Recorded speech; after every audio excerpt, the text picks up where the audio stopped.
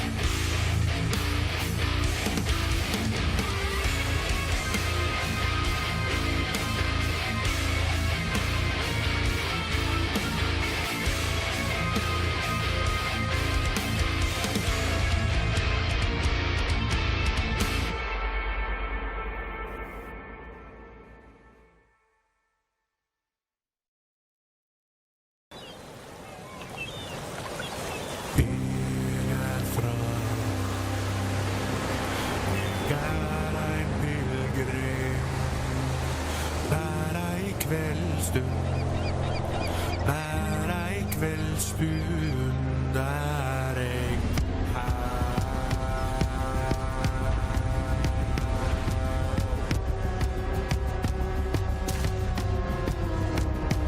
Steng ikke veien, for jeg vil følge Guds folk til strid over berg og bølja.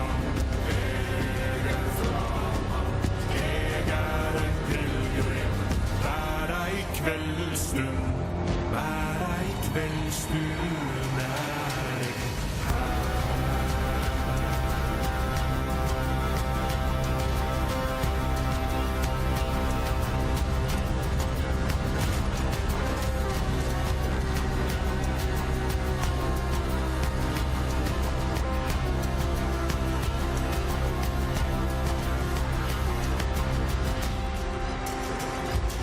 Steng ikke veien, for jeg vil følge Guds folk til strid over berg og bølja. Jeg fra jeg en pilgrim, hver ei kveldsstund er jeg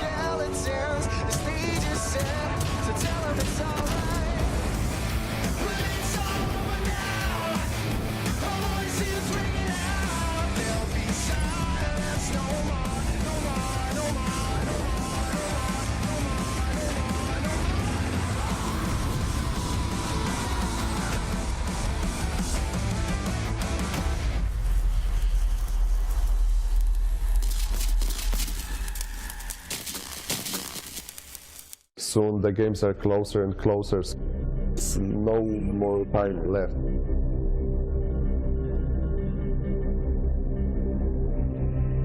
We just, took the power.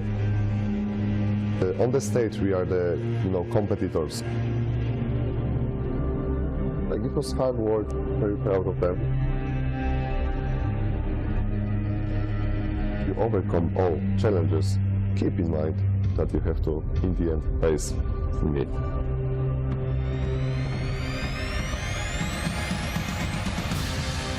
2024坦克世界国际冠军赛已经拉开帷幕，暑战其策2024，谁将谱写最终的胜利篇章？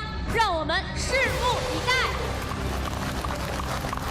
前往东江纪念的乘客可选择从第2口扶梯出站。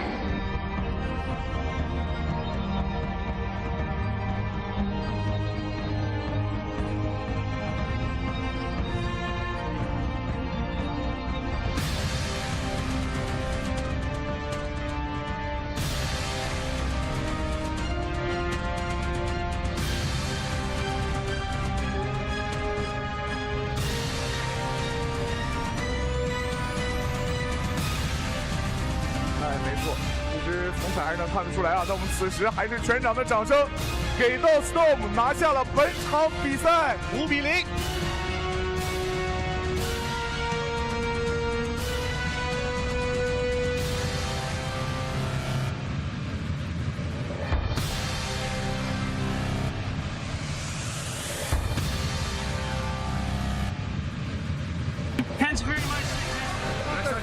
我是鱼饵，但是鱼咬钩了吗？还能再吃吗？鱼饵没有被吃掉。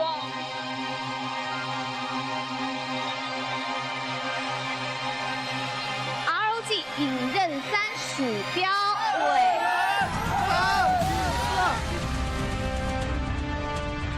再输出一下。没有关系啊，他们也是在恭喜着黑藤乱拿下了这场比赛5比2。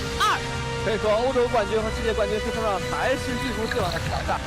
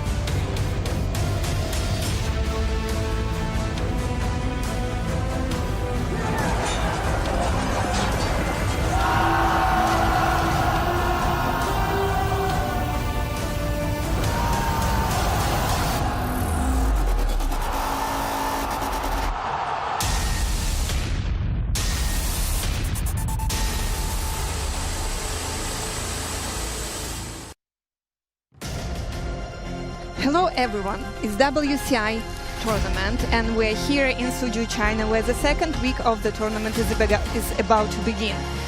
I'm Talyan, one of your hosts for today, and there is Daki and Phil with me, which will be going to cast the upcoming match for you. Hello guys, how are you today? Well, I'm feeling pretty amazing. The stage is already set. The fans are here, the players are ready. Daki, what about you? I just showed up like 12 hours ago, so I'm ready. You know, I just pulled up for the tournament and ready to rock and roll and see who becomes the champions. But before that, of course, we gotta properly introduce it, right? Okay, seems that the Chinese host is on the stage and our hall is hyped about the upcoming games. Actually, we're starting today from the eliminating match, so it will be a lot of hype from the beginning. What do you think about it? Yeah, I think LGR versus GCAT, our first match today, will be quite an interesting one because it's either one of the home teams leaving immediately or the only team from the APAC region being eliminated. I mean, let's be real, the APAC team going home early is no surprise to anybody, right? They have a consistent track record across their previous WCI, so might as well make it 3 for 3. I mean, maybe blue is just not their color. But you know, last 2 years it was another team, Mori Chan, and this time it's LGR. Maybe they will show some amazing games. They already took one battle in this tournament, so maybe some surprises are coming. And maybe the surprise will be that they're winning 2 battles. I mean, it's 2 battles is also the goal, you know? Yeah, let's talk about the teams. There we have 2027, 2072. It's the Chinese team in yellow. Every team will have a color code, so it's pretty easy to follow them. And they're about to be introduced. You can see players walking in now. Imagine the emotions. As I remember, it's the first WCI. Imagine you are coming to the LAN. These emotions and expectations from the upcoming matches on the stage. I think it's amazing. I mean, it's even like a pretty lucky run for them to make it, right? Coming in as 3rd seed from the Chinese region, having a pretty rough group stage as well. Could have been better, but I think is the name of the game for almost every single one of these teams that went through this group stage. Could have been better for a lot of them. A lot of the teams not really showing what they were capable of so far. So, taking that into consideration, they're going to be playing off against this LGR team, which really had a tough run and not an easy group whatsoever, to be honest. Yeah, I mean, the team from Thailand, you can still see the smiles. They're positive, still being in the tournament. As you said, the group stage was a bit of a rough one, but I think the mood is still pretty good. Yeah, I mean, they should be pretty happy to make it to begin with, right? Yeah, actually, these guys are very sweet, you know, in personal communications. They're very positive, they're smiling, they're happy to be here, and it's a pure joy to communicate with them. So I wish them good luck today. I mean, their motto is never give up, and I hope they haven't, because this will be a very important match for them.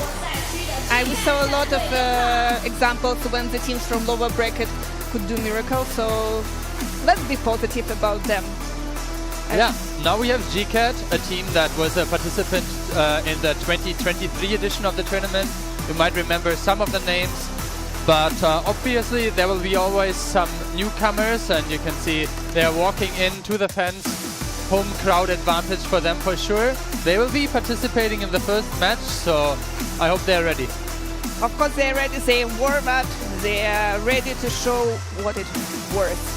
I mean, they're the first seed, technically as well, right? Even though realistically their 2nd seed and 1-1 is the first if we look at terms of expected performance. But they had a match as well against W that I remember watching, where they really could have taken W down 4-0, to be honest. Didn't end up working out for them, but they still have potential to make it through as well. And then, of course, I would say this is China's hope, 1-1. Last year, they narrowly lost out against Hit and Run. There was actually a very close finals as well. That Overloop battle still comes to mind, changed everything there for them. Yeah, unfortunately the group stage wasn't so successful for them, but last year they also went through the not successful matches, and then they appeared in grand final. So maybe this year they will show us the real performance. Yeah, I mean, definitely the home crowd is cheering for that team, but I think all the teams really need to be prepared.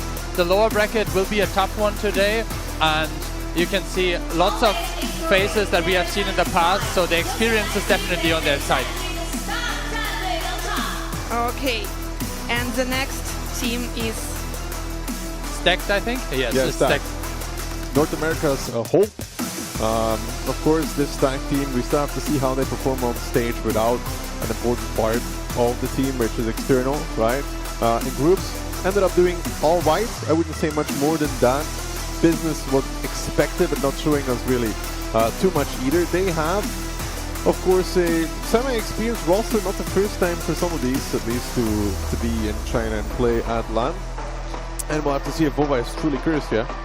Yeah, I mean, he came here with 3 different teams, and not lost. qualifying a single time, and not making it to the finals once. but 3 times he's hit means that he knows something how to play. No, he knows really well how to get into the team that qualifies to the event. That is Vova's biggest strength, I would say. It's a Maybe he has talent soft as well. lips, you know. Even if Vova loses, he's still winning, one way or another.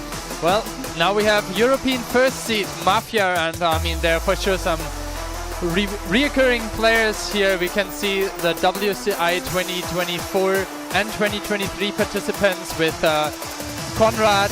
There is Rexar, previously playing in Hit and Run, Yusek from Storm, and their captain Profus. As far as I know, were winning last tournaments on Yeu. Yeah, they won OLS. So there is a high chance that they will be in some later stage of the tournament, but we will see. I mean, for them it's all about managing nerves on stage, I would say, and making sure that Yusek is truly caged in and not running rampage amongst the teammates. Yeah, I mean, looks like they're ready to fight. And yeah, they have epic postures. I think even Chinese players started to recognize our EU players. They for sure remember them. Okay, yeah. W is here. I think W has actually a quite interesting story with Mentos, who basically qualified 3 times, but the first 2 times wasn't able to go. There we can see Frugo walking in, Mentos, Fabi, Itox, Klöf, and Nepal. Was Mentos too young? I think he qualified 2 years ago. With Hit and Run, no? With Hit and Run. But he couldn't go. But because of the situation in Ukraine, he wasn't allowed to go. Okay. So this year he actually managed to secure the visa to come. So that's great for them that he actually managed to come out to the tournament. I think the French are already leaving, trying to look for an easy escape. I mean, Nepal already has a flight booked back for tonight, you know, just to make it home to Paris on time. Well, let's get ready. The defending champions. Twice they were able to take the trophy to Poland. Important note, they only seem to be able to pull this trophy though. You could say it's an important one, but everywhere else, constantly losing. Not winning in OLS, not winning in OLC either. Not winning really anything in that regard outside of WCI. Maybe they were preparing for WCI again, you know. I mean, it's a good excuse, right? If you lose on the other tournaments, you can say at least you won a WCI. Well, they brought the trophy and didn't manage to put it nicely in the middle, so I hope they wiped that, because Monster was kissing that thing last year like there was no tomorrow. So like maybe we can get somebody on that with a little bit of disinfectant as well. You can see like the aiming circles there in the background. I hope they will be working out for them, because the trophy definitely is not very well played.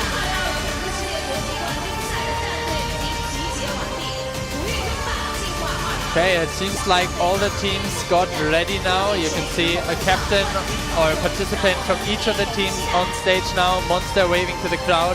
The fans are already getting ready as well, and we'll shortly jump into the first round.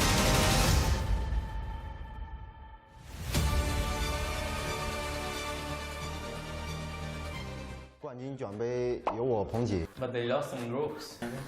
Yeah. Where are the other teams?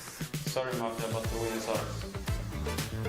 苏州是个好地方，他们输了比赛可以去到处逛逛。花钱顺手的事。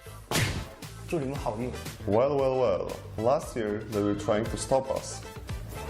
That's not good.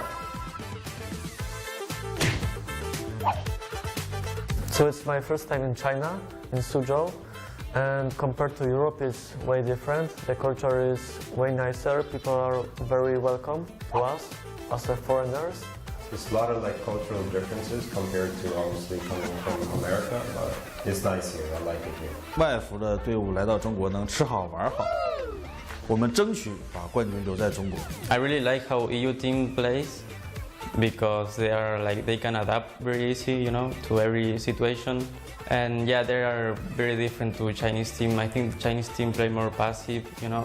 目前从小组赛来看的话，欧服这次是偏保守的一个打法，相对是我们国服的队伍更激进、更有冲劲儿的一个战术风格。 We just fought against the Chinese teams and we just won kind of easily. So we're just here for Mafia and Hit and Run, basically. So I would say Hit and Run and W started playing very slow compared to what they shown on Europe, and they started playing very passively. And it might be the case because they switched the player, they made some role changes, or because they are simply afraid of us. We lost to them in the finals of the qualifier, but it didn't matter much for us because the most important for us was to qualify for China. So, I mean, next time we meet them, we will have some surprise for them, and we are sure that we will show a good match. Obviously, every team may say that. 我还是比较佩服泰国队的啊，他们怎么输啊，心还是那么齐啊，挺不错的。 แล้วตอนพวกคุณแพ้เห็นหน้าเครียดกันเชียวหาคนทำผิดได้หรือยังล่ะ 希望中国赛区这2支战队好好努力吧，别给中国赛区丢人。我身为第一种子，肯定不会惧怕他们第2、第3种子，希望他们再接再厉，赶上我的步伐。我想跟黑特段交一下手，试一下他们的炮是不是有这么硬。必须跟黑特碰一下，我是看一下冠军究竟什么实力。I would talk about Hit and Run because they're one of the main opponents, but it's very interesting to see how they play without their best player on Europe server. I don't care about any different team. I'm just looking at us. We could see that they were not really used to playing offline tournaments. Yeah, it was first time probably for them, and they were looking shaky, you know, stressed. So for now, they are not really looking that well. I think our biggest challenge is ourselves and just playing well and have confidence in the plays we make. 挺进决赛拿到冠军，这才是我们来到这个舞台最大的意义。 We hope that all the other teams didn't prepare for nothing. We won the last 2 big tournaments on the EU server, so we just feel confident. Yeah, like we know taste of the winning, so we want just more. 请问你我就是牛马。黑马。我们蝴蝶老牛仔。 We will be prepared for you, for any team, and we will going for the championship. We are here to do our best and to bring an A to the top. 我们的对手不要太害怕，我们的刀很锋利，痛苦不会持续太久。给他们订29号晚上的机票。We are going for it.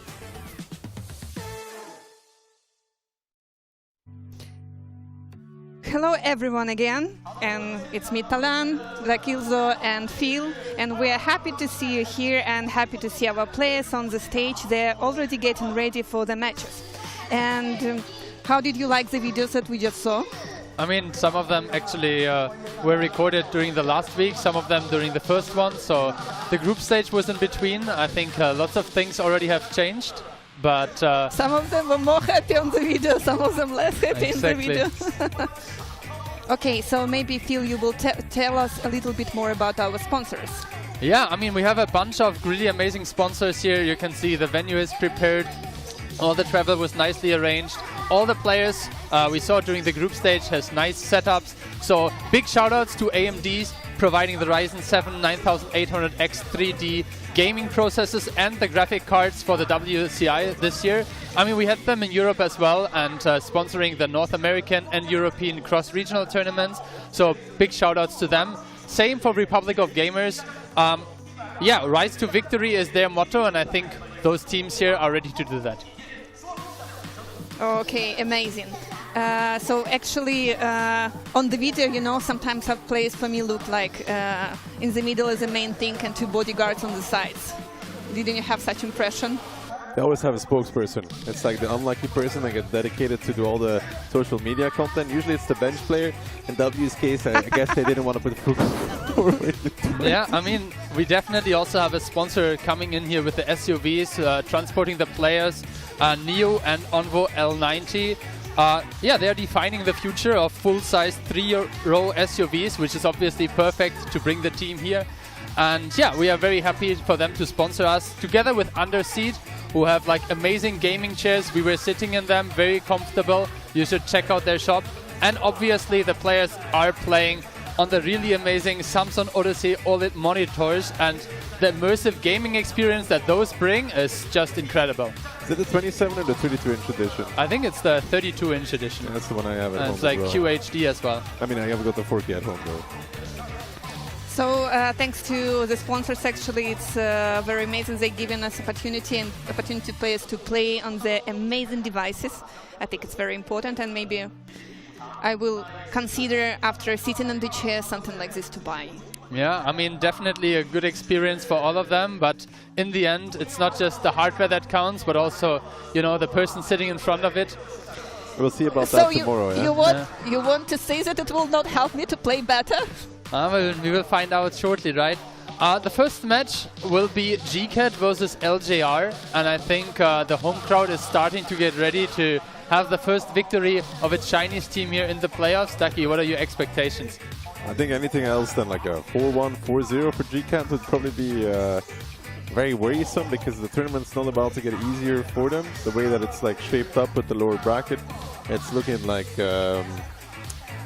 if everything goes badly for the Chinese region, I don't think they have a single team left tomorrow. Yeah, I mean, they have 3 for now, but the could second one will really be quickly. a team kill, right? Yeah. And the second one is friendly fire, so you're losing a Chinese team there already.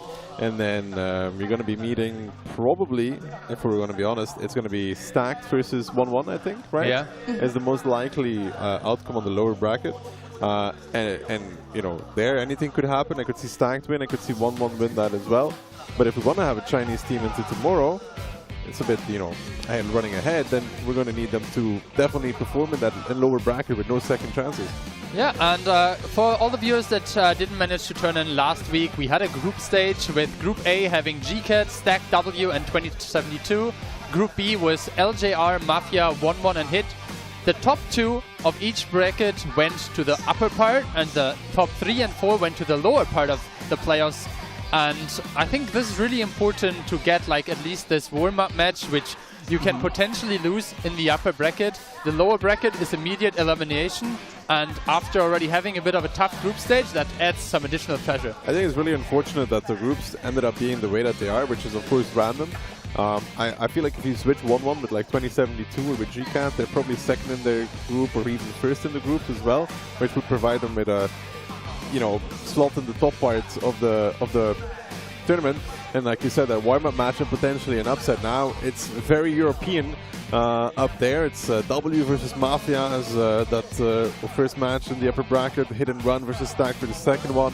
And then we're looking at the lower bracket, which the one we're starting with as well, and then continuing with after, is GCAT taking on LJR, where expected winner is GCAT. I think everybody will sign up for that, for a GCAT win. The question is more, how does GCAT win?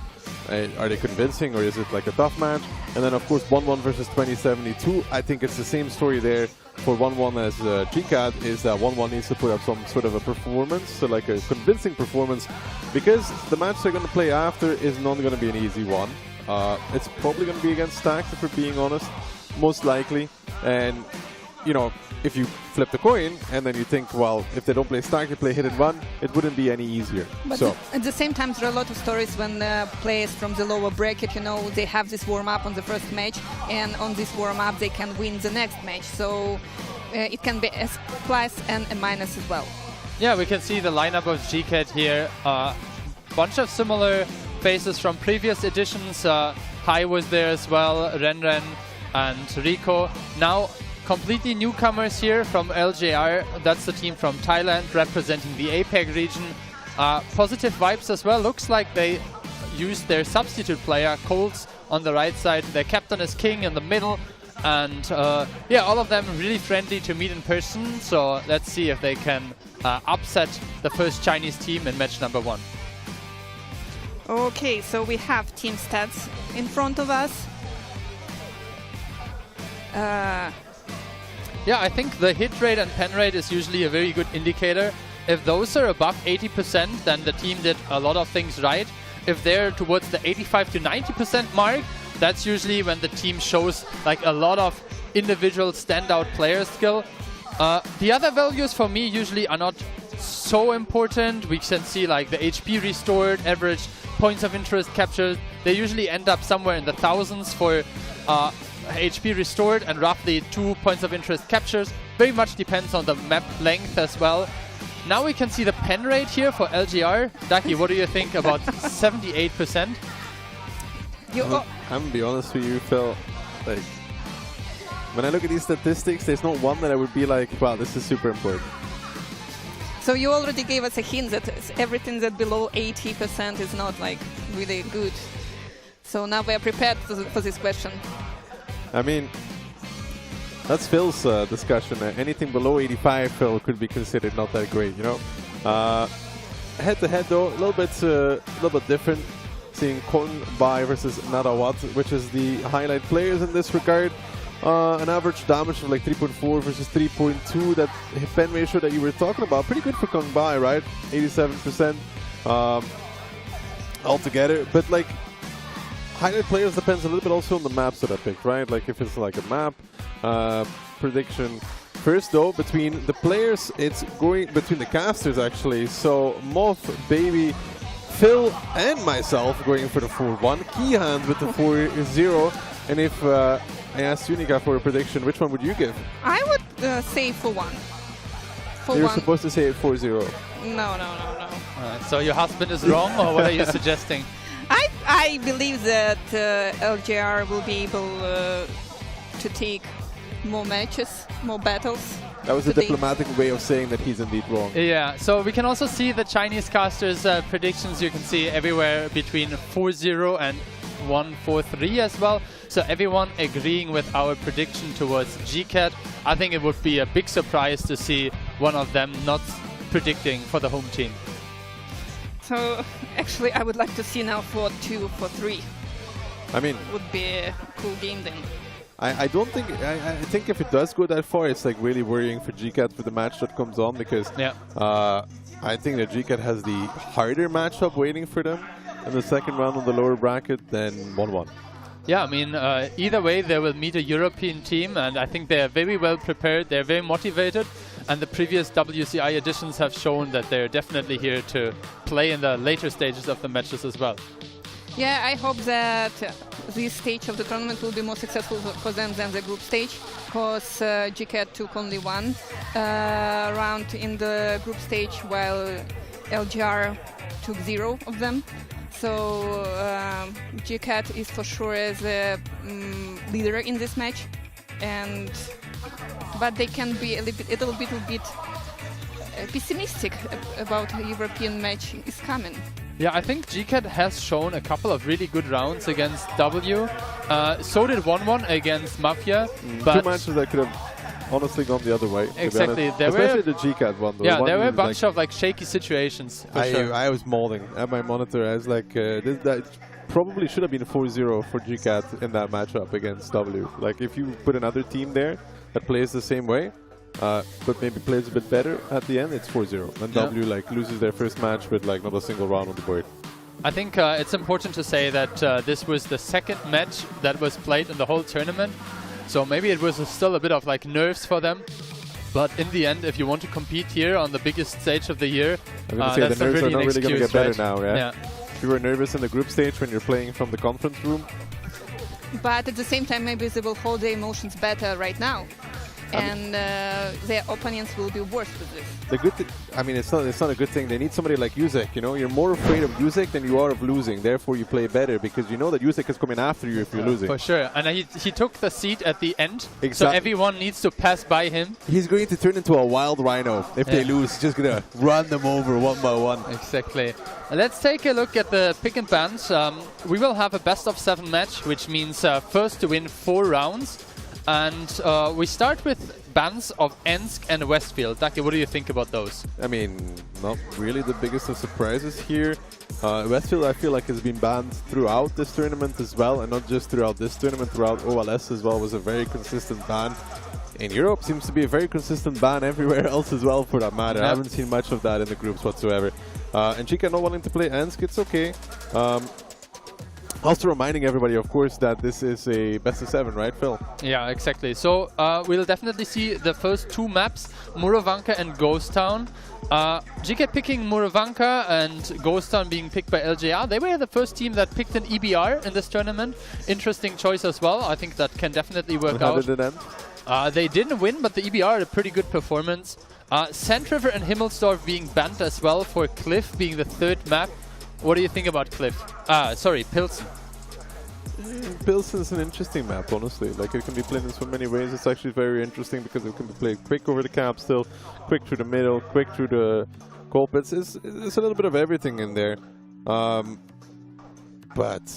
you know, it shouldn't really get that far. We should see normally very little Pilsen rounds if GCAT wants to do what they're supposed to do. Yeah, I think it's even less likely that we will see the tiebreaker map of Cliff. But I guess we are about to be ready. Players are locked in. I mean, I hope they're locked in. See his tension on his face. He's fully concentrated. He's ready for the battle. Maybe he was thinking that he forgot something at home. 1,500 kilometers away. It's like, Mom! Mom! I need a pee! I thought that's where we put the buckets. How do you think, actually, for the viewers which don't know, I'm working for World of Tanks Blitz. How do you think, how is important spawn point for the maps in World of Tanks? I think in 15 versus 15, it is a bit more important because one team is the defending side. I think some maps here have a bit of an advantage towards either of the sides, but as Onslaught is so versatile, I think for most of the maps, the north or south / east or west positioning at the start is not too critical. So basically, map is important, spawn is important, but not so much. Yeah, I would say it's secondary. It depends more on certain maps. Like Sun River, you could say, has a more clear bias, but then the rest of them, it's like, yes and no. Depends a little bit from team to team as well. I think it also depends a bit on the meta. I remember at the very beginning, Murovanka was very favored from the north because people felt like the access to the strike is a bit easier and that you can cap maybe. But now with all the meta having developed, players having better understanding of the angles to decap as well, I think it has shifted more towards a 50-50. Okay.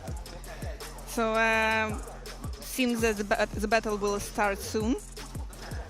See this Thailand guys, they're so positive. They have to enjoy all the screen time they can get because, you know, if you lose it, there's no more screen time. Then you cut it and send to your parents. Exactly, unless they decide to run on stage, of course, which is a possibility, but you know.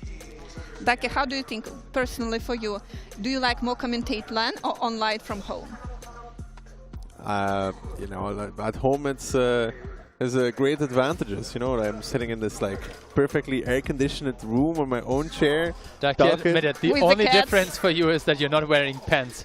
I'm not wearing pants right now either. Yeah, right now it's under the lights, it's getting hotter and hotter, as well as on the stage. But that's the same as at home, though. The lights are bright there as well. I mean, Phil can confirm that in the office the lights are bright also. The lights are always bright. Well, I hope the tactics and the minds of them are bright as well, because we are about to jump into the game. Last predictions for Murovanka? 2-0. 2-0.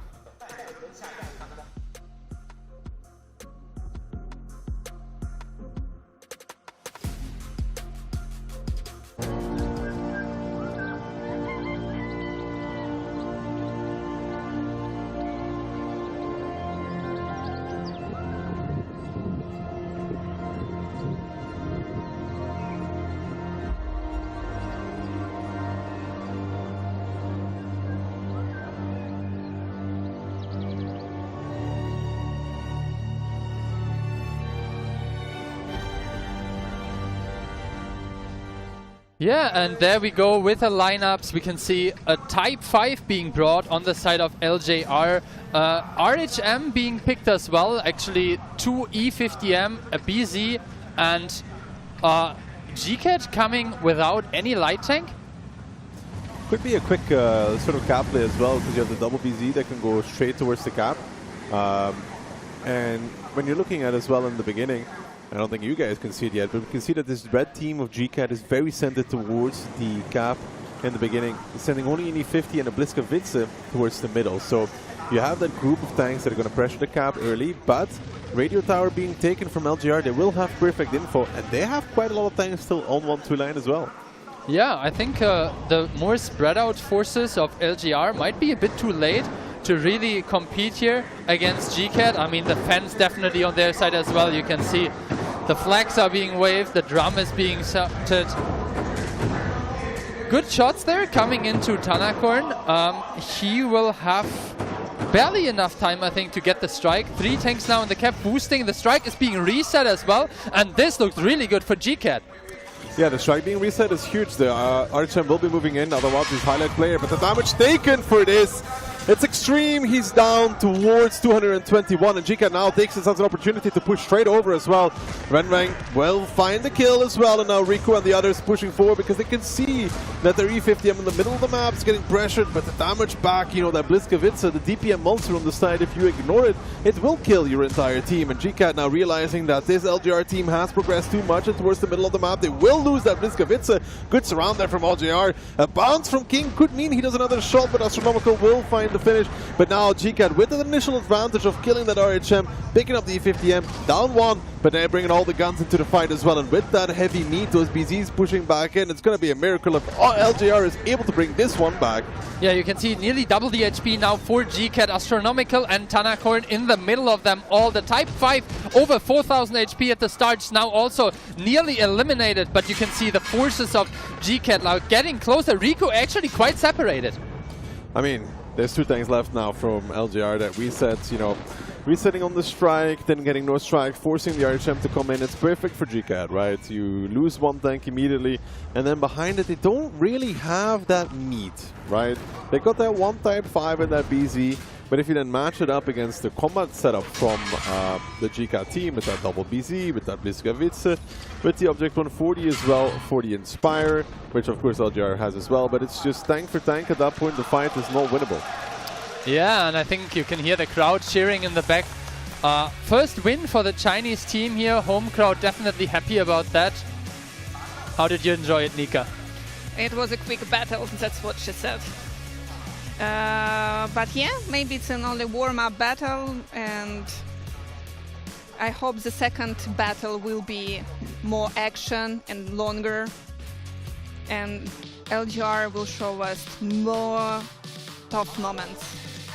Yeah, I think LGR came a bit unprepared for this cap rush at the very beginning of the match.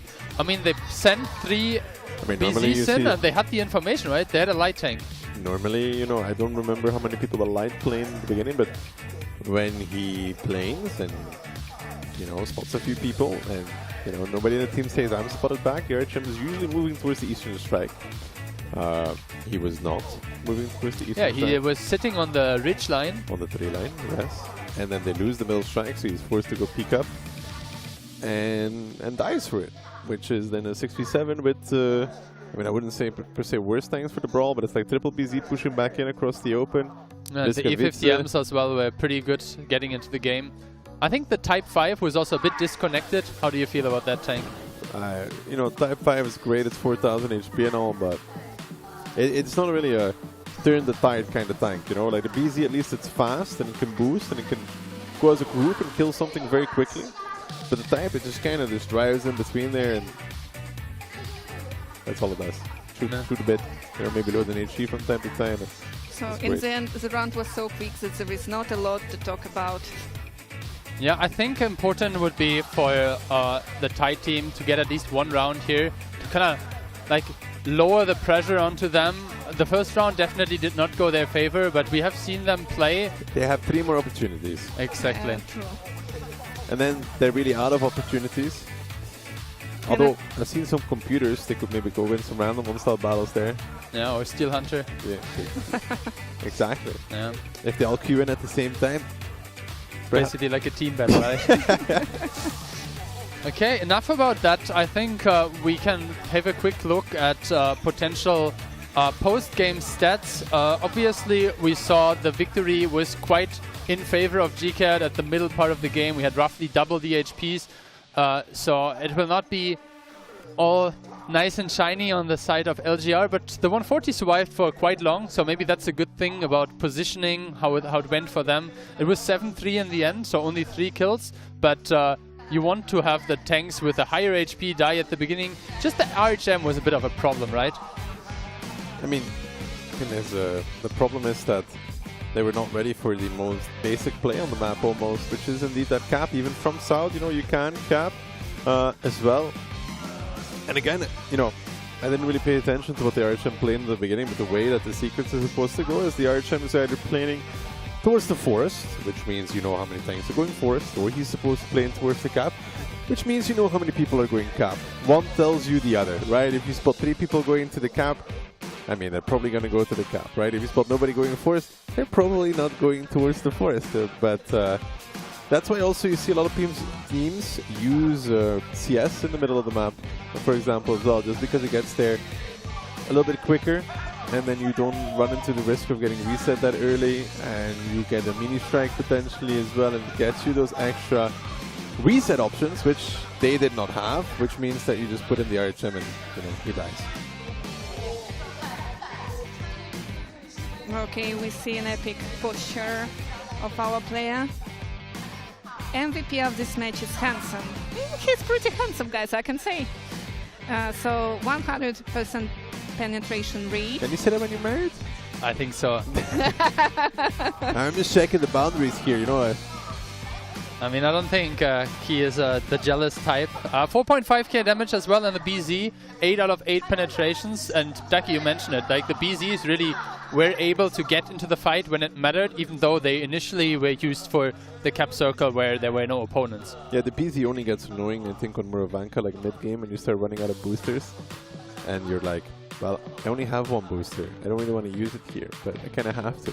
Yeah, and obviously the heat and all the fences can be pretty annoying as well. Oh, I hate the BZ, I didn't know the tank. It's just, I think the modifiers and Onslaught kind of make the gun more playable. I still hate it. And they knew when the light tank was coming where exactly they had to that aim, range so they were just that sitting range there. you cannot miss. But, you know, you play your BZ, right?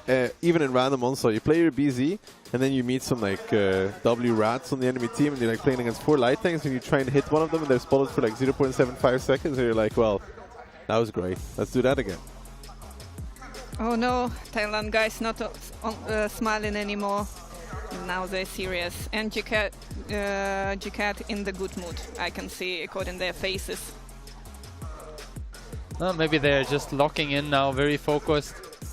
Positive vibes, as you mentioned, on the side of GCAT. We're about to hop into the second round. Obviously, the teams are switching spawns after every round. There you can see the amazing under seats. You should definitely give it a try as well. The 720-degree multi-dimensional adjustments on the armrests are incredible, and they really respond precisely to every movement and everything you want to do with it. You think they're praying already, or does that come after this round? Okay. Yeah, see, he's smiling, he's glad. But actually, yeah, first battle victory gives you a lot of He's happy because, you know, he knows that if he wins 4-0, he no longer has to listen to white noise. That's true. I mean, it's not the most pleasant of sounds. Yeah, but on the other hand, it helps you focus a bit when, like all the drums, you can see it in front of the stage. The 8th player of each team. Come true, kinda. Yeah, but it dampens kind of like the voices and the caster audio and so on. So I mean, you'd hope that it dampens the caster audio, right? I mean, obviously, you don't want to have a situation where they can hear what the casters are saying. But yeah, I think we're about to start. Players have both their hands on the keyboard by now. Yeah, hands on the table. I mean, they're missing their like little stress balls. Yeah. Okay, so the second battle is about to begin. Good luck to both teams and good luck to my beautiful commentators.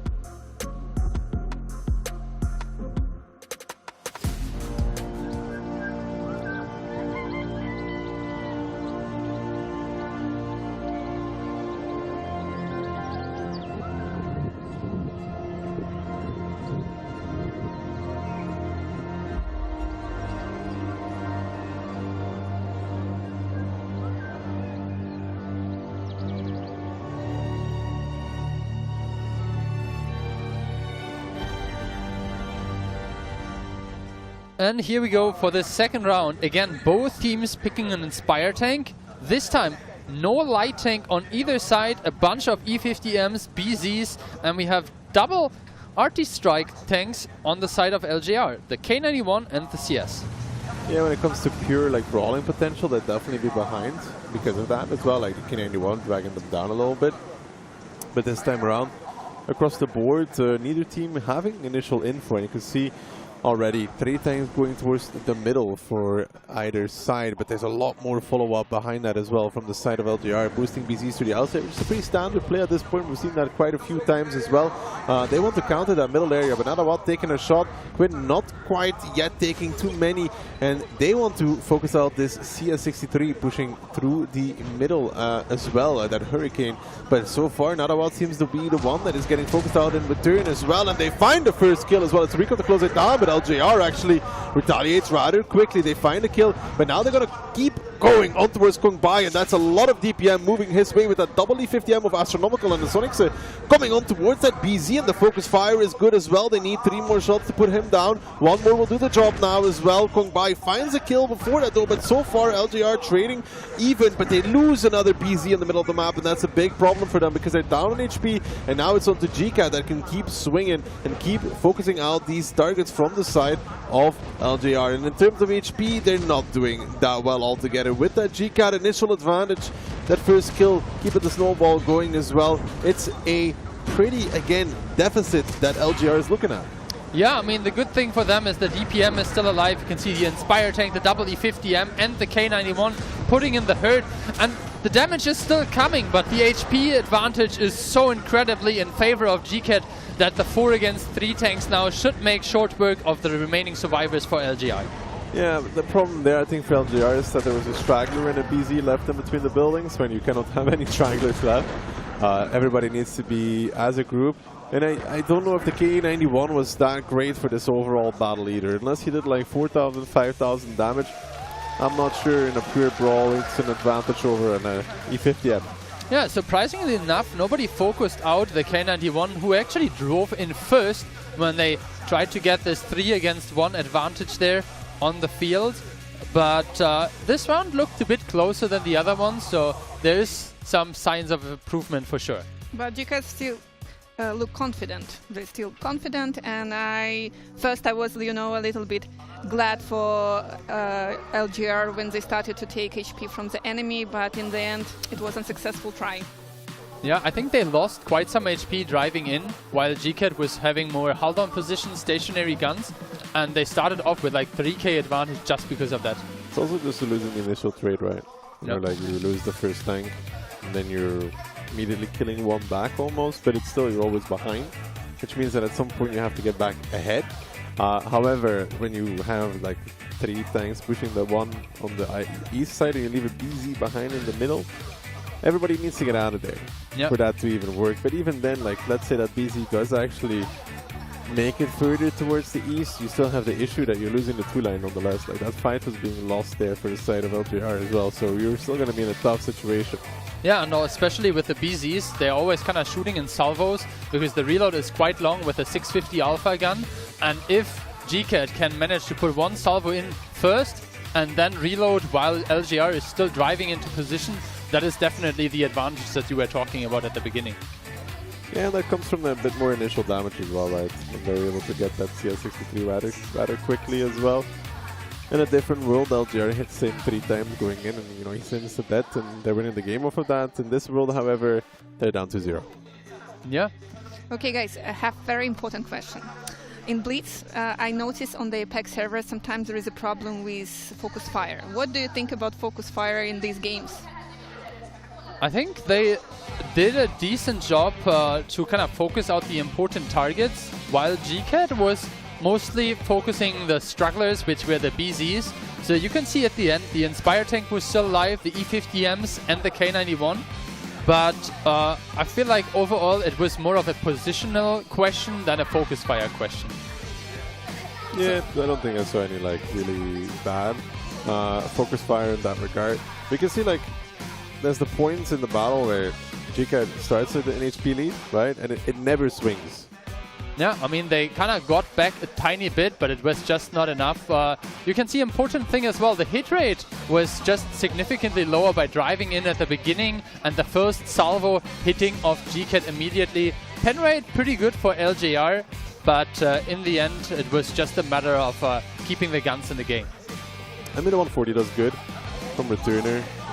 He's matched evenly by the double E50M from GCAT, and there's the 140 coming in from GCAT as well. You can see that then there's a severe drop-off though, right, after that. So from the 4K numbers, then you have a big drop off from LGR. After that 3K damage, you had 2 or 3 players with sub 1K, so... Yeah, definitely not optimal. Handsome again, MVP of this round. Rigged.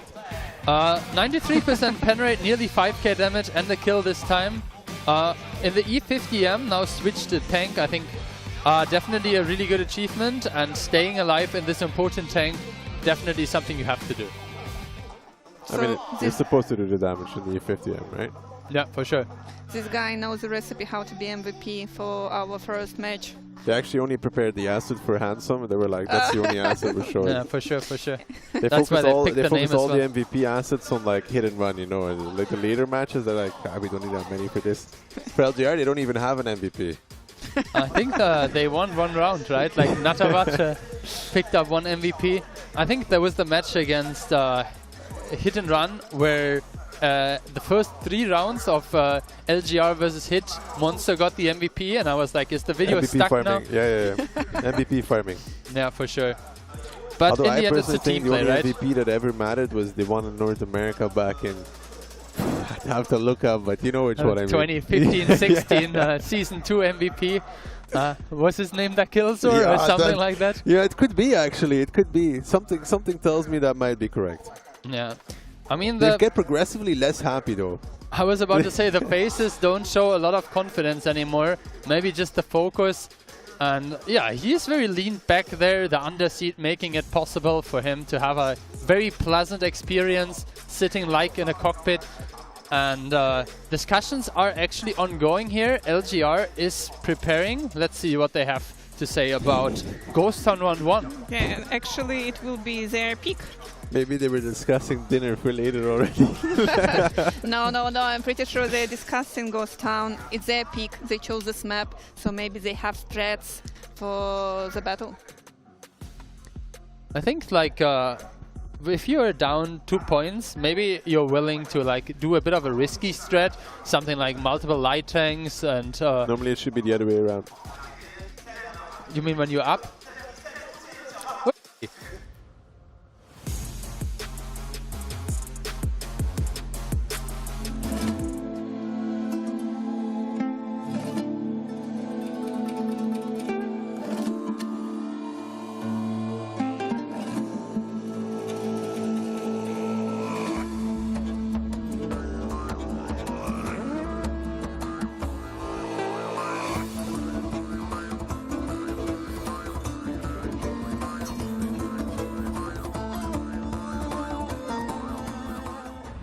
And there we go. We again have an EBR on the side of LGR combined with a sniper medium of Leopard 1. We have 2 Type 5s. One more strike tank behind that as well. Yeah, and Natavat in the RHM. So I would say like a fairly mobile setup versus more of a brawly setup with 4 BZs, a bad chat. Pretty rare tank to see. Yeah, but it's very quick towards the cap here immediately for the side of GCAT. A lot of pressure going to be on this LGR team to respond to this. They will not know that this is happening until the siren starts ringing, but they will have the CS63 immediately go towards the strike. There can be an overpeak from GCAT if they want to. With that CS, they could sacrifice, with the 140, sorry, they could sacrifice him for that reset. Not sure if he would want to go for that. It's a very risky play. It would end up taking a lot of damage as well. He doesn't end up going for it, which now means that GCAT is about to get revealed fully as Natawald picks up the point of interest called the Communications Tower. And that means everything gets spotted out. Oh, they boosted out of it. Yeah, but was that a mini strike or the big strike already? As nobody is holding the big strike anymore. I think it was the big strike. Yeah, but King does get a mini strike in return as well, though. Yet again, in that CS63, he ends up hitting it so on a different target, and now Colts is reaching the position of the Type 5. He should have peaked as at this point. It was a free opportunity for him to do so, but LGR is actually going to start it off by picking up the first kill, and now Colts needs to reverse back out in that Type 5. He cannot get isolated here. Kong Bai not connecting the shot. And the reset on Rixo, not that important at this moment in time anymore, but Colts now needs to make it back around the corner. It's even a bit greedy to stay because his teammates are not in position to cover him right now. That slows him down by 1 or 2 seconds, and that gives the entirety of GCAT an opportunity to nail the shot. In return, King is actually dead.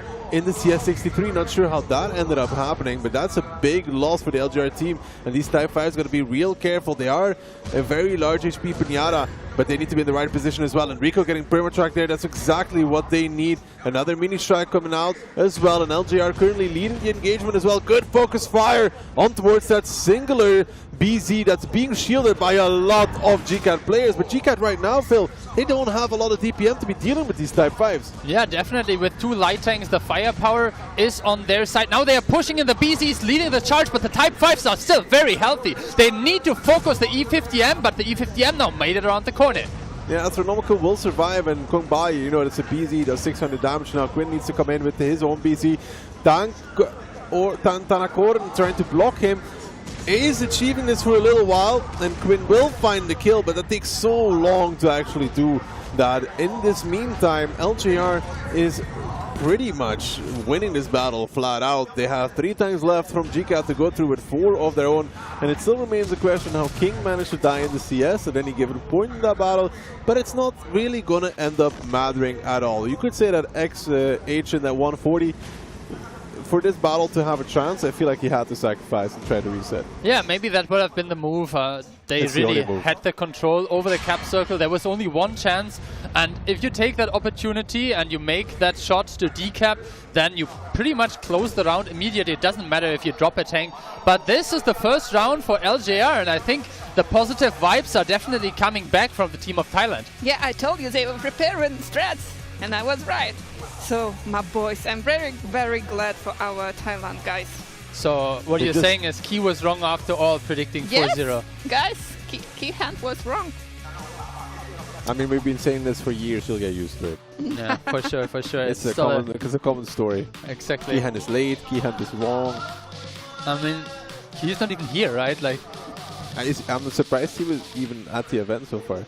Yeah, I mean, in the end, this was just one round for sure. LGR shows some signs of life. Yeah. I think there was definitely also an improvement from first to second round, but now picking up the first one. And I think what was again important was the Type 5s took so much damage while the mediums tanks were really in the back dishing it out.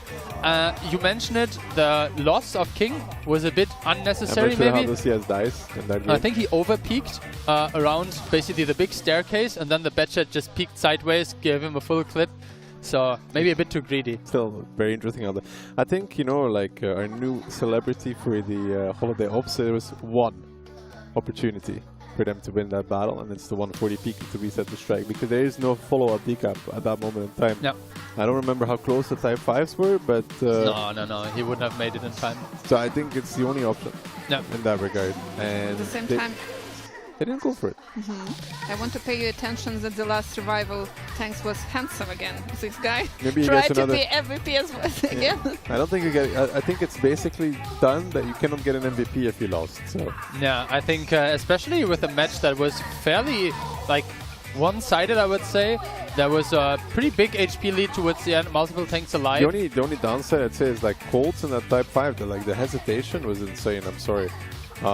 Should 100% peek at first. Yes, even if he trades 1-for-1 just to ensure the guy wasn't even looking his way. No. Should peek, shoot, and then continue rolling back the whole time. No. For some reason he stops, and that's like, if they didn't miss the first shot, he would be a one-shot after this. Like if they all 3 hit, he would be very low HP. He just needs to keep rolling back to his team anyways. Like he's almost lucky that there's no real DPM on the side of GCAT, because if there's like an E50M with that or something as well, he's going to die before he reaches the back pocket. So yeah, we will see how much bounce damage he has as well, because it felt like he died very slowly. But maybe some of the tanks from GCAT tried to track him in place and didn't really manage to penetrate the frontal wheel. We'll have to see. But we'll see what they will show on the second Ghost Town. I mean, we saw something that I was kind of predicting, a more light setup with 2 light tanks, playing the outer areas, getting the info tower, getting the strikes. I think the strategy of GCAT could have definitely worked against that, but they were not too decisive and weren't willing to sacrifice the 140. You either get the 140 to sacrifice on the strike, or you're pushing off the cap and you go fight. Like, you have one or the other option. Yeah. Sitting on the camp is is not really an option. I mean, you can do it if you want to lose the game, but normally better teams will instant push off the cap and just go fight on the balconies, just fight, or they will sacrifice and play for an all-in cap at that point. Yeah, for sure. As well as like the Type 5s were very early in the fight because they were the ones that got pushed on. But if they maybe decide to push on the medium tanks that got spotted next to the staircase, then they can maybe focus out the higher DPM tanks early. And I mean, there is some option there, right? If you're thinking back, you know, hindsight, to cross back across the K line, get somebody into K6, K7, and then pressure the balcony with the BZs and kill what's under close. You kill 1 or 2 tanks and then they're stuck with this double Leicester or Trent Farms, but EBR needs time. Yeah, I mean, you can see a lot of lower caliber guns, nearly 20 extra shots fired on the side of LJR. Also good strike damage, multiple of the strikes that were decapping hit 2 or 3 targets, as well as the small CS strikes. Good stuff from the Type 5s. I mean, you mentioned a couple of misplays there when it comes to the timing, decisiveness, but... shooting-wise, yeah.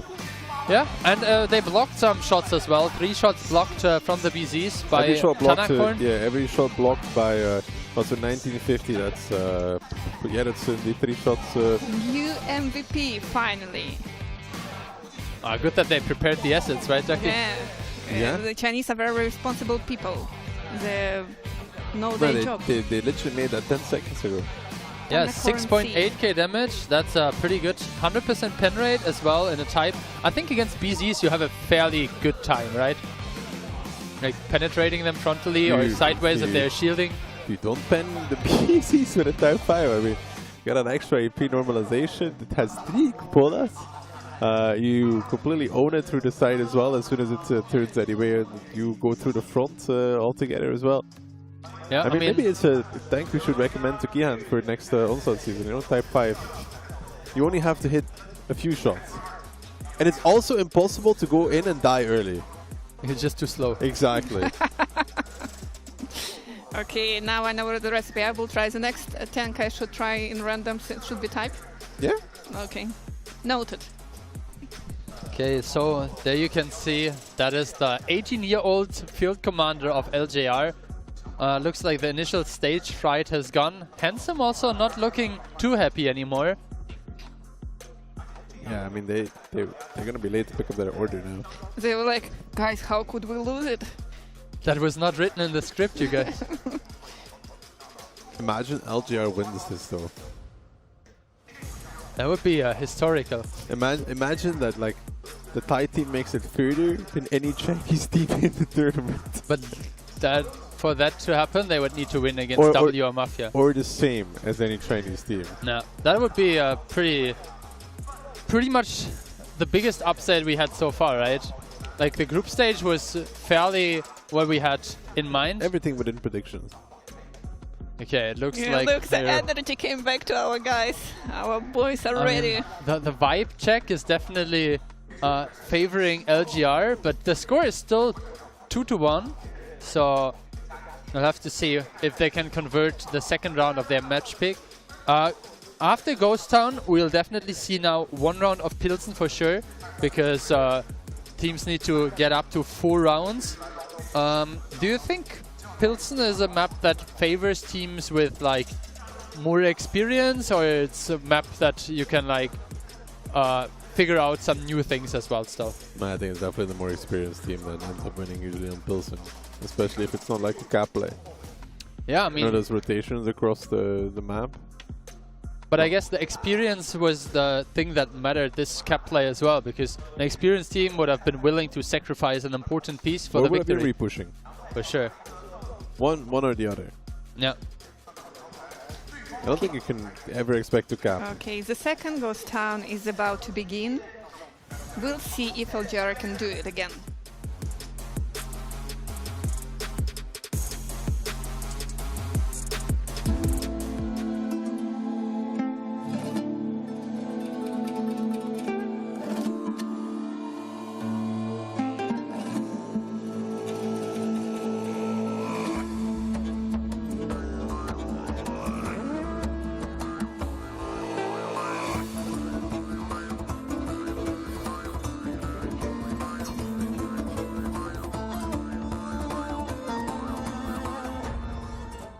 And here we go. Immediately we can see the same setup with EBR and RHM on the side of LGR and no light tank Ducky on the side of GCAT. Yeah, no light tank on the side of GCAT. Again, it's EBR RHM combo, and if GCAT learned anything from the last round, we should be in for a quick repush at least, right? Because it's again looking at GCAT moving towards the gap, 3 BCs boosting, the plane getting used as well, so they know that there's a light tank available in that regard. And now we have to learn if GCAT learned themselves from this first battle on Ghost Time. Yeah, I mean the strike capture is happening immediately. You can see it on EF7. 3 tanks in the cap, a bit of spotting happening, and you can see the light tank as well got the plane nearly back again. So now with the RHM having the plane available, the strike will definitely be ensured. The RHM is planing now, so that's why King is holding onto that strike for as long as possible. Now they're boosting out. He hits 1. I mean, he was a bit impatient with the strike, I would say. You have like tier 3 plane that's like 18 seconds or something like that. Ooh, King does find a reset though, but it takes a lot of damage for that. Nadawa doesn't need to really do this anymore at all in the RHM. They will have the mini strike from the CS63 that is available. He's using it now, and now we see this Type 5 that is game close. The strike will hit home on 2, but Tana is getting pushed in the Type 5 with the BZs. They're going to drive simply past him as well to try and get him out of the fight really, really quickly. A little bit of a miscommunication there, I would say. Even there was not that much danger of being capped with the CS63 strike available and only limited positions to cap from. And now you see the problem with the Type 5. He's been rolling backwards, but I don't think he's going to be rolling much longer in this battle as he goes down to the BZ75, and that is exactly what GCAT needed. Yeah, and I think Coles is the next one on the chopping block. You can see here that E4 together with the BZs are coming into the sights of the Type 5, who is very separated. Very good strike damage though coming out, like really, really, really potent strike damage onto that triple BZ peeking out, but they still have the IS-7 and the E4 that are now pushing across as well, and GCAT wants to make the finish here. Kong Bai going down towards the one-shot as well, but they will lose. Colts. A bounce from the BZ means that Colts will not survive much longer as the shot that comes in from behind. And now LGR stuck on this K-line, getting repushed as well. A bounce from the E4, that could be costly as well, because they are finding very good shots on towards him right now. Handsome coming in, looking for another MVP in the Type 5, pushing forward. A bad miss there from the 50M, and comes in a BZ from the side, boosting it as well to clean up this pocket. But Quinn goes down almost instantly for that, and now Handsome lets off a shot, but that hits on King. They're not going to kill him. Rico in the E4 on reload as well. King bouncing, now Astronomical bouncing. They need to make these shots happen, because right now another bounce coming out, and Rico finds the kill on towards that K-line pocket, and that makes all the difference. Yeah, you can see now the tanks are being cornered in. Only 3 tanks remaining with 6 alive for GCAT and 8,000 versus 2.5 KHP left. It looks like GCAT will be able to manage to close in this round and secure the first match point. I mean, things could have gone slightly different there on the K-line. If they don't bounce so many shots, Handsome could have been in trouble. Yeah, as well as the retreat from Colts and Tanakorn, who is a bit delayed. And I think it's actually exactly what we criticized in the first round, where they kind of made it around the corner. Now it just took too long. Yeah, when King Pete got a shot, so he had a level 2 strike. They were all capping in one position. And to boost out of it, they would have to go back across the open. So I don't think that the danger was so high of losing the game to the camp. Yeah, as well as the light tank. I think Natavat drove in very early and ended up kind of like throwing away half his tank for a decap, which he actually missed as well. So not the best coordination, but I think they're missing the EBR going through the whole way, IMO. Like, EBR should be flanking through the A-line at this point almost, and getting different reset angles as well. And he should be the one closing the distance to get the reset, because he could actually maneuver in between the entire GCAT team and kind of do it for free. Yeah, for sure. Yeah, so they lost a lot of HP in the beginning, and after that it was a snowball, tank after tank. Yeah, we saw there was quite a good strike being placed when the Type 5 was pushed by the BZs, and for a moment it looked like there was a lot of damage coming in. And there was. But it was just not enough with this BZ group heal as well, counter playing the strikes. And I think Colts maybe could have like hugged the wall a bit more, delayed the shots, give the Leopard from the back maybe a couple of extra hits, but I don't think it would have made the difference in the end. I think GCAT was actually the ones almost throwing it with like this BZ boosting across. It looked really cool, right? But it was such a bad play. Yeah, as well as the Type 5s, like kind of like being too late in the fight and then bouncing together with the E4 as well. Several shots. I think that E4 bounced twice or missed twice, which is unusual on this distance. Only compensated by the fact that the CS and the E50M did the same thing. Yeah, for sure. At some point I think it was like 6k versus 8k, so if a couple of shots swing in the other way, this would have not been as clear of a 7-1 victory for GCAT as it now seems to be. No, but they won. They won, and we're coming to the maybe the next map will be the last map of this match. It will be Pilsen. I mean, for my predictions to be right, that would be all our predictions to be right. I had a good first weekend as well, though. Huh? I remember that. I was very pleased with myself.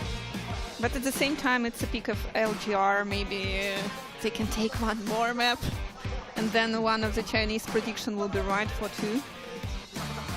Yeah, I mean, with this kind of situations, it's really now they can't make a lot of mistakes anymore, if even any. We can take a quick look at the post-game stats, and you can see there is quite some block damage from the Type 5s again, one of them bouncing 2.7k, but in the end the damage was just not enough. The Leopard and the CS from the backlines did quite significant damage, but you also have more HP on the other hand with the BZs, with the Type, with the E4. I have to say, with an E4, 3k damage is not too convincing, but it was enough in the end. We'd have to see how many shots the E4 fired, because the thing is he missed a few crucial shots. Okay, you know? We have a new MVP from GCAT. It's Soldier.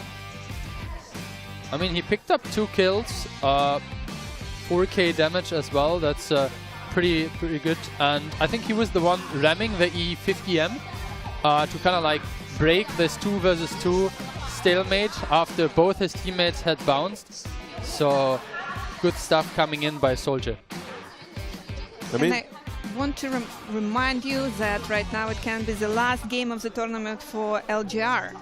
So they're now right now to be very focused, and we will be very focused on following them. Yeah, I mean, this is do or die. Now for them, it's their map pick, as you mentioned. GCAT decided for base 1. Ducky, do you think there is an advantage or like a strategy that usually is more potent on this side? I'm even trying to think which one is base 1 on Pilsen right now. North. North? Like maybe field play is a bit more common there?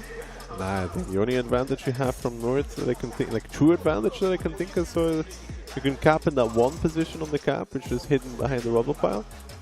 But you can still get spotted for a strike, right? So if you're yeah, but it's like, you know, it's kind of a safe position, right? So you have that taken into account. But outside of that, no, not directly, no. Okay, so I think we were discussing on the first weekend which tanks are the ones that we haven't seen so far and which are the tanks that we kind of still expect maybe to be played. Do you think there's a chance that the Concept 5, we saw it a bunch of times on Pilsen? I mean, Getza is here, so why not? You know. Yeah, will be played maybe? He's a man of many tanks, right? I've seen him play an M48 Patton at some point, so... Yeah, that did not work out that well. No, it didn't. It was a disaster, but he did play it, you know. Yeah, we also saw a bunch of M60s on Pilsen. M60 is understandable, though. Like, the gun is amazing. Okay, so get ready to the Pilsen. Good luck to both teams.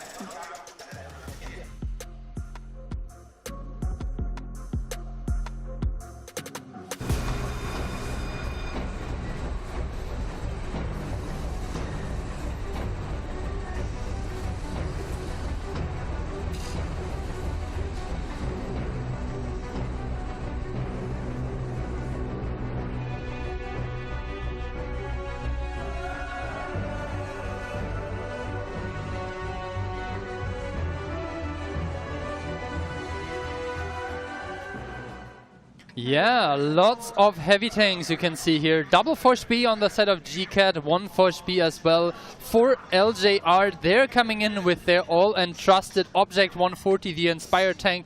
We have two Type 5s, a Mouse and a BZ combined with E50M for GCAT, while there are a lot of BZs, an IS-4 and a Type 5 for LJR. Yeah, but the important factor to take into account is, again, light tanks not very popular altogether by the looks of things. The Force Bs, of course, are an important factor as well. And it's mainly those Force Bs that have to make a difference, right? It's like the highlight tank there. If they have a good game, it will be good altogether. But it seems like both these teams so far are meeting on the 1, 2, 3, 4 line with almost like a mirror split in what they're doing. The only difference is LGR with the quicker tanks getting into that cap early and setting up shop as well. Yeah, interesting choice to push a BZ towards the middle area, but not go for the strike. You can see Chin there taking the first shot. Tanakorn C was able to pick up the middle strike, which definitely is a good thing, especially if you need to delay. Now Rico and Handsome are the two tanks that need to pressure the cap circle, and Astronomical needs to fall back. I mean, now the spot comes out, so they see everybody. Rico moving into decap, but then going to be some good damage here coming out from the side of LJR. But you see those Force Bs, we're talking about them. XH already coming out with a triple shot as well. King now trying to get back, but he's getting clipped out, tracked as well, sliding a little bit on those rocks. And now LJR trying to pull back, but the damage received is pretty significant. And you can see King even getting shot from behind. That's from the 5-6 line in that E50M.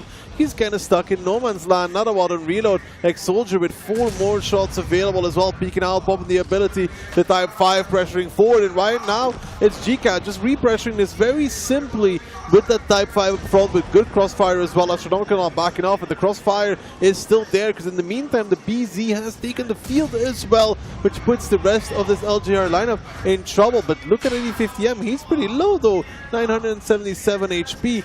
But what does LGR have left in the tank? There's a big clip coming out of the back of this Type 5. That's not a one, but that is on a Type 5. He cannot kill him, he cannot delete him, and he's gonna get repressured by Soldier.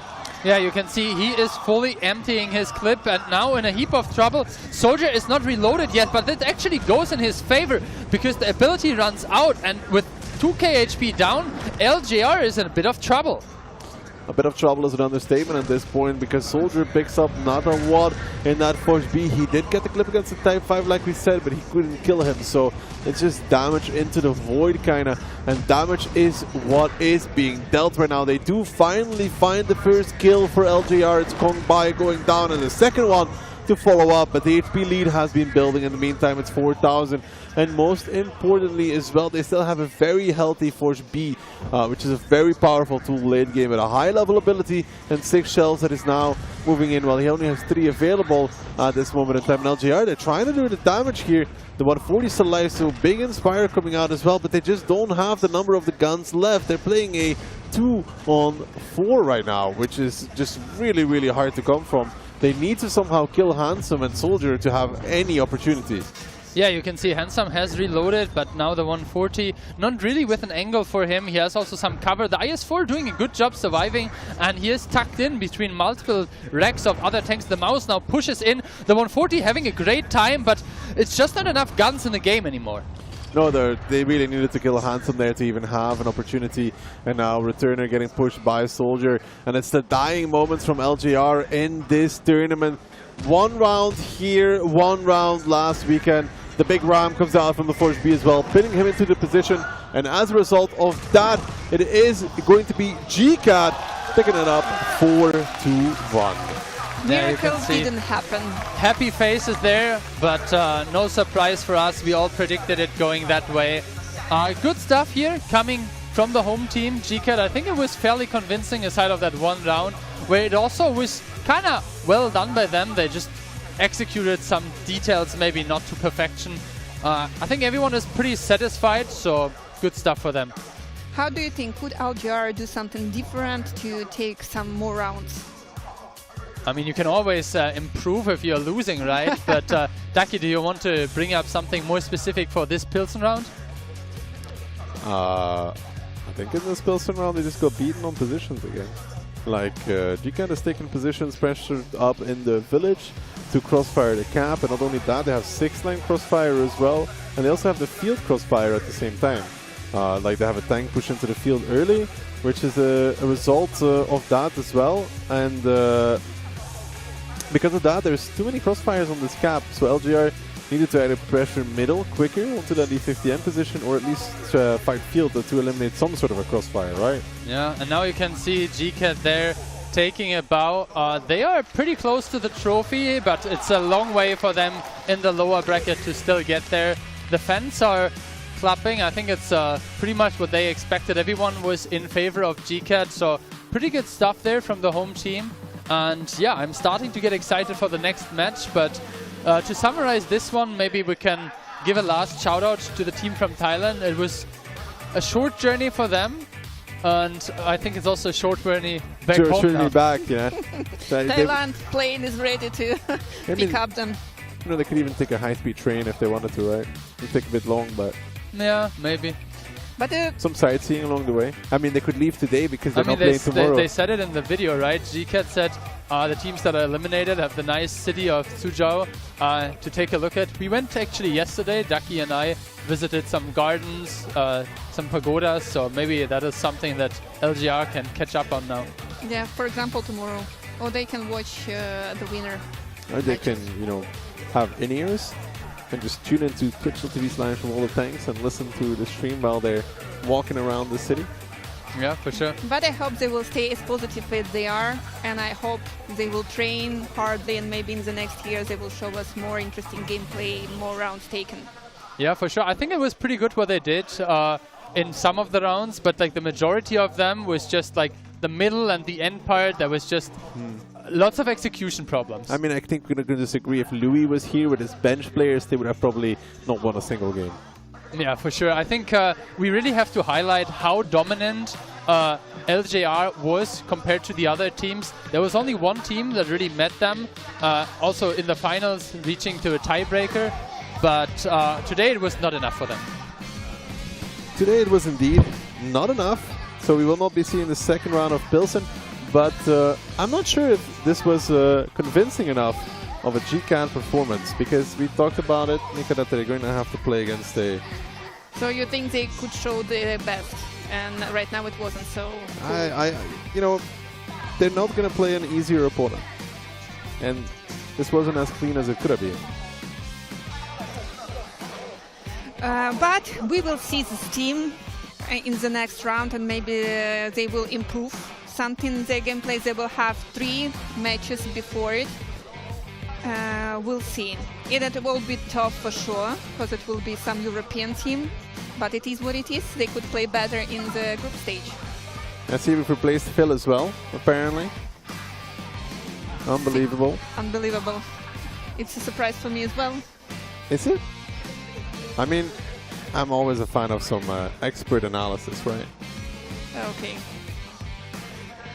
But looking over this list quickly, Returner 6k in the 140. I mean, he had a good farm, not about 5k in the Force B, of which the 5k, like 2.5k, is all on a Type 5, which wasn't really that impactful. And Return GCAT has just, I mean, the biggest problem there is that King does 0 in the BZ.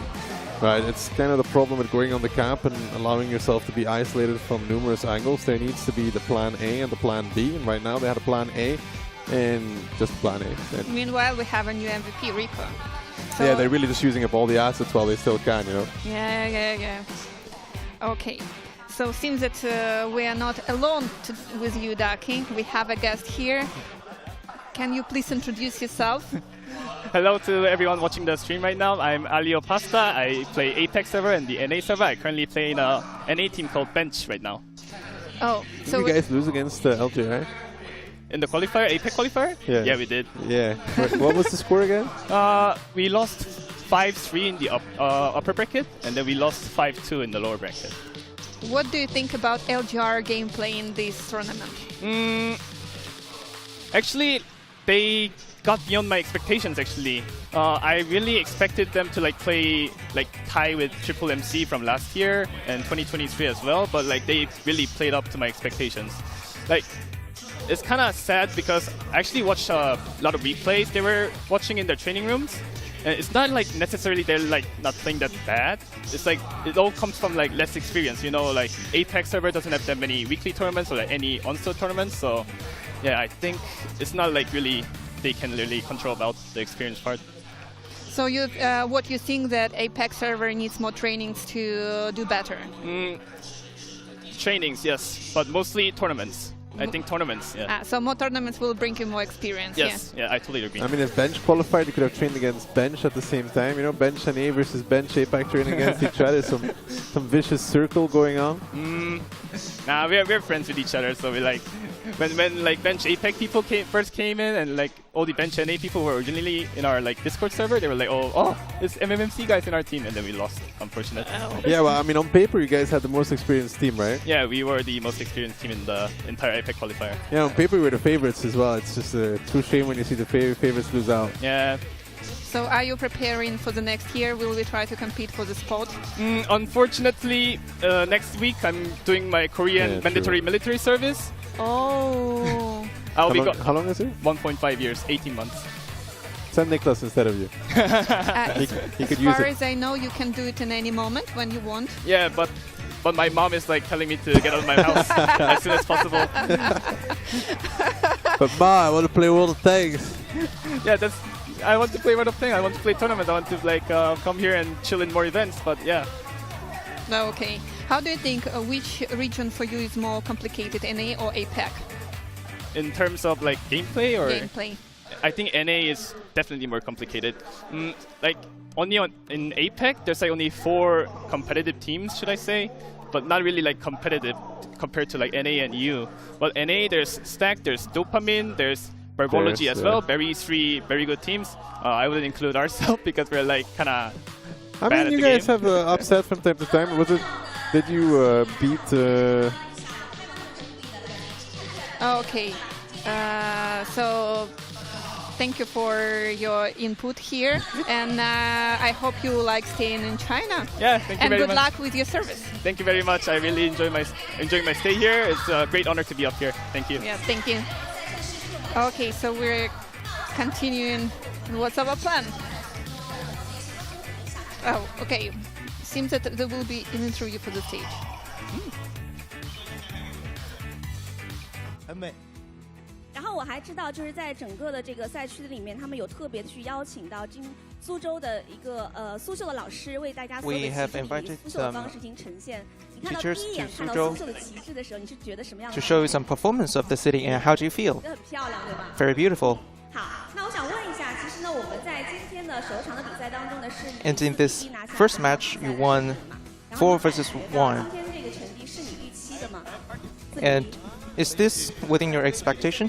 你本来想4比0可以拿下，但是 We actually wanted to have a 4 versus 0. 虽然我们第一个仗是打得很好，但没想着是不是你觉得会有出现了一些失误？它具体的点是在哪里呢？ And what's the thing that you can improve? I think we need to have a clear strategy on the positioning. 其实我觉得比赛当中到了线下难难免免，就是确实我们有充足的准备，但是可能面临到对手。 I know that we need to do a lot more preparation. Preparation is not enough for every time, and I see that you actually won several maps easily. Did you intend to have a fast strategy? And is there anything changed during the match on your strategy? Actually, they made a really good artillery attack on us.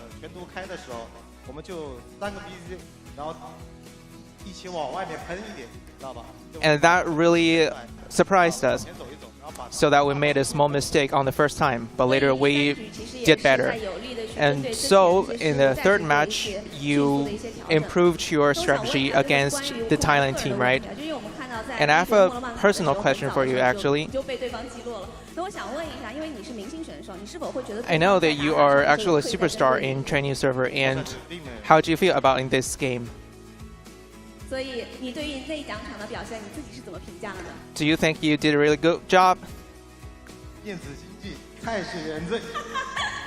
Well, I think yes, I did a really good job, but I can do better. I know that sometimes the other team would focus on the superstar in one team and they made some specific strategy on you. And I really hope they can do your best. Thank you. Thank you for joining me. Do you have any words for our audience? 争取6点的比赛，也像1点的比赛一样顺利。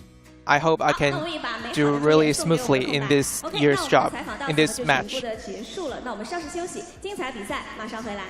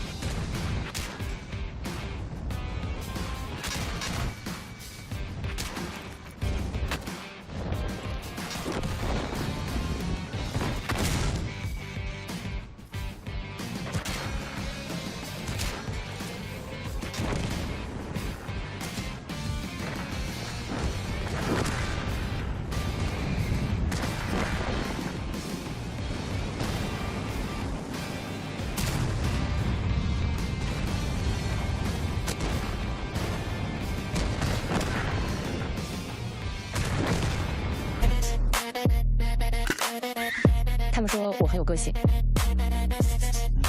我只是喜欢沿途疾驰的风景和发动机的轰鸣，我不在乎他们对我如何评价，但我坚持我的态度。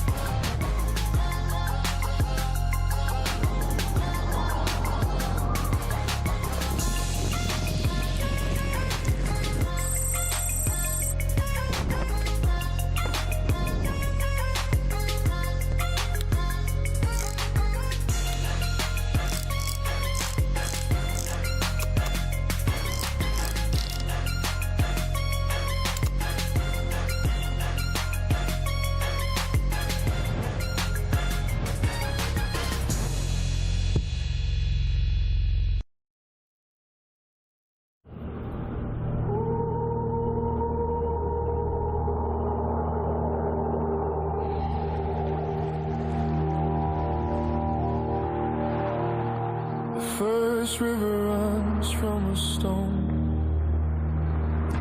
The highest mountain stands alone.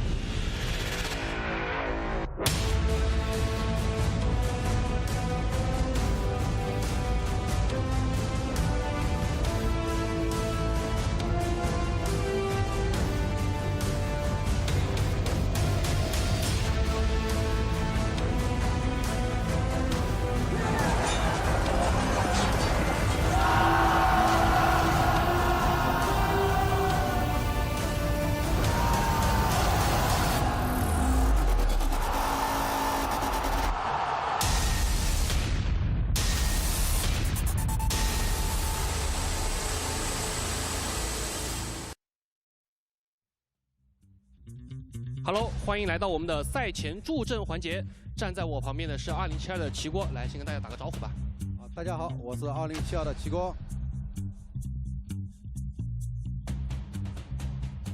马上开始就是你们对战11的比赛了。那么我想问一下，你现在心情感觉怎么样？我的心情还是比较平淡的啊，因为也不用上场啊。It's gonna be a battle against 11. How do you feel? I feel okay because I'm not going to be on the stage. 刚才你提到你不用上场，但是我听说你是在2072的幕后出谋划策，做了很多的战术。那么接下来的比赛，你有没有针对11做一些特别的战术设计？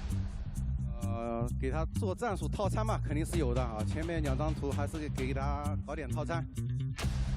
Yes, you said you are not going to be on the stage, but I know you are the one who designed the strategy for the other team. And do you have anything special for them? Yes, we have some special thing for them for the first two maps. OK， 那最后一个问题，你觉得你们今天有几成的把握能够战胜11？在以往的交手场次里面啊，2072的胜率还是偏低的啊。不过今天给他准备了套餐之后，信心还是有70%的几率能把他们给拿下。And take a guess, what's your win rate today? I would say 70% because we really have some special thing for them. 好的，感谢齐锅，那期待你们接下来给我们带来的精彩比赛。好的 ，Thank you。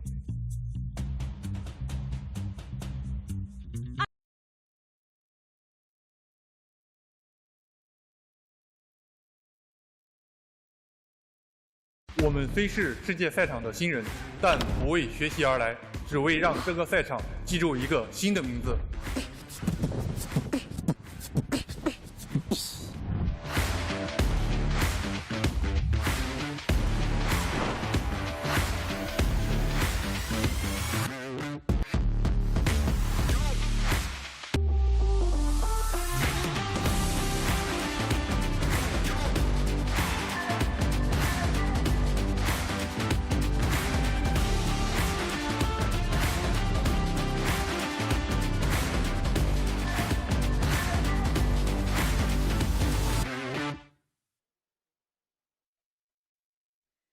2072再战50年，有请2072战队登场。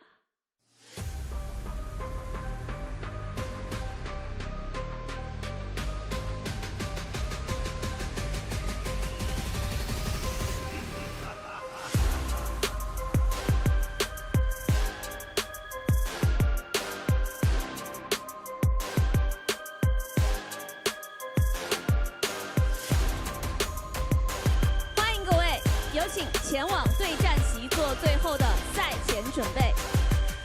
接下来，让我们看一看11战队的赛前采访。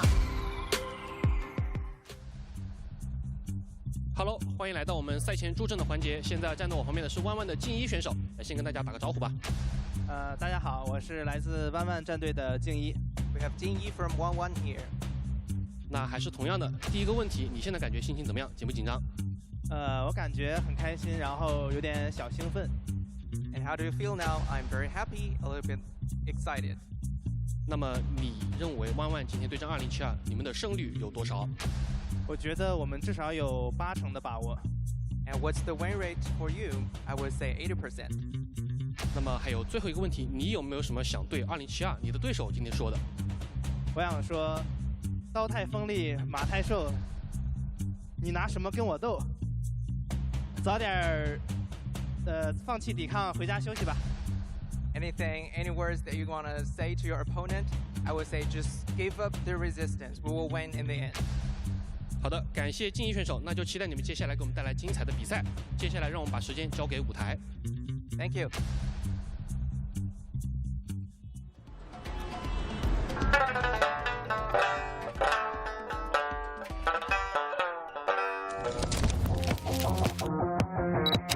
去年冠军与我们咫尺之遥，今年我们将以万里之势归来，失去的我们将亲手拿回来。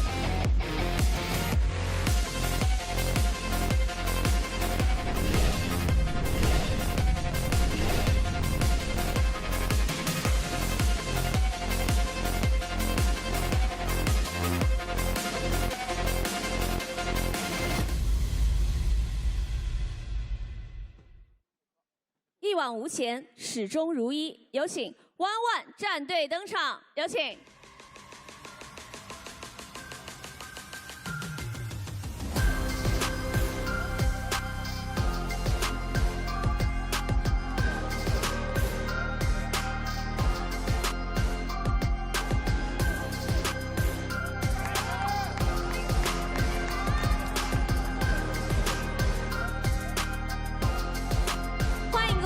有请前往对战席做最后的赛前准备。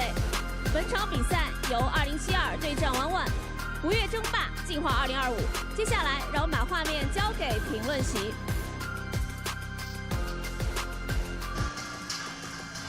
Well, hello there, people. We are back with another banger of a game, 1-1 against 2072, and I'm joined here with Kai and Daki. How you guys doing? I'm waiting for Kian to kick it off. You know, that's per usual. But no, Chinese matchup in the lower bracket. We talked about it before. This is more of a match, like I said, for GCAT as well, where I think it's about 1-1, just proving how good they are. Because whatever comes after for either of these two teams, it's not going to be easier. So. Yeah. Well, I mean, this match here, it is a matchup between both of the home teams here, right? That means for one of them, the journey home isn't going to be a long one. And the other one is going to survive for now in the lower bracket. Now, talking about who's the underdog here and who is the favorite, normally after last year, right, you would say 1-1 definitely. They made it to the finals. They lost to HIT there 7-4. But since then, we've had some roster changes, right? Yeah, I mean, 1-1... It's all your fault, Alex. Is it? Yeah. Yeah, I mean, we've seen 1-1 not at the same level as last year, I would say. But I would still say that they are, you know, slightly above 2072 so far. It should be more than slightly above 2072, to be honest. But they do need to show a very good performance here, right? I mean, they have to be convincing in order to keep advancing. And yeah, we see here the bracket of the games of today. What do we think? I mean, 1-1 here still should be favored, although I've been personally talking to some of the team captains, and I mean, 2072 now the first team here to actually have a coach, right? And they actually told me that their scrims against 1-1 have actually gone fairly well throughout the past 1.5 weeks, let's say.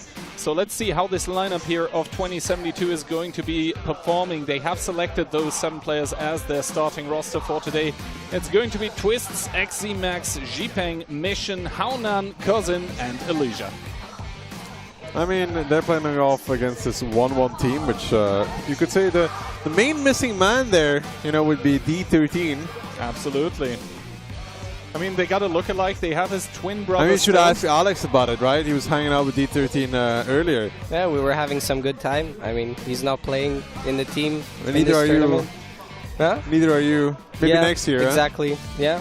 We see here the team stats though of 2072. Kai, what do you think? I mean, so far average damage looks okay, maybe a little bit on the low side. POI, points of interest captured 2 per round, indicating, well, they're going for kind of normally the longer game, maybe a little bit of control on the side of 2072, HP restored. I mean, 60-100, we keep seeing those high numbers time and time again. That's just because of the meta. There's a lot of heavy tanks that can actually heal you. And I mean, number of shots above 60 as well, that would indicate that they are playing for the longer game. But to be honest, Ducky, the same thing can be said for the team of 1-1. They have some absolutely tremendous statistics. It's just the bigger the number, the more impressive it usually is. You know, 21k DPG. I've seen some players do that on the European server as well. Mainly on EU4 after hours, to be honest. Well, do they have that hit rate and pen rate as well as the question? Nah, that's even better, man. It's 100%, bro. That is maybe... Oh, I mean, we're getting a matchup here in between Twists and Jiangshan, and Twists really taking it away here, to be honest. Yeah, I mean, Jiangshan doesn't have bad numbers either, right? Especially the pen rates were pretty decent. Let's see this one, though. I mean, we're all... What a surprise, you know. Is this something like voting for future teammates or something, bias playing into the prediction? I mean, for those of you who do not know, right, Baby is actually going to have the grand old experience to move to China, and he's going to be joining the new Chinese super team that's going to be formed after the WCI. But of course, that is a story for then, and this is the story of now all of us going with the 1-1 victory here. but there are differences. Baby is saying they're going to comfortably do it. Meanwhile, Morph and Ducky with the 4-2, and well, Phil and I, the German duo, with the 4-3. And here are the predictions by the Chinese casters. They're also undecided how high 1-1 is going to win. But across the board, nobody really expecting a blowout. There's only like a few people that are going for like a 4-1 scoreline, and those are just, you know, the biased people, right, Kihan, you know? I mean, Hokyao in there as well with the 4-1, like lower row, third one. We'll have to wait and see. I mean, a matchup like this, it is tremendous pressure on the players as well, right? Because 4-1-1 and 2072, this is probably something that they've worked towards for like half a year, maybe even since last WCI, which would be like 12 months ago at this point. So to have I think it that's all more likely the case for 1-1 working towards it for 12 months than 2072, you know? I mean, yeah, 2072, we didn't talk about it at all. They're also the third seed for China, so normally you would think they are the weakest team, but that was before the roster changes for 1-1. So it's really up in the air here, in my opinion. Yeah, I think it's definitely going to be an interesting matchup, and I think that, for example, 2072 they have had some attempts at playing control. We've seen Twists in the RHM making a few mistakes here and there, and in these kind of games, I mean, he should really step up. Talking about stepping up, Handsome had a tough group stage, and he really did step up in the previous game, so we'll see if it's the case in this one. I mean, the players obviously had a bit of time to like fix the mistakes from the group stage, but we'll see how or if that was enough. Talking about the maps today, Himmelsdorf and Sand River getting banned out by either team, then Ghost Town coming through as the first pick by 2072. That is obviously a super versatile map. We'll have to see how well they do. Yeah, Ghost Town is first one, but we saw the orientation, right, from at least one of the Chinese teams, GCAT. I expect 1-1 to play probably a little bit similar in that regard as well, towards that cap, very orientated, no light tank plays as well, you know, not having D13, and then the replacement doesn't seem to be filling the shoes either that much altogether, which is, you know, big shoes to fill, but it is what it is. Might orientate 1-1 a bit more away from that light plays, personally, if I was to be the coach or the decision making there. Yeah. So could see some quick gap plays on that regard. Then Pilsen as a second map, can still play it quick, but it's like not having a light on Pilsen, it's way easier to hold off the aggression than it is on Ghost Town, right? Absolutely. I mean, we saw on the European server in our domestic tournaments in the OLS that Pilsen, it can be played in completely different ways, and you can still try and surprise your opponent, especially with the meta that we have now. Like you can go for those fat Type 5 heavies, but you can also go super quickly. I mean, W tried it once, I believe, with a very, very light lineup. There is room for interpretation for the tactics for all of the teams here. And I mean, then the third map we would be talking about is actually Cliff. So kind of a coin flip map. I think the decision might be made earlier in the match. Sure, I can even predict it to you. 1-1 wins, goes down 2-0, loses Pilsen 2-0, and then wins the last map 2-0. You heard the script. Here we go. We don't need to watch anymore. It's all decided. But then again, we've seen teams flip the script. Last but not least, unfortunately for them, the team of LJR, they managed to get a round in the last one, and that is going to match actually the performance of Triple MC last year. So I guess kind of a silver lining for them. They got what they set out it's to unbelievable. Do. Yeah. APAC region is hyper consistent. Absolutely. Yeah. Consistently bad so far. I mean, consistently showing up. Yeah. See, this is exactly this kind of talk is why we sent him off to China.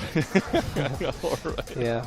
But yeah, the APAC teams obviously have it a bit harder, right? Because they don't have the competitions as often as the EU or NA. So yeah, I mean, it's hard. You know, imagine you're LGR and you're playing against 1-1 and you're playing against I forgot his name now for a second. DQ, Zhangshan. No, the guy that's turning 40. Dao Ye? Dao Ye, yeah. You know, like that guy has more experience than the entire LGR team combined. He probably played as much World of Tanks as 3 of them combined as well. Probably. I mean, we're getting a look here now at the players of both of those Chinese teams. It is a derby here a little bit. It is second against third seed, because keep in mind GCAT was actually the first seed. from the Chinese region. And I mean, trying to read those faces here, it is, I guess, calm determination, maybe a little bit of anxiety as well. I mean, all those custom keyboards looking smooth, huh? I mean, if you're going to have a job as an esports player, might as well have a custom keyboard, right? I mean, you got a job as an esports commentator. I don't need a keyboard for that. I just need for my mouth to work. We'll see about that tomorrow. Okay. Yeah, I mean, everyone's starting to look intensely at their screens, so I hope that the countdown for the games is sort of underway. Even a smiley cracking from one of the 2072 players. Is that going to be there after the first round is the question. LGR looks really happy going into round number 1. Less happy after round number 1. They were really happy after they took their first round.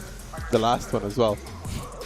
Well, yeah. Which is the same one in that case, because they only took one. Anyway, I mean, yeah, what do we have to expect from both teams? I think 2072 definitely have the shot at an upset here, but the top dog, the big boy on the block on the Chinese server, still should be 1-1. And you would imagine in lower bracket matches like this, like best of 7, it sounds like a big match, but it actually isn't. So you would expect both of the teams to throw everything, including the kitchen sink, at the opponent. I got the important question though, Alex. What do you think? If Daoye is like pushing 40 and he's still, you know, performing in World of Tanks, what is Kihan's excuse for not doing so at like, what, 31, 32?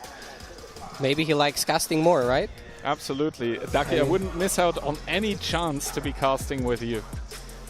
I mean, is it really a chance if you don't have any other opportunities? Well, imagine how bad it is for me, though, at 22 to be casting here. I mean, and not playing. For you, it's all over now. I mean, some people have their time in the sun, and some people just have a second in the sun, right? Yeah. You know, I don't like the sun personally. I get a sunburn quickly, so I just leave the stage for the other people to burn bright and then burn out, you know. Look, but, you know, at least you get to experience a little bit of show tomorrow, huh? Unlike one of those teams, actually, because one of them is definitely... True, you will have... You can say that you made it further in the tournament than... True. More experience. I mean, not the same type of experience, but it's still experience regardless, right? Yeah, but we see here the players getting ready. Quick look at the camera. There's not much talk between them, but obviously playing on the stage is something special. I mean, at this point, what is there really to say, right? The talk is going to start in the round, but at this point, both of those teams, they know what tactic they want to play. They know. You'd hope so. Yeah, you would certainly hope so. I mean, but yeah, if there was anything to communicate now, I would be slightly concerned. I mean, now we do see apparently one of the admins talking to the team of 1-1, so maybe there is a little bit of confusion as to who spawns where.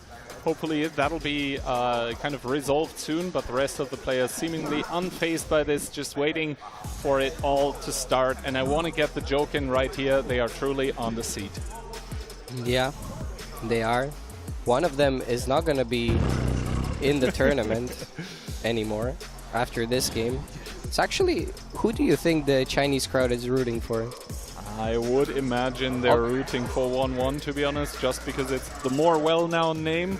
And to be honest, they did get a lot of, I guess, sympathy points again as well last year, right?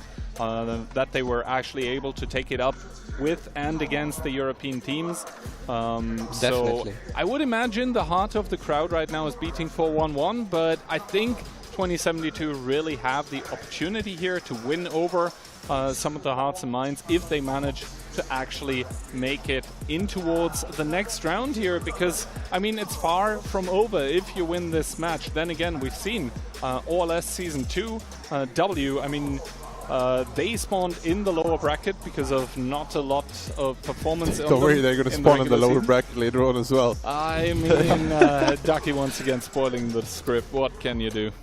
I mean, so far he's on the script 4-1 first game. If we follow his script, I mean... Exactly. No. Stop building him up. Stop building him up. He's just. You guys already built me up last weekend when I wasn't there, and then, you know, I was predicting very well. I was very happy with that as well. It's just. I mean, you not being here just means you have more time to research the maps and do the predictions. I submitted my predictions. All the win rates. I submitted my predictions before any of you did. I submitted it at like 3 a.m. I mean, your time. Your time. Well, guess why we didn't submit the predictions at 3 a.m. Because you're not dedicated. Sleeping. You're not dedicated. This guy, you're not dedicated. I mean, sleeping is a very important part here. To be fair, you seem to be doing quite a lot of it. I mean, as you get on my level on the H part, you know. Read it now. Oh, that's dark. Anyways, what do we think of this? Like, BO7 is quite punishing if you do slip up, you know, in some rounds. I mean, you've talked about it. You know, you can mess up 1 round, you can mess up 2 rounds. Nah, that's not true. In Kihan's mind, you can mess up actually 2.5 rounds because it's only worrisome when it's 3-0. Man, I said this like 3 years ago once, and I've never heard the end of it. Yeah, Ducky bro, because you said single time. when a team is down 2-0, it's not a problem. But when they're down 3-0, yeah, then you're in trouble. Exactly. Yeah, I mean, that's not how. When it's 2-0, you're already in trouble. Yeah, but smaller trouble than 3-0. Trouble is trouble, no? No matter what. There's different levels of trouble. Especially going down a map 2-0, we've seen that is very punishing in the group stage. I mean, it's pretty tough to recover. I love it when Kihan gets attacked from 2 sides. I mean, you know, when I talk to people, I like to look them in the eye. So right now I'm pivoting, kind of like a turret. Well, we'll see. To be honest, yeah, best of 7, it sounds like a big match. We talked about it. It is not as bad, quote unquote, as best of 5, right? Where you're down a map 2-0 and then you're immediately against match point. That's not the case, but it's still super quick. It feels very quick for the player as well, discarding the pauses, obviously. I don't know. This best of 7 feels like a best of 9. Because? Because it's as long as the best of 9. Oh, well, true. We're just quick on the European server, you know. Are we? Sometimes. Yeah, I don't know about that one. But yeah, anything else to talk about, actually? We do have other matches coming up today as well that are coming later. What is actually the most interesting matchup of today, taking into account all the predictable results? I would say it's probably I don't know if it's the last match of the day, but I guess 1-1 versus probably Stacked would be like my highlight. Oh, what were the group stage results? I mean, Stacked 1-1 was not in the group with Stacked was 4-2 against GCAT. But 1-1 had a pretty good run against Mafia. Stacked also have shown up pretty well. I mean, they took a few I feel rounds. like it could be the closest match of the day, no, if you think about it. I mean, we have the EU versus EU match in the upper bracket as well. Yeah, but that's like... And then there is Hit against Stacked. We're talking about pure meaning of it as well. It's like that match, either team could win for sure, but it's not as important as yeah, of course, as the match between probably Stacked, if we're honest, versus probably 1-1. Assuming everything goes the way we expected, of course. I think, you know, that would probably be the highlight match of the day. I mean, first of all, for both of those teams here, this is the main priority, right? If you lose this one, then you're, well, kind of, you don't have a say anymore in what's going to be going on in the rest of the day. So for now, I mean, you know, 1-1 should be the favored team, but 2072, I talked about it, in the scrims has apparently done very, very well. So I think 1-1 is going to be warned. I don't know how much you can take away from scrim win ratio, by the way. Like, it's like such a... It is always such a interesting thing to talk about scrim win ratio. If you're losing 80% of the time, it's honestly better than winning 80% of the time. Because when you win 80% of the time, you learn absolutely nothing. When you win 50% of the time and you're really just like seeing what they're doing, it also really doesn't mean anything. It depends on like the quality of the training. The win ratio of the training is the least important factor. Also, it depends what kind of teams you train against, because we all know that some teams just, you know, play. They just play, they just drive at you, and they just see what you want to do. Yeah. And they learn from that. That's why I think Stacked could be a very interesting team to have a look at. I mean, they are good enough, and I think that they can learn a lot, and they could have benefited a lot. I have this weird feeling they're just going to fall apart on stage. We'll see how that goes. That's a big factor as well, right? A lot of those people that are playing right now, for them, it's the first international tournament on a LAN stage as well. And, you know, stage fright can be a thing for the players. It's very important. I mean, it's the mental aspect, I would say, is at least as important. Okay, no, not as important, but yeah. Either way, we are going to see how this game is going to go, and away we go.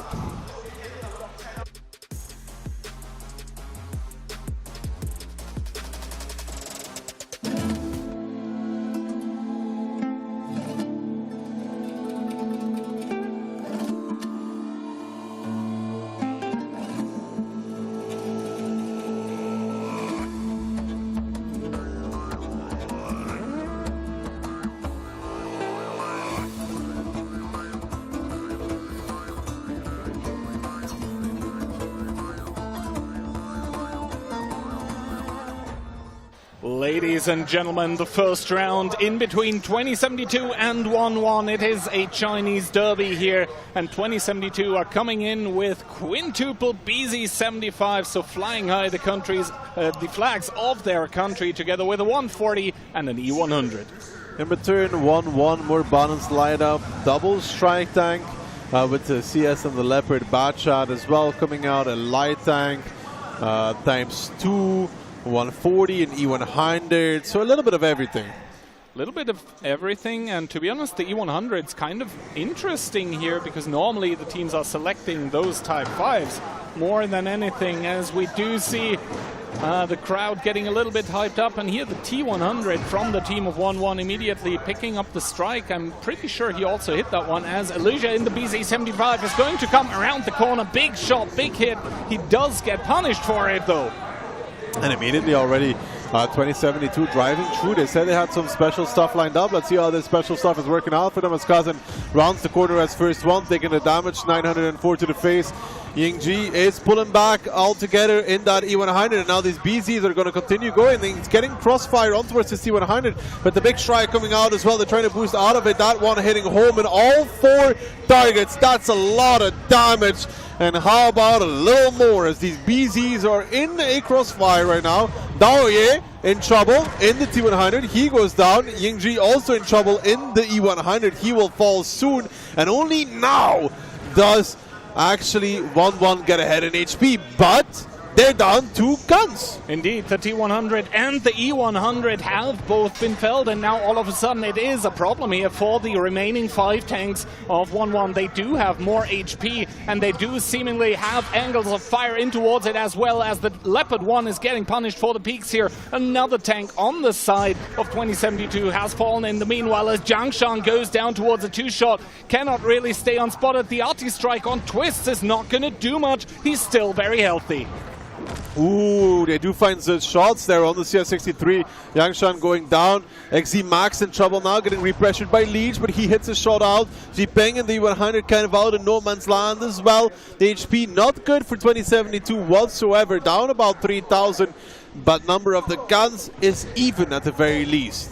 Well, Karma now starting to trade away with the 140 as Jipeng fells the wind in the RHM, and all of a sudden the HP advantage for 1-1 seems almost insurmountable. 4 versus 3 tanks here right now. Make that 2 as DQ gets another pickup. Elysia falling as well. And yes, 2072 looked like they had some special stuff prepared, but 1-1 able to weather the storm. They're going to take it 1-0. Yeah, pretty hard to make this lineup work unless you can snowball over the first tank at the beginning of the battle.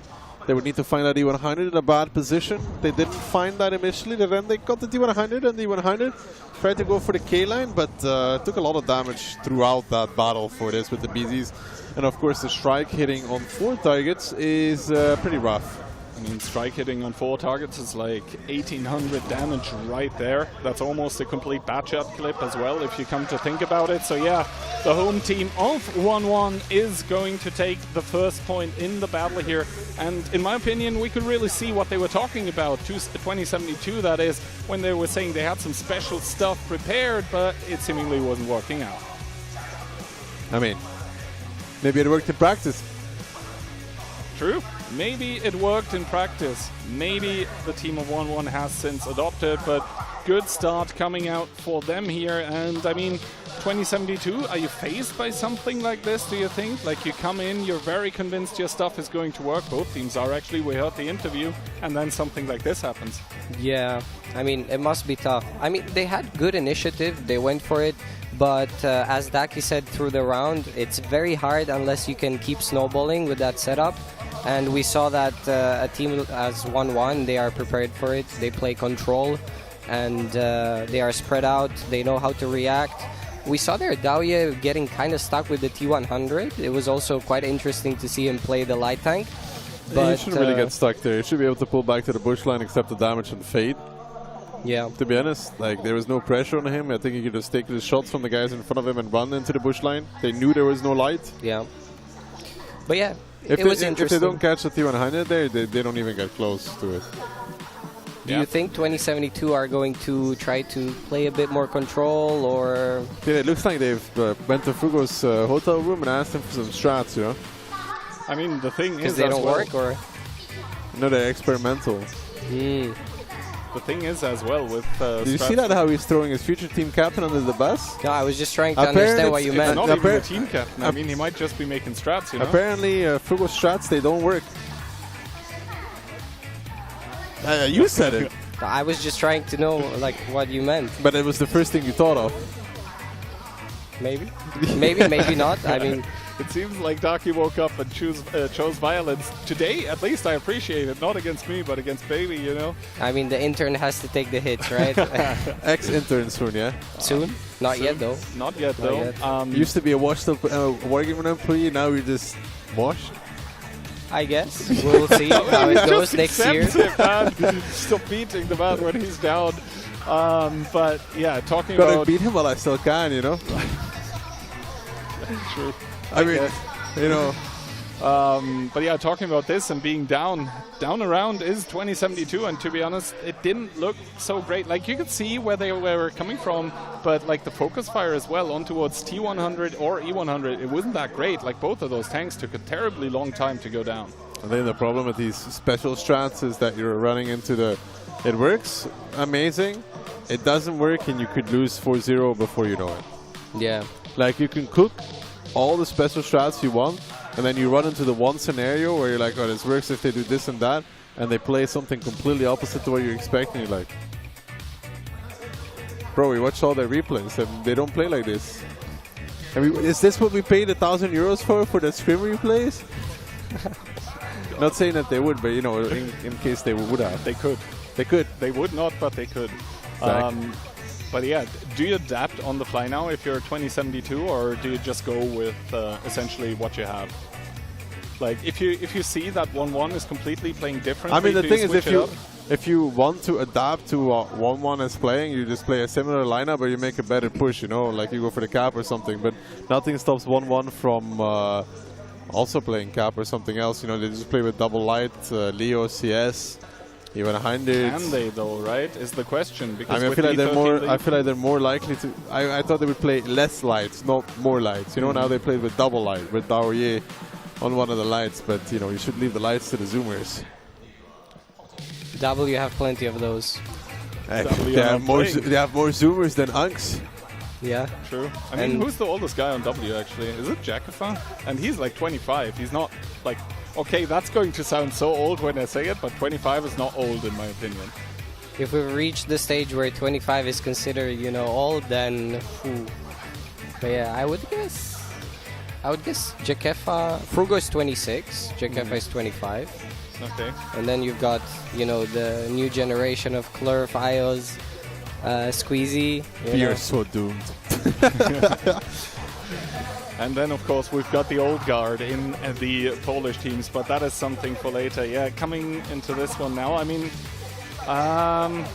it's kind of harsh for 2072 going into the second round as well now, because, well, if you're going to be losing back-to-back, which is now a huge possibility for 2072, because I wasn't really like a super big fan. Like, okay, you can do a tactic and you can try and execute it, but like the execution itself wasn't really that great in my opinion, and this is why we end up with the 7-3 scoreline on the first Ghost Town here, obviously with the veteran for 1-1. Round number 2, how much can you adjust on the fly is the question. It's a good question.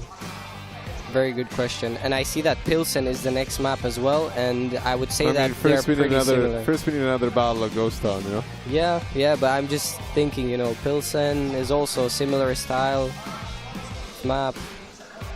I mean, it's certainly versatile in the way that you can play it, right? That is what unites both Pilsen and Ghost Town. First of all, though, damage dealt here.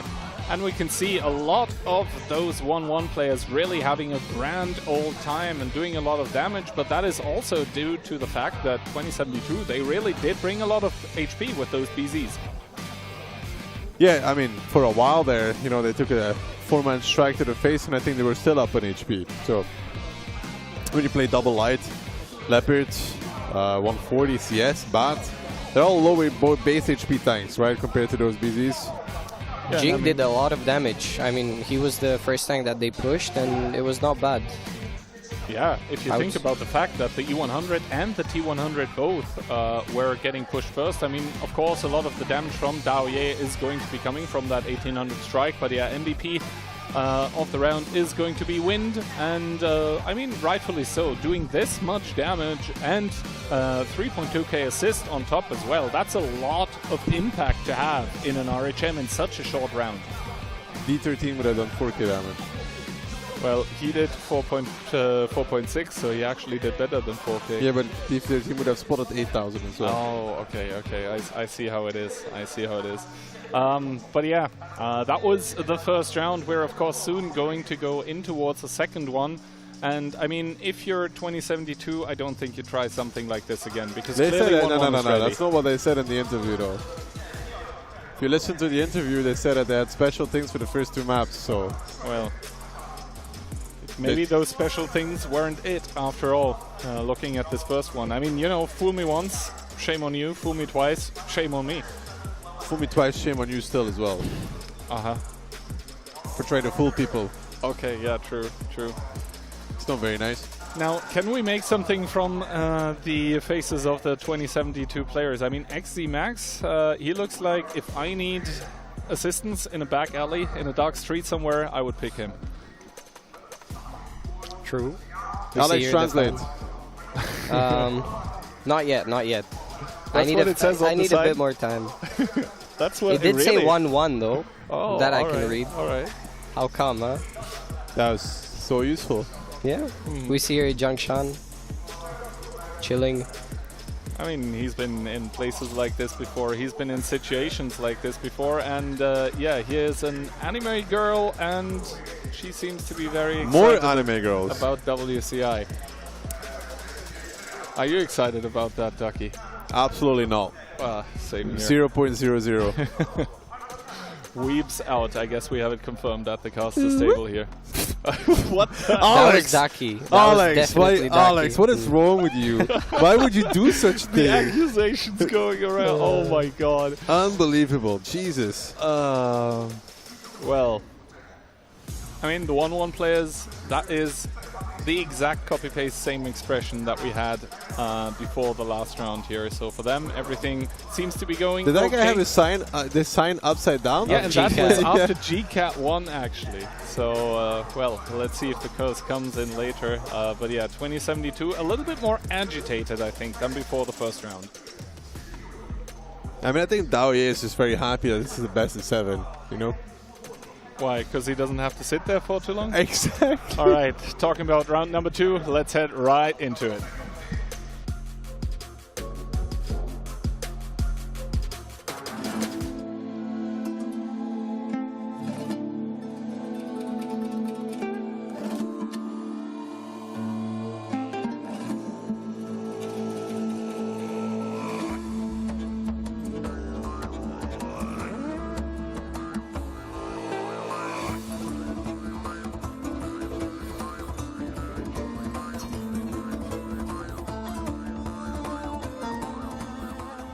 Battle number 2 on Ghost Town getting underway between 1-1 and 2072. 1-1 currently leading, going to be bringing a CS in RHM, a 140, a Leopard, a E50M, an E100, and an EBR. And for 2072, we have the triple Type 5 Heavy together with W50M and IS-4, as well as the 140 as well. So skipping the light tank altogether this time around on the 2072 side. Let's see how it goes for them, as we do see the openings of the team coming out. 2072 spreading out everywhere, whereas the team of 1-1 is, well, trying to immediately take strike control, and the RHM hovering around the info tower. So let's see how that one goes. Immediately the W50M getting spotted out, and got to keep in mind the IS-4 spotted, 140 spotted. I think with this 1-1 has complete information on the side of 2072, because they spotted out the triple Type 5 Heavy in the beginning already. So they have full info, they know everything that's happening. They took a communication tower as well and got a little bit more info off of that as well. And now they're going to be moving on towards the cap actually. But of course there is a big strike available already for the side of 1-1. DQ currently has that one under control. And also, of course, the Leopard 1 having a mini strike will help with these resets. Absolutely. Base capture currently not too much of an issue for the team of 1-1. 32 seconds still remaining, but a lot of utility available to get those resets if needed, as Haonan and XZMax waiting here, but already resets coming in, and that is a problem because no utility has to be used for those resets. It's all just plain old shots from the guns of the 1-1 lineup. As you can see, a lot of bleed now coming in towards the 2072 lineup already. Only 2000 HP lead anymore. It was a lot more when the battle started. Daoye continuously with those peaks able to keep the cap pressure low. Yeah, apparently the E100 also tall enough just to get the resets out. A good shot there coming out from Liege will reset the IS-4 that was capping at the back. And there needs to be a lot of pressure put on Daoye if they want to start something here, because that E100 with its 4k HP currently too hard and too tough to really deal with. Yeah, and you can see Haonan in that Type 5. He cannot stay safe. Everywhere he peeks, every move he makes, every step he takes, someone's watching him as Cousin takes another shot to the face, has to evacuate the cap as well. The strike going down on towards XZMax. That is a lot of bleed down towards 1600. Has to activate the heal ability, but keeps on taking more damage. And 1-1 are just bleeding 2072 dry. Yeah, these Type 5s are being picked apart slowly but surely. Karma from one angle, Daoye from another angle, and this 140 with that pretty good heat penetration as well, just chipping through it. Haonan down already, and this was a hefty HP lead for the side of 2072 in the beginning with those triple Type 5s, but look at it now, down 3000, down a gun as well, and the positions are terrible. Daoye might be in trouble in that E100, but Cousin is going to be in trouble as well, and that's a tough side, especially if you're Jakefa, to see Cousin in trouble. As Daoye is going to reload earlier than Cousin puts him down into the grave. Xipeng finally starts taking damage as well, and 1-1 here with the initial positions, just absolutely outplaying 2072 on every single level. Everything that 2072 tried here got met with a stalwart response, and there is absolutely nothing that 2072 can do at this point short of a miracle to turn this round around, as Jing Yi even comes in towards the fight with the EBR, doesn't need to, as Zhang Shan finishes it off. And finally the first kill coming through for 2072, but is not going to do anything to change the outcome of the game. Ghost Town remains 1-1's realm. Well, this was a pretty straightforward game from 1-1. There's not much to say except for went to cap, died near the cap, and that was that. Crap. If you're 2072. Bro, the E100 is stall. It's like not. It's. I would say the can opener is still better, because third, but E100 is also a very large tank, and the Type 5 is also very large, which means that he gets really good shots onto them either way. Yeah, I'm still a little bit sad because it was a small gun on the E100, not the big one, but of course if you're pressured for those resets, you want the quicker reload, even though you have the lower penetration. A little bit of a smile here on the side of XZMax, but a little bit of consternation on the faces of some of his teammates. So yeah, 2072 been cooking. They were in the kitchen, but so far the food that they've been bringing towards us has been absolutely spoiled. 1-1, on the other hand, are going to be very happy after Ghost Town. I think that smile was slightly nervous, you know? It was kind of a nervous smile. A bit disappointing. When you say you're fine, but you're not really fine, but you'd have to because they'd never understand. Yeah, absolutely. A bit disappointing. I mean, they chose a lineup with no info, 2072. They kind of... I mean, they cannot put cap pressure early because they have very slow tanks, but they were passive everywhere. We saw 1-1 taking strikes, double strike, info, and it almost felt like a shooting range. I mean, they just farmed them, and they even let the E100 do 4 shots, I think, before they even like drove off the cap, which is already funny because like I think when the E100 peaks, I think you realize it's like, guys, it's not happening. You know, like, this is not happening. So what do we take away from this? 2072 maybe a little bit slow on the reactions. Meanwhile, 1-1 just absolutely calm. I mean, 1-1 doesn't need to react to anything because they just literally just sitting there and shooting. Yeah, that's why I'm saying 2072 just too slow with the reactions. They need to fix something like as well in round number 1. Like they were going on towards the E100, but they weren't really generating any kill. I think some of the BZ75s there are also lacking the penetration possibly because the E100 was all down. So I think 2072 showing a little bit of weakness when it comes to making quick decisions on the fly. When you're like being put in a bad situation, it will only get worse if you do nothing. So that is where they need to improve, and they need to do it quickly. I mean, they're not in trouble yet, right? According to me, no. Tough round though for 27. It's one of those rounds as a player. I think it's one of the most annoying. You're just like kind of sitting there and dying. You play your Type 5 on the cap. You're like, I'm dying.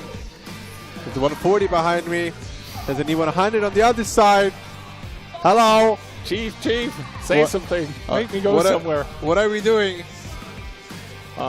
But yeah, we see the HP advantage. It was 2072 starting with 5k, Yeah, and the it only was 1-1 ending with 11k. 5k is only because they had the triple Type 5, you know? Yeah, exactly. And, well, just continuously getting farmed throughout the match was kind of the story, the name of the game. Once again, I mean, that's actually crazy. Xipeng has almost 50% of the damage dealt for his team with not even 5k. Ay.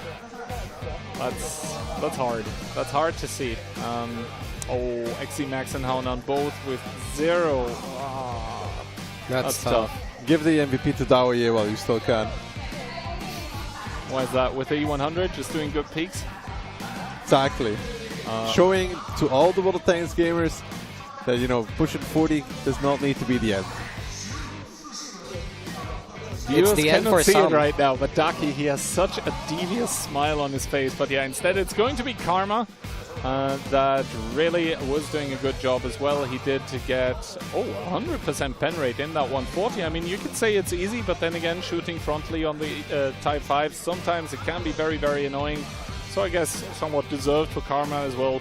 Good job towards him. Yeah, good stuff from him. Again, just felt like a shooting range. There wasn't much to be done, and Pilsen is the next map. Obviously, you can play, you can surprise, but I feel like even in this last round, the surprises haven't really seemed that great. You know, it's like when you're like excited for your birthday and you get like socks. And you have to put a fake smile at Christmas too as often, we saw. by the way. Socks is the worst, but nobody can tell me differently. Yeah. I have like 2 drawers just filled with like socks from Primark, and that's it. I don't need any more socks. You heard it here first, guys. Ducky doesn't want socks. What about shirts? Okay, also no. All right. I will keep asking throughout the next 2 days. If you want to give me a gift, just give me some like cat treats or something. Like make it something useful, you know? Okay. I heard you have a third cat now, actually, Ducky. Soon. How is the transition going from normal person to crazy cat person? Aren't you getting a dog? I mean, we're thinking about it. Yeah, exactly. But it's like 1 compared to 3. Yeah, you know, 3 is the bigger number. That's how it starts, yeah. That's how it starts. Before you know it, Kihan. In your case, you're living on a farm. You know, howdy, brother. Yeah, DQ. I mean, I'm not good at reading faces apparently, but he doesn't really look too happy right now. He's missing his brother, I think. Oh man, I mean, once again, who is to blame for that one? DQ and D13? Yeah. Yeah, well, if it wasn't for those damn Europeans that are too bad to play on their own server. So they're coming over to the Chinese Exactly. I know well. it because I did it first on NA, you know. It's Oh, I mean, that's the first time that we see, I think, a relaxed smile from one of the 1-1 players. Let's see if it continues after this round. I mean, the third one here, it would be a big step towards winning this match here. And once again, the importance of the match can obviously not be understated. Any misstep here, and you lose it, and you're out. So 2072, almost with their backs against the wall at this point in time, really need to step up their game. Meanwhile, 1-1, smooth sailing so far. They've just had a look at what 2072 was doing. Their initial opening, I would say, good enough. And then, after that, you know, just easy farm. So now is the time for 2072 to absolutely step it up, change the game, surprise 1-1 with something that they hopefully have never seen before. And neither team, neither of the rounds, 1-1 was really struggling to. No, not at all. It looked a little bit dicey in the first one, but it really wasn't, to be honest.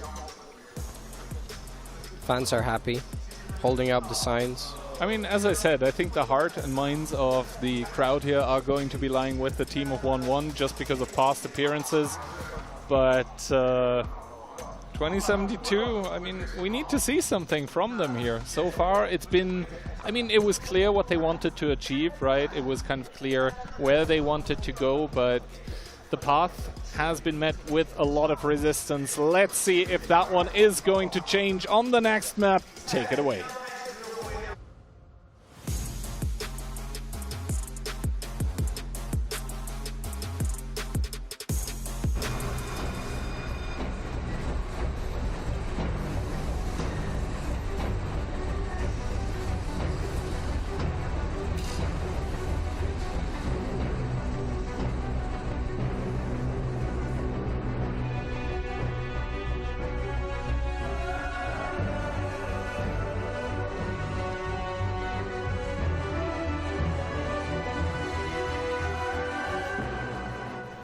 Ladies and gentlemen, the first round of Pilsen 2072 trailing with 2 rounds, and they're trying to get rid of that with a 140, an E50M, and 5 BZs. 1-1 in return again, a little bit more split. 140 E100 BZ, another E100, an E4, an RHM, and another E4. So 2 E100s, 2 E4s, and a BZ, a 140, and again the light tank versus no light, indicating that 2072 will play something fast and aggressive, but they're playing into a pretty good holding setup. Yeah, with these 5 BZs, normally you want to overwhelm, you want to snowball, you want to catch someone off guard, but are they going to be able to do that is the question. As Wind here already taking a lot of information on the field in that RHM, taking a terrible amount of map control, even seeing the BZ75s getting the reset, or rather not, because he's shooting the wrong one. JPEG being shielded by XC Max here. And you can clearly see what 2072 are trying to do, right? The quick cap, they want to get the artillery strike as well to be able to reset the one on the field. Is that going to happen as the E100 gets sent? Dao Ye trying to block the cap in that E100, and they will be trying to block that as well with the BZ75s of their own. 3 seconds in the cap, 2 seconds, but the reset comes through, and now 2072, they need to make the switch on towards the 100s. The strike coming in now as well, hits on 2 targets. Dao Ye and Yingshan are now in trouble, but the cap back down to 15 seconds. Do not forget about that. When they use the strike, no more available. There's no resets either from the 3 line right now, and I think 2072 actually realizes that as well at this moment in time. All they're going to do is sit on the cap. Cousin needs to go safe altogether. There's nobody coming from the 2-3 line. 1 second left. There will be a block from Yingshan, and maybe now 2072 finally will pull the trigger. They do find Dao Ye. Now it's all out push at this moment in time. They will go for that second E100. He's dropped low. The snowball needs to happen, needs to continue, needs to run it down altogether. Karma pushing back in because he's getting flanked by Twist as well. The focus fire kind of lackluster right now. Yingshan not dying in that E100. Cousin needs to pick it up. He does do it at the end of the day. Karma down towards a 1-shot as well, but he will get another one for this drop. One of the targets pretty low. If he can get a shot, though, he's actually bouncing that one. But who's going to finish Karma? It's going to be Harnan to finish it off, but it's not clean, and because of that, all of a sudden 1-1 in the HP lead. And 1-1 here. They will try to kind of stall the game at this point in time. They certainly have the tanks to do so. Xipeng once again doesn't get picked up by Jingyi, so he's going to stay alive at this point in time. Cousin here trying to once again put a little bit of cap pressure, while Wind and the 140 of 1-1 are fading away, trying to once again take map control, take those angles, as Liege is going to get pushed in here. He wants to, I guess, get the kill, or at least get the strike, but that, of course, opens him up towards a lot of punishment from the players of 2072 as the RHM actually finds the 140 of 2072 that has gone around the corner. That is a problem here. The shot does miss, but of course the radio equipment is going to keep that RHM so unspotted. The 140 peeking into the BZ, that's not what you want to see from Twists. Yeah, and he even doesn't bounce. He bounces the shot. DQ then picks up Xipeng. The strike comes out on Cousin. He doesn't dodge it either. The RHM coming back in from Wind as well. Needs to be careful. Twist is in a tough position there in the 140. He's taking more damage as well. Now pushing forwards on towards DQ as Yingji gets rammed to death by Mission. And now it's a 3-on-4 in favor of 2072. But the HP is again still not looking good for them. And Cousin is out in no man's land. Isolated. DQ picks it up, closes down the kill, made for his 3rd in this round. And now it's a 2-on-3. Back in favor, full 1-1 actually. 1-1 with a definite HP advantage, and they have something which 2072 haven't had since the start of the round, and that is a light tank. And we all know tanks like those can be so vital in the last stages of the game. The trade that Haunan just did also, of course, not going to help. Does he even have anything resembling a charge on his BZ75? That seems like no. This means he's going to be staying on 15 HP. An HE connection would be enough, and Mission now the playmaker for his team, but of course his whereabouts are known, and this means wherever he goes it's going to be a strike here. Yes, indeed, the strike picks him up down towards 0, and this means Mission impossible more like in this one.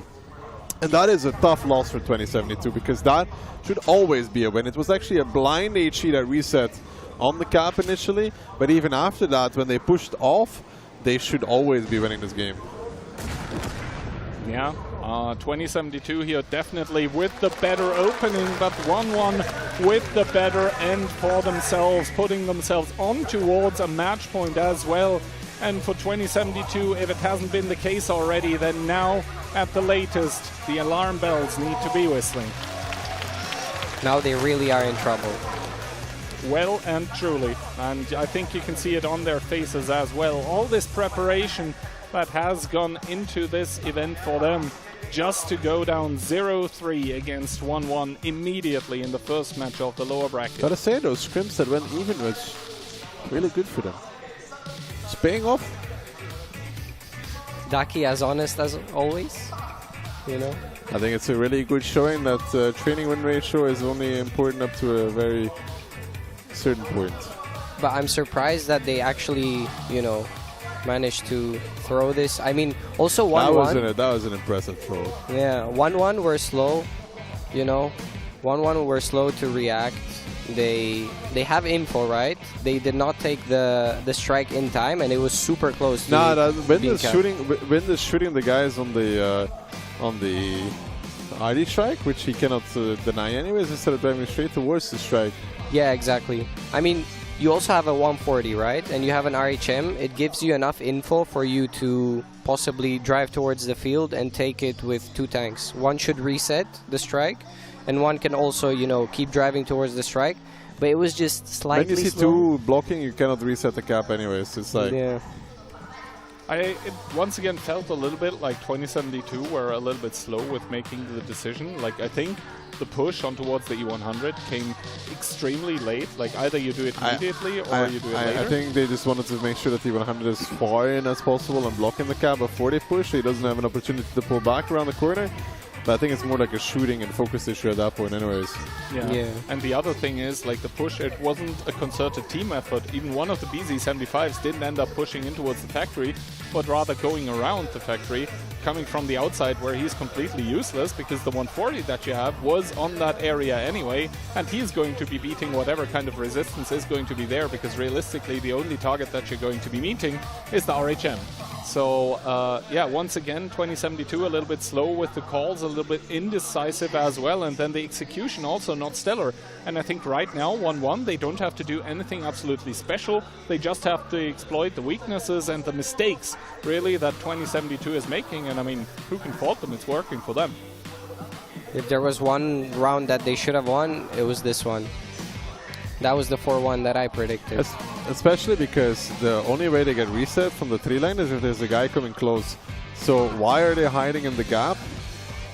Yeah. No, just stay behind. Also, 1-1 had to, like, they threw almost 2 tanks of HP in order to get the... They did throw 2 tanks with an HP for it. Well, and all of this is going to result in towards a lot of damage on the tank where you actually want to have it, right? The 140 of 1-1 DQ coming in with 6.2k. That's a lot of damage, and that also means that he was continuously able to inspire all of his teammates with his ability, just making all of the traits of the tanks better, right? If you want a tank to be continuously involved, it is the Inspire medium. Really good stuff from Wind as well in the RHM, but we see here DQ taking the MVP. Good stuff. I mean, if the guy does 6.2 with 95% pen rate in the 140, stays alive, does 3 kills, it's hard not to give it to him, right? I think Wind also play really well. Again, I'm repeating myself. You know, Is when he you're going to be on your team? He's not actually. Okay, So you see, I'm impartial. You know? Yeah, surely. Want to remind us of the W prediction later? Yeah. We don't Actually, speak about what's your those. W prediction for later? 4-3 Oh. Not biased. Oh. But we'll see.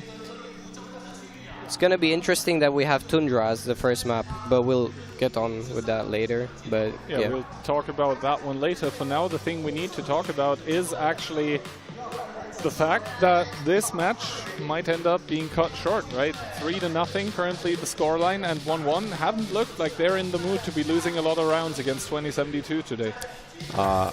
That's good. You know, that it's a strong showing here that gives you some hope for later. I mean, you would want to see a Chinese team at least make it to day 2, which sadly means we're going to have to kick the North Americans out. But just throw them under the bus. Wow. Or maybe a European team goes to the lower bracket and we can eliminate one of them. You know, no loyalty at all. That could happen as well, but that would mean, is it then out? If that happens? Oh man, that would be crazy. No, it would be. Yeah, no hit would be out. Yeah, I think the odds are not likely, but you know, could be wrong, right? Could be wrong indeed. Well, let's see. 2072 now with the backs against the wall here, and I mean, looking locked in, to be honest. But you know, he's been locked in for 3 rounds and it's not been working. And DQ, I mean, just another day at the office kind of look on his face. Is he playing with you, Alex?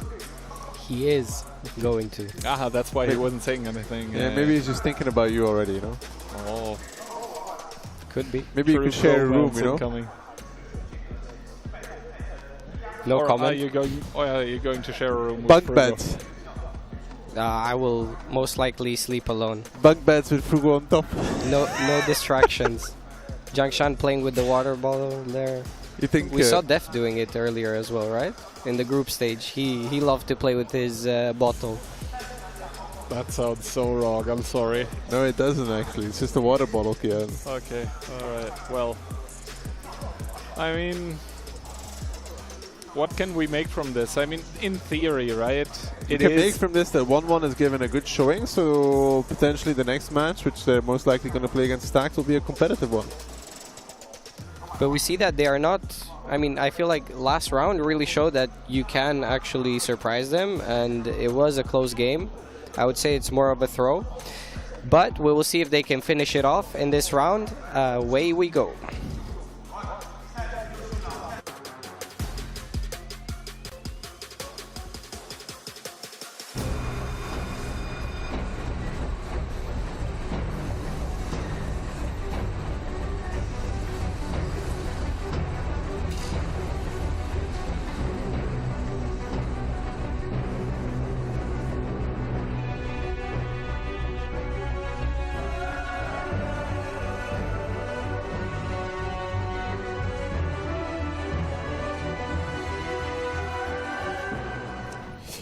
One up, 3-0 against 2072. They're going to be bringing a Foch B, double E4, make that triple E4, a Type 5, an EBR actually, and a 140.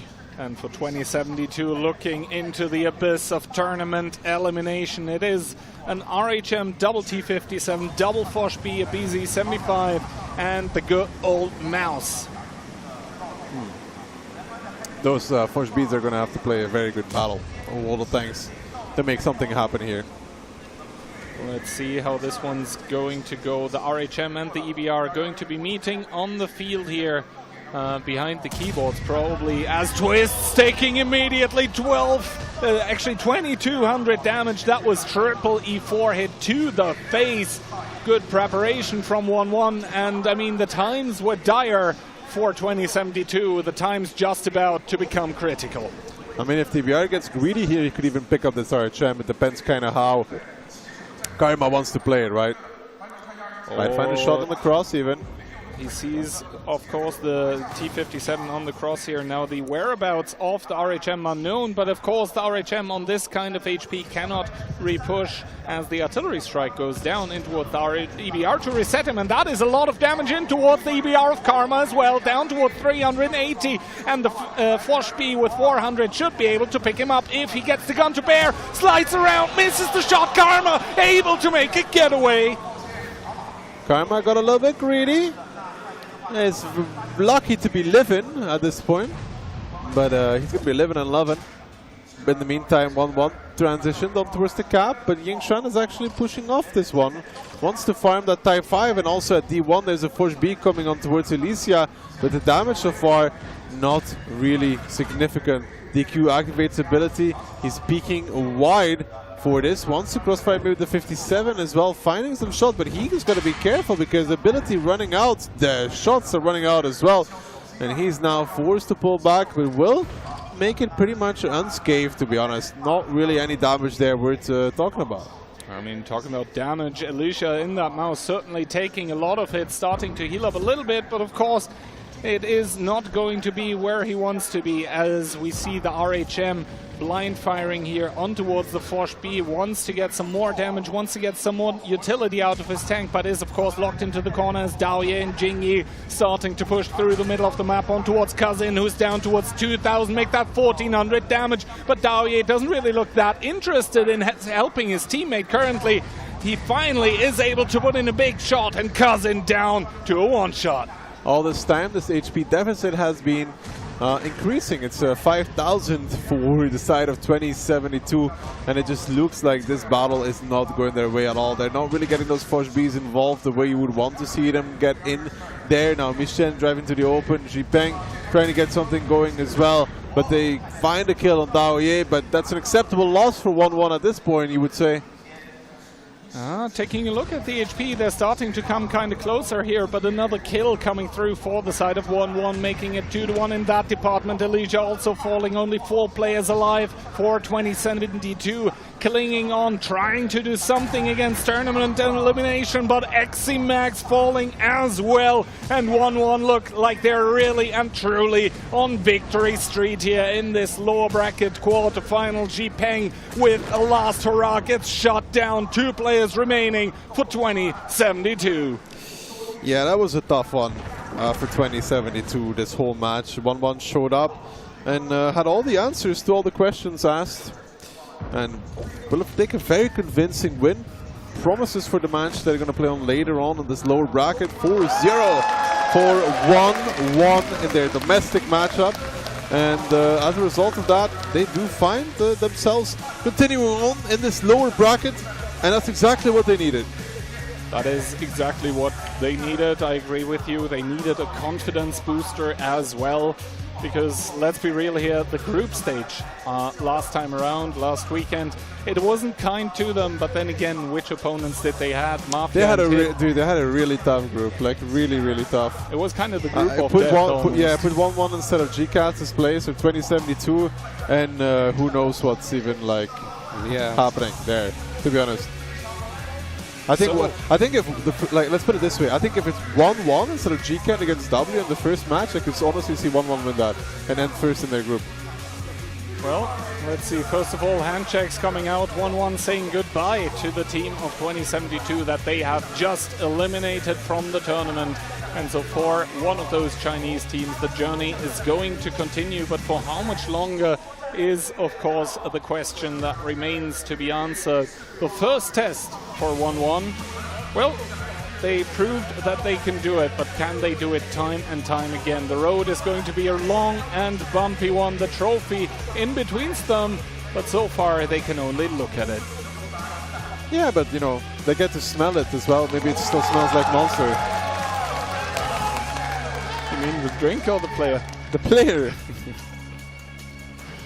But yeah, congratulations to 1-1, I guess, for a very good showing here. Realistically, I think there was one round that 2072 could have taken. That was round number 3. Honestly, it was kind of a throw from their end. But other than that, I mean, 1-1 looking kind of strong. I predicted 4-1 or 4-2, I don't remember. You had 4-2. Yeah. They had to throw my prediction, though, as always. I think I went with the 4-3, so I was the furthest away. But anyway, we're Don't all worry incorrect. about it, Ank. We're just glad that you made it here, you know? Well, like some when I of was the waiting in the hotel lobby this morning, I was like, what's he gonna come up with now?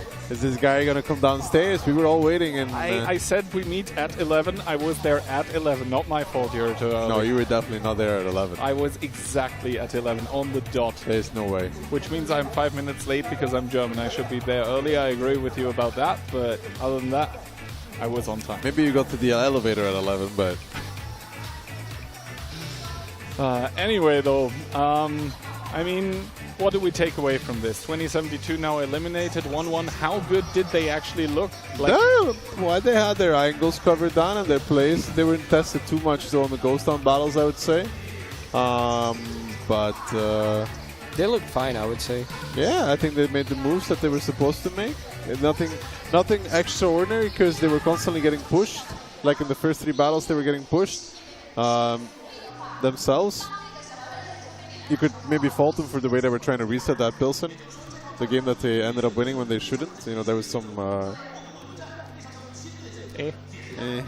They will have a next test, though. I mean, every game in the lower bracket is a test, so...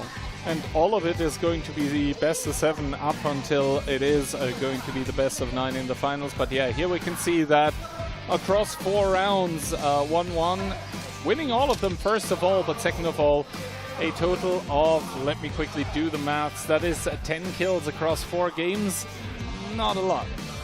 Yeah, not a lot indeed. Good stuff there from 1-1. I mean, they looked solid, I would say. As you said previously, they looked solid, but I wouldn't really say that they really got contested too much either. Yeah, talking about the damage dealt department, of course, 1-1 against playing against a lot of those high HP tanks again. Up there, Jingyi, Zhangshan, Liege, Daoye, and then only Twists, the 5th one on the board in regards to damage, is actually showing up here. And the stats for the past round coming in, Jingyi with that E4, a lot of damage from him, 5.2k, 2 kills as well, which is not always what you want to do, right? Commit a shot from those high alpha guns in towards an enemy that is possibly low HP, but at the end of the day, I mean, for 1-1, absolutely smooth sailing, 4-0, you can't really want more than that. Yeah, they played correct. Actually winned in the 140 as well, correct, 3k, nothing too special when you're winning like this. And we see the MVP of the round, Jing Yi. Good stuff from him. 100% pen rate as well. I was calling him out for having a lot of damage. Turns out if you penetrate your shots, you do a lot of damage. Good job from him. Some track assist as well, I guess. 2 kills. But yeah, 999. The shots, the hits, the penetration. Good stuff from him. And we do actually have another guest here on the stage, and this one's going to be Liwi. Well, from which server should I introduce you actually? NA. NA. All right. But you're living here in China right now, right? I'll be living here for a little bit, yeah. All right. So, yeah, what team are you playing for? Tell us a little bit. For next year, they're trying to make me the caller for 2072. All right. And I was technically their coach for this event.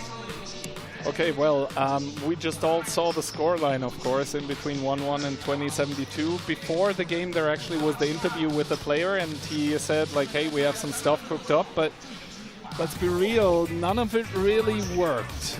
Yeah, I think for the problem of 2072 this time is that this is their first LAN, and this is their first ever offline experience.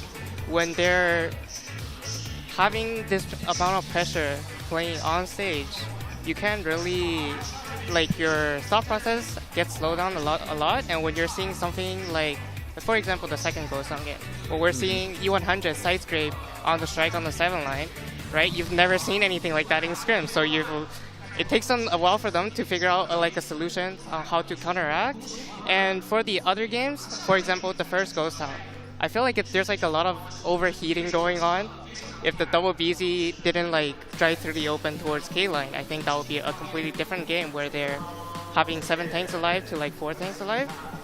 On the third Pilsen, I think it's like another example of like where the pressure got to them, where, you know, they could have either capped or decide to drive up, I think both would have overwhelmingly won them the game, but they kind of just decided to sit there. And even out in the end, when they decided to push, there's like a BZ kind of like split off, and they that like left like in one shot E4 in the in like the factory, which was like there's always those small details against the big details. Yeah. When you're having to play under pressure, it's like those small details that matters. If they have those details worked out, maybe for the next time, right? It will be a different scoreline. All right, thank you very much for sharing those insights, and we're just about ready for the winners interview, I believe, so let's hear what the players from 1-1 have to say. Hello everyone, I'm Kama from 1-1. 我觉得今年就是因为毕竟跟了3届嘛，所以到今年 This is your third year, and I saw many changes in your team. I see many of you lose weight. You are more confident, more professional, and I want to know how many changes do you have in 2025? And any change on your opinion towards this tournament? Well, this year we actually won 2 times on Onslaught tournament. We weren't very good actually because we were the best and we didn't find a very good competitor in China. But now we are attacking the European teams. It gives us a lot of motivation to practice, to make improvement on our skills. We heard that the teams from Europe are really powerful. And how do you think their strategy, and any comments on those 3 teams? I think their tournament system is very good, and they have many powerful teams. One is super powerful, with many other teams like Mafia or W also very powerful. I think we still have chance to beat them, to defeat them. From the commentator, they said you're gonna create some chances for the opponent to make mistakes. And do you think is there any chance to make them make mistakes for the Europe teams? Yeah, it's very difficult. We need to be smarter, cleverer. Yeah. And I see many new teammates in your team. How do you solve the cooperation problem with new team members? I think although they are new to our team, but they are very experienced. They know how to conduct different strategies. And we work very well on team building and training. I see that the vibe in your team is even better. You are not very nervous for offline tournament. And the whole team is getting better. Yes, you are right. I saw Kama smile, and I'm very happy to see him smiling. Any words for the audience? Yes, thank you. That's all for the interview. Thank you, Kama. Good luck to you.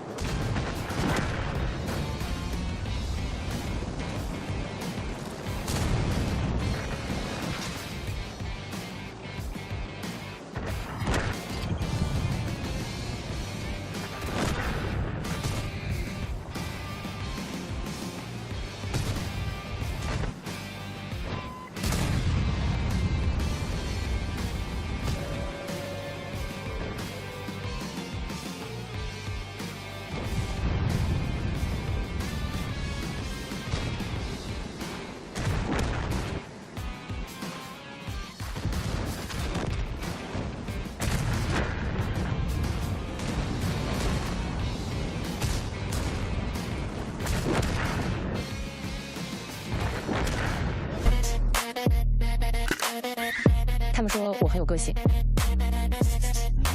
我只是喜欢沿途疾驰的风景和发动机的轰鸣。我不在乎他们对我如何评价，但我坚持我的态度。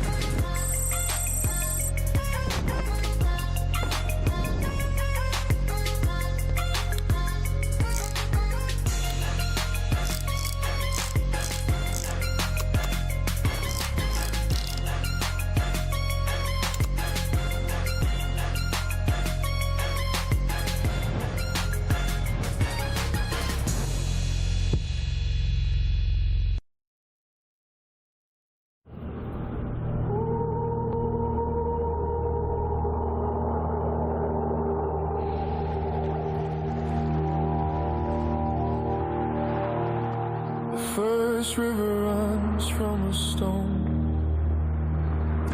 The highest mountain stands alone.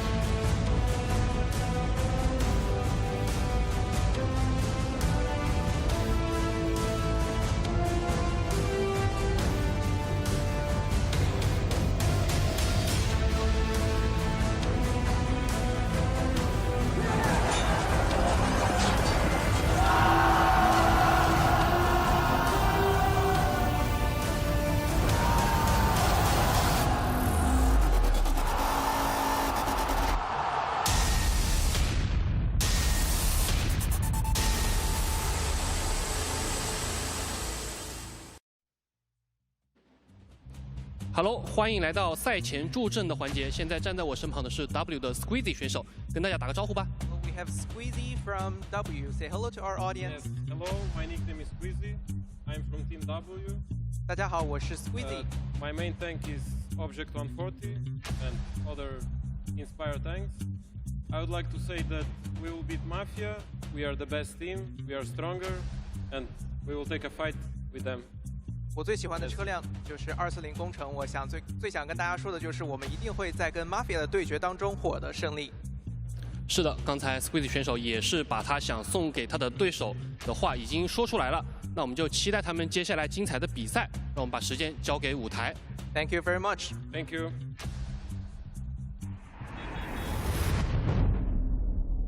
From all corners of Europe, united by a single goal. Beware, the old king, a new force from Europe.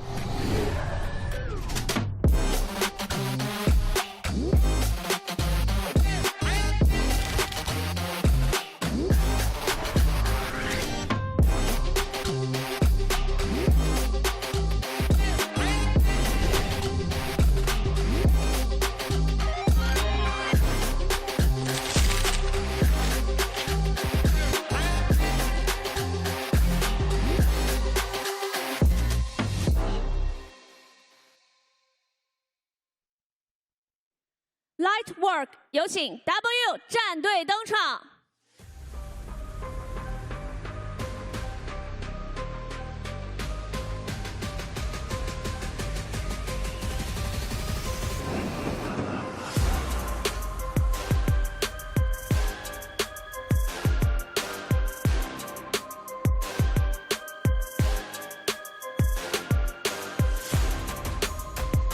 欢迎各位。有请前往对战席做最后的赛前准备。接下来，让我们来看一看 Mafia 战队的赛前采访。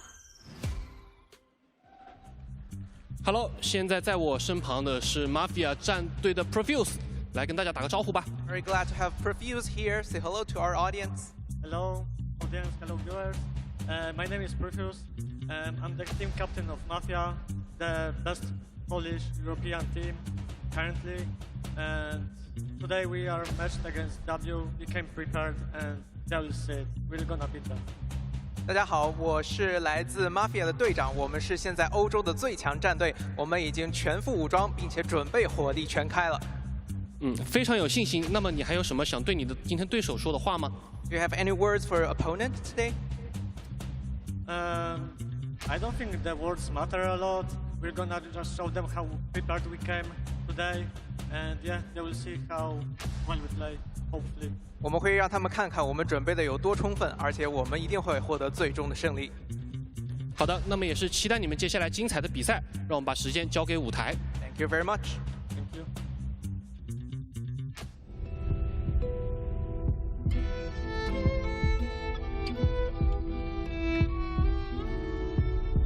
Nie liczymy na zbędne przepowiednie. Naszą siłą są staranne przygotowania. Przybyliśmy tutaj, by sprostać wysokim oczekiwaniom i zdobyć mistrzostwo.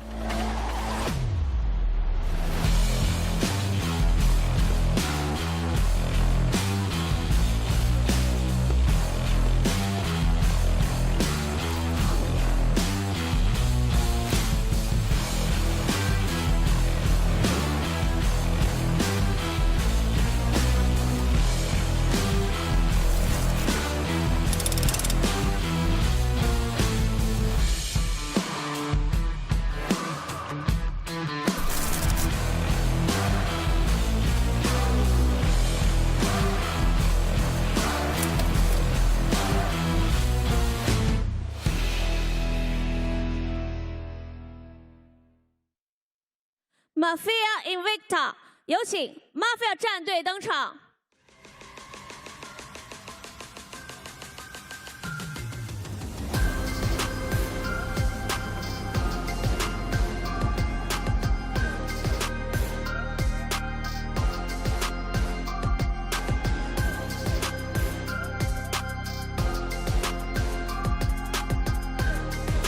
欢迎各位。有请前往对战席做最后的赛前准备。本场比赛由 W 对战 Mafia， 5月争霸进化2025。接下来，让我们把画面交给评论席。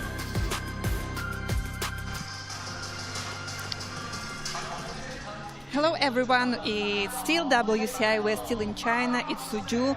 Welcome to everyone who just joined to us, and hello again to everyone who stayed with us. So, Kihan and Phil will be commentators with me, and I'm Talyan. So guys, are you hyped about the upcoming match?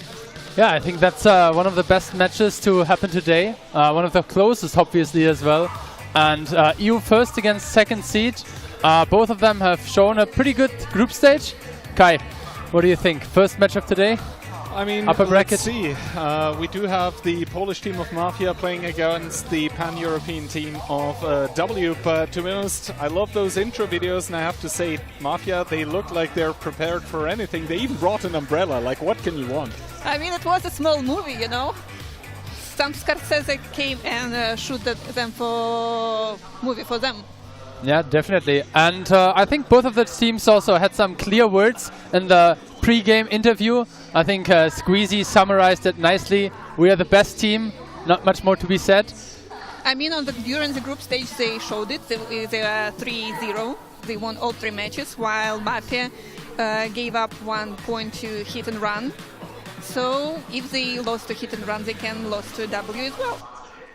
It is a possibility, but of course we were talking about it when we were introducing the team of 1-1, that, you know, some roster changes have taken place in the past, in the very close past actually, where, for example, D13, the star player, was subbed out, and well, W not without roster changes of their own. They have put their caller, that is Frugo, on the bench, and that is of course quite the big change to make. So how much are they going to be able to show us today is the question. I mean, definitely a good start for them last weekend to warm up with this setup now, having a different caller. I think Mentos is now the in-game leader for the team. They showed a bit of improvement towards the end of the OLS. They took one more victory, I think, at the very end towards Cashback, but it wasn't enough to reach the playoffs. You remember, they only made it to top 5, and they're definitely here to show that they will not end as top 5 in this competition. Yeah, and at the same time, as I know, Mafia won a lot of games recently, a lot of tournaments, so we still need to remember that they're strong and they're ready to fight. Well, let's take a look at the bracket here. Of course, 1-1 and GCAT in the lower bracket doing their homework for now, that is beating the opposition into submission, and that is really what we saw. 4-1 and 4-0, but now we have 2 teams from the European server. We said it already, European first seed against second seed. The lineup of W for the match is going to be Itox, Jakfa, Ayos, Mentos, Nepal, Clerf, and Squeezy. Yeah, it's a mixed European team, while Mafia is completely Polish. Polish squad, Polska Górą. Yeah, and you can see Profuz, who gave the interview there. Rexa, he has been playing the previous WCIs as well. Some new blood with Yolo and Kono. Yusek, who was in Storm the previous years, and Orsic and Konrad, obviously playing in 2023 as well. I mean, the thing we're all waiting for is Yusek going to stability test the table he's playing at this year again, right? That's something I'm going to be looking out for, together with the hit and pen rates here for W. Those are very, very good, 85 and 87% respectively. HP restored, not so much, but that is really down towards the fact that W as a team don't really like to lean into those heavy tank compositions as much. They go more with those ratty approaches of having a lot of light tanks, a lot of medium tanks, and of course, those are not able to heal. Yeah, the magical threshold of 85% pen rate as well for Mafia. Even though they lost the match, they definitely did not look without a chance. Overall, good numbers for them. You mentioned the point of interest a bit higher than usual, but I think we can go into this match freshly and see what they have prepared for the individual maps. Yeah, Kai, what do you personally think about penetration and hit rate? Daki says that it should be higher than 85%. I mean, I think he actually has a point with this. We do see the stats comparison between the two arguably team captains at this point, right? Jakapa against Perfuz. Damage assisted for Profuse substantially higher, but that is of course just down to the difference in roles that the tanks play. You can see the damage for Jakifa is higher as well. That is because Jakifa has been and continues to be the absolute red line king. He's playing those tank destroyers time and time again, and it is up to his team to bait the opponent in towards his gun. Now, commentary prediction coming in, and this is of course the first time around that we are actually quite split here.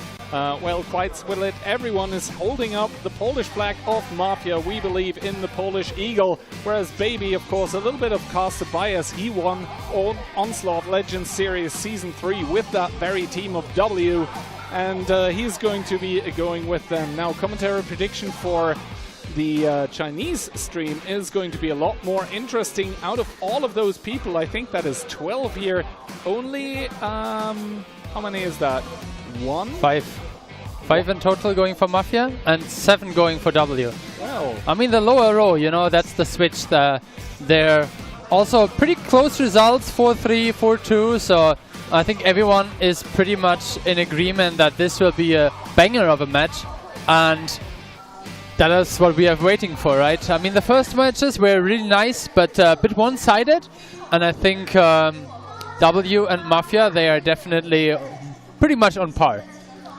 Well, let's see how this one goes. I mean, first of all, you have to talk about the fact that a lot of these players are going to be new on the stage. I think for W, no one has ever actually played in a LAN tournament, and even for the other team, right? Even for Mafia, the experience is going to be quite limited. Like, of course, you have a couple, maybe 3 guys that can share some experience, but nothing can prepare you for the actual moment of walking on that stage and then having to show what you're made of. Yeah, I think an important thing is to mention that they had an additional weekend, right? The previous weekend and the previous week, a couple of like moments where you can like get into it, get a groove of how it is playing outside of your home setup, kind of like loosening up, getting out of your comfort zone. But in the end, you come out here, you have the fans cheering, it's loud, it's exotic, and then you really need to perform, right? But we need to admit that conditions of the game right now is a little bit lighter because it's only upper bracket, and if they lose they will have a chance in the lower bracket. So they can be nervous, but they're a little bit safe, and they will have at least one more match, both teams. Yeah, then let's immediately jump into the pick and ban, and a common trend has been this Westfield ban.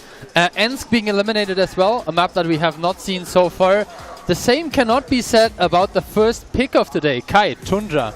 Yeah, Tundra is of course the new map in the pool here for all of those European and also North American and Asian teams. Well, LJR is not with us anymore.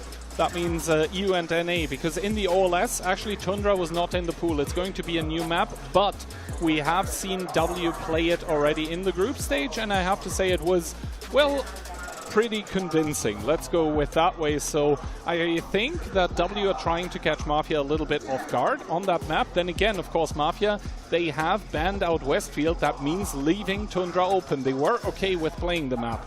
Second map would be Sand River. I can see why Mafia picked it. They are a team that have a very laid-back playstyle. They like going for control, and they want to really give the room towards the opposing team to make the mistakes. And I mean, W, the first time for them on the stage, I think what Mafia is hoping for is quite a few like misplays, maybe over-eagerness or maybe undecisiveness coming out from that young team of W. Yeah, and with that being said, you can see in the back a Pilsen ban definitely justified against Mafia. They have been very stable on that map. There was a moment where against 1-1 it looked like they could have maybe dropped around here and there, but still like one of their better maps for sure. And if we get into the later stages of the game, we'll definitely have some fun on Himmelsdorf as well. Okay, but let's come back to the Tundra. Kai, do you still have some advice to the audience on this map? Do you prepare in some guide on this map? So for now, I can say that no map guides planned for Tundra, neither in random battles nor in Onslaught. But then again, I mean, Tundra is going to be, for all of us watching here, a very, very interesting map, just because the amount of exposure that we've had towards it is extremely limited, right? We've seen a lot of those openings from the western side, like the CS63 going to the southern of the two strikes seems to be kind of standard. Then again, there are a lot of like exploits you can do with that. I mean, as soon as the other team expects the CS to go there, you can try and work off of that, maybe catch them off guard. The CS is a very squishy tank after all. So I think we're not quite there yet when it comes to the meta development as well. So personally, I'm absolutely stoked to see what both of those teams have prepared, and especially W, because they must have picked it for a reason. Yeah, and you can see into the faces of the players, very calm, very focused, discussing the initial starting strategies. It seems like there's a short delay because the Mafia players have not yet entered the room, but after that will be fixed, I'm sure we will immediately start into the round. With that being said, obviously we'll have side 1 more towards the western side of the map, with side 2 having a slightly shorter way, I would say. But if you want to immediately cross to the RT strike, it is a bit dangerous there. It is absolutely dangerous, and we have seen teams in the past exploiting that cross from the initial openings that we are most likely going to see from those teams. Then again, the map has been, compared to randoms, of course, been slightly reworked. On the rest of the map you kind of have a sniper hill as well that doubles as the info tower too. So we've seen a lot of teams putting like a 140, the Inspire medium there, essentially to just try and deliver continuous cover fire across the map. I think Tundra is a map that can be still played in ingenious way, but for now the European teams at least that have played it, and I mean we have 2 of those right now on the stage, they've gone for nothing but all-out aggression, because I think they are kind of wary of having to play the longer game where maybe the lesser experience that they have is not going to carry them in the long run. So I would expect for both of those teams to open maybe more towards the aggressive side, W even more so than Mafia, because Mafia is known to play more passive, but honestly I don't think we've even seen Mafia play Tundra yet, so everything is up in the air. Yeah, W definitely having some interesting strategies on this map. I remember Jackifa playing the Object 268. First round went pretty badly for them, but the second one for sure he took the damage dealing very serious and managed to really have a convincing round. Close match there. A nice toy. See if the players look confident. I think both of them have nice threats for the map and they will show their best. Look at their faces. They know that both of them can win. It's not like if in previous matches we were doubtful about the outcome, but right now it can be both sides. Yeah, indeed. I think the problem for the team that loses the first round is going to be on the mental side rather than the skill side, because both of those teams with limited experience coming here, losing the first round on the stage can be a detrimental blow to your mental fortitude, if you so will, and especially for W I see huge problems, because Mafia have proven time and time again that if you give them a hand, they will rip out your arm and run away with it, and that is what W absolutely cannot let happen. Yeah, but when you're on this stage of the tournament, you need to be able to be mentally prepared to lose or win. If you're giving up after one loss, you are not worth to be here. Yeah, I mean, now the teams seem to shake off their last anxiety, their last stress. You can see it there. Kono getting ready. We'll see if he will play some light tanks, maybe even EBR. We're about to jump into the first round. Let's go Tundra.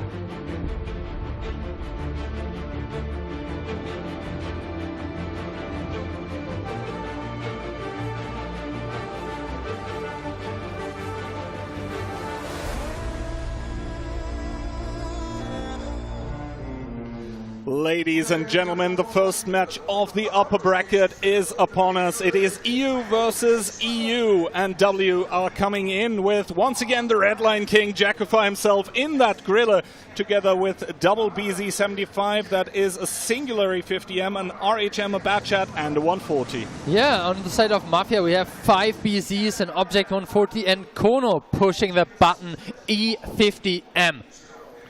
Well, let's see. That is quite the difference in the approach for both teams. Mafia immediately sending a lot of those BZs towards the northern side, but they're all getting spotted by the RHM cross. As we see, of course, the Gorilla 15 making its way on towards the Sniper Hill. The RHM this time around is going to try and steal away the artillery strike, but can he actually, is the question, as Frugo is going to be making some noise and Clerf is abandoning the artillery strike. So far now, so far so good, but Kono, what has happened to him? The E50M already down towards 1000 HP off screen. Yeah, you can see Jekova taking careful aim. You can see 1033 damage dealt already. That must have been a really good shot there. And the team of Mafia so far not finding an angle. They have their combat tanks, the BZs. They really want to push in and fight. Yuzek seems to be boosting in now. So far unpunished, making it into the strike. And that would be the first objective captured in favor of Mafia. Yeah, I mean, Mafia, they must know now that they're playing against the Grill 15. Whereas W not seemingly wanting to let go, but of course Profuse in that 140 is in such an annoying position to dig out. The info tower had been captured by the team of W, and this in turn means that they do know that the 140 is here. Certainly now that it did end up putting a shot in towards Mentos, who is going to be trading with YOLO. Kono being pulled in towards the fight, but that is two tanks that are going to be crossing over on towards the 140 of Mafia. Profuse, he needs to run, he cannot be caught, and I think he's going to make it out. Yeah, good shooting there by W, but not able to hit the track a second time. So now the important thing is, can they punish YOLO there in the exposed position? The BC-75 now on 2k HP, but it looks like Profuse is coming back, and YOLO is the next one to be pushed. Nepper coming in now, 1.4k left. The Batchat has 4 shots on the chamber. Konrad, Yusek, Olsek, everyone crossing. Itox in the middle of the fray as well. We need to see the kills. Indeed, and the kill comes through. Conrad with the ram on towards Squeezy. That is the Inspire gun for the team of W. That is not the tank you want to lose, as YOLO gets obliterated by the team of W. But Eos already down towards one shot, might get picked up by Profusia, who's aiming the other way as Itox trying to cross over in towards the full HP BZ-75 of Mafia. But those are holding on for now, and the tactic for W is falling apart in front of our very eyes. Yeah, also really hoping that he can get some extra healing. Jekova coming in with a Gorilla, but only 750 Alpha on this distance. The Alpha boost is non-existent. Rexa with the ramming kill, and also will pick him up. And indeed, now only 4 players remaining for W. They only have 2000 HP to work with. Meanwhile, 5 digits remaining for the team of Mafia. And yes, they take the initial damage, but then not much more. W with the Tundra pick, it completely blows up in their faces in round number 1. That cross in the south, the Mafia reinforcement immediately there. Just quick reactions from the team from Poland. Seems that peak of W wasn't successful for them. Yeah, I mean, obviously, let's not call it a day before the match is over. This was just the first round, but you can see it in the faces of Mafia. Lots of motivation, lots of encouragement, and I think they're happy with the start they got. I mean, who wouldn't be? It's one round, they're up 1-0. Who wouldn't be happy about that one? Yeah, for sure. And you even didn't pick a map, and you take it. Of course, you will be happy for this. Yeah, exactly. I mean, this is the map where realistically W wanted to surprise the team of Mafia on, and well, it seems like Mafia surprised everyone. They took it, and comfortably so. I think the rotations that W immediately started doing were a bit overeager. They got the initial damage on towards the E50M, and then they tried to end the game, right? When there realistically is no need to. So I think for W, I mean, the elephant in the room, the problem we have to address is the fact that Frugo, their most experienced caller, is not there. So I think W might be a little bit afraid of playing the long game, just because in this department they might be lacking a little bit. Do you think Frugo didn't play the drums enough? He supported his team very well. Who can say? He's certainly there as mental support, but at least in this first round here, it didn't help at all. And I mean, for W, maybe they thought that Mafia had a real big commitment in the north, and then of course it would be great to catch this 140 off guard and maybe convert on towards the E50M that was low. But I think, well, W, they just didn't have enough burst, they didn't have enough firepower to really get the snowball rolling in that southern part of the map. So how do you think, what could help them to win the game? I think if you have a light tank, then you're missing the firepower at the beginning. So maybe you should just take it a bit more slow. I don't think there was a reason to really rush into it. I understand that they thought they could maybe catch Profuse off guard, but there was just not enough ability to really hold them in place. And we saw Profuse got away and ended up dealing significant damage. Most importantly, he also stayed alive with the Inspire tank. And that is not the case, of course, for W, where the 140 actually was the first tank to go. And we come back to this time and time again. If you are able to remove a single tank from the opposing lineup, then you're always going to choose the Inspire medium if there is one there. So for Mafia, I think the opening, they take a lot of damage on the E50M, but realistically it was kind of a key hand trade, HP for information in that case, and they ended up really working with that info. Now the damage spread coming out, I think no one really being an outlier here. That just speaks to the prowess of the team, both teams actually, because both of them are going to be realistically hitting all of their relevant shots, and then you just end up with scenarios where the tanks that are alive longer in the fight are going to be dealing more damage. Okay, and our MVP is Rexer. He made almost 4k damage and killed 2 tanks. Yeah, although in these kind of rounds it is pretty hard to pick up an MVP. It was just, I think, in this case, the team of Mafia just stepping up together. And when you have everyone that's playing without mistakes, it's kind of hard to stand out, right? Positively. At the same time, you need to pick someone, and he was the best in the team. Yeah, exactly. I mean, Mafia having, I think, 91 or 92% penetration rate with over 90% hit rate as well. If you have those BZs with long reloads, 650 alpha, you really need to make your shots, and that's exactly what they did. So yes, I agree with Kai that it's not so easy to just say this one was the outstanding player, but if all of those players perform, then you see this kind of great results. So our teams are preparing for the second Tundra. They're concentrated, they're looking in their screens. Yeah, a little bit of sweat here, I think, on the noses of either team, to be honest, but who's going to be faulting them? A lot is at stake. Yes, both of those teams still have the safety net of being able to go into the lower bracket and, you know, playing there. But overall, not the best start that W could hope for. Let's see if they're going to do better on Tundra round 2.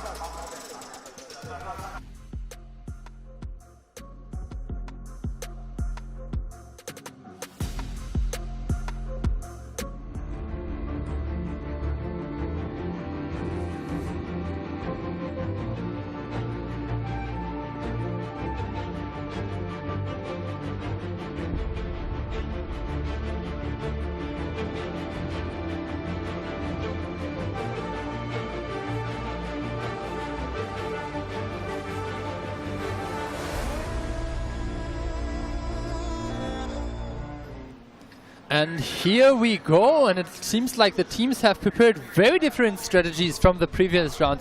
3 Batchats and double Rischkewitze on the side of W. Very interesting choices. The BZs are staying on the side of Mafia, again with the 140 to Inspire, and this time double E50M. I mean, we really have to talk about those Bliskowitzes. Of course, that is absolutely tremendous DPM at close range, but you're kind of limited in the gun traverse. And also, you are forced in towards a close range engagement. So let's see how it goes for this one. I actually think back to the group stage, and there W did end up having those Bliskowitzes as well, but I believe it was from the other side even. So let's see how it goes as the 140 of Mafia is immediately taking the information tower. That means, of course, full info for the team in the baby blue.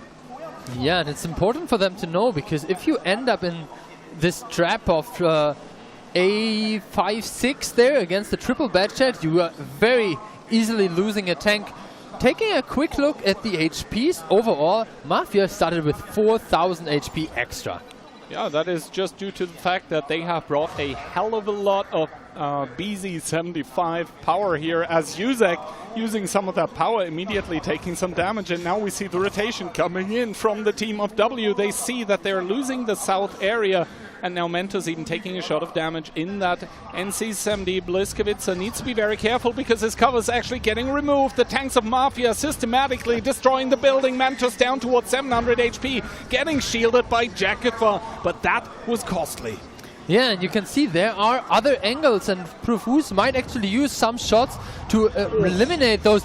Itox taking heavy punishment, but now we'll have to see, can the Batchat stand up against the E50M? Let's see the Batchat obviously with the clip potential, but the E50Ms both with the funny button active. Kono is going to be the point of contention, but those Batchats, they've bled so much on the approach here.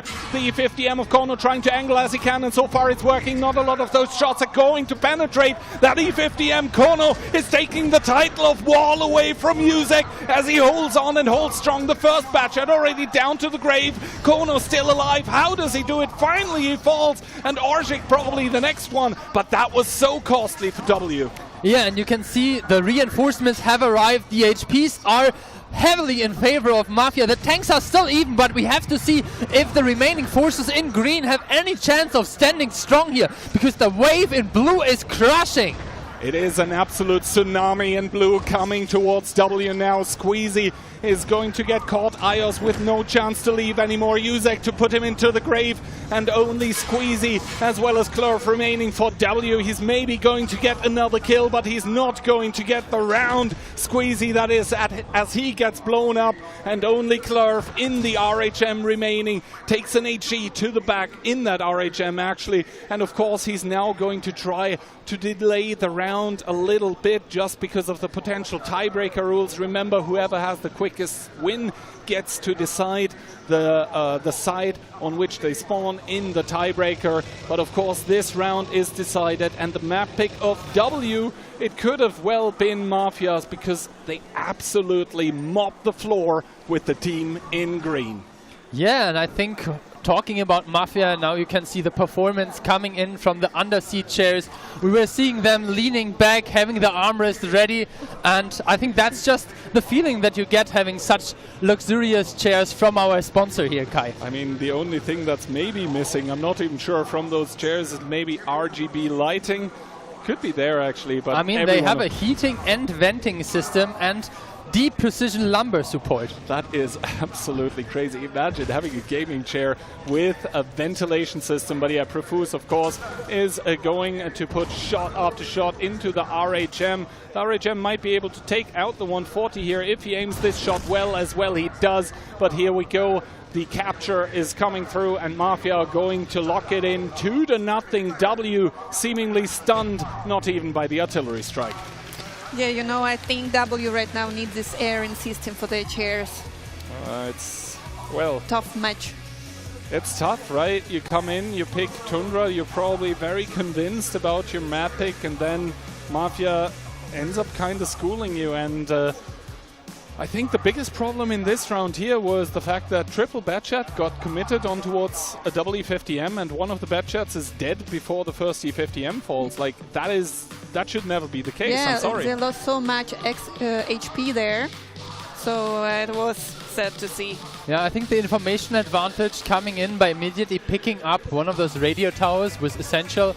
The first push of the Batchat and the first clip is usually something very important. You want to catch someone off guard, use the fog of war to your advantage, but they just weren't able to, even though they had the light tank.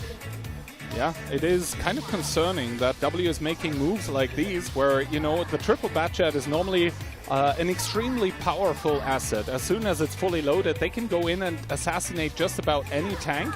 But you could see the angles of crossfire for the team of Mafia, they were just there.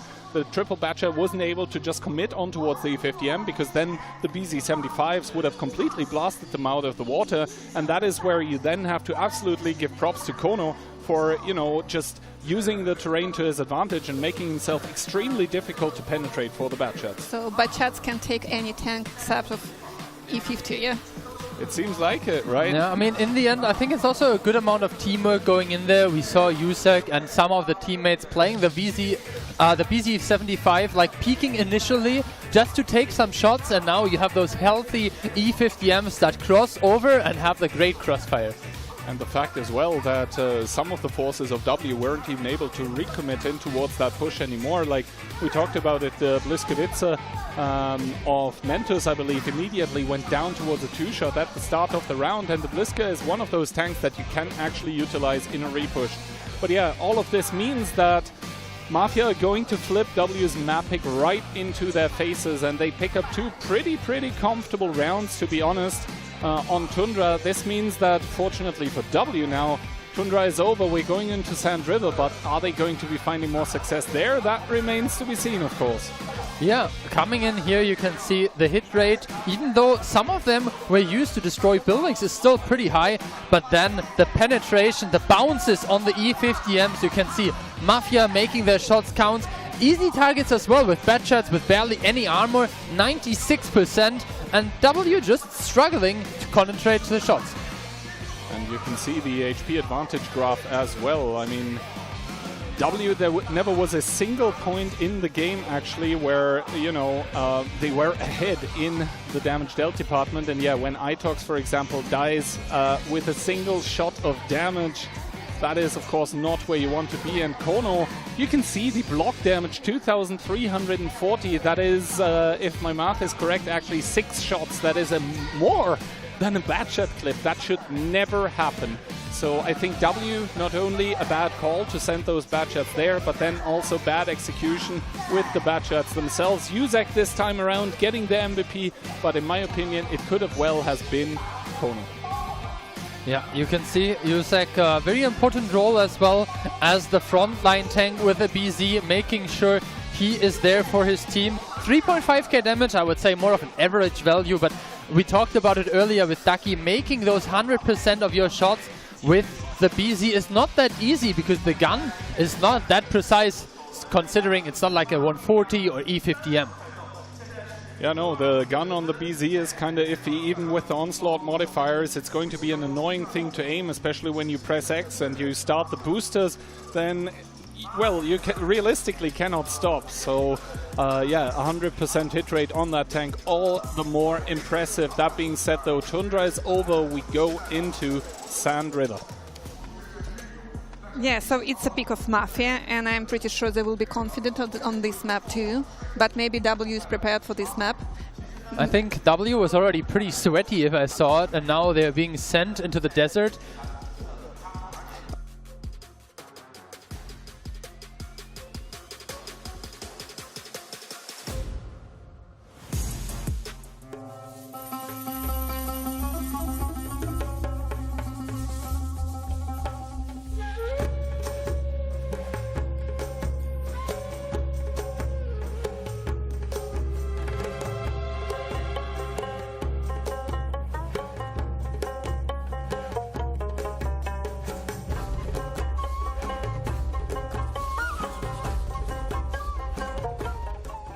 Round number 3 in between W and Mafia, and W in kind of a hot spot, and that's not due to the fact that it's Sand River now. Instead, it's the scoreline that's concerning. A lot of different tanks actually being picked on the side of W here. An Udas, an RHM, a Batchat, a BZ, a CS63 together with an STRB and another CS. Yeah, in the meantime, we have the same as working before lineup of Mafia E50Ms, BZs and a 140. This time we see an IS-7. I think we saw it a couple of times previously already. It's a very good hull-down tank on this map, and using the turret, especially against Batchats and CS, is fairly easy.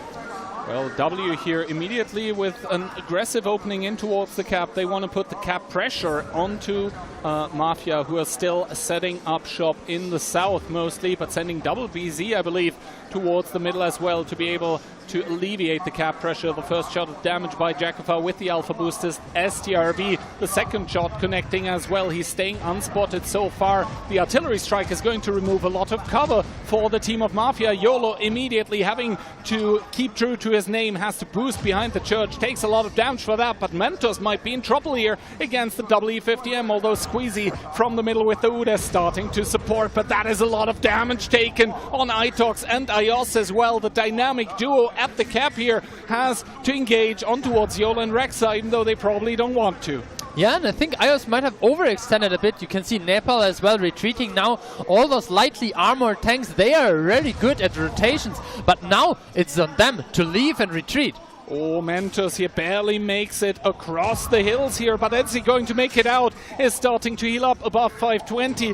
Is not taking any more damage. Oh, a track shot coming through. He's tracked out in the open. That might be terrible for W. Kono to pick it up. Jakufa also taking a lot of damage in the STRV. And all the meanwhile, Cap is ongoing while Mafia have 2.5k HP advantage and are having the artillery strike in the middle firmly under their control. Yeah, you can see now tanks in favor of Mafia. The cap pressure coming in as well. 10 seconds left. 9, 8. And there is the decap. There is the decap, but I think it has cost Clerf some of his HP as well. And you can really see that this gun disadvantage that W now have is starting to translate in a lot of positions lost. Yes, W still holding the crown in the middle of the map, and they are picking up an artillery strike, so that is going to be a little bit of a safety net actually against the cap attempt of Mafia. But yeah, YOLO still pretty healthy in the middle as the CS of Itox takes a big shot by that IS-7 of Conrad here. Things are going from bad to worse for W once again. Yeah, I really like the position that Clove has taken now, kind of trying to negotiate with W if he can get that part of the map, re-establishing some map control. Now the whole north is being taken by W, but I think getting those info towers is still pretty difficult because they are so exposed in the open. Absolutely, and now Clerf getting spotted out once again, took a shot of damage off screen, so that is a lot of that HP on the RHM gone, and we keep talking about it. The RHM on Sand River, it's such an open map, you want to be able to roam with the light tank, especially if there isn't one on the enemy team, but he simply can't. He is too low HP and there are no openings for him to exploit at this point. Conrad and Rex are doing a very good job with the BZ and the IS-7 respectively of just locking down that center of the map, really taking away option after option after option from W, and now all of a sudden the HP disadvantage for W is over 5,000, I believe, at this point in time. They really once again need a miracle. Yeah, and taking a look at the tank composition, and this is something that is very important to focus on, is like the tanks that W has brought are not great for repushing. They had one heavy tank, and that one got eliminated out of the game immediately. Now we have an RHM, STRV, and then those Batsheds and Udas that are holding the majority of their HPs. Like we have 9k HP left, and half of them is on the Udas and the Batshed. Neither of them really wants to push in. No, a strike connects on towards Rexa, but that is maybe a little bit of desperation already coming in for W, because that is a very high HP heavy tank that realistically has enough health left to be tanking a lot here. Conrad as well, he has felt the trees, the palm trees on the crown. He's just sitting there waiting and probably wishing for an enemy to finally make a move. And now it's of course time to talk about the tiebreaker rules. The reason why Mafia isn't being more aggressive here is that they have the tank advantage. This means that in case of a tiebreaker, they would be the team that wins. Clerf here touching the info tower, but doesn't want to commit to it.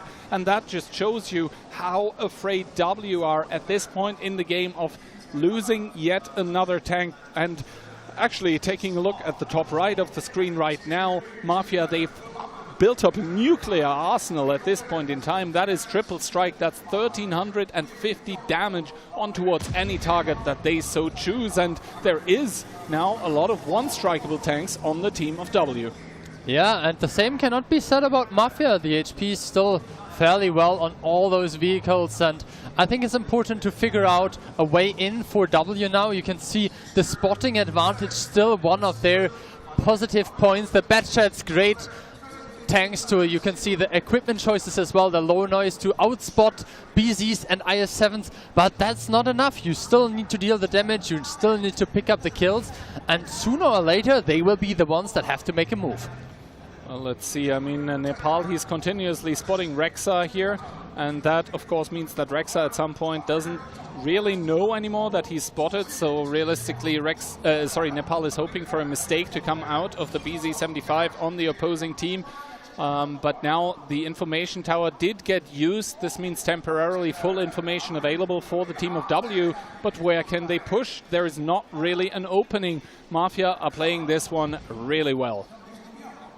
So Looking at the positions taken by Mafia, they have all the information, but not much to do. Do you have any advice on if you would be the one that is their like telephone joker right now, and they want to win this $1 million? What are they supposed to do? What's the strategy? Because it's not getting better with a 4th strike being collected right now. I mean, they somehow have to find a good opening, maybe blow up 1, if possible 2 tanks with the firepower that they have. I mean, they still have some of it remaining. The UDAS has quite good DPM, the SGRB absolutely.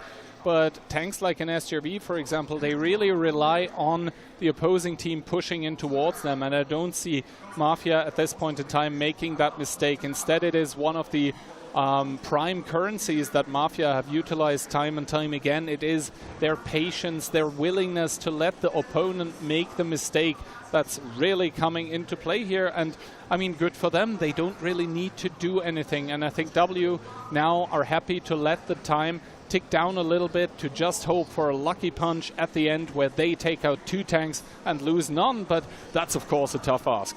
Yeah, you can see right now Nepal trying to spot out the tanks here on the eastern side of the map. Earlier we saw the RHM making its way in. Now Profus gets outspotted by Nepal, who is so far unspotted here into the knockdown palm tree, but he understands that Profus doesn't have to outspot him as long as he covers the approach. Oh, good shot coming in to Profus now from the middle June. I believe that was probably Squeezy that now gets found. I mean, we can see here Profus trying to loop a shell as well, but he doesn't really have the gun depression to be able to do that. I think he is really trying to get that additional 0.1 decrease of gun depression by actually auto-aiming the shot, but it just goes too high. Profus unwilling to overexpose. The last info tower probably of the game getting used as Mafia once again are taking yet another artillery strike. It does get reset by the baby strike of the sniper medium on the team of W, but probably not for long. And I think now for W, with 1 minute and 25 seconds on the clock, the time has come. It is do or die. Yeah, and important to notice is the E50M positioning. We earlier saw both the E50Ms on J2. Now with the IS-7, kinda the slower tank there, we'll have to see if the E50Ms can stop this Batchat push, because Nepal already took significant damage. Yeah, I mean, Nepal was trying to come in as a silent assassin. Instead, he takes 2 to the face before he can even start shooting. YOLO boosting towards him. Theoretically, Nepal has the clip potential, but YOLO has the shot. The Batchat blown out of the water. Yeah, and you can see the nuclear arsenal of Mafia there coming into action immediately. The strike support. Conrad staying alive. Rexa down to 700 HP in the meantime. Yeah, but realistically, how much is that going to matter? He's going to start healing up a little bit. Jakafar in that SGRV blown up as well, and that is W down 3 tanks against 9,000 HP and 7 guns remaining on the lineup of Mafia. Itox with that very flimsy CS63 has to commit in as well, and for Mafia at this point, it's just a shooting range. It is victory road almost, because Mafia are going to be up 3-0 after this first round of Sand River. Match point already. All of us were hoping for kind of a close match, but for now, the team from Poland are making short work of it. Yeah, I mean, definitely Jusek will be happy about what he can see on his screen. And yeah, the fist bombs coming in. Mafia putting themselves on a match point. Seems that Mafia decided the battles are too short and they gave us a long one, so the match overall would not be so short. I mean, yeah, definitely Mafia here with an absolutely, I would say, a very grown-up, a very mature approach to the game. They get the initial advantage, then they recognize, hey, we have positions, we have tanks, we don't need to do anything, we just cannot get complacent. They didn't do that. Instead, continuous punishment in towards whatever W was trying to do. And I think for W, it was probably death towards 1,000 cuts. The time ticking down as well, continuously down a tank. You're essentially losing the whole game. You're trying to make something happen, but against Mafia, with all of their experience, no. They did not make a mistake. Yeah, and I think that is the important thing, exactly what you mentioned. Mafia, the calm and consistent team, avoiding mistakes, picking good tanks, taking good positions and not any risks. And Mafia just punishing every single time W steps a bit too far, and with those lightly armored tanks and STRVs, that Gorilla that can't really repush, it's very difficult for W to come back after some initial damage dealt towards them. What could they do from the beginning to change the situation on the map? I mean, sometimes there's really not a lot you can do, honestly, with the opening that you have, but I felt for W that they could have exploited more the initial opening that they found at the cap. They used one of the artillery strikes to not only do damage, but destroy a lot of the houses close to the cap at the mosque. And I feel like instead of trying to run around the mosque, where you have to go into the dried out riverbed and you take a lot of damage for that, trying to get the crossfire but taking damage in the meantime, they could have maybe possibly tried an over push. And of course Mafia is going to respond, they're going to pull tanks to pour damage on towards the cap, but what do you have then? Well, it's Jakova in the SGRB from the backlines that can farm those. So I think the reaction upon having the cap blocked by W in this case was not the best. Yeah, additionally I think one thing you mentioned are the draw rules, and Mentos dying there in the heavy tank that was playing on the offside was very important, because that one was the reason that they always had to make their move back in. If they're able to use their Batchat, their CS, the initial firepower to pick up maybe the BZ and the cap circle or any of the other tanks, they are the ones that can fall back into the arms of the STRV, but this way they were down a tank and they were the one that had to make the move. Okay, so Sandriva, the next Sandriva can be the final battle of this match. I still expect from W some cool gameplay, but I hope they're not too demotivated from the past games. And for W, now that you mention it, it is always a problem, right? W is one of those teams that lives off of vibing together, having good vibes, playing together, but so far, well, it's not been working out, and a team like W can actually fall in towards a hole with that, and they possibly are not even able to, you know, eject themselves from it again, as we see here. I mean, Squeezy trying to really do a lot of damage, almost 8k, but the rest of his team not really able to follow up too much. Like Jakova, yeah, 3.5k, that's a lot of damage, but at the end of the day, you're an STRV, you're expected to do 5k plus. So, yeah, I think overall it's just Mafia playing a very conservative style here, a very controlled style. That's exactly what we expected from them, and they excel at it. Like, sometimes you don't need to do magic if you just do everything else well. So they've just proven that they they had something to win all the previous tournaments. Yeah, talking about it, right? Mafia, they have won the Onslaught Legends Series Season 4, and they, yeah, actually the two recent titles, right, Phil? Yeah, for sure, and the OLS combined with the OLC basically takes the whole third quarter into Mafia's hands, and they're not giving up here as well. We have to say, especially in previous seasons, W has been the team that can come back from a 0-3, maybe make it into the tiebreaker, but it is a long way to get there. Actually, I saw in Blitz matches, I saw some situations when people do come back from 3-0 to 5-3. So maybe it's time for this match right now. Well, I mean, we had it last year, I think, Kai. W was not participating, but another team in the same colors, Dopamine, was up 3-0 against Hit and Run, and that did not end well for them. No, it seems like Hit and Run then finally found the switches on their monitors and they turned them on and they ended up winning 4-3.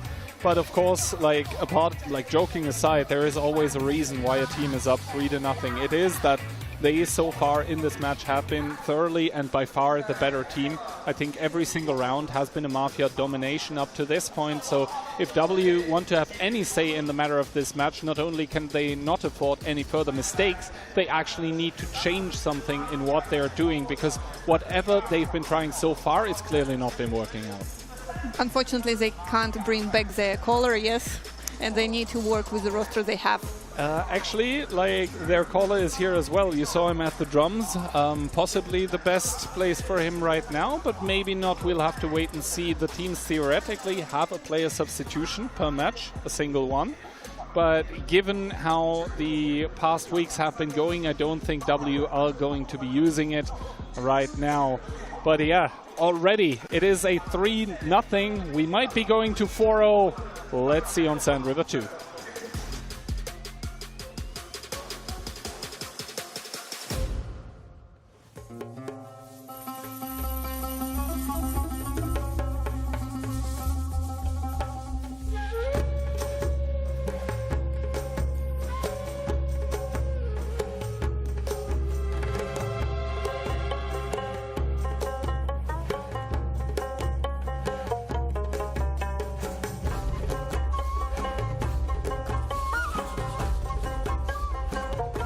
Yeah, and now we can see the next situation here. W putting themselves in a very interesting spot, picking the Tesak together with STRV again. We also see a new tank here on Sand River. We saw it once earlier, the MVY. Centurion X as the spotter / Inspire tank, and E50M with a BZ. And to be honest, for Mafia, they could as well be from NA. At least the motto could be, if it ain't broke, don't fix it. It is BZ75s, E50Ms, and the 140 that are coming in for the team from Poland. A lot of shots by the BZs, by the Tesak here coming in towards the cap, trying to eliminate a lot of the cover here. Of course, Mafia is going to recognize this, but for now, YOLO taking a lot of damage for going onto the cap, and now seemingly from the west, it is both teams in this match that have decided for now to take the aggressive stance onto the cap, as Conrad already boosting through in the BC75, but he is going to be met with resistance. Nepal and IOS ready to receive. Yeah, taking a second look, you can see it's actually not a 140, it's an Udes being played by Profuse there. Interesting choice, very good gun depression obviously, and stationary camo as well. IOS there, probably with a small gun, trying to find some shots onto YOLO. 25 seconds left, and there is no strike available.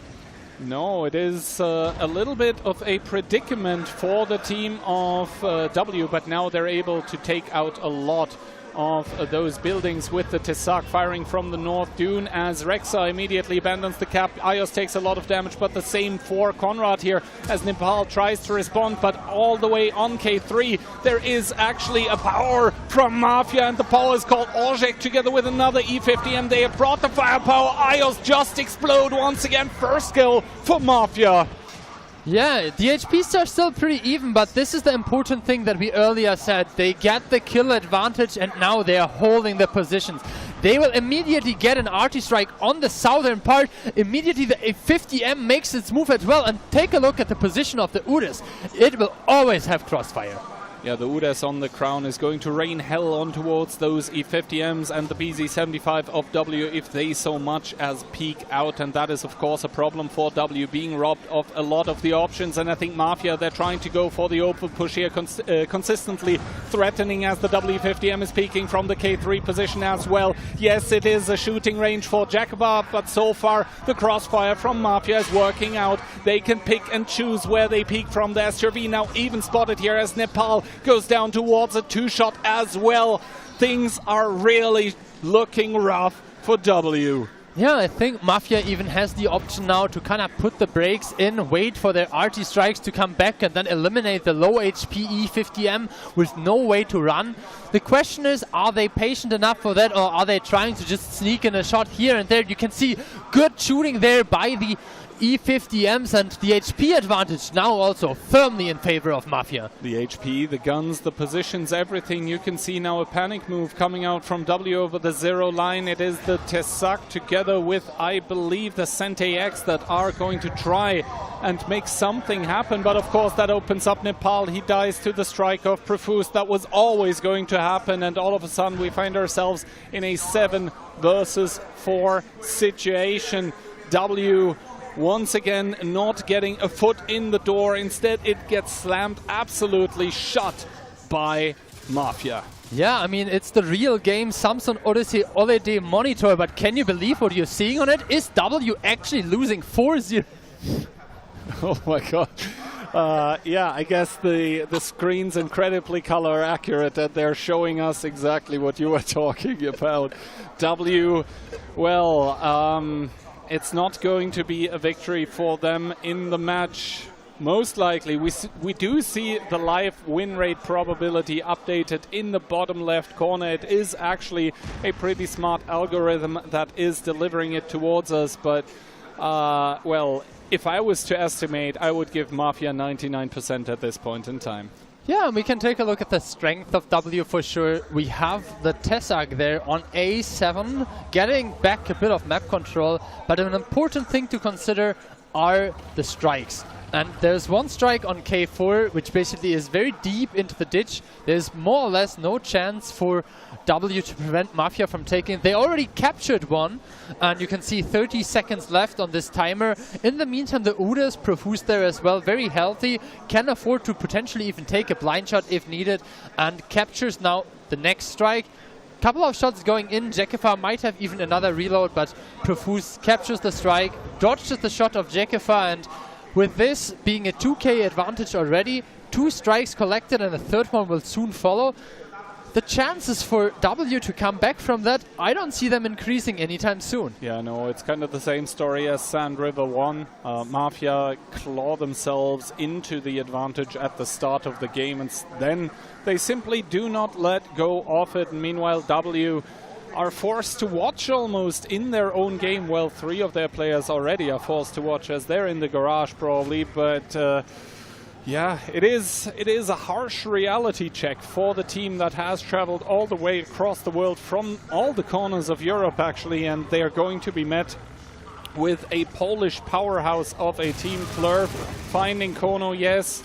We all know that the Tessak has an autocannon and it can deal quite some damage, but I mean, Flurf, you can see him beside his tank right now. He's communicating with his team, but realistically, what's it going to change? Squeezy starting to drive over in the NTX, gets spotted out by the Udas 15-16. That even puts a shot in towards him. That is going to mean Inspire for all of the tanks of Mafia. The tanks of W cannot push. Mafia, they are just playing such a picture-perfect controlled game. There is not a single player that is overextending here. All of them are doing exactly what they're supposed to. And if you're W, I mean, at this point, well, what are you supposed to do against this? You've lost 3 tanks. You've been robbed of your options. You just have to wait until the game finishes and you lose 0-4. Yeah, and I think it's fair to say that Mafia is not forced to make any moves now. They're up in guns, they're up in HP, and I think they're also up in spirit. Another good shot coming into Jekifa there, Kono punishing the STRV. There might be another desperation move coming here from Squeezy, but you can see Kono with 1.6k HP being the first tank to be approached, and then also in the a bit lower HP tank, also an E50M taking his back. And the forces of W are driving in, but I think the punishment coming in from Mafia will be too much for them to turn this game around. Yeah, no, this is kind of a Hail Mary play coming out, but the interception is there. Conrad throws another one into the Centurion, and now we can see the E50M of Kono. He does find the Tessak here. We hear the artillery strikes continuously coming in. That is Mafia once again emptying the nuclear arsenal as Klurf falls, and only Mentos to survive in the E50M. So Mafia, they're going to maybe not make the quickest of work, but they certainly do a grand old job of it. It's going to be 4-0, and not a single round had the name of W on it. Instead, it is Mafia all the way. Polska Gorom, the Polish Eagle, is going to fly all the way to the upper bracket finals. No chances. They decided they don't want to play today anymore. They want to play only tomorrow, be fresh and ready for the upper bracket matches. Yeah, I mean, you can see it on their faces. Very convincing stuff there, very well done, and I think they're being rewarded with a very deserved victory. Jusek also happy to not have to scold his guys. Everyone giving their hands up for a big applause here. The stage is pretty crowded, and I think all the viewers are happy to see some more international matches upcoming with Stacked and later 1-1 and GCAT playing again. I mean, first of all, we're going to see the handshakes in between Mafia and W, but what can you say after a match like this? It is just absolute domination coming out from Mafia. W today, at least against this Polish team, certainly not up to the task. They'll have to prove themselves in the lower bracket against one of those Chinese teams. It might be an easier job, but even then Mafia is still going to be waiting somewhere else in the bracket if they manage to pull through. Yeah, actually no one expected it. All the predictions were about 4-1, 4-2, 4-3, but not 4-0. Unexpected score for our European derby. I mean, the bowing is definitely something they can still practice a bit desynced, but yeah, you can see they are leaving the stage and they are leaving it with a victory. The question here now is, were W so bad or was Mafia so good? Right? Which I mean, one of it's an those? important thing to say that the opponents in the group stage might have been a bad indicator of strength of W, because Mafia played hit and run, and let's be honest, that is the team that cannot be found anyone with the same strength in the group of W. Stack gave them a good fight. I think GCAT did the same, but Hit and Run and Mafia kind of came in as the favorites, the finalists of the OLS as well. So W in the lower bracket, they will have to do some cleanup operation to then have the chance of getting a revenge match against either Mafia or W or Hit and Run. We could see it maybe as possibly a way to build confidence for W. I mean, right? Definitely needed after this demolition match here. It wasn't a demolition derby, it was just a demolition here coming out from Mafia. W absolutely in shambles. The main thing for them right now to be positive, because they have still one more chance, and they I think will be playing against GCAT in a match. So they need to prepare themselves and fight for this, because it's the last chance to stay in the tournament. And I think it's actually going to be only 2 matches in the future, right? We're going to play one more upper bracket. Yep. And then, and 2 no, lower actually bracket. this one, it is the second match in the future. So the time that W actually have remaining to get back into, you know, the locked-in state to be able to play on stage is kind of limited. Yeah, I mean, they will have to do their pick and ban. They really need to reconsider their choices, because I'm not even sure if it was about the maps, because their map pick didn't work out, neither did the Mafia map pick for them. But Tundra they were kind of like surprise attack at the beginning. I think it's more about strategies, because they had shown that they can play the calm and collected game. And I think if they go back to that, they have a good chance against GCAT. It's definitely a rematch of what we have seen in the group stage. GCAT was not looking that bad, and it could have either gone GCAT's way or W's. Daki was even saying it could have been 4-0 for GCAT. I mean, Ducky likes to throw out these controversial statements, and then he likes to watch you as you, you know, entangle yourself in some of weird statements as well. He just likes to throw those curveballs. But yeah, talking about 4-0s, this one was certainly and absolutely deserved here. Complete demolishing, and well, W throughout the entirety of those 4 rounds being able to only pick up 5 kills. That certainly speaks volumes towards, well, first of all, how badly W have been playing, at least in this match, and also how clean Mafia have been. That was a stellar performance coming out from them. No one ever getting over-eager, no one ever overexposing when they don't need to. Profuse, the team captain, even rewarding himself with 5.7k damage in the last round here, before Jakufa even actually. So, yeah, Mafia, everything is fine for them. W, all is not well in the state of Denmark and actually all around Europe, because that was a schooling if I've ever seen one. Yeah, I think just that Mafia is too strong. They're confident and they gained this experience in the previous tournaments, and they came all prepared. So we'll see who will go further, stacked or hit and run, and how it will be for them tomorrow during this match. But for now they look very strong. And after all of this being said and done, Kono is going to be getting the MVP. You gotta love those MVP videos as well. And to be honest, with 100% pen rate in that E50M, 4.4k damage, and even 3.7k assist, the gun mark should go up as well.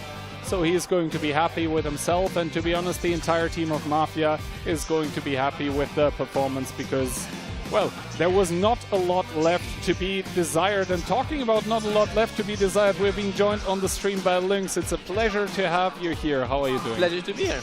Beautiful Suzhou, China. It's a lot better weather than in Europe, to be honest, and the venue is amazing. To them.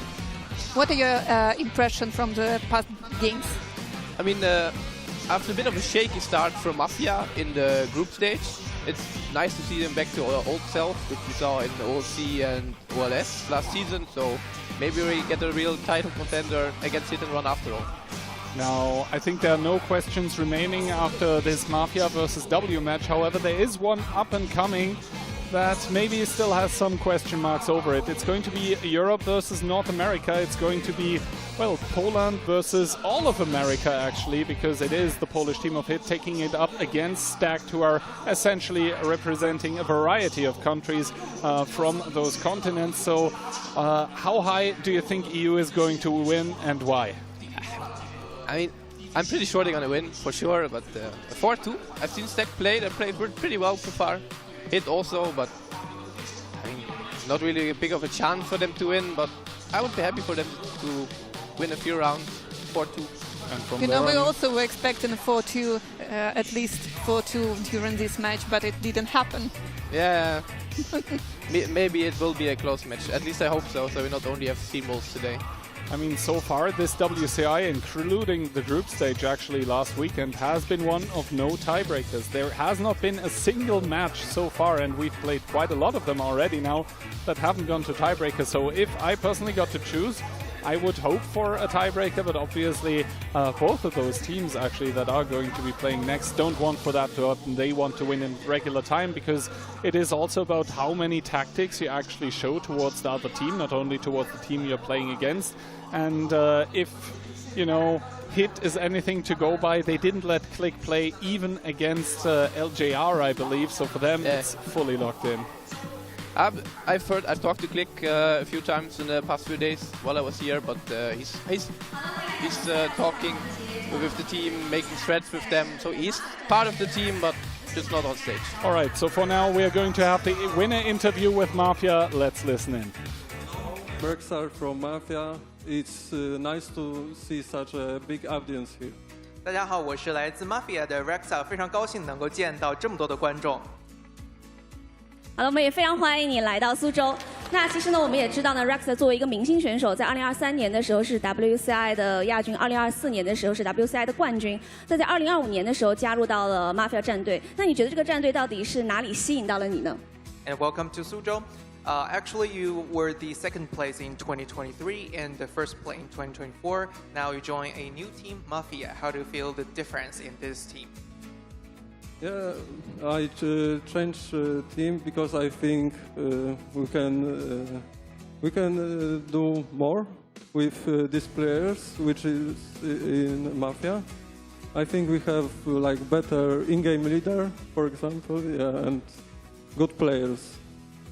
我加入了这个团队是因为我相信能够与 Mafia 的队员们在一起做到更多的事情。我发现我们的队长也做得非常的好。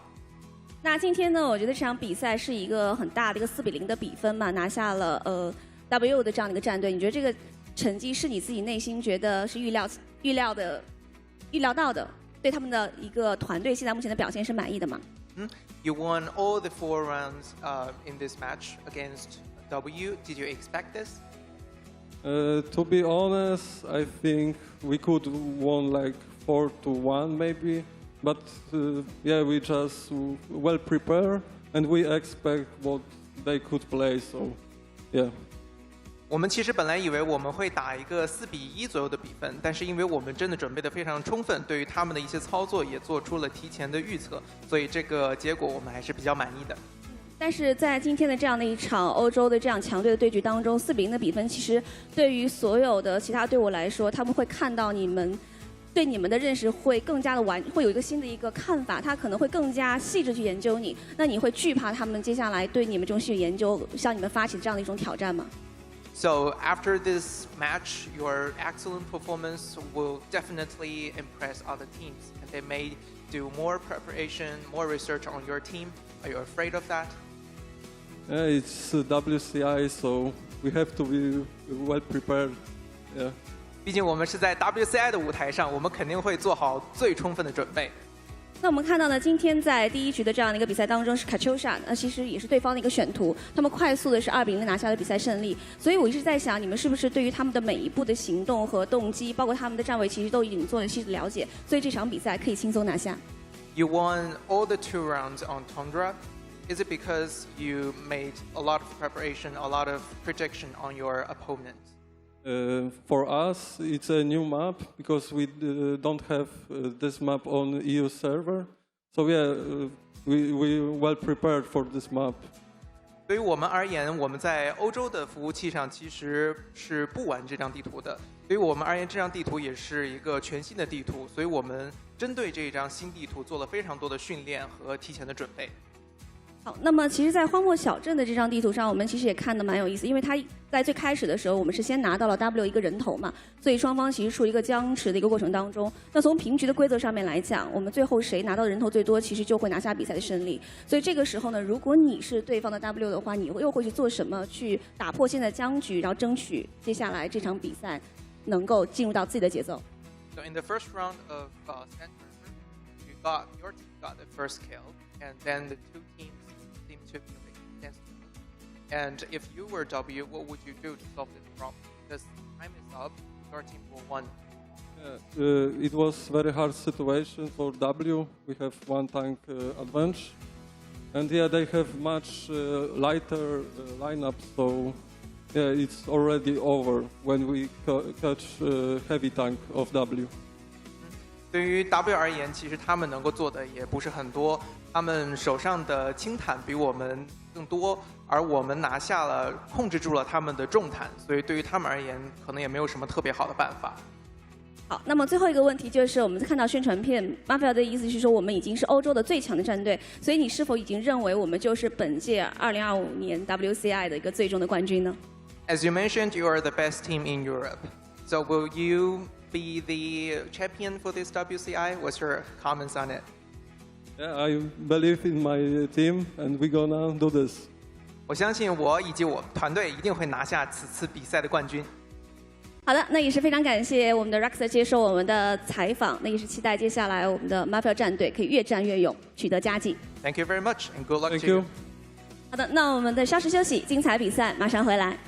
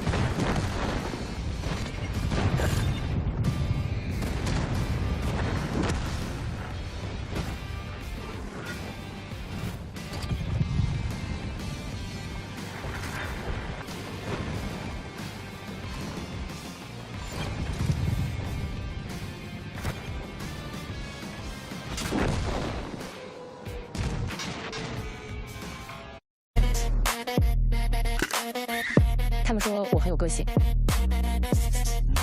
我只是喜欢沿途疾驰的风景和发动机的轰鸣。我不在乎他们对我如何评价，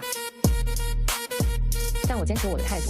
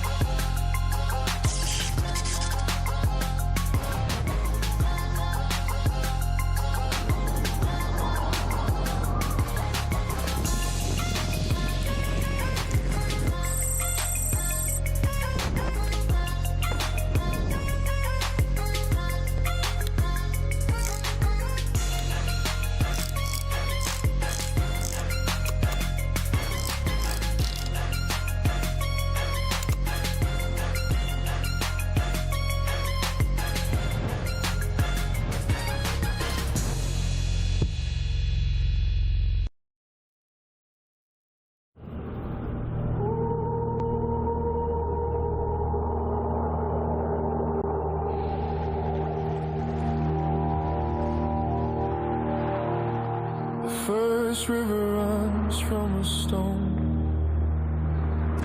The highest mountain stands alone.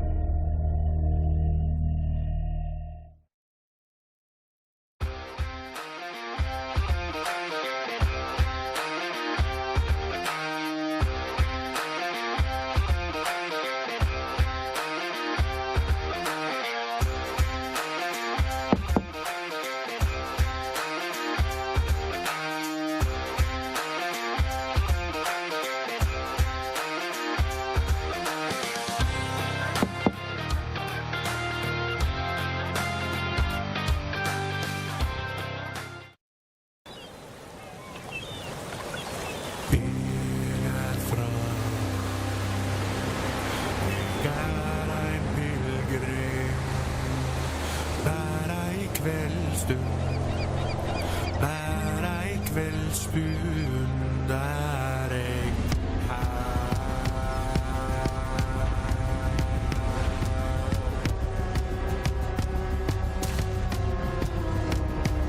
Steng ikke vegen, for jeg vil føre jaktens folk til strid over berg og bylja.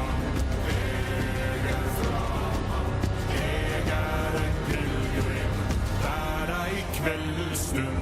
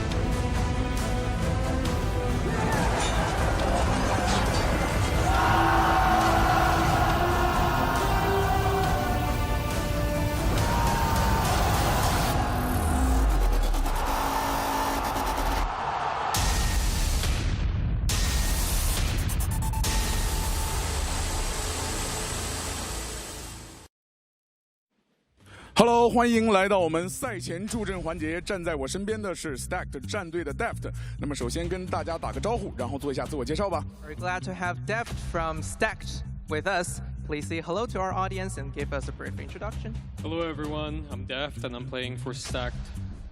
大家好，我是来自 Stacked 的 Deft。那么今天你们的对手是 Hit and Run， 有没有赛前有什么话想送给他们吗 ？You have any words for your opponent, Hit and Run? I think we are ready to see some high-level gameplay from both teams, and I'm excited for both of us to see what we're capable of. 相信我们两队都会打出非常高水平的一战，也相信这个比赛会非常的精彩。OK， 那我们感谢 Deft 的选手，那我们就期待你们带来一场精彩的对决。接下来，让我们把时间送给舞台。Thank you very much. Looking forward to your performance. Good.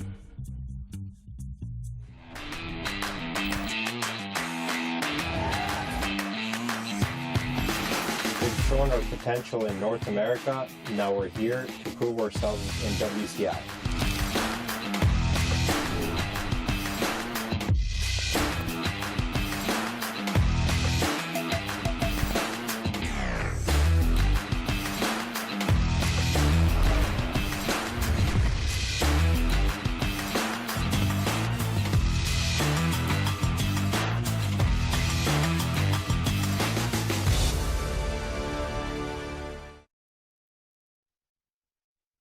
Always improving, never satisfied. 有请 Stacked 战队登场。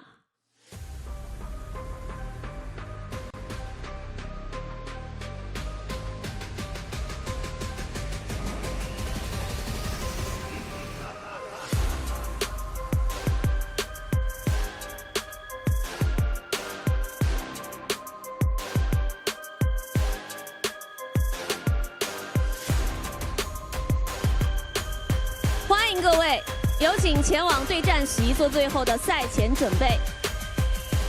接下来，让我们看一看 Hit and Run 战队的赛前采访。Hello， 欢迎再次来到我们的赛前助阵。那么今天站在我身边的是 Hit and Run 战队的队长 Monster。那么首先做个自我介绍，再跟大家打个招呼吧。Very glad to have Monster with us from Hit and Run. Please say hello to our audience and give us a self-introduction. 你好，好久不见。I'm just Monster from Hit and Run. Yeah, I'm captain of Hit and Run team. I hope you miss me. That's all. 大家好，我是来自 Hit and Run Monster， 非常高兴再次见到大家。我知道大家一定都非常想念我吧。那么今天你们对阵的是美服的 Stack 的战队，在赛前有没有什么想要送给对手的呢 ？Have any words for your opponent? I hope you prepared well since we are going for you. 希望你们做好准备了，我们可要冲你们而来了。OK， 那我们再次感谢到 Monster 的选手，那期待你们带来一场精彩的对决。接下来，让我们把时间留给舞台。Thank you very much. Thank you.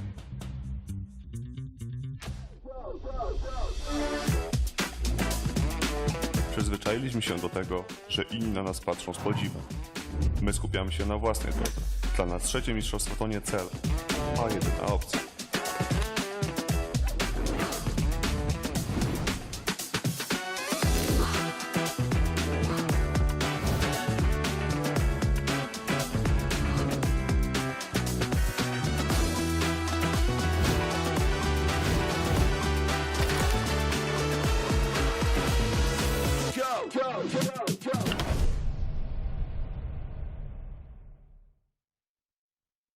Veni Vidi Vici， 有请 Hit and Run 战队登场。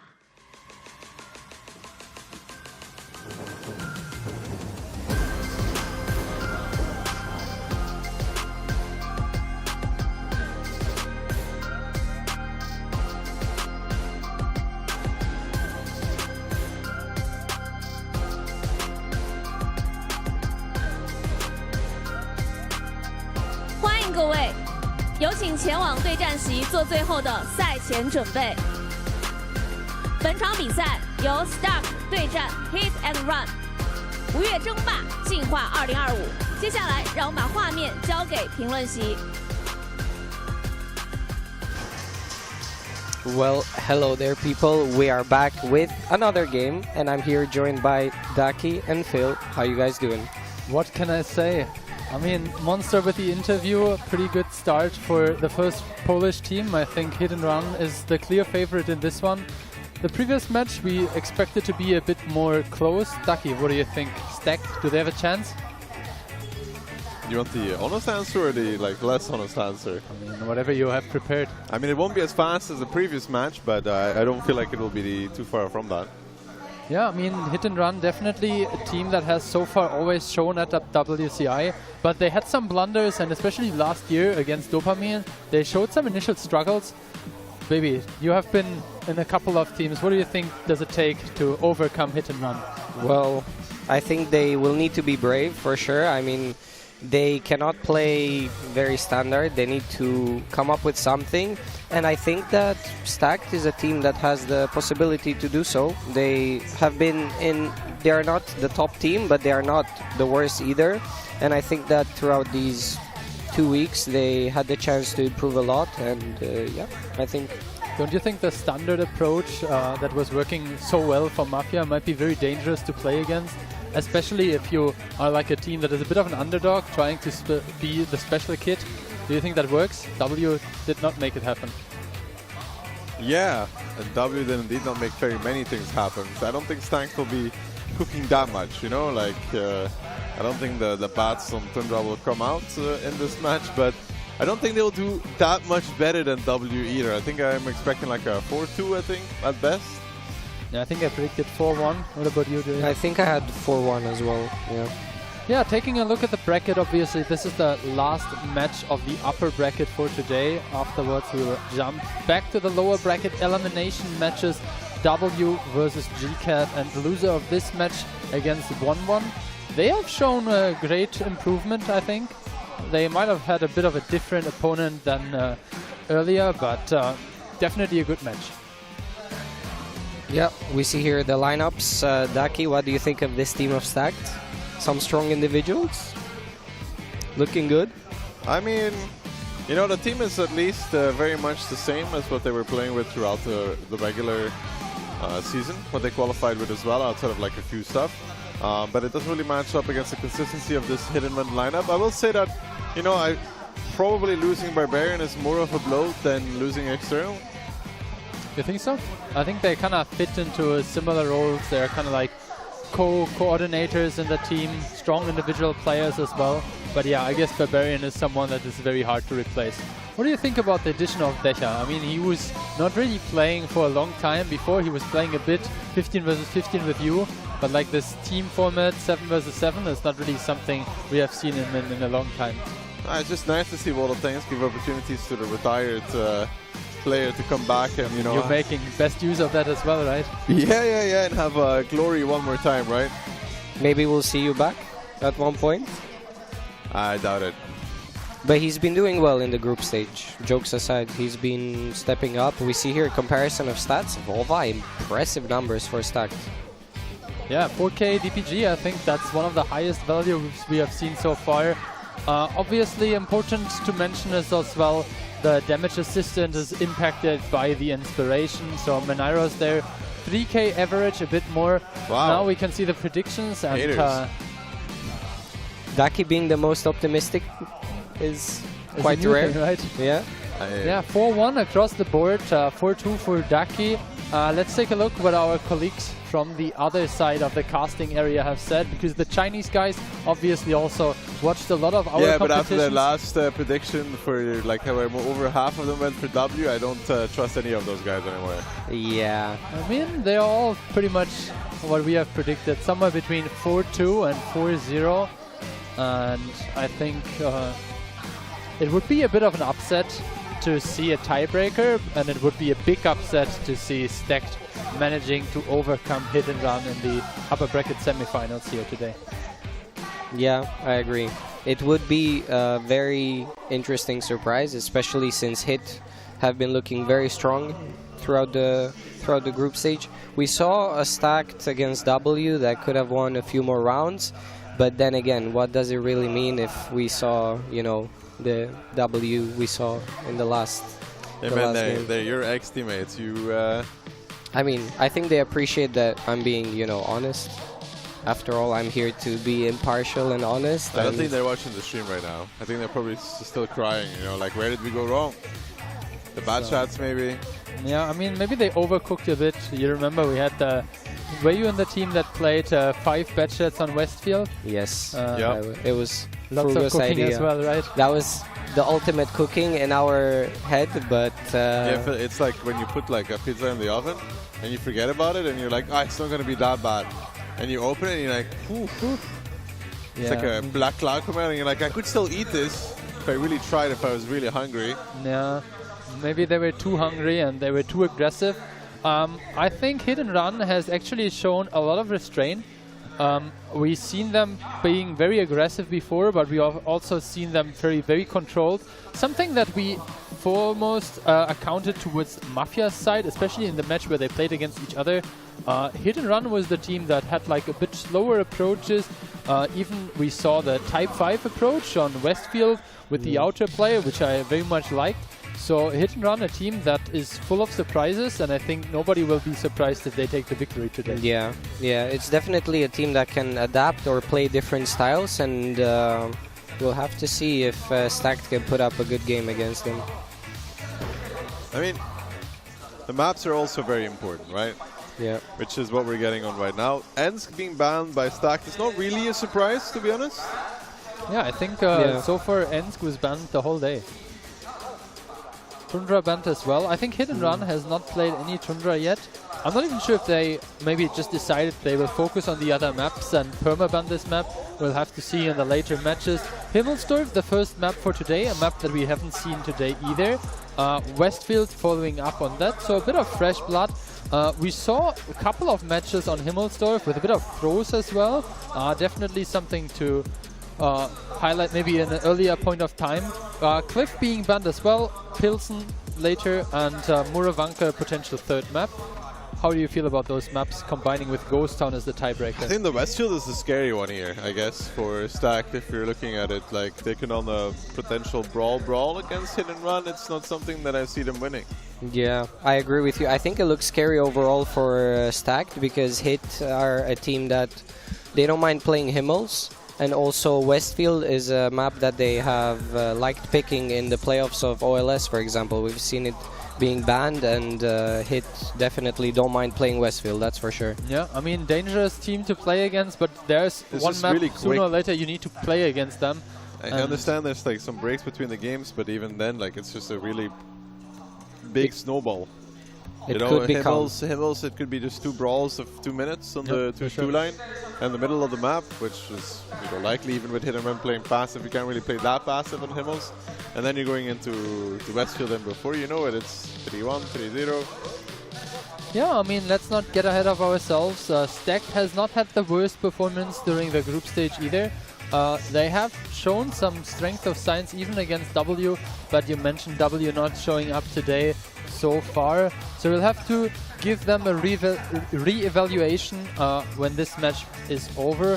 So far, I think with a 0-0 scoreline, that's the best it will get for Stacked.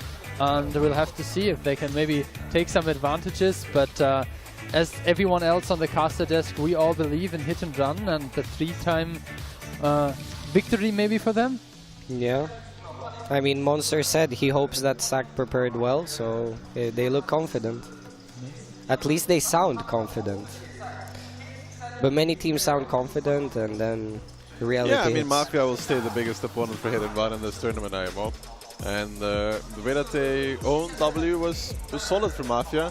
And it's the best part about it is that it was a really good confidence booster for that team as well, right? So to get into the upper bracket final, they feel like they already beat one of the better teams, or like team that they might meet in the lower bracket when it comes down to it. So that's good. Not yeah, for I mean, Hit and we Run, saw a but bunch of those videos earlier with people playing basketball, playing football. I think the Hit and Run guys, they are not fooling around. They're not hiding. They're sitting on their elephants there and very much marching towards the upper bracket final. Yeah, David smiling at the camera. Stacked don't look to be smiling at anything right now. Maybe it's like a W and 8 scale where, you know, pink is better than purple, and Hit will be the pink team, so winning True. against purple. Okay, it seems like we are about to start, but Stacked has not joined the room yet, so maybe there are some technical difficulties on their side. We'll just give them a moment and then they're about to join. First players are readying up, so it is only a matter of minutes here. OP Hacker, he has a lot to prove, because the first time he was here, he was just bragging about how individually skilled his players were, and then it all went wrong. They lost to both the NA team, I think, and Hit and Run, so it didn't really end up very well for them. Didn't make the top 3, but seems like Deft has some headset issue, maybe. Not playing with the water bottle this time, at least. Maybe that will be, you know, the calmness there of the veteran Decha. He has seen it all before. He looks quite calm. What do we think about the maps, though? Let's talk a bit about Himmels. Yeah, I mean, Himmelsdorf, we have seen mostly pushes in the cap area. Chinese teams always take the hill. Yeah, I mean, they like to play hill. Like That's right. Every battle from a Chinese team, there's a tank on the hill that ends up getting repushed and dies.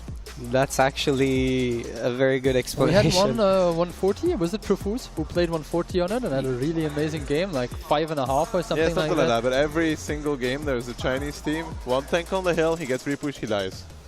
Yeah, I mean, we'll have to see if that is something they will apply. We had one E3 that didn't work out either. I think there was GCAT or something. LJR. Or LJR. Yeah. It was just too slow, didn't really get into the game. Force B is also definitely something that we could see on this map. We saw a bunch of those picking up kills to the later stages of the game, kind of like getting the important clips in when it really mattered. But I think still IS-7s, maybe even IS-4s, which has been kind of... We've seen them become more and more popular. Yeah, kind of the flavor of the month here. They're kind of good against the BZs, the IS-4s. Because you still need to aim with the BZ and you have like low-ish heat pen over like 315, which is going to be pretty hard to deal with. But can they deal with it? We will find out together.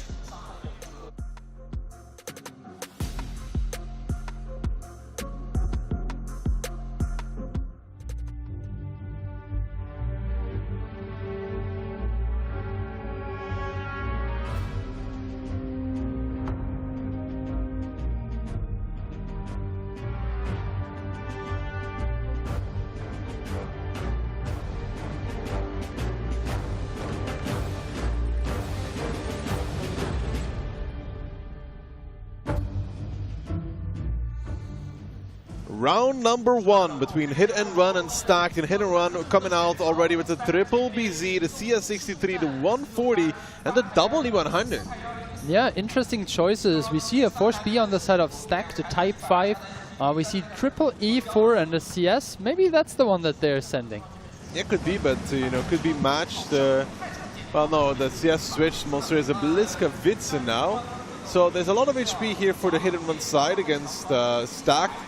They're up 3,000 just starting the battle.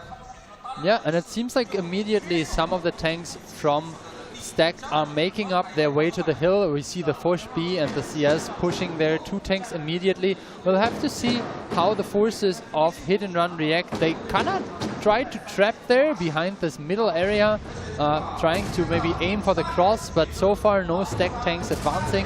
In the meantime, the E100 of Decha taking a big shot both from the E4 of John and Kenway, and the push has started. Katsai, Pan's Fury and T-Sec now approaching Deft. The HP still in favor of Hit and Run, and 2 tanks are out of the game. And Deft will make it around the corner though. Kenway gotta start looking this way. T-Sec, Panther Fury and Katsai lining up with a Bliskavitze in quick support. They might even want to push this. One of the E4s is swinging a miss. And here comes the push now though. The Force B coming back, but he's currently out of the fight. Koma needs to be careful as well on his E4. DJ pushing across the open. And they might just be going for Koma. And after all, and that E4 down to her. So one shot He will make it into the window, but the damage dealt severe right now onto Koman.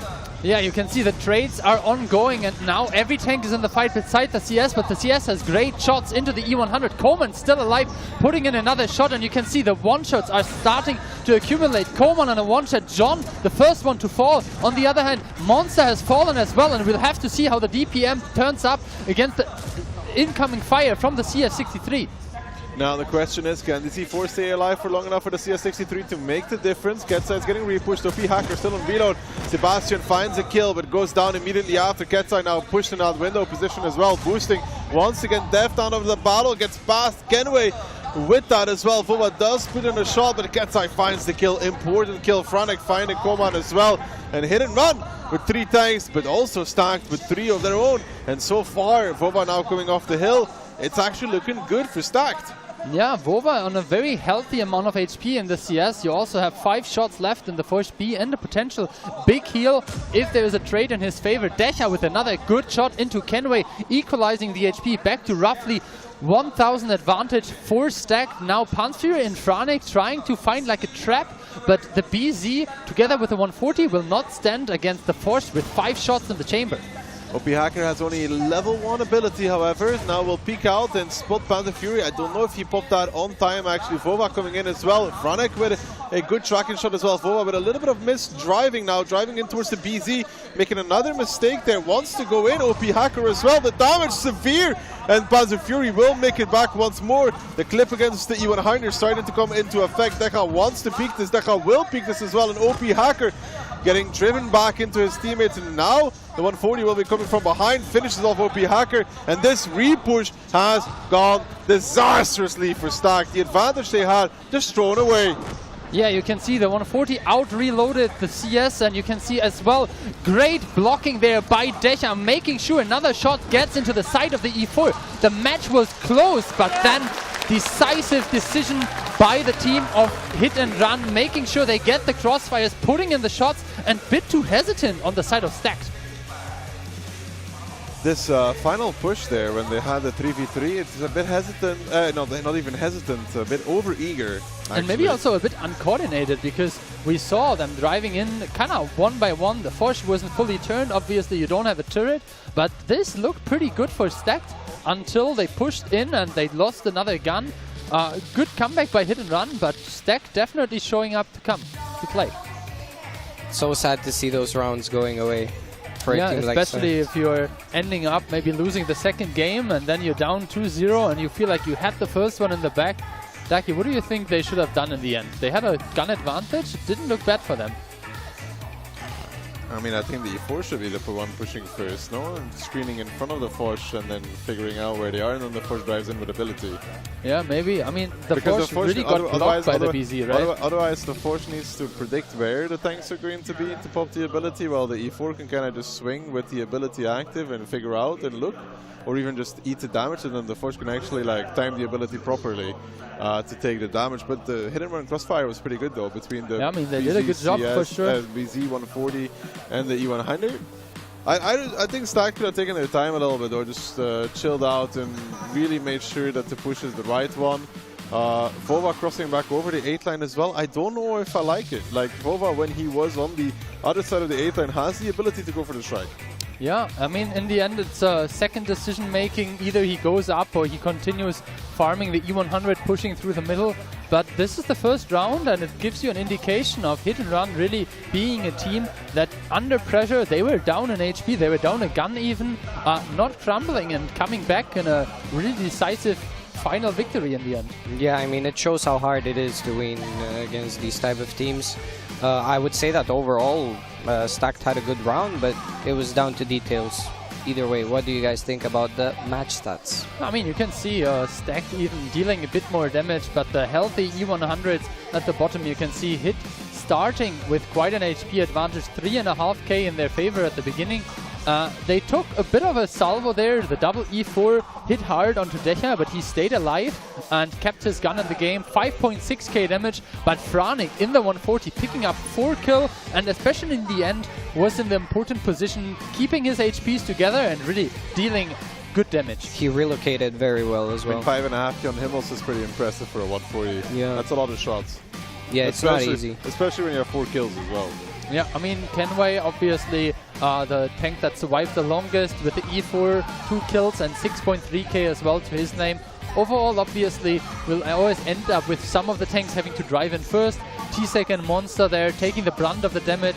And I have to say, the fact that Koman was able to survive that long and only ended up bottom in damage is a bit surprising to me as well. Yeah, I wanted to mention it. He survived very well, but he did 3 shots, right? 4 shots, yeah. I mean, maybe it's 2 shots plus 1 that had damage reduction against him. Yeah, could be. But yeah, we see here Franek, MVP of the round.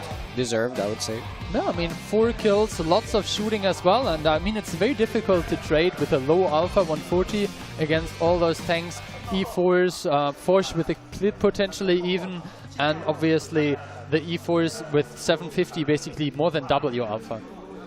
Now the question is, how does Stacked actually recover from this loss, because it's a tough loss. It's not a loss where you're like, oh man, Hit and Run amazing. It's like, oh man, we should have won this. No, for sure. Looks tough. Yeah. I mean, this is obviously their map pick, so they are hoping to get at least the first point on the board. At least the 1-1. But they kind of gave it away. They had it, and then they lost it again. Sivas does not seem to be happy with what happened, and the faces of Hit and Run, you can see the cheeky smile there of Franek. He knows exactly that they stole away this victory, and Vova, he seems to be not happy either. Yeah, Deja calm as always. But yeah, Franek doing very good job there in the 140. And as you said, you have to shoot a lot with the low alpha. But on top of that, on a map like Himmels, it's very easy to get over pushed if you play on the limit. And it's not easy at all to play the Inspire tank against good teams. And Stacked is a good team that can, you know, if you overstep that line, they can just go towards you and focus you out. Either way, we will see what happens in the next round on Himmelsdorf.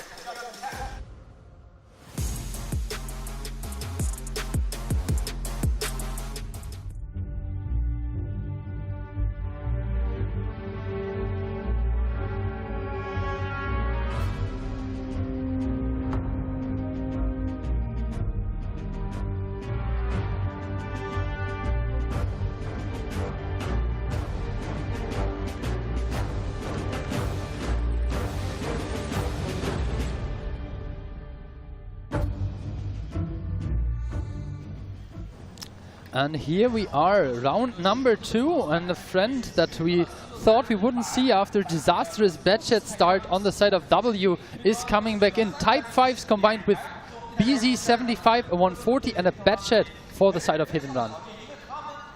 Stacked kind of sticking true to the C4 combination itself. 4 of them, they have a Bliskovica as well, still the CS.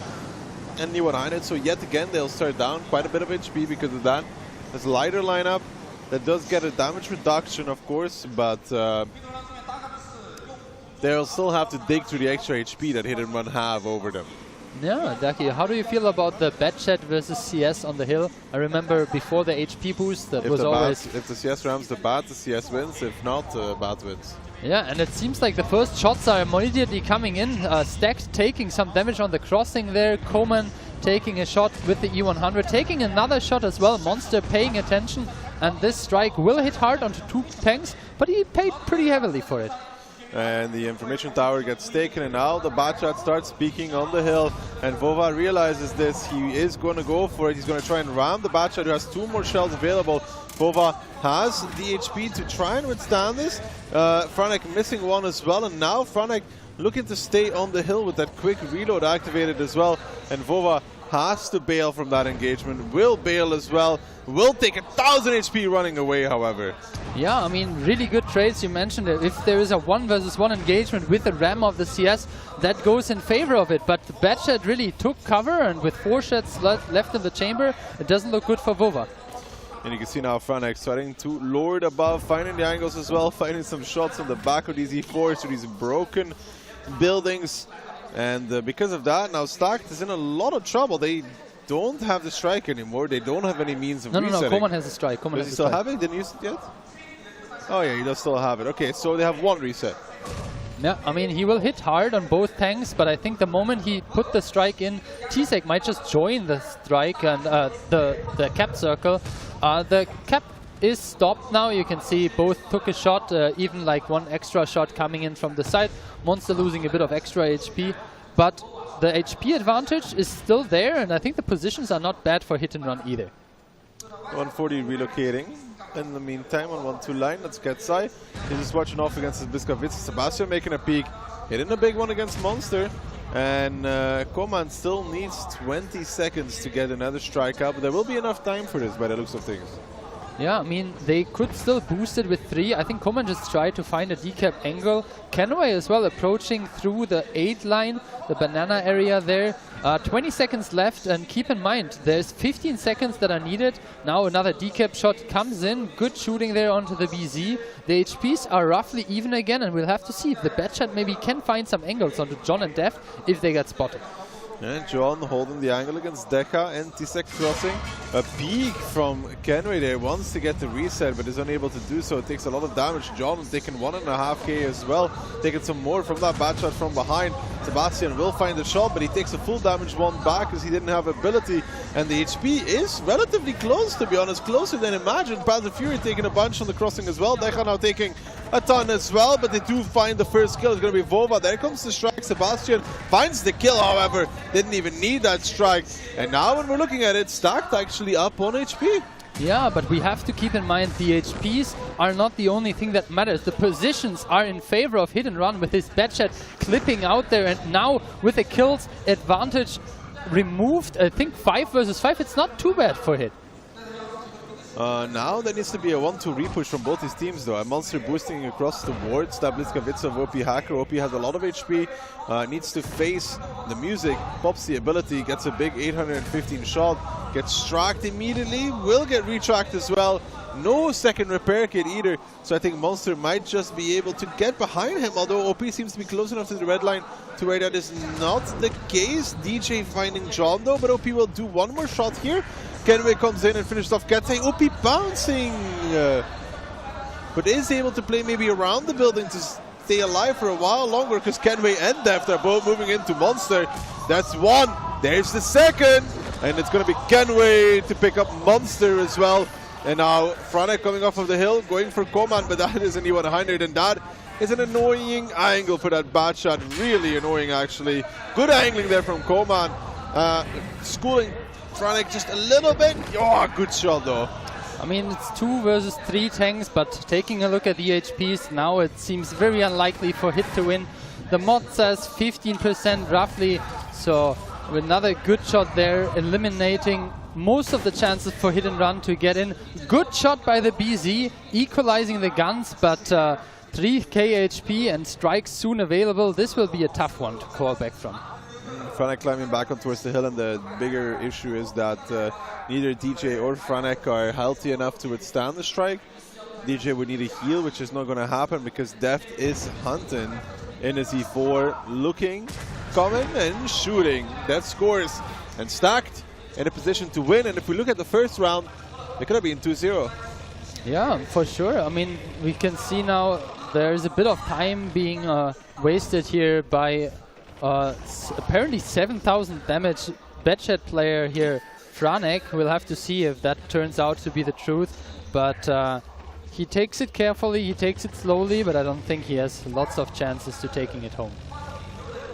No, but he can play around with him a little bit. He may even get a little bit more damage as well. Can we pop in the ability? Good shooting from Franek in general though. Yeah, I mean, he takes another reload, obviously running low on the heats right now. He might decide to switch the Batchat, got additional ammunition in one of the previous patches, but he decided to take quite some APCR rounds with him. Now it's important for the team of Stack to kind of coordinate, to figure out how to kind of like approach it together. I think Deft is aiming in the correct direction. Yeah, you can see it, Deft immediately putting an end to the round. And that is the first point for Stacked. 1-1. I mean, they're probably very happy about that, but they're also thinking that they could have won 2 rounds here. But this one, Hit and Run, kind of donating, pushing where they may not need to push this aggressively. Yeah, but it was the very bad shot being expensive, annoying. and I think also like the second wave of pushes was a bit delayed. You remember Pan's Fury, you pointed him out, dropping down to 500 HP, and they already had covered that ground, and Coleman got a second shot in, so I think they could have waited for the bat to come from behind. For sure, for sure. Very positively impressed by Stacked. They've been playing very well, and I really liked how they played slowly with the E4s. You know, Hit did have the hill. They pushed Vova off, but those E4s slowly traded against the types. They were doing good trades, and yeah, they took a good round overall. Yeah, I think overall the E4 is a tank that has a couple of opponents where it's really good against, because you have the damage reduction plus you have the really good penetration value. So yes, maybe your DPM isn't that great, but if you trade just one shot for one shot, you kind of always end up on top. And we saw the E4s, I think Kenway had like 4 kills as well, so really good time for both Deft and Conway. So good result, but it could have been much better with the 2-0 in the first match. Stacked has been playing so well that he even predicted 4-1 for them. I mean, indeed. Yeah. But I'm just looking for the matching of the decisions versus the words that are being spoken, right? I mean, you know, a prediction doesn't always hit, right? That's why it's a prediction. Okay, let's take a look at the next maps. We are finishing off after 2 rounds of Himmelsdorf, and we'll follow up with Westfield and Morovanka. Having finished 1-1, we'll definitely see at least 1 round of Morovanka. But our potential tiebreaker would be Ghost Town, definitely a map that we have seen quite a lot already. And the mod was truthfully telling us about Franek's damage numbers here. 7.8k damage nearly. And 40% of his team damage as well. Yeah, impressive stats, but obviously he was on the side of the map where he didn't really contribute his own HP, at least not outside of the fight. That's why they could have waited and let him come down from the hill and then make the push. Yeah. Do you think Hit have been slightly over-eager in these first 2 rounds? The first one I understand why they did it. Because the info was being taken on the hill. So like they were about to be revealed anyways with the BZ, so it's like either we go now or anything that comes later will be delayed. But now I kind of feel like they gotta wait for Franek a little bit to get involved. They didn't push really altogether. They let themselves get kind of slaughtered, to be honest. And there's more than that. There's also like Ketsai inting down 1-2 line. I don't know how else to describe it, in a 140 to go face the Bliskavice. Yeah, and then he, like, while the Bliska had fired, he didn't take the second shot and then just got eliminated by the E4. So a bit of a communication issue maybe as well. I just don't think he has any business pushing the Bliska, because you don't know how many repair kits the Bliska has. If he has 2 repair kits, you are not tracking him at a 140 either. Yeah, but he had, I think it was Monster and the BZ next to him. I think he could have just let Monster help. Monster and the BZ came like 30 seconds after Ketsai pushed down though. Yeah, I mean, maybe a bit over-eager as you've mentioned. Looks like Vecha, who was very leaned back, just put the seat back in position. Obviously, the pioneering draft unit of esports chair quality there under seat, making it possible. And I think everyone is comfortable, so we are soon starting with the first round of Westfield. Yeah, we'll see how it goes. On we go with Westfield.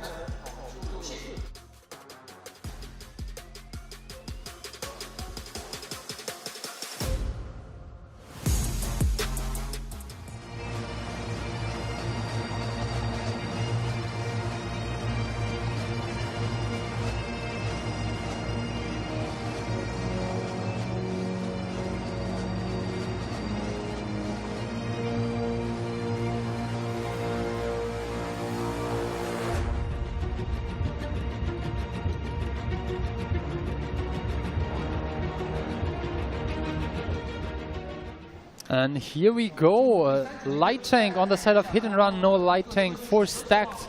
They will be pushing with 5 BZs and 2 Briškovices. On the other hand, a Type 5 Centurion Inspire tank played by Franek, BZs and NC70B Briškovices as well. This is a very quick lineup from the side of Stacked, and all 7 spotted in the beginning by Monster in the Arch and Panzerwagen. So they know where they're going and they know what's happening.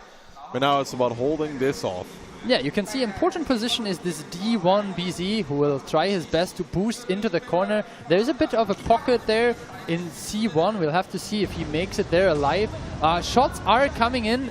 Looks like Ketsai took 2 shots immediately, but that's okay. And the overpush is happening immediately.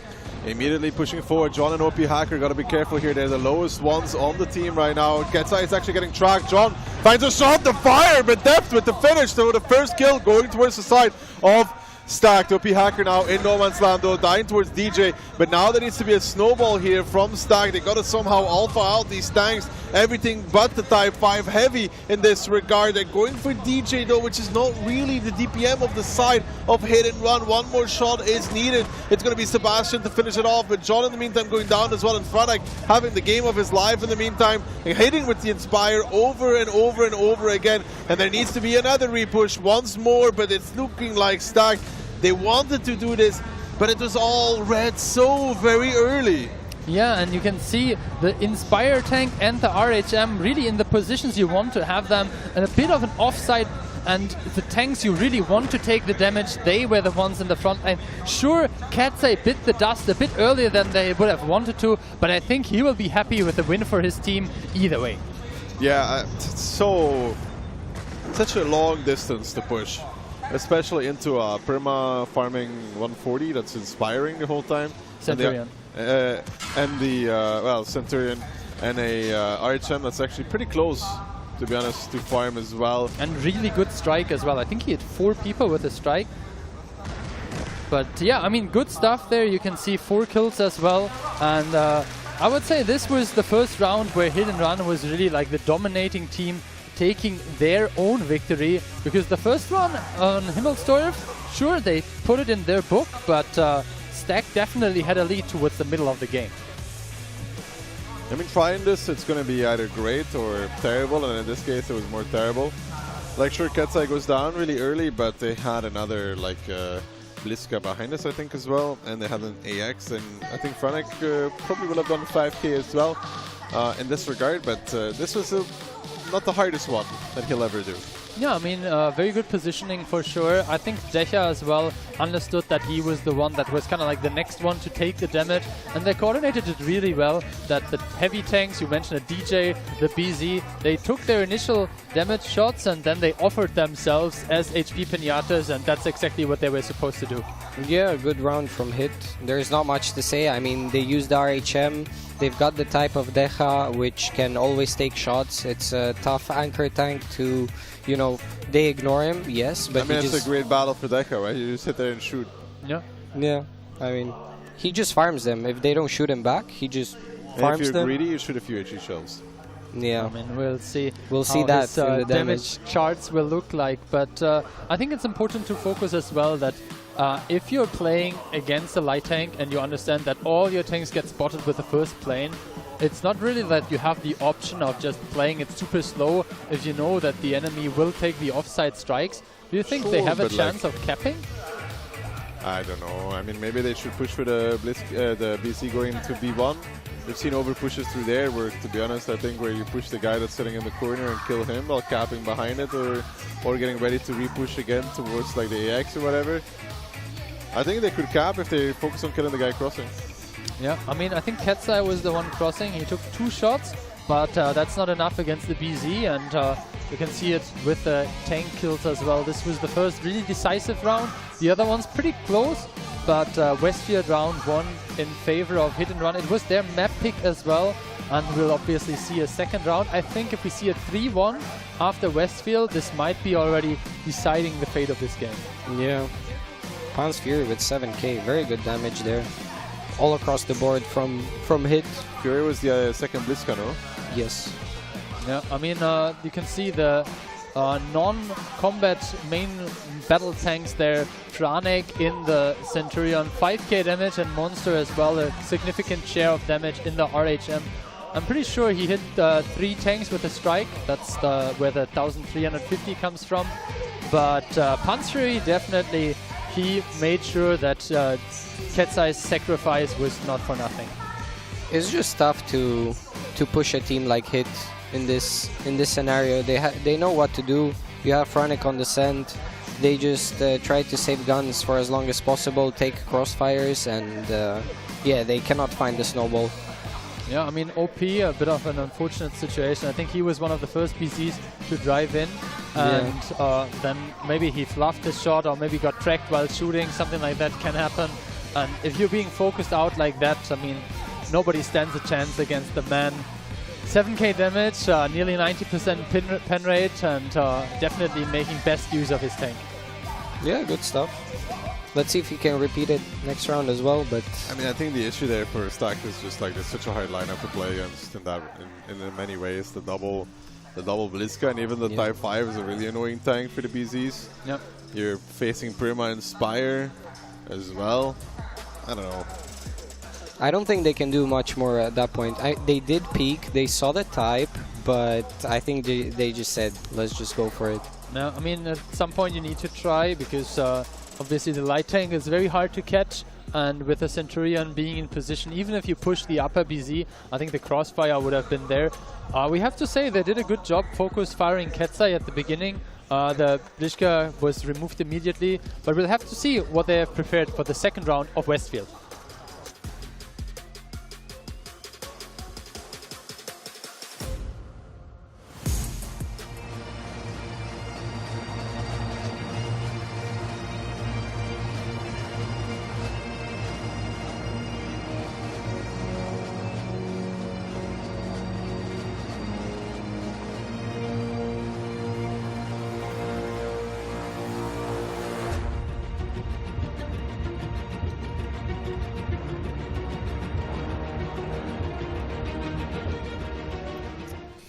Two to one in favor of Hit and Run, who are yet again bringing the light tank. Very similar lineup, to be honest. It's probably a mirror lineup to the previous one. Double Bliska, the RHM, the AX, and the rest BZs. Only missing a Type 5, which seems to have been replaced in this one. Again, stacked. Well, it's also changing it up, right? Yeah, we can see an STRV RHM combination. Aside from that, the usual heavy BZ lineup. We'll have to find out if the supportive second tank there, I think trying to help against the RHM maybe, but I think the Centurion is just a bit better to flank into the side, having support of the Briškovices. So you can see the HPs are pretty even at the beginning. Both teams took the radio towers, so the information is there. Do you think the STRV is a good choice there right now, with the information we have? I love the STRV, but at the same time it's just such an immobile tank later on, you know? Yeah, I mean, Seabass there trying his best to find some angles onto the cap circle. They're re-pushing again. I think Decha should be able to see it fairly early. Now Franek gets spotted, that is important information, but I think he just in time manages to pick up the strike. Koman gives away his position as well while firing. OP Hacker John, they will soon get spotted, and we'll have to see Franek escaping there if Hidden One wants to keep that game alive. Monster getting spotted out now as well. Koman does take one from Monster, now needs to play safe in that RHM. He gives one back, and now OP Hacker John and Kenway arriving to the situation. But what can they do? Because now Hidden One is re-pushing of their own, and this is where the STRV starts to be a little bit of a struggle tank compared to, for example, the AX, because it's lacking the mobility to get really involved. And now Stack turning back around once more. Ketsai very close in that Bliskovice, getting tracked by the STRV. Could be a perma looking around the corner. Yeah, he just got unspotted, and I think one of the allied tanks there, Kenway, took the shot from the STRV. Very lucky for Ketsai to make it around the building, and now you can see Decha has another cover, and the tanks here is very clumped on Stack. But the Fury peeking out, he should take some damage, and also from the STRV. They're trying to get the kills here from Hidden One, but the peaks are a little bit sloppy, not super coordinated. Panzer Fury gets away with that as well, but in a different universe. They take far more from that. Def now getting pressured as well. Panzer Fury playing behind that building, but still, the problem there for Stack is still, you know, you still have the STRV in the back, and now the peaks are much better, much more controlled, and in sync with the rest of the team. Yeah, and the HP advantage is starting to accumulate on the side of Hit. You can see the peaks are coming in now, and Panzer and Decha want to make short work of Kenway, who gets out another shot. Deft as well, dropping to 600. The Centurion puts in another shot, puts Deft on a one-shot. Kenway as well, dropping very low. They really need to focus fire now, and so they do. Double kill for Hit and Run. I mean, when we look at the HP, it's at this point 6,000 almost for the side of Hit and Run. And we also need to subtract the SCRV's HP, which is 2,450, which means you're left with not very much altogether. And as a result of this, yeah, there's not much left from stacked altogether. There's only this SCRV. I like to repush towards the south, but maybe if Koman was able to reset the strike and bait Franek into staying, you know, like there could be have been a universe in which Koman resets the strike, baits Franek into staying, Monsters in the meantime pressuring that K-line to try and own Koman because they know he's committed, and then the BZs come out of Fate, maybe. But now Franek already was pulling back, so... Yeah, I think even with a Legion K7 keyboard and M6X mouse combo powering up the game for hardcore performance, the SDRV had not really a chance. Yeah, I mean, I like the SDRV as well, like just purely as a tank, but it's just so immobile. Yeah, I mean, they are still in spirit, you can see. They are not fully out of the game. There is some communication happening, some small smiles on their faces, but Hit seems to be locked in, and those 2 rounds on Westfield have definitely looked better than Himmelsdorf before. We did say that we were scared for Westfield, right? Yeah. I mean, we have Bans being Cliff and Pilsen next, so we will switch to Murovanka. Murovanka map that we have seen Hit and Run play, I think, 2 rounds against Mafia, right? One was the round where they barely missed the decap, and the second one they took pretty easily. I think Westfield definitely a map that they should be feared on. What do you think about Muro, baby? Well, I think that Stack should be scared on Muro as well, just as Westfield. Yeah, I think that from what we've seen earlier, everything has to go right, and as Daki said, if Command resets in time, then it would be slightly different. Also, Stacked decided to push while having an STRV.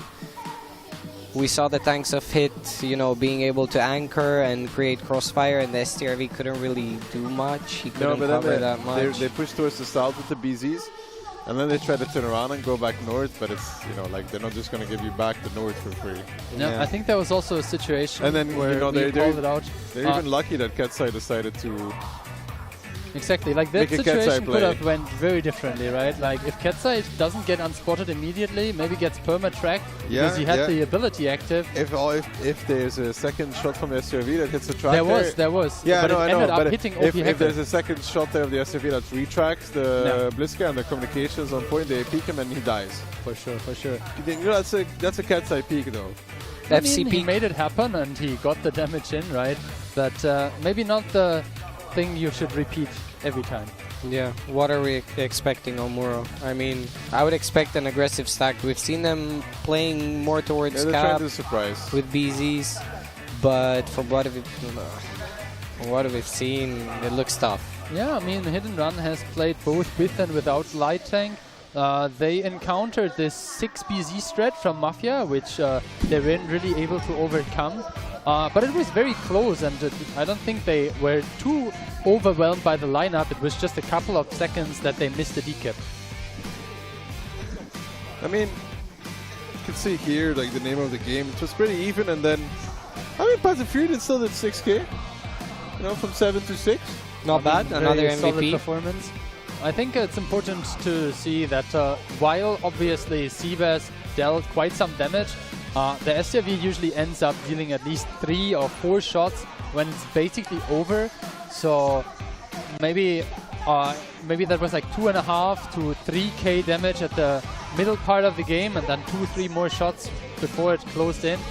Punch Fury, amazing stuff, 6k as we've mentioned. Ketsai blocking 2k damage as well. Both of them 2 kills. Franek a bit of a lower end performance there, but maybe also very difficult for him to get back into the game after he got pushed by 3 tanks at the same time. OP, again, bottom of the board. FC damage. I mean, Punch Fury looking like he wants to put that fist somewhere. 100% pen rate. That escalated quickly. I mean, we saw the Westfield rounds, and I feel like that's something you can say there as well. It escalated very quickly, and penetration 100%, 2 kills on the board, nearly 6k damage, 11 shots, and yeah, amazing stuff what he has been able to do on both the Westfield rounds. Yeah, I mean, solid performance from Panther Fury. And the Westfield, I think, is the one that will break Stacked in the end of the day as well. If they won both rounds on Himmelsdorf, it would be in a competitive match right now, to be honest. It would be like a 2-2, but now going into Moravanka with a 3-1. Yeah, I mean, it's definitely an uphill battle for them, but we have seen the potential of the team, definitely. I was talking to Vova about how he feels like the progression of the 3 North American teams in 2023, 4 and 5 has been, and he said he really enjoyed the team cohesion in 2024, but he said with all the training that they have put in through the last couple of days or weeks even, he is pretty confident that this Stacked team can reach far. I think we have seen the peaks and the highs, but they really need to avoid those lows where they end up pushing in positions that Hit and Run can easily defend. Yeah, I mean, all in all, even if they were to drop into the lower bracket, I think that they are a solid team that can for sure be a very tough opponent over there, and an opponent that teams don't really want to face in the lower bracket. Yeah, I mean, they would be meeting a 1-1, but I think it's a bit too early to still talk about that. We are about to start into the first round of Moravanka, and I'm excited for what the teams have prepared. Let's see.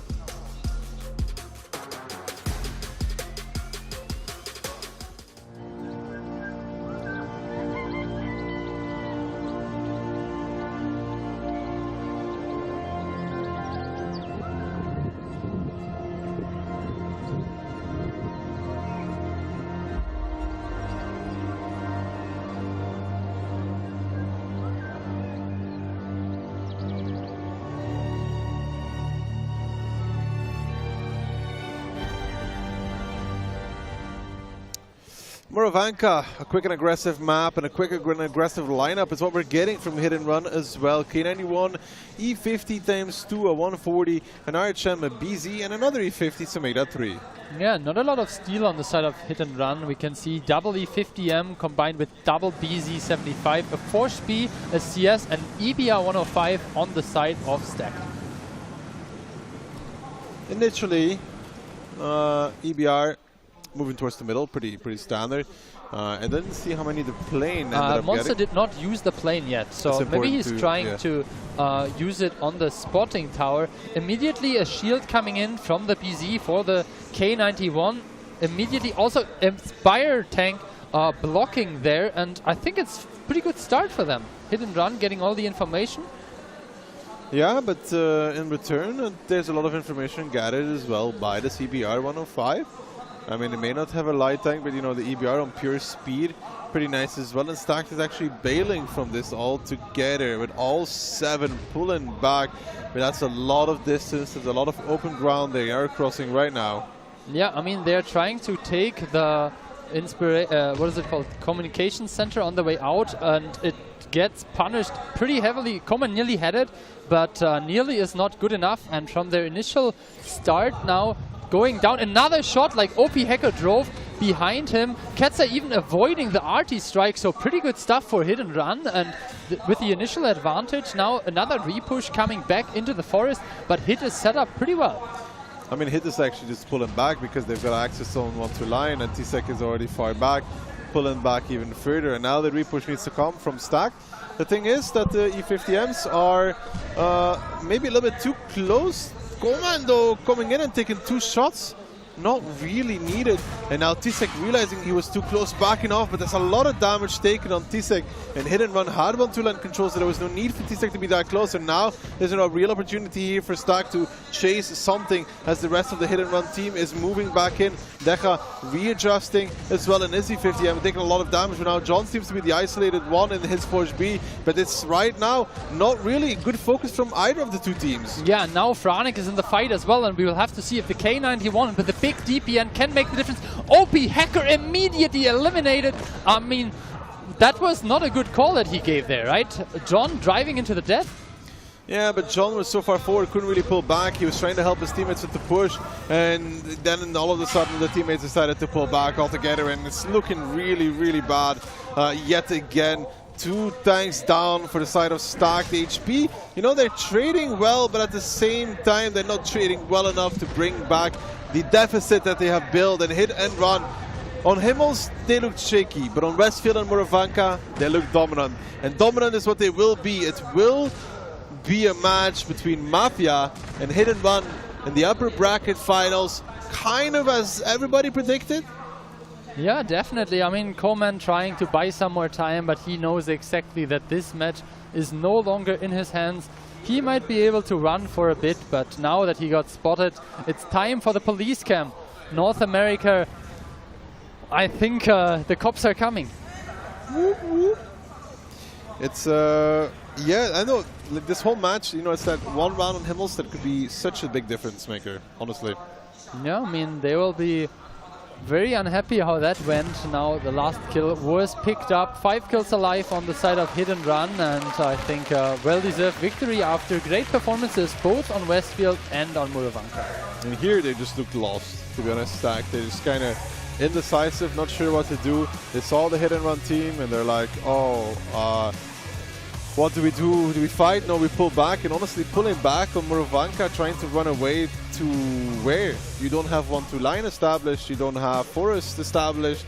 You're just kind of driving through the open and allowing Hit and Run to sit wherever they want to. They could have even started triple capping from the Hit and Run side on 1-2 line. If they were a little bit better here, Hit and Run, they abandoned the forest, started triple capping on 1-2, and Stacked is like, yeah, I mean, important to say also, like, those small details. We saw Katsai in the 140, I think, avoiding the strike that was placed onto his capturing attempt of the RT point. You can see the fist bumps there coming in. Everyone still being very friendly with each other. I think in the lower bracket, the situation will be a bit different, because that's exactly where Stack is heading to. Hit now, taking their praises, taking their applause, taking their bows, and they will march in for tomorrow.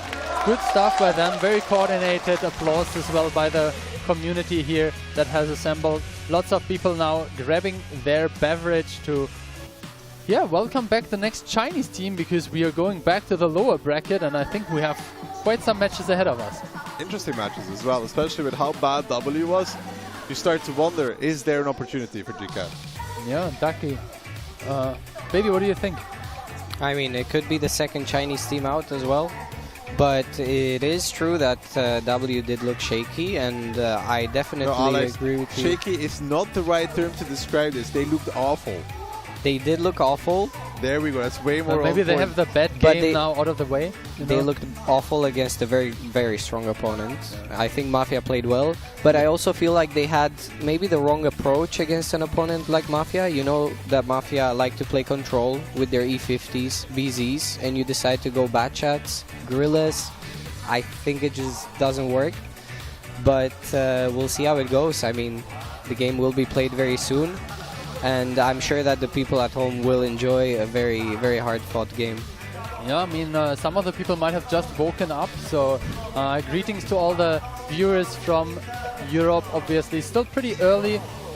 In case you have missed it, the first results were obviously a win for GCAT over LJR, followed by a pretty dominant victory by 1-1 over 2072. Now we have seen both the upper bracket matches for today. I think Mafia definitely a very strong contender after a 4-0 against W.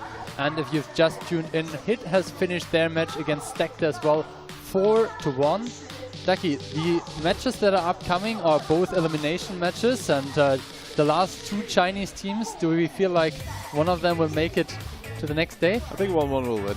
Yeah. I mean, they had a pretty good showing, but I wouldn't count Stacked out completely, because their Himmelstoff rounds didn't look too bad either. No, but Stacked looks like they go mental boom at some point, so... Yeah. Baby, what do you think? You have played with some of those guys on an A in the past, especially 15 versus 15. Can they recover from that? Well, I think they can. Experience, right? Yeah, I think they can. We'll see. We'll see. 1-1 also looked fairly strong. I think it will be a very, very interesting game to watch. And I think if 1-1 starts so strong, Stacked will mental boom. Yeah, I mean, 1-1 definitely has seen a couple of tough matches last year. We'll quickly take a look at the summary of this one. Obviously, Stacked up to a strong start, not converting their first round, but definitely then the second one, ending up 1-1 on their map pick. Westfield being very one-sided, I have to say. Hit very dominant performance, and then Murovanka as well. A bit of a lost cause there.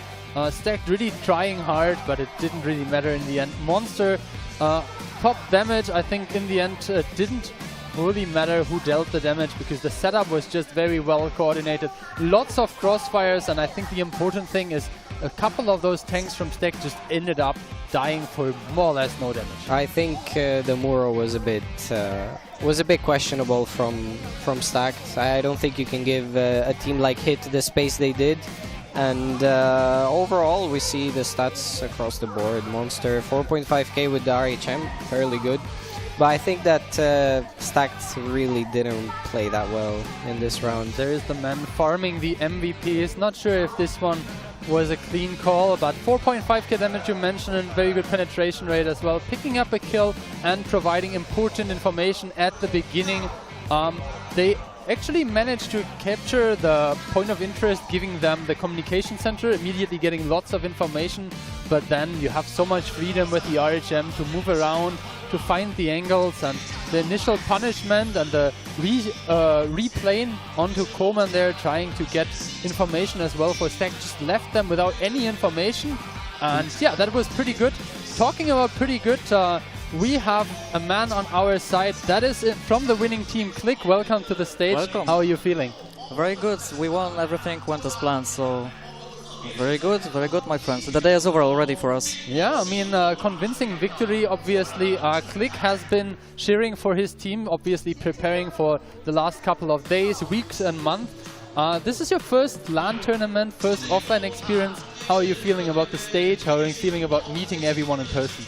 Yeah, it's really good experience, and to get to meet these people. Of course, it's a bit different if you don't play, which I hope will change somewhere in the future, but I still feel part of the team, and I'm doing my best to help them, you know.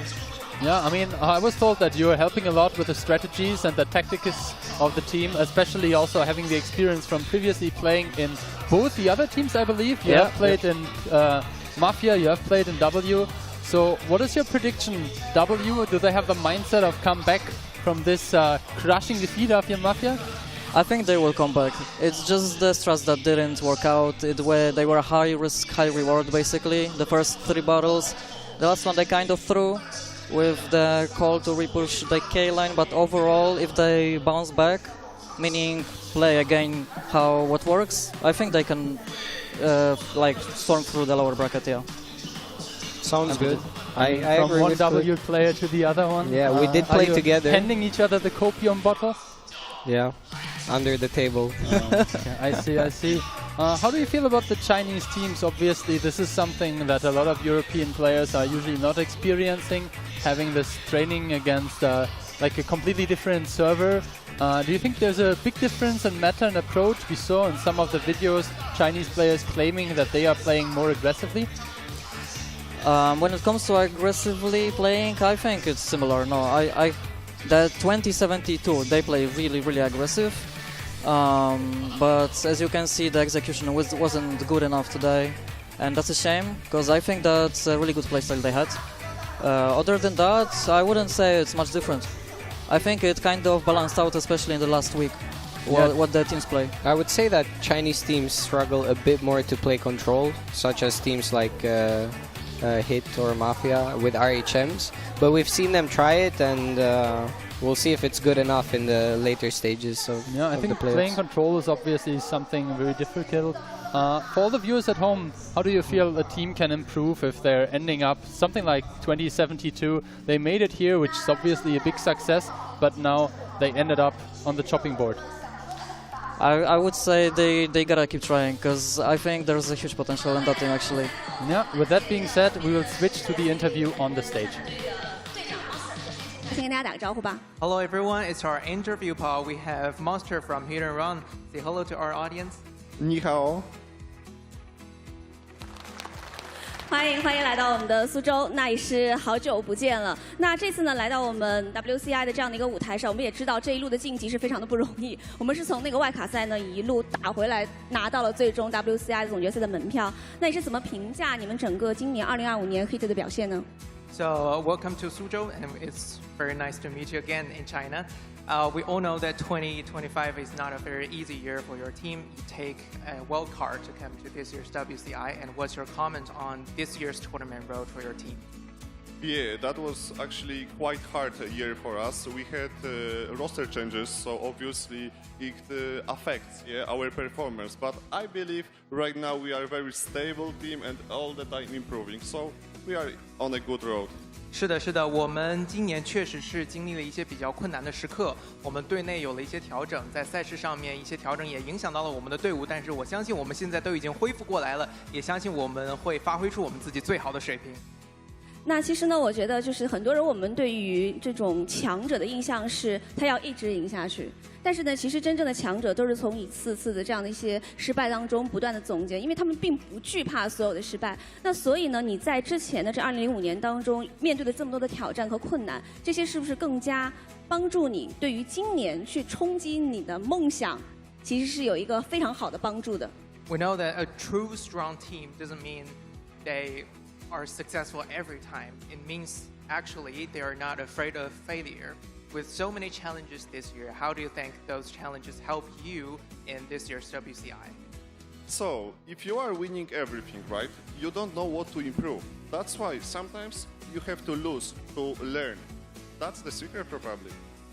其实，如果每一次都是成功的话，我们反而没有进步的空间了。我们正是在那些失败和跌倒当中，一次次爬起来，学会了成功的秘诀。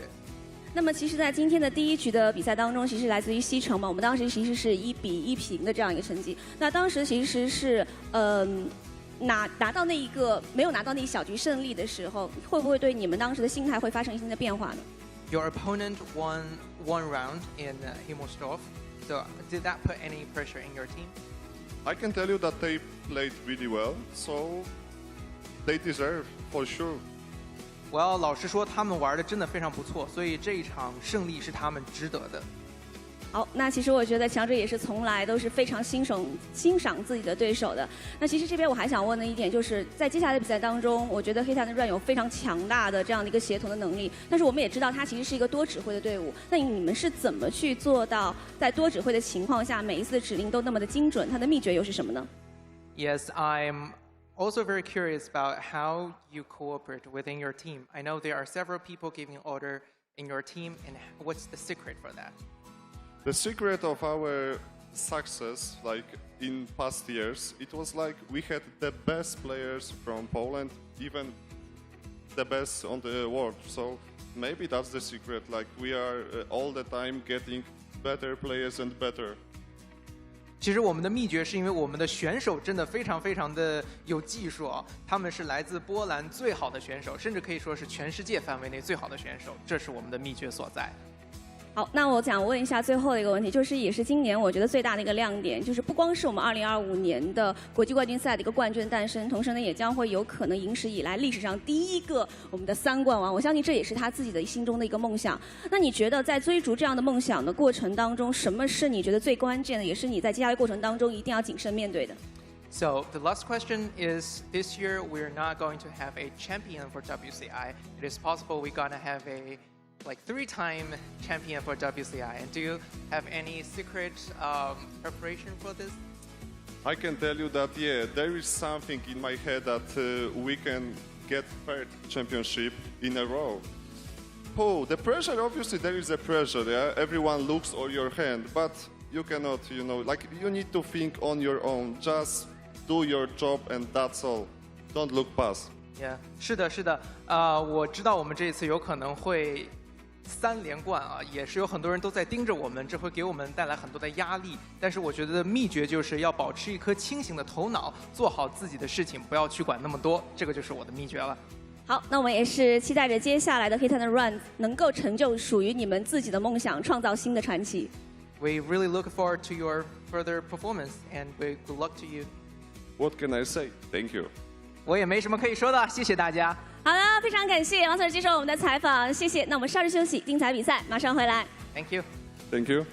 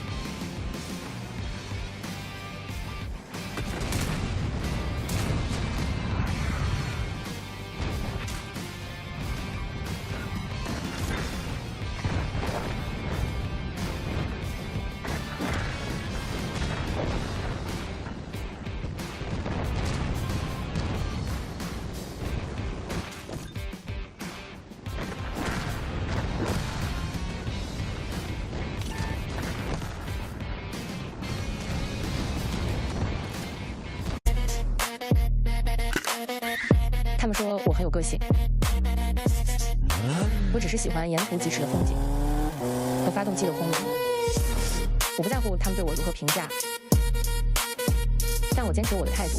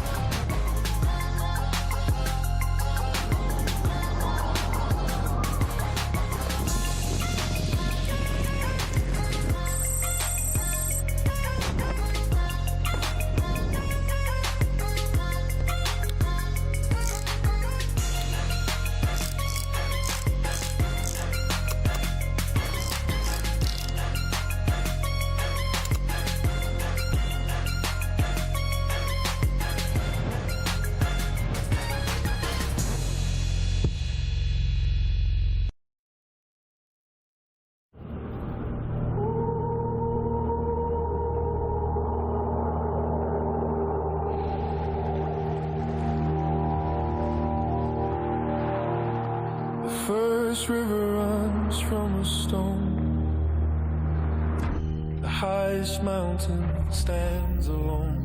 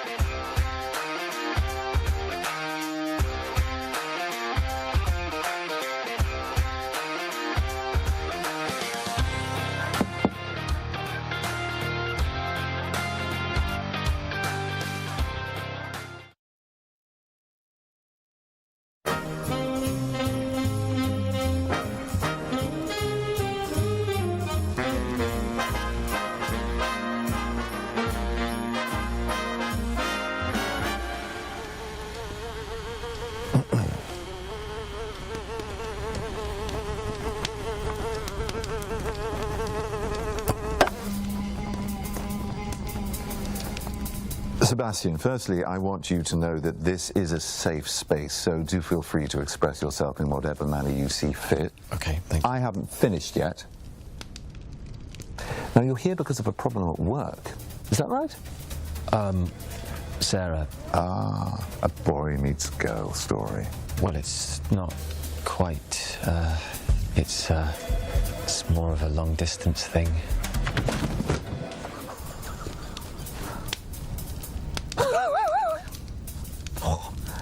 Do carry on. Well, I have a problem. I can't ever really seem to find the right words. And why the sudden urge to fix things now? And your not-so-secret Santa will be Sebastian. Who's Sebastian? Sleep.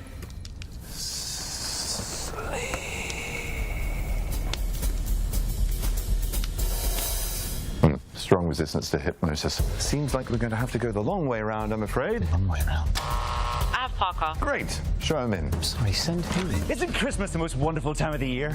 Parker, meet Sebastian. Hi, Seb. I can call you Seb, right, can't I? I was under the impression that this was a one-on-one session. Sebastian, the one shot you're guaranteed to miss is the one you never take. Take Parker here, for example. No one's experienced more heartbreak and loss than him, and yet he still wakes up swinging. Life is precious. Every day is a miracle. I have Tony. Great, send him in. Maybe it's best if I come back another day. Tony! Hey, Doc. I really don't know why this guy's looking at me. How does that make you feel, Tony? Make me feel? Like I want to kick his teeth in. Sebastian? I wasn't looking at him. Not looking at you, I'm just... You call me a liar? Oh, Tony, remember that in a moment of anger, a moment of patience... saves us a moment of regret. Shall we continue with our game? I don't like your face. See, one of the things I do here, Sebastian, is I find out the beginning of the story. Saves us a moment of regret. You think it starts with Sarah, but it does not. It starts with the tiny guy, you know, the little man.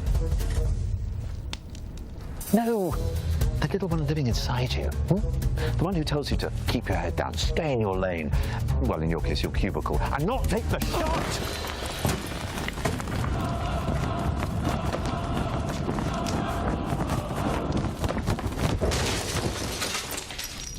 Hey, Doc. You'll move.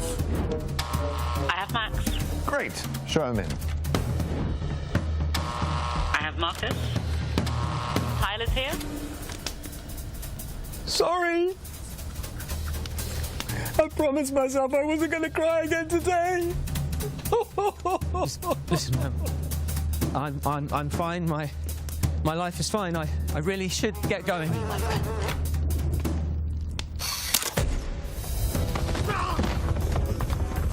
Meg, I've told you 100 times you can't park a tank like that. You're blocking the other spaces. Never park straight in a tank fight. Meg, move the tank. Okay, fine. I'll move the tank.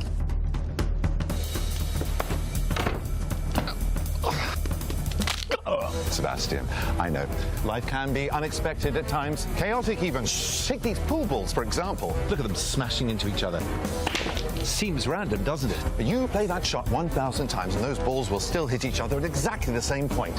Fate does not miss. Checkmate. Look, you have a choice. You could go back to work tomorrow, and you could put in your noise-cancelling headphones and disappear forever.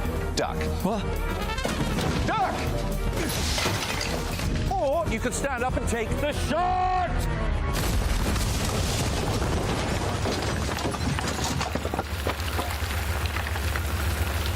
I moved the tank.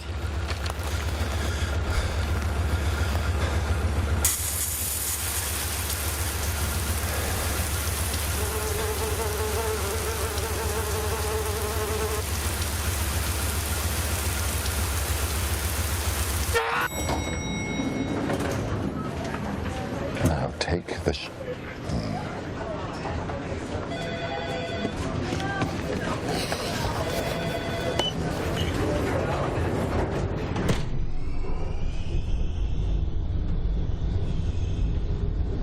Hi, Sarah. Hi, Sebastian. Merry Christmas. Oh.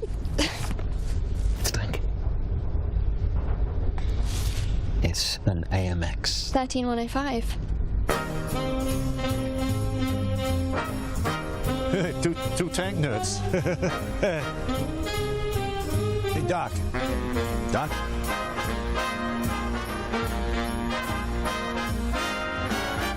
We wish you a Merry Christmas. We wish you a Merry Christmas. We wish you a Merry Christmas and a Happy New Year. See you soon. We wish you a Merry Christmas. We wish you a Merry Christmas and a Happy New Year.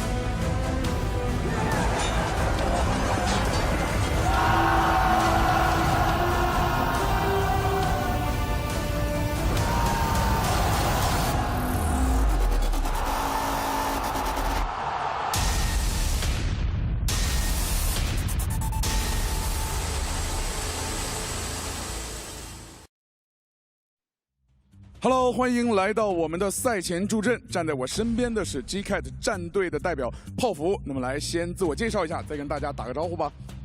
大家好，我是来自 GCAT 的泡芙。Hello, we are very glad to have Puff from GCAT. OK， 那么想问你几个问题啊。首先问一个刁钻一点的，队里谁是战场直觉最准，谁又是那个快乐的莽夫呢？战场直觉最准的无疑是帅哥，他也是我们的指挥。最快乐的莽夫的话，青。不知道青知不知道这个问题啊？And the question is, who has the best battle instincts and who is the happy, reckless one in your team? The answer is, I think Handsome is the one who has the best battle instincts, and Qing is the happy, reckless one. OK， 那么最后也是希望你能够在赛前给自己的对手送上一句话。我们一定会轻松的拿下这场比赛。And one words for the opponent, we will take this game easily. OK， 那么再次感谢泡芙选手，也是期待 GCAT 接下来为我们带来一场精彩的对决。那么接下来让我们把时间交给舞台。Thank you very much. Let's hand it over to the stage.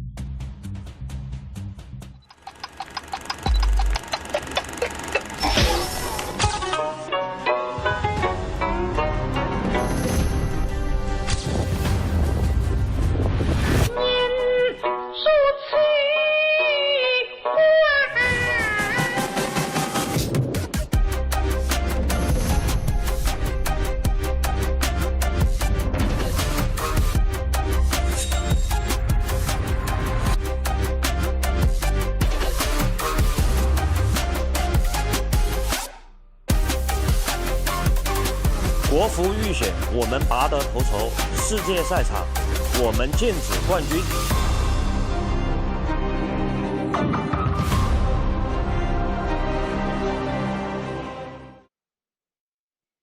火力全开 ，GCAT 主宰战场，有请 GCAT 战队登场。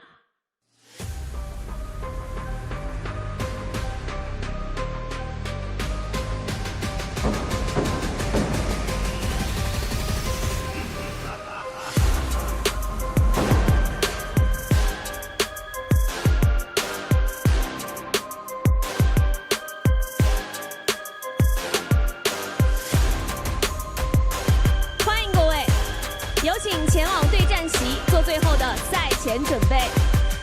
接下来，让我们看一看 W 战队的赛前采访。Hello， 欢迎再次来到我们的赛前助阵。那么这次站在我身边的是来自 W 战队的选手 Isles。那么首先做一下自我介绍，再跟大家打个招呼吧。Hello everyone, Isles from W. Say hello to our audience. Hi, my name is Isles and I'm from W. 大家好，我是 Isles， 来自 W 战队。那么在这里，你在赛前有什么想对你的对手 GCAT 说的呢 ？Do you have any words for your opponent GCAT? I have only to say that we had a really bad match against Mafia, and now we have to take out all strength against GCAT. 我想说，遇上我们 GCAT 可是非常不走运的。虽然我们在跟 Mafia 战队当中败下阵来，但是呢，我们会让他们好看。OK， 那么在此感谢艾奥子选手，也接下来期待 W 为我们带来一场精彩的对决。接下来让我们把时间再次交给舞台。Thank you, good luck to you. Thanks.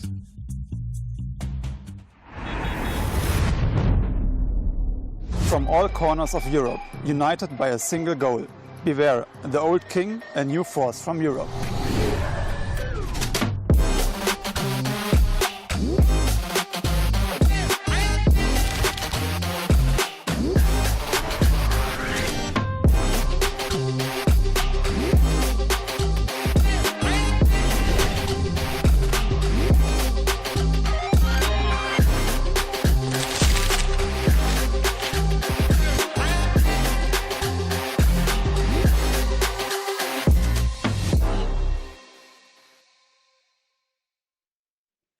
Light Work， 有请 W 战队登场。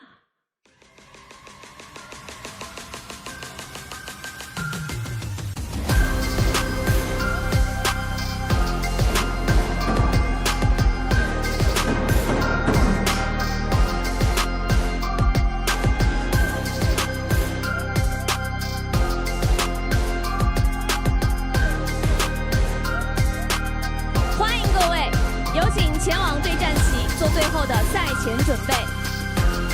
本场比赛 GCAT 对战 W， 5月争霸进化2025。接下来，让我们把画面交给评论席。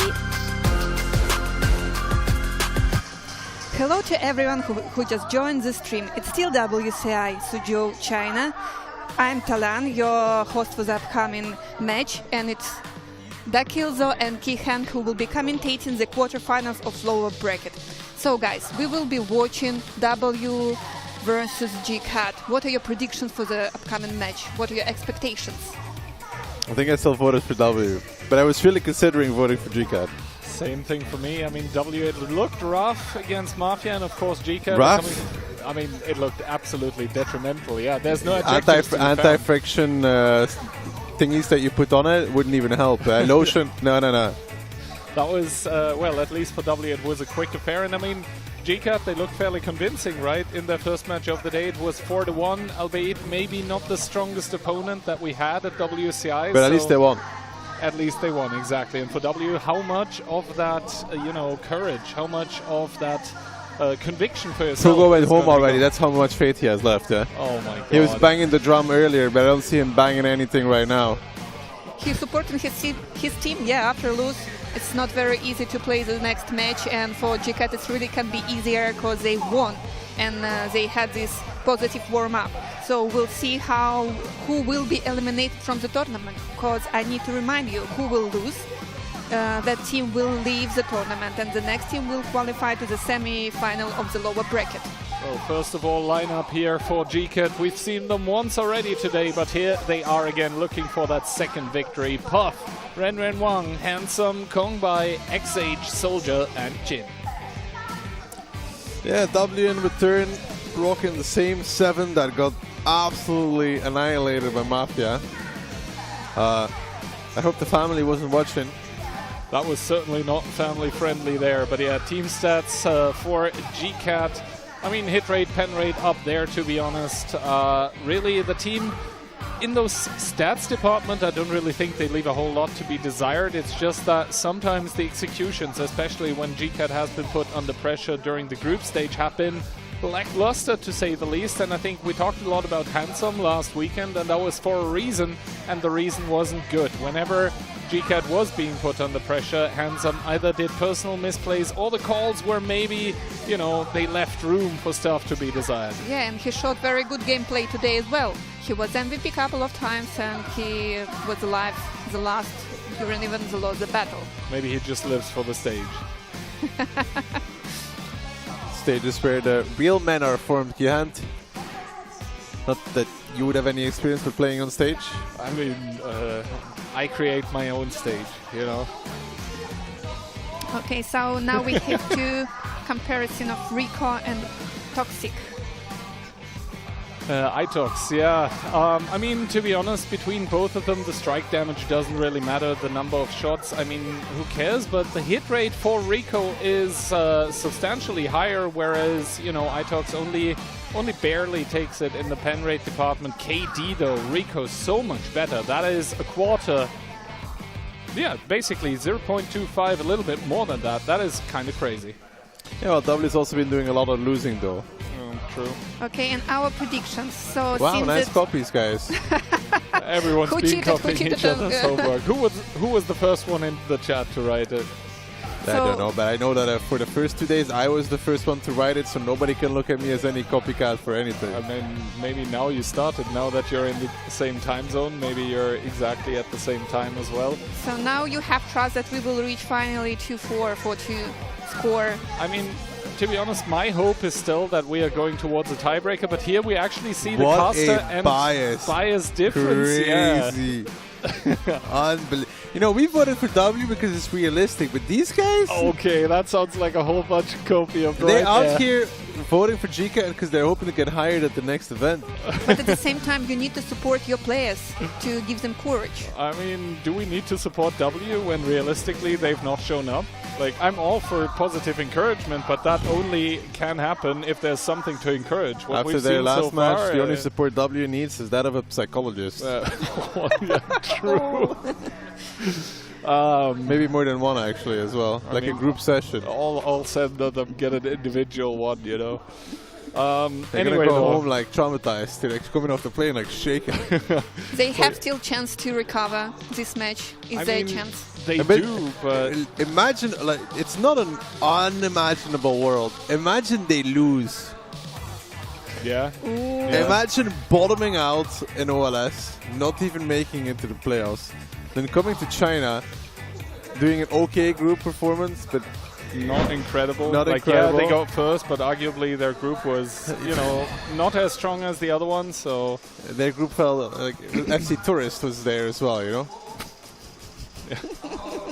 I mean, Ducky, you seem like you've been holding out all of them just to, you know, just trash W now. Well deserved, I guess. Yeah, true.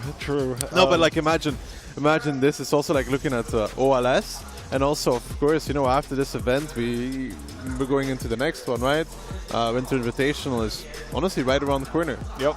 It really is right around the corner. Swiss stage is like the weekend after 6th and 7th. Yeah, it is the weekend after WCI. For W, this tournament matters more than imaginable, because losing out on OLS, if they would lose here again in a disappointing way, then going to Winter Invitational, and after Winter Invitational, it's not like the largest gap to OLS. So maybe there will be new team later, no W or something else. I mean, we've seen other teams crumble after defeats at WCI where teams fell short of expectations. But, I mean, let's not, you know, hatch the egg before we even caught the chicken. Let's instead focus on what might be, I guess, soon the upcoming maps. That is going to tell us a lot. We kind of skipped over the maps because we're talking about W's demise, but I mean, you were just so happy talking about it. I didn't want to interrupt you. First map is going to be Cliff. Second map goes down. Yeah, and no Tundra, no Sand River. I mean, good news for W there, I guess. But then again, honestly, Cliff kind of coin flip map. Let's see what happens. Ghost Town, honestly, I think W could hold the individual advantage, the individual edge, just because they have so many players accustomed to playing light and medium tanks. I am pretty convinced we are not going to have a victor after those two maps. So let's also talk a little bit about Moravanka. Ducky, who do you see ahead there? I don't know, W has a lot of experience in Moro, so probably them, I guess. Yeah. But like the question is here, can GCAT get a strong start? Because if they get a strong start, W is already reflecting back on the 4-0 defeat against Mafia. Yeah, make them go mental boom once more. And you know, these were the questions. I'm finding my second win when it comes to like putting down W. Apparently, I think I raised this question by myself last week as well. You know, it's Mentos' first time on a LAN. It's Mentos' first time leading as well. How much will that actually impact the man on screen right now? Actually, the performance of W, right? Hasn't been leading for a long time. Now comes onto their first LAN, has to lead here. High pressure, high stake, and the first high pressure match they stake, they completely bottom out. Absolutely. I mean, I was passing Nepal in the hallway actually, and you know, I didn't want to really ask him anything, but he just looked at me and straight up said, "Yeah, Mafia are good." So, well, let's see if that translates. This mental like kind of thing translates as well. I mean, Fabi, before this match, before the other one as well, he kind of was keeping eye contact with the camera, but now glancing at it, looking away. Oi, oi, oi, oi, Don't oi. be so pessimistic. They won 3 matches during group stage, so maybe right now they will show us what they're worth. Group stage matches, they were all sitting together in a Look, room. let's there was put no it this way. stage. For the Chinese home crowd, it would be amazing if GCAT and 1-1 would just magically move through the lower bracket, because that would mean that, you know, China will probably, no, it's 100% surviving tomorrow and at least playing the lower bracket finals, right? Lower bracket semi-final. Lower bracket semi-final. Yeah, semis. Because the winner of yeah, that... Yeah, we would still, because tomorrow we still have the upper bracket finals, then the lower bracket semis, lower bracket finals, and the grand finals. Yeah. Yeah. I looked. I had the right thing in my mind, just not the right name. Well, anyway, let's see if those players on screen right now have the right thing on their mind. It should only be one thing for either team, and that is victory. Nothing else counts here. A defeat means elimination, and it means going home early. Take it away for map number 1. It's going to be Cliff.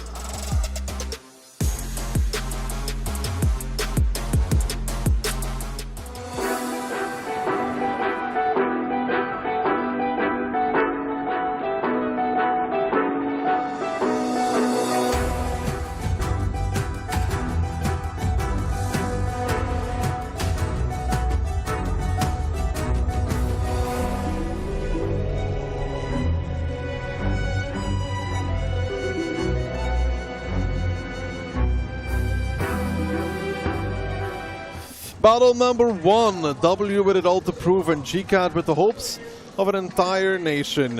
1 CS, make that 3 CSs for the side of W, triple BZ and a 140. And for the side of GCAT, we have quadruple BZ, a triple, double CS, and a 140 actually. Let's see how the openings go. The team in red, that's going to be GCAT ascending.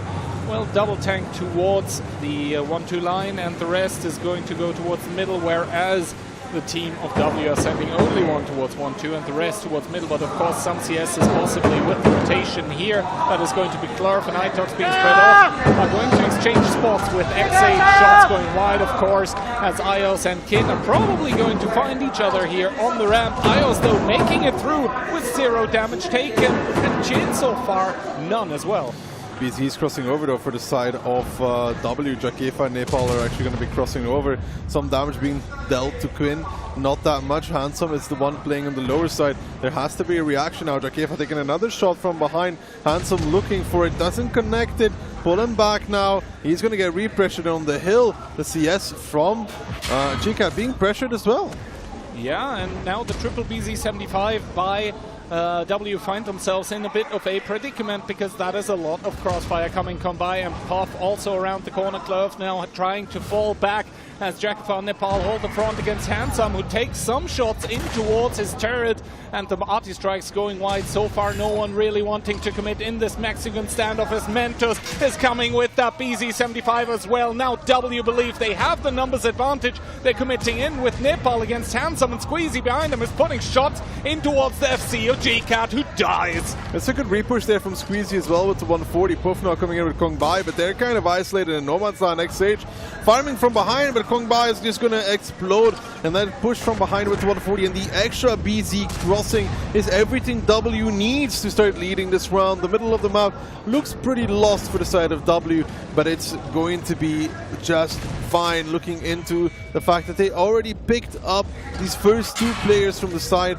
of GCAT without losing a single one of their own. And now Squeezy and Mentos, our Ukrainian duo, cleaning up 1-2 line, and XH had the good position, but this repressure from GCAT is what puts them down, you know, like trying to take the strike, but mainly Handsome's position is really hard to play from there properly.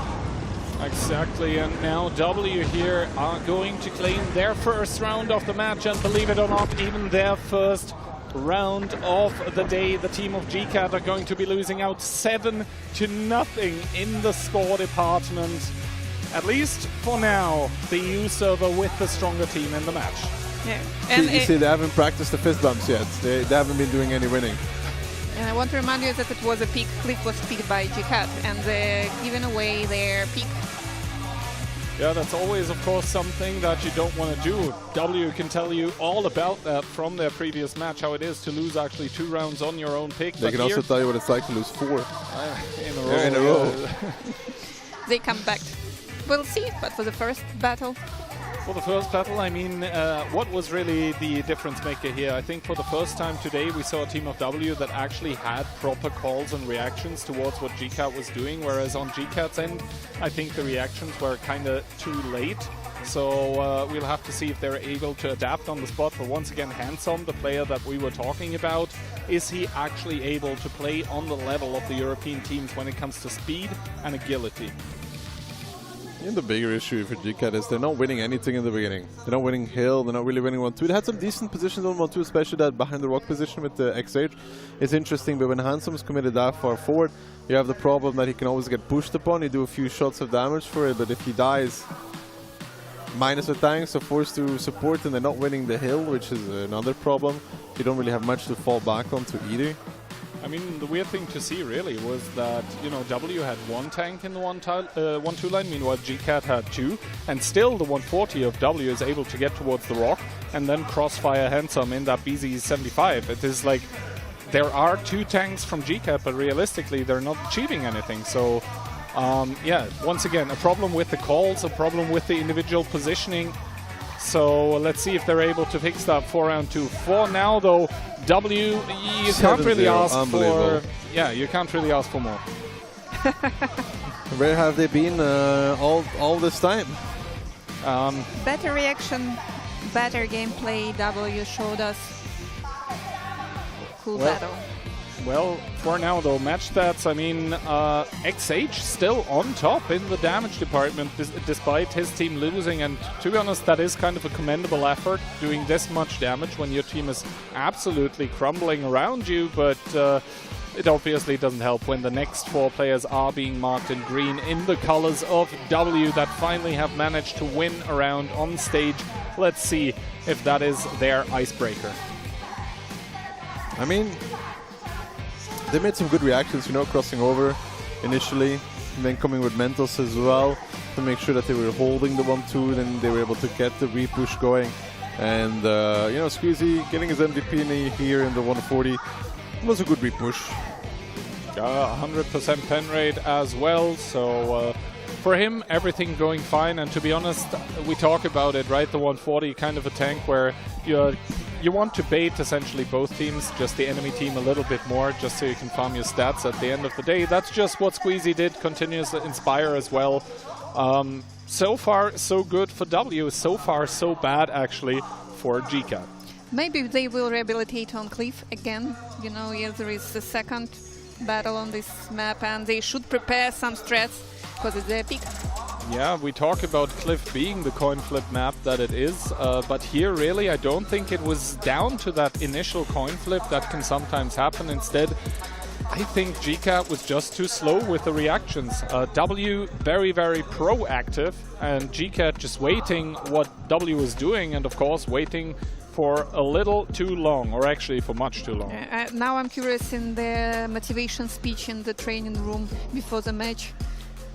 For GCAT or for W? For W. Well, seems that they're very motivated now. Well, maybe the W guys were just saying like, guys, this is not a Polish team, we can win. Okay, so second Cliff, let's go.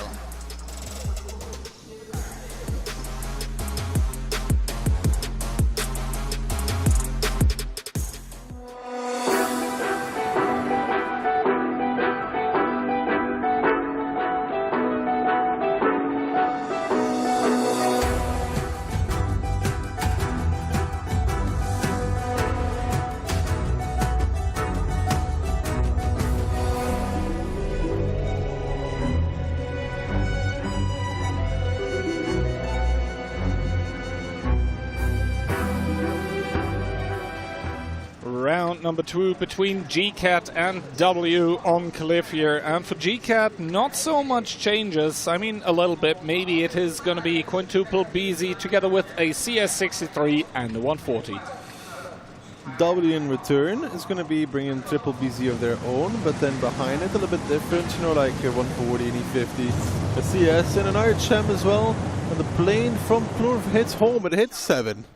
Full information available for the team from Europe. Once again, you cannot really ask for more, and this already means that essentially W are going to be playing kind of with a set strategy, as Chin is going to make it over with the CS63 over towards the donut position to the FG34 pocket. Chin even taking a shot of damage. Good aim by Itox coming out, and we can see W don't really want to commit in towards the middle for too much, because that in turn would mean opening up towards a repush. That's not going to happen though. Kongbai and Renwen Wong driving over in those BZ75s, going to the donut, taking a little bit of damage, but they are claiming the artillery strike in return.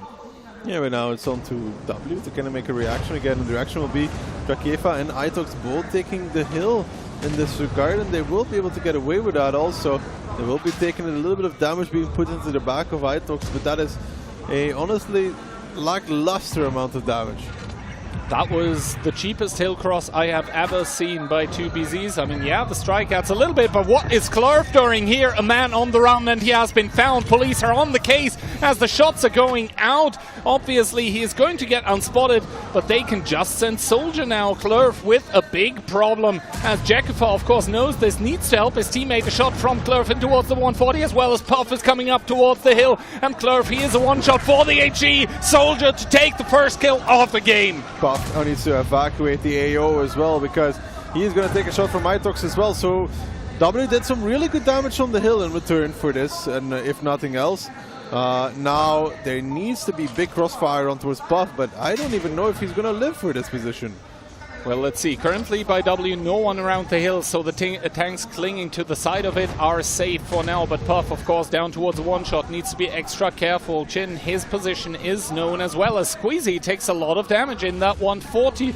And realistically, IOS in that CS63 cannot really stay super safe while shooting as well, as Mentos continuously blind fires the position of Chin here. The problem for W is that they're down a gun, but they do have the positions to make up for it. I mean, 1-2 is wide open, though.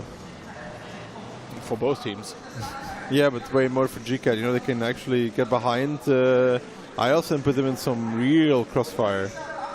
I mean, the thing is here right now, Kongbai is taking another artillery strike, and I think that is sort of going to lock down the northwestern area of the map for those mediums by W that could potentially want to flank Chin here. And this is, I mean, not a large problem, but still a problem nonetheless for the team of W that are slowly getting robbed of position after position, of option after option, and even around the hill. Right now, GCAT has taken another tank, and here we can see the reaction coming through by Nepal and Mentos. They are going to try and capitalize on towards XH. That is a super aggressive take with the 140, but he's getting away with murder in broad daylight. He's simply going to be driving away again with that artillery strike. Yeah, the fact he gets that is kind of crazy, especially when he's on 752 HP. He should never be able to do that. Soldier taking a shot by IOS as Puff goes down towards one shot. The artillery strike X marks the spot, and he is marked for death. He goes down by IOS, or to IOS rather, as Itox takes another shot of damage. And now Mentos coming down. Actually, the cap, we didn't talk about it. The cap! And it gets reset last second. My goodness! Yeah, there is indeed a last second decap. I think even the crowd already thought that the game was over, but the big push across to reset from Mentos, he's now in no man's land. But honestly, he's ended up in a pretty good position with that BZ behind that building there. Now XH and Renrang in a little bit of trouble, but who's in even more trouble is IOS in the 140. He should be picked up rather quickly, and it's still anybody's game. I mean, Handsome tried to make the ram happen there. It will not. He needs to pick up the CS. He does as well. And now it's on to GCAT to close out this round. They got the cap going yet again. And can they do it? Can they do it, really is the question. It is a neck-and-neck game in between both of those teams, but currently W have a tank more in the game. They do not have the HP advantage, but maybe that's about to change. Another tank falling for the side of GCAT as Itox gets picked up as well, so they're keeping up in the gun department almost. But those E50Ms in the fight, they hurt when they get the time to do so. Another tank down and out for GCAT here now. The HP is still kind of close, but the guns, they aren't at this point in time, and that is really the state of the game. This is what matters. Ren Wang in a 1 versus 2 takes one of the two out of the picture, but in comes Jakufa Nepal still with the reload as well, and Chin the only one remaining. Yeah, that last second decap actually, like very, very last second. We completely forgot about the cap there for a second, and they almost got away with it, but not if it is on Mentos actually. Last second decap from him. Well played. And actually ended up in a pretty decent position as well of that. Yeah, the boost down the hill in towards reset, in towards crossfire position, that was an extremely good play coming out from the young Ukrainian, but he'll need a lot more of those to keep making it far in the tournament, but so far so good for W actually. Actually, this mode with recap was super cool. I think it's something that we need in these matches. It should never get this close in my opinion, because like Daki and I were like, all right, the cap is going, you know, usually the problem is like you should be resetting at like 3 seconds left, 2 seconds left, something like that, but never at 1 or 0. I think it also came down probably to IOS using a strike to kill the guy on the hill. So he didn't have the strike to decap with anymore, and then there was some miscommunication, but it actually worked out. Like, it honestly worked out for them. Yeah, it's like a not time, not time. It was... it is time. Everything calm, full control, everything under control is probably what Mentos said after that one, but obviously we saw that it was far from being under control, and that just shows you how shaky this team of W is right now, right? Because other teams probably don't let it go this close. There was really no reason for them to let the cap tick this high. Maybe the oversight missing a little bit here. I mean, should always be keeping your eye on the cap, right? At the last moment, they remembered that it's not a Polish team and decided to to start winning again. Yes. Is this the redemption arc for W, or is this too close? I mean, they won 2-0 on Cliff, which is GCAT's pick, which means that GCAT really wanted to play this map, and ended up not working out. First round, you could say GCAT didn't really have a way to win. This one maybe should have won, so 1-1 would have been fair coming out of this, but it's 2-0, and that gives W a real opportunity to transition now towards Ghost Town, make it 3-0, and then, you know, send the Chinese team home. I mean, the fact as well that W was far from playing flawlessly here, right? You should never get the 140, or the 140 of GCAT should never be able to take the strike around the hill, while also the other strike on the other side of the map is getting captured. That was definitely an oversight as well. The reaction there from W, not on point too. So after Cliff is done, I think W can be happy with the scoreline. It could be 1-1. It is 2-0 their way, which is of course good. But yeah, at the end of the day, damage farmed by the teams, once again favoring W. Yeah, Squeezy again having a good game in his 140, top damage as well, 5.4, and then Jakefa coming in 5.1 actually. So not too bad, especially because, you know, the BZ not known for his great DPM. But the play around the hill from Klurf, I think he forgot that they have an Inspire to keep him spotted for a while. Yeah, that was a definite oversight, and you could see all of a sudden how panicked he was. Like, oh no, I shouldn't be spotted, but I am. Crap, what has happened? Of course, the Inspire coming in clutch. And coming in clutch, Squeezy as well for the team of W. Once again, one of those 140s really dishing out the punishment, and as well he should. Good job once again, but it was a little too close for comfort by W. So since maybe Squeezy will be again MVP? I mean, no, it's going to be Mentos actually this time, and I think his play of basically coming down from the hill with the last second decap in towards the crossfire position is what's being rewarded here, because to be honest, what else are you going to reward? 3,300 damage or 71% pen rate? How do you do 71 with 10 shots? I'm not entirely sure. Because it's pen rate goes off of hit shots. Yeah, true. So, you know. Yeah, yeah, okay, keep looking at me, Ducky. You can't study something, you learn new things during the stream. I mean, even in my semi-young days, I'm still learning. I thought you were going to say I can't teach an old dog some tricks. No, don't worry, I'm still able to learn, sometimes at least. But yeah, for GCAT, are we worried already? I would say so, yeah? Yeah, and I think our audience in the hall is also worried for their home team. They're all here and they're supporting Chinese teams a lot, and they're really not happy when they're losing. I mean, they were already starting to cheer. The lights were coming on. Maybe the production people as well wanted the round to become a 1-1, but it was not to be. And this means that W take it away here, steal it away almost, you could say. Doesn't matter though. The game decides it's going to be the 2-0 here. And what's more worrying is how GCAT doesn't win that round with everything that happened. You know? Yeah. Like, they killed a full RHM relatively for free, but then again, though, the guy on the hill died. They lose the hill for it. It's like, yeah, W, I think they did a very good reaction for losing the RHM. Even when the RHM was still alive, he was kind of dead. But W recognized, okay, we can win the hill comfortably off of this. So I guess chapeau to Mentos there for making that call, or whoever else it was. But yeah, overall, GCAT not looking too hot. Their first opponent today was LJR, if I'm not mistaken, so not too much to take away from that one. Here, I think they're hitting a much larger problem, and that is W, and so far unable to deal with it. And now players are preparing for Ghost Town.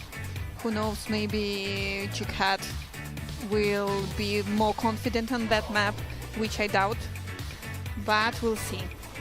Talking about Ghost Town as well, I think it is one of those maps where W has a lot of tools in the bag. And they could play 7 lights if they wanted to. Yeah, they have so many players that can actually play lights. Although with GCAT playing basically cap every time, You maybe don't want to. I'm not entirely sure what's going on behind us right now, but at least maybe the people seem to be very happy. For GCAT. That could So be supporting them. And they definitely weren't cheering for W, that's for sure. I tried the same thing, but I feel like nobody would respond, you know? It'd be like two losers clapping for ourselves. I would clap for you, Ducky. Exactly, two losers clapping for ourselves. But yeah, for GCAT, I mean, tough times here right now. Being down 0-2 after your own map pick. W, once again, they know how that feels like, and this in turn means that I mean, they've gone through it all, you know? They've been 1-0 down, 2-0 down, 3-0 down. Out of the game. Crying in the toilets down. If you were a captain, how would you motivate players after such losses?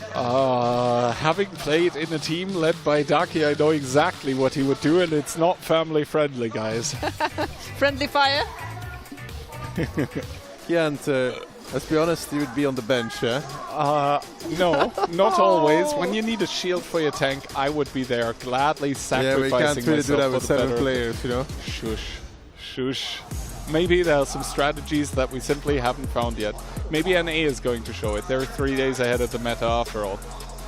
Maybe if we bring back like a point limit, you know? 768. And I'm going to be the tier 8? Yep. Or is that too much responsibilities? I can play Oho shield again. Exactly. Alright, alright. Anyway, though, seems like we're getting ready for this round number 3. And, I mean, W in this match as well, they have seemed not invincible, but I think individually, they've just been a notch above the team of GCAT. But all of that might not matter. Into Ghost Town we go.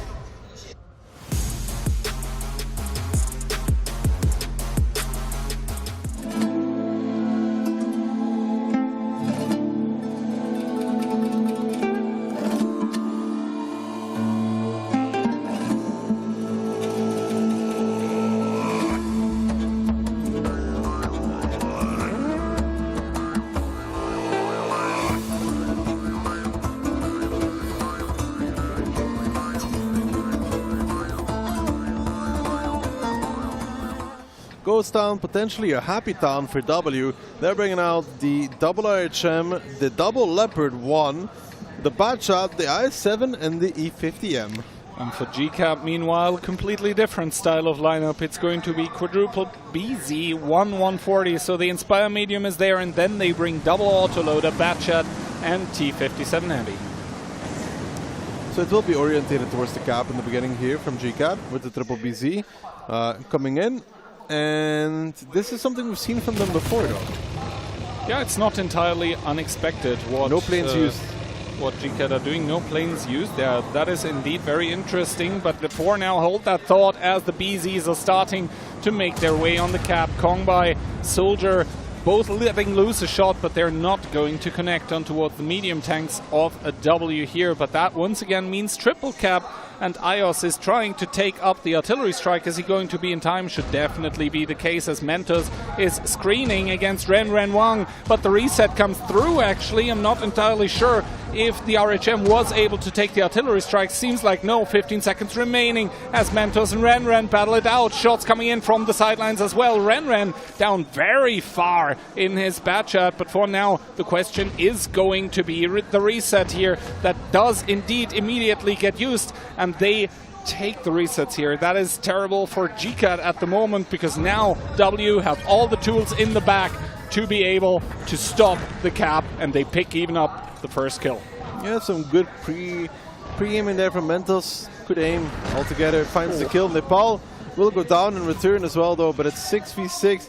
And these guys on the cap are kind of in no man's land. A little bit of crossfire as well, and Handsome is down. There's still a light on zero line, and this is a tough battle to be if you're GCAT, because, well, the HP was even. It's just those positions and lights, you cannot really play against them. Not really, no, and Itox has all the freedom in the world to draw back and fall back in towards the snipers of his own medium tanks and light tanks that are still controlling the 1 and 2 line. You can see the punishment is just overwhelming on towards the players of GCAT. They're just being schooled at this point in time. Kongbai hasn't left the cap so far as Itox finally goes down, but at what cost, Ducky? I can tell you what the cost is. everything. It's going to be the round. 8,300 HP versus less than 3,000. Yes, 3 players still alive for GCAT, but not for long. I think playing with no light against a team like W is always kind of a risk in the beginning, because you know that they like to play like rats from time to time. And with this double Leopard, double light tank as well, they were capable of doing just that and resulting into another very convincing win. Yeah, I mean, for W, all the set pieces realistically were falling into place as soon as they got the first reset and they had the first artillery strike. Cap wasn't a realistic option anymore, and from there on out, W individually just have the experience to play it out against a team of GCAT that looked entirely unaware that you can play with this much of a mobile lineup. It seems that GCAT all lost everything and lost courage and have lack of energy to win it. I mean, if that is the case, it would of course be very detrimental. You spent months preparing for this, and then yes, you win the first match today, but this one not looking too sharp. I hear that if they lose 4-0, they're going to show up to the hotel and the bags are already going to be packed outside. And then they're going to check their app and the booking is going to be cancelled on the train. You know, it'll be like, walk home. I mean, they won one match today. Walk home anyway. And one scooter, yeah, for the best player. Yeah, I mean, you know that China is kind of a big place, right? With enough time and determination, a man can move mountains. True, true. Well, maybe they will have to turn to philosophy as well, because nothing else might help at this point. 0-3, it is a scoreline that comebacks are possible from, but are they likely? Well, no. So I'm already afraid of the second ghost town. Yeah. I predict that we will see something like this. I don't want to be very doubtful about GCAT gameplay, but for now it seems that they're not in the condition. No, I mean, GCAT, what have they shown us realistically? They've shown us that they can beat LJR, but not a whole lot else. Of course, they started in the lower bracket as well. That means the previous weekend hasn't gone too well for them either. And this means that now, after 3 complete rounds, well, GCAT hasn't even managed to eliminate the entire squad of W once. They have 6 kills after 3 rounds. That's not a lot. And here, I mean, you see the damage feed as well coming in. It is all green, not a single red player, not a single one from GCAT in the top 5. It's very recycled from GCAT. I think if you're W, you should be pretty aware that GCAT likes playing on Twisted Cap. They did this against LGR as well. They won one round with this kind of aggressive play, and then they lost the other one, if you remember well. And obviously W, you know, they sat in their lounge, sitting on their chairs, getting fat and lazy, after which they got, well, wrecked by Mafia. But, you know, like if you're W, you saw that as well, so you would know that they have a tendency to want to orientate themselves towards the cap. And then, yeah, you have your tanks in positions. It was double plane saved, which was interesting that they didn't use one plane, but it was the Leopards themselves with Jakefa up front. And Squeezy behind. Jakefa was spotting if they were going onto the cap, so they were both ready to shoot it anyway. So there is a specific reason why they kept the double plane. I'm just not sure why exactly. I mean, maybe they didn't want the opposing team to know that there were light tanks, and by sure, but then one of your lights should be an EBI. Yeah, I mean, true. What can I say? Sometimes you do say the correct things. Quite often, actually. People are always surprised, though, when it happens. But quite often, but seems not a prediction for this match. No, but it doesn't seem like anybody's prediction for this match, because I think it was 4-2 across the board. Yeah, so far, so bad for all. I just want to remind everybody that, you know, I'm still the reigning prediction champion here. Yeah, so from OLS 4, but a lot of things have happened since. I'm pretty sure I got more predictions right than you last weekend as well. Fake news until I see proof. I mean, you can go look them up. They're in the WeChat conversation. I guess I'll put the intern on the case tonight. Yeah, because all that guy does is sleep. Well, I mean, we hope that both Alex, who's been doing a tremendous job today, honestly, hosting while having a cough, and also Moff, who's been battling that one for over a week. Moff has been having a fantastic holiday, you know. I heard he's currently visiting Old Town, walking around some gardens, you know, just If only. Living But yeah. his best life. Exactly. I mean, we're up here joking and making fun all the while, though. I think the drama is starting to take and shape form for the team of GCAT. Only one round is separating them from tournament elimination, and if the past 3 rounds are anything to go by, then, well, they don't really have the tools to deal with this lineup of W, who so far, at least in this match, have seemed rather sharp, excluding the second round of Cliff, of which I, till now, am not the biggest fan. Seems we will not see Muravanko or Ensk in this match, but who knows? I mean, W is always good for dropping a map, so let's see what we can see. So maybe they will be so glad that they will give away one more battle. I think if you put any of the teams in the position here to give a consolation round to the other team, they're probably going to say, no, we're taking everything and then some. So I don't think that's going to happen. But yeah, let's see. The possibly last round of the match is upon us. Let's go.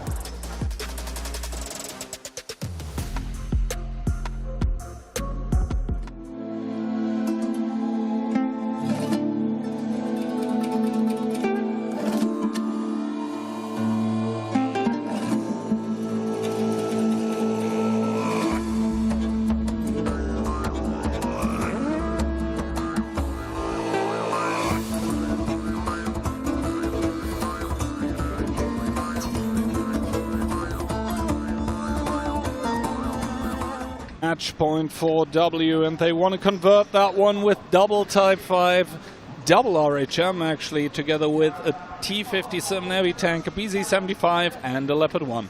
A little bit of everything here from GCAT. Leopard, RHM, EBR, Type, IS-70, 50M and E4, so 7 different tanks, but most important note, have a light tank as well. So in between both of those lineups, which one do you like more actually, Ducky? Double RHM or RHM EBR combination? I like RHM EBR a lot, actually. If the EBR plays it well, he gets a lot of information.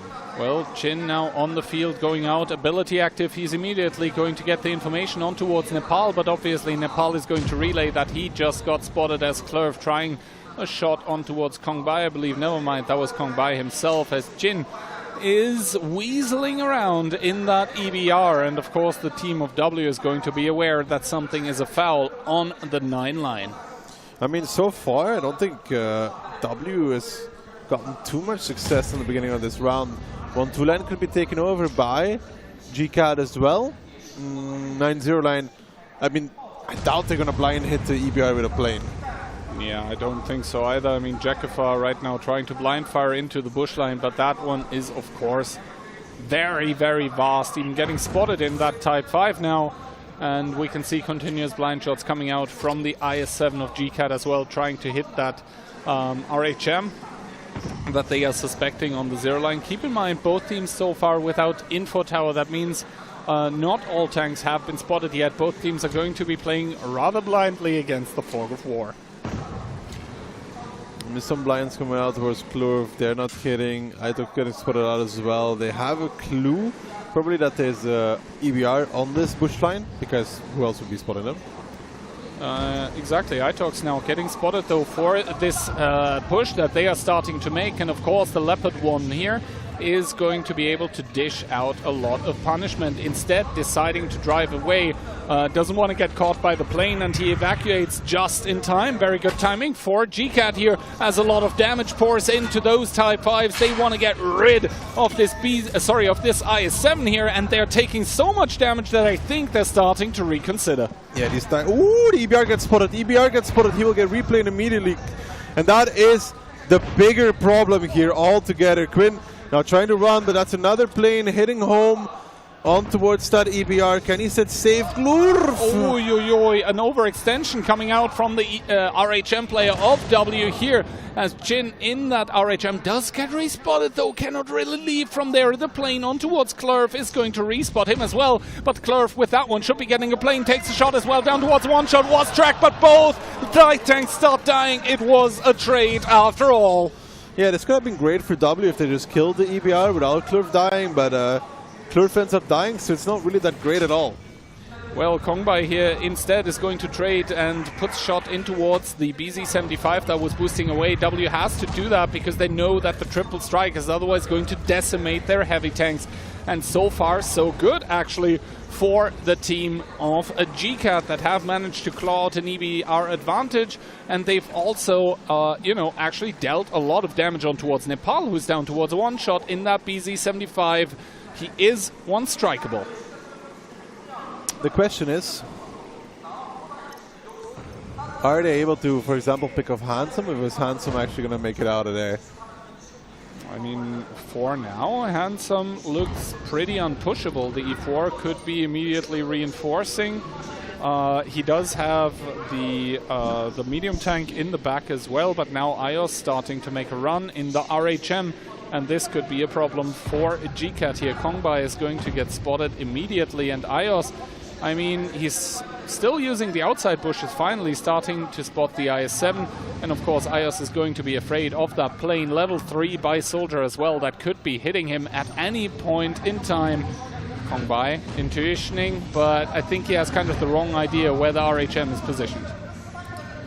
But for this to work, they need to sneak somebody down zero line that can actually crossfire Kongbai. If they don't do that, then they will not be able to get the crossfire either. Now you can see the tank moving down the zero line. That's Squeezy, I think, in the Leopard 1.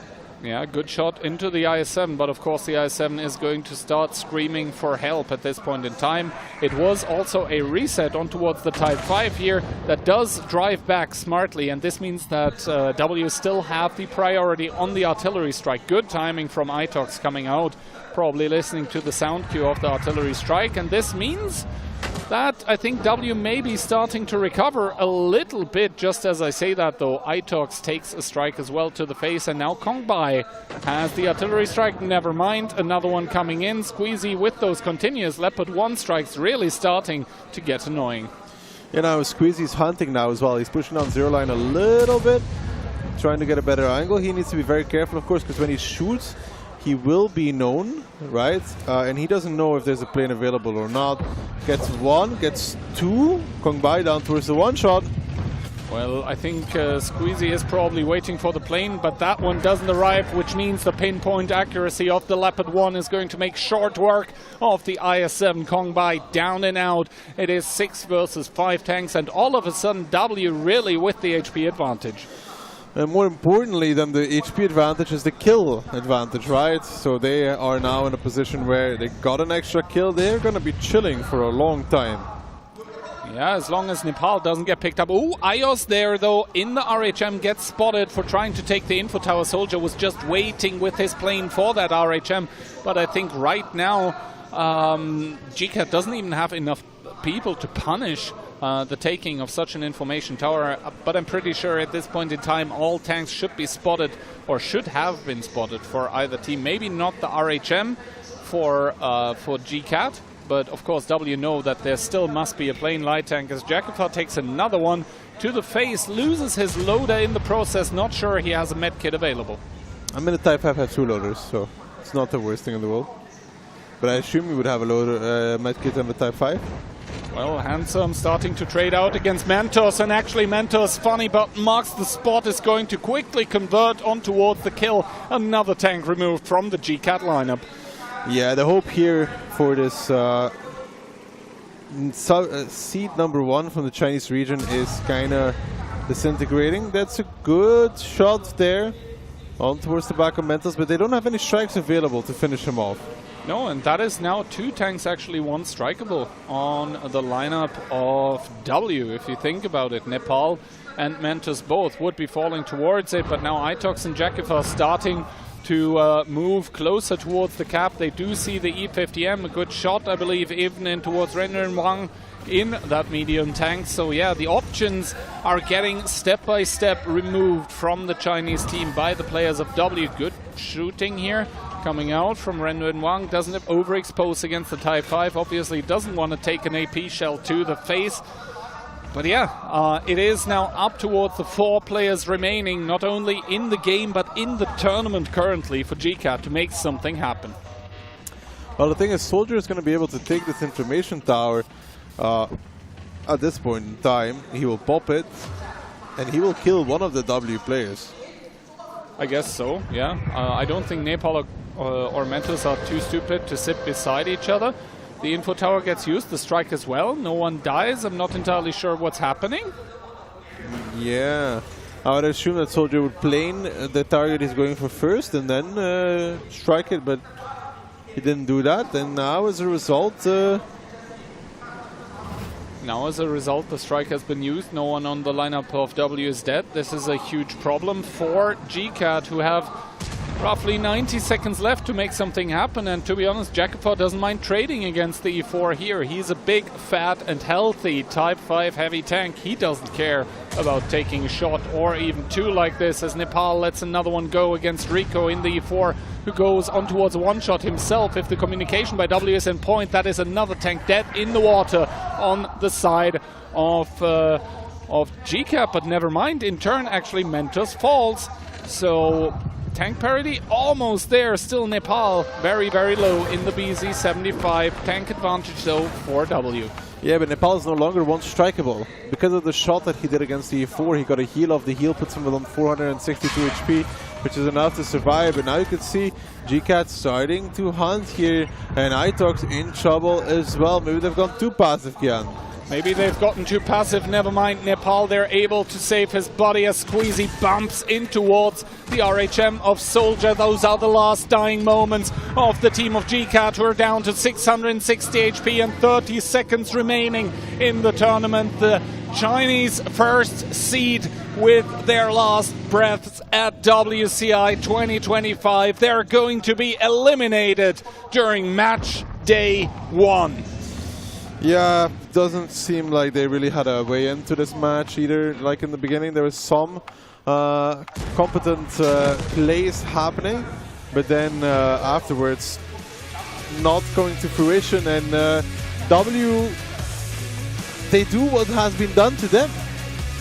At some point of time, I thought that GCAT had a chance on the fourth map, but unfortunately, W were able to force themselves to win the battle. I mean, realistically, I think GCAT had chances on game number 2 and game number 4 of the match. It was, well, game number 1 and game number 3 were kind of a wash, to be honest. Kind of lose by opening, but round number 2 on Cliff and round number 2 on Ghost Town here, there were definitely openings, but W were just quicker to exploit, quicker on the trigger, quicker on the execution, quicker with everything. And in this last round, the EBR somehow gets spotted. Yeah, I don't know how that happened. Was it a plane? I don't even think so. No way. Cheat. Good luck trying to do that here, but yeah, admin check-in PC, I guess. But the team of W, finally some smiles on the faces of this team. Meanwhile, GCAT, it is going to be... So they're taking 5th, 6th place, I think. Yeah. And they're eliminated from the tournament. And I mean, for GCAT, it is going to be a quiet way home to the hotel. W is not used to winning, so they don't know how to line up to say thanks to the crowd, you know, because they're just so not used to it. But W already know that there will be at least 4th. Well, I think W were hoping and were aiming for a smaller number than 4th, but for now that is what they have secured. And yeah, GCAT, I mean, kind of a disappointment here, 4-0. That is kind of a statement, considering that W were losing to Mafia 4-0 as well before. All the hope is on to 1-1 now, yeah? Oh, just like last year. Yeah. The last remaining... yeah, but we expected more from GCAT, I guess, because they were first seed. Yeah, maybe. Then again, 1-1. I mean, especially we talked a lot about how 1-1 is doing currently after losing D13, right? And seemingly, at least in the first match of the day, they were kind of unfazed. They completely disposed of 2072. I think that's kind of a right way to put it. So after all is said and done, I think 1-1 might be the bigger challenge for the teams so far today, at least to throw them out of the tournament. That will be up to Stacked in the last match of the day, and we'll be able to see if the one remaining, or rather if the one American representative in the tournament can, you know, shatter the hopes and dreams of the Chinese region, or if in turn, you know, China is going to say, well, we imported the players, but not their victories. We are going to impose taxes here. I mean, maybe they should have recruited them earlier. Maybe. But he was still locked in your cage then. Who exactly are you talking about? Alex? Oh, yeah. Well, maybe they should have done so, but you know, he was still in a contractual obligation there. But yeah, here we see the final scorelines, and well, across 4 rounds, GCAT managed to pick up an entirety of 8 kills. That is, frankly speaking, not enough. You know, all the cheering was unsuccessful, and unfortunately GCAT lost the round. But actually being 5th-6th is better than being 7th-8th.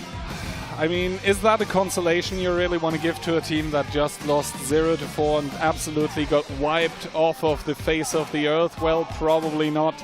Anyway, though, here we see the damage dealt. Over 5k for both Jakova and Squeezy, and finally GCAT managing to show up on the board here with 3 players, but it is not going to be enough. Instead, W, well, they redeemed themselves a little bit for the showing that they had against Mafia earlier today, but it is going to be a long road from there, as we can see the player stats coming in.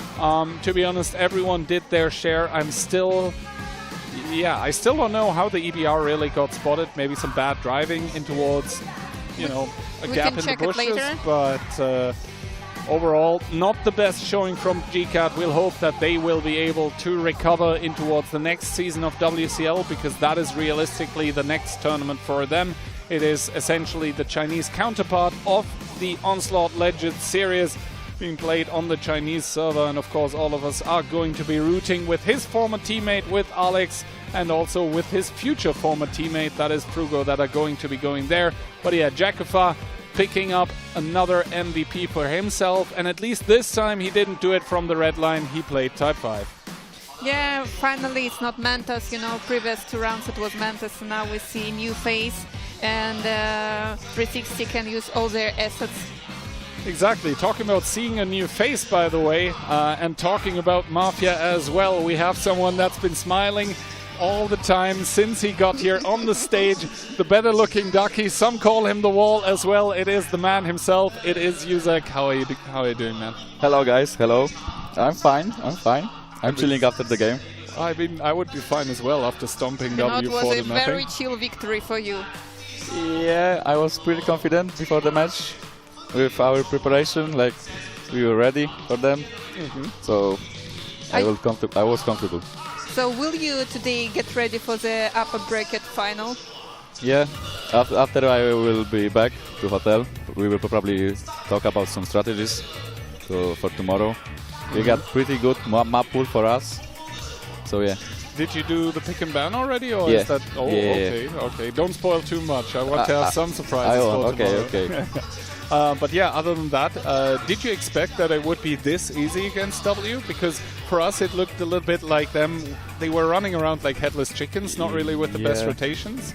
Yeah, I don't want to be cocky, but for me, I was hoping it's gonna be 4-0, because I didn't see like any other results.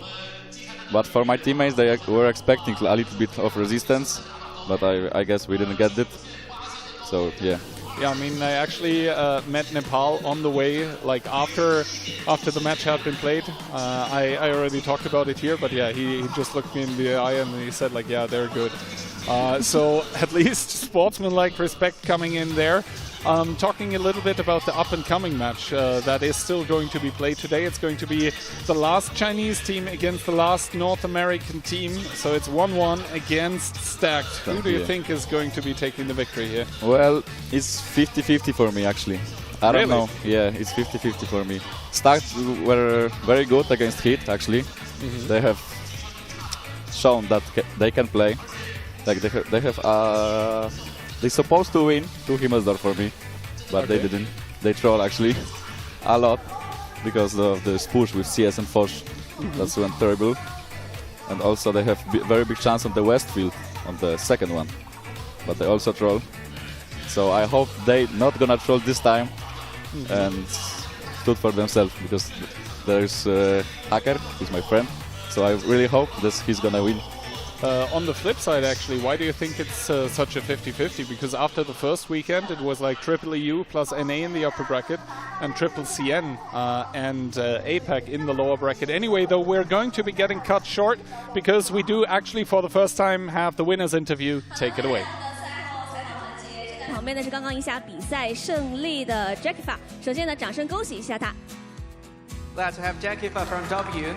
来，有请你向我们所有的中国的玩家朋友打个招呼吧。Would you please say hi to our audience? Hello, how are you doing? 大家好，大家好吗？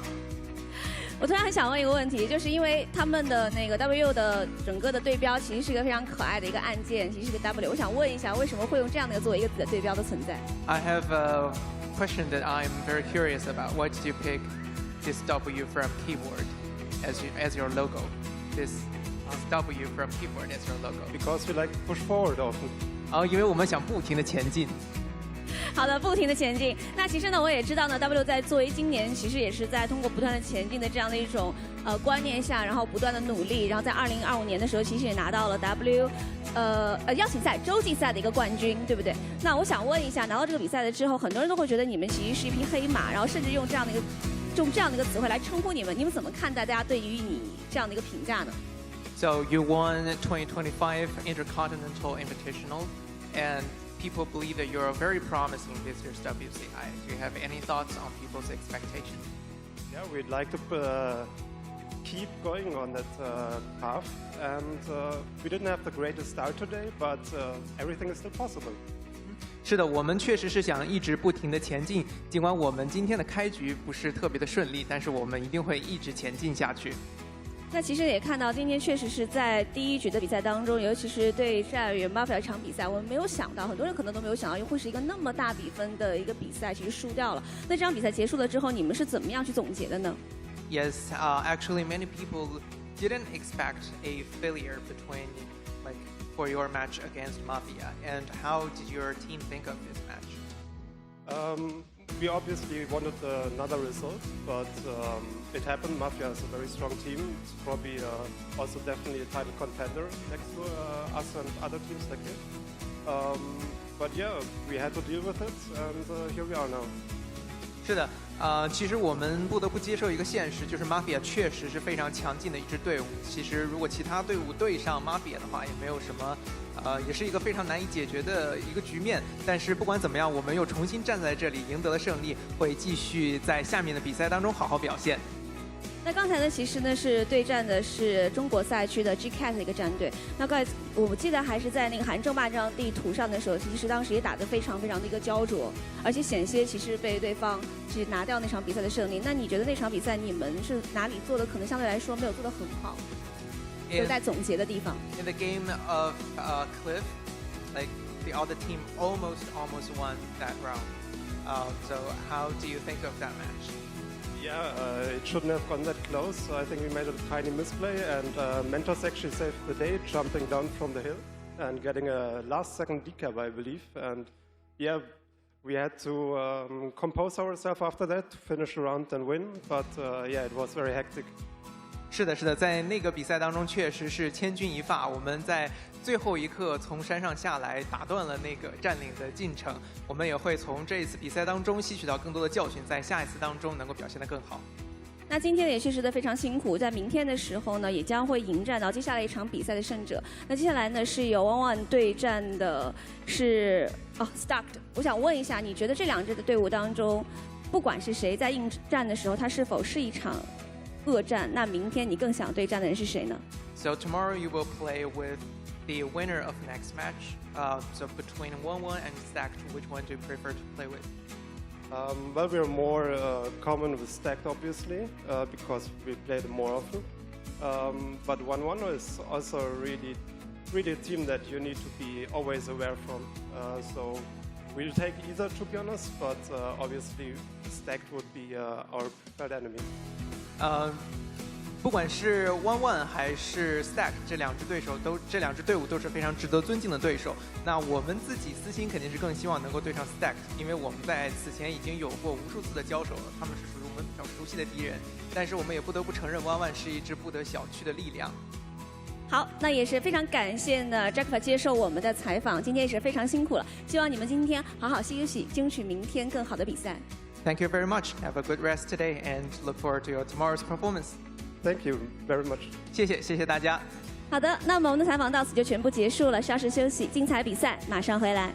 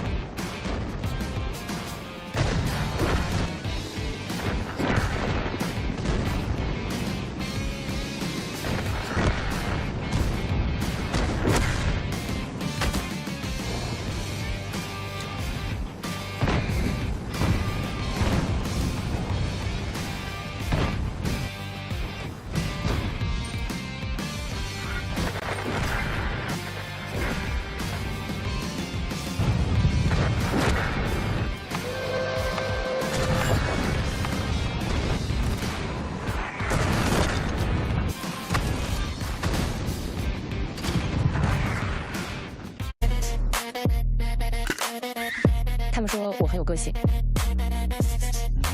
我只是喜欢沿途疾驰的风景和发动机的轰鸣。我不在乎他们对我如何评价，但我坚持我的态度。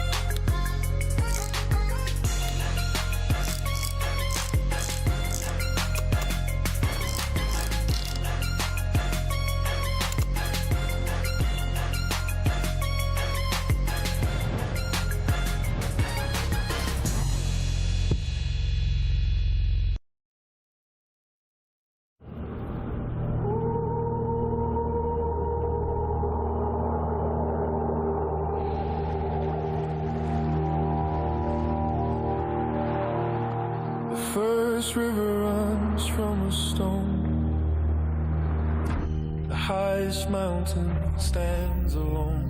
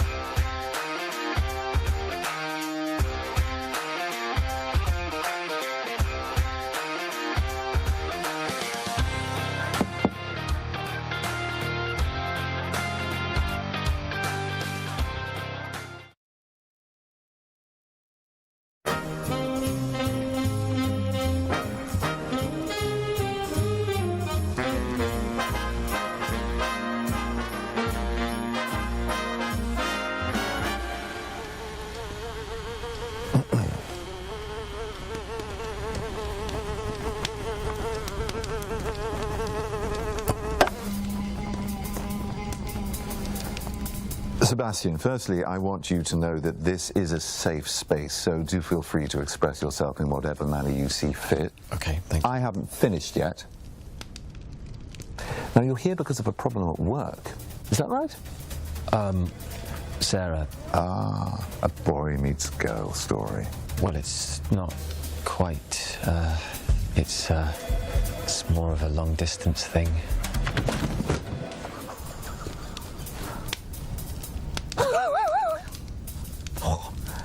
Do carry on. Well, I have a problem. I can't ever really seem to find the right words. And why the sudden urge to fix things now? And your not-so-secret Santa will be Sebastian. Who's Sebastian? Sleep.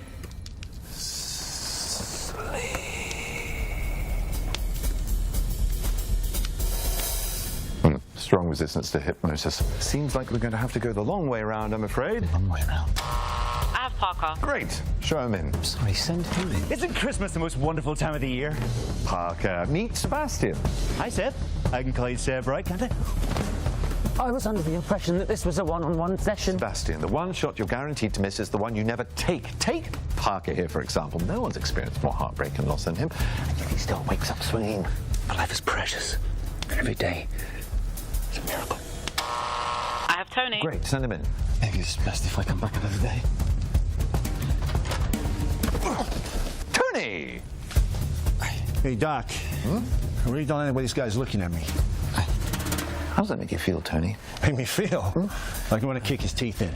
Sebastian? I wasn't looking at him. Not looking at you, I'm just... You call me a liar? Oh, Tony, remember that in a moment of anger, a moment of patience... saves us a moment of regret. Shall we continue with our game? I don't like your face. See, one of the things I do here, Sebastian, is I find out the beginning of the story. Saves us a moment of regret. You think it starts with Sarah, but it does not. It starts with the tiny guy, you know, the little man. No, the little one living inside you. The one who tells you to keep your head down, stay in your lane. Well, in your case, your cubicle, and not take the shot!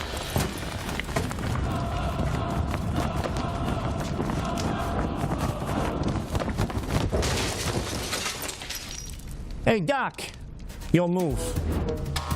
I have Max. Great. Show him in.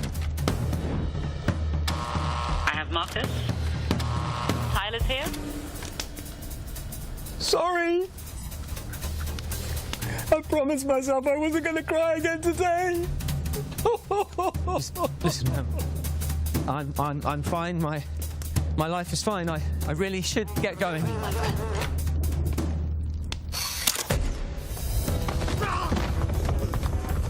Meg, I've told you 100 times you can't park a tank like that. You're blocking the other spaces. I never park straight in a tank fight. Meg, move the tank. Okay, fine. I'll move the tank.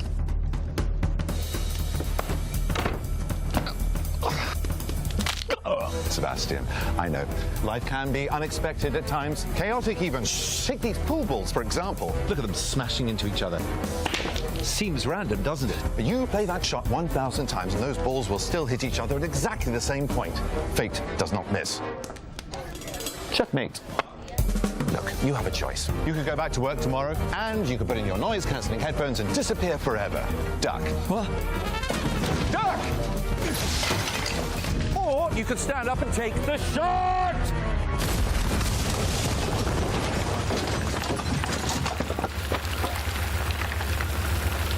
I moved the tank.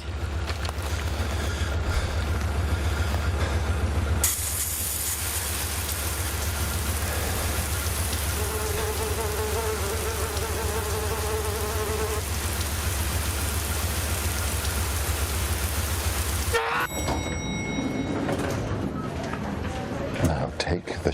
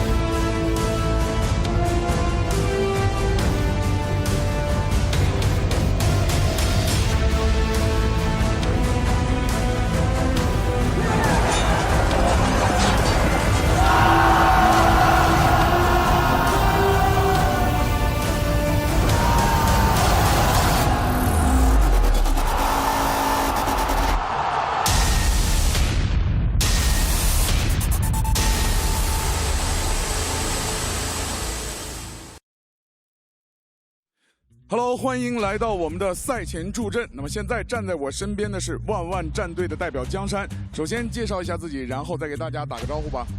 Hello， 大家好，我是来自万万的江山。Very glad to have Jiang Shan from 11. OK， 那么在赛前呢，先问你个小问题：在比赛时，你们万万的队内语音是属于冷静分析派的，还是激情呐喊派呢？能不能给我们模仿一下一位队友最经典的口头禅？我模仿一下冬青吧。兄弟们，对面发癫了！那你们这一定是属于激情呐喊派的了。差不多。OK. The question is your in-team communication more like a calm and analytical or passionate and shouting? And is there any classic catchword from your teammates? And the answer is absolutely passionate and shouting. And the catchwords is, brothers, these guys are crazy. OK， 那么我在此前呢还有最后一个问题，赛前有什么想对 Stacks 说的吗？去年在成都我们能宰他们1次，今年我们能宰他第2次。Any words for opponent? Yes, last year we beat you 1 time, and this we will beat you the 2nd time. OK， 那么在此感谢江山选手，期待万万等会儿为我们带来一场精彩的对决。接下来让我们把时间交给舞台。Thank you very much. Let's hand it over to the stage.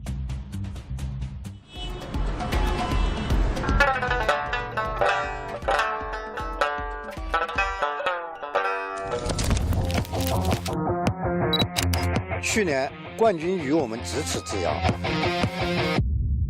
今年我们将以万里之势归来，失去的我们将亲手拿回来。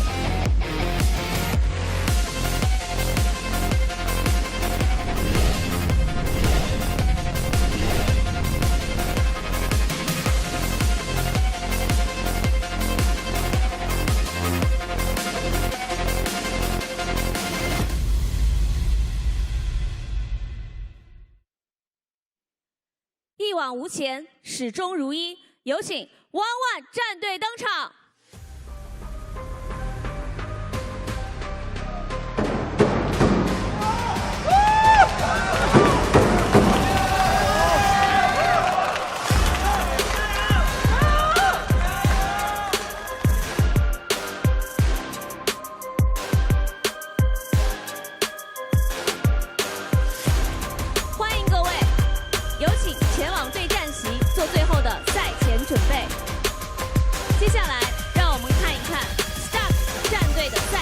开放。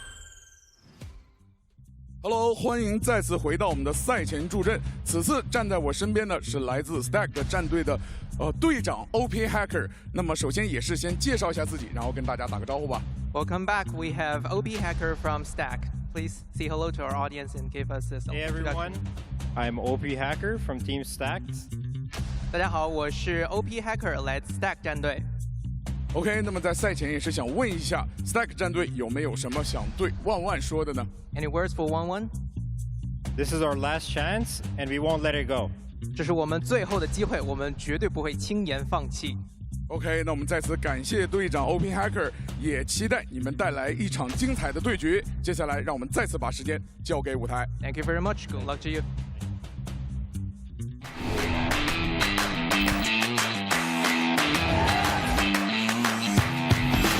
We've shown our potential in North America. Now we're here to prove ourselves in WCI.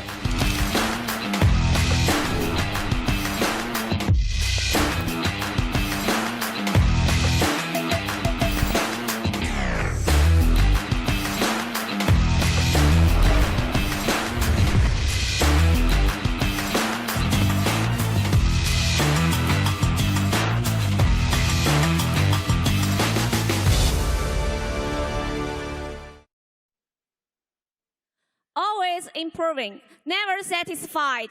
有请 Stark 战队登场。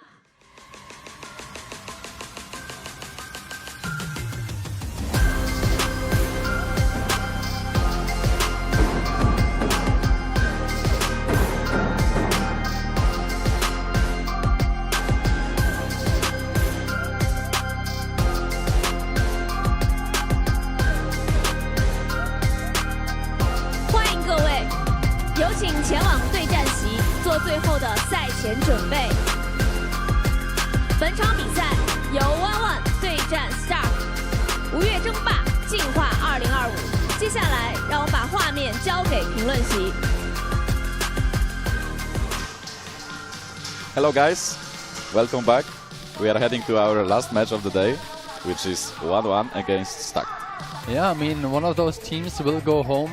You know, NA stands for near airport. Obviously, the Chinese teams don't even have to take a plane. Who do you think will hit the bullet, take the bullet for the team? I mean, it's kind of hard to say between both of those teams, honestly. Like Stack, they're coming from a bit of a beating in the upper bracket. Then again, the team that they were playing against is one of the prime contenders for the title, even though Yuzek maybe doesn't even want to hear it. But realistically, I think tomorrow's upper bracket final between your team, Mafia, and Hit and Run is definitely going to be an important one. That being said, this one may be even more important because between both of those teams, one of those is immediately going to leave us, and it is the last hope for either server, North America or China. Yeah, I'm looking for a rematch for the last year. Oh, sure. all right. We'll see. And as I alluded to, yeah, we are in the grim and bloody trenches of the lower bracket here. It is the last match of the day. It has been a hell of a day, but what we haven't had so far is actually a close match. All of them have been 4-0 or 4-1 respectively, and even thinking back to the group stage of last weekend, there wasn't a tiebreaker either. So let's see if we get a juicy one this time. Lineup for 1-1, it's DQ, Jiangshan, Liege, Daoye, Karma, Wind, and Jingyi. So lineup for Stack is Bastian, Vova, Kenway, Coman, John, OP Hacker, and Def. Yeah, I mean, definitely some guys that have been here in the past already. You have actually played against the guys from 1-1 last year, especially the gentlemen there in the middle and on the left side. How was your experience playing against them? Well, they played very well last year. They basically beat us. So. What about this year? The group stage match against them. You can see the stats there, maybe not super representative, but good pen rates and hit rates. Do you think they have a good chance today? Yeah, I guess they do. They were very close to beat us on the group stage, actually. We were very scared about this game.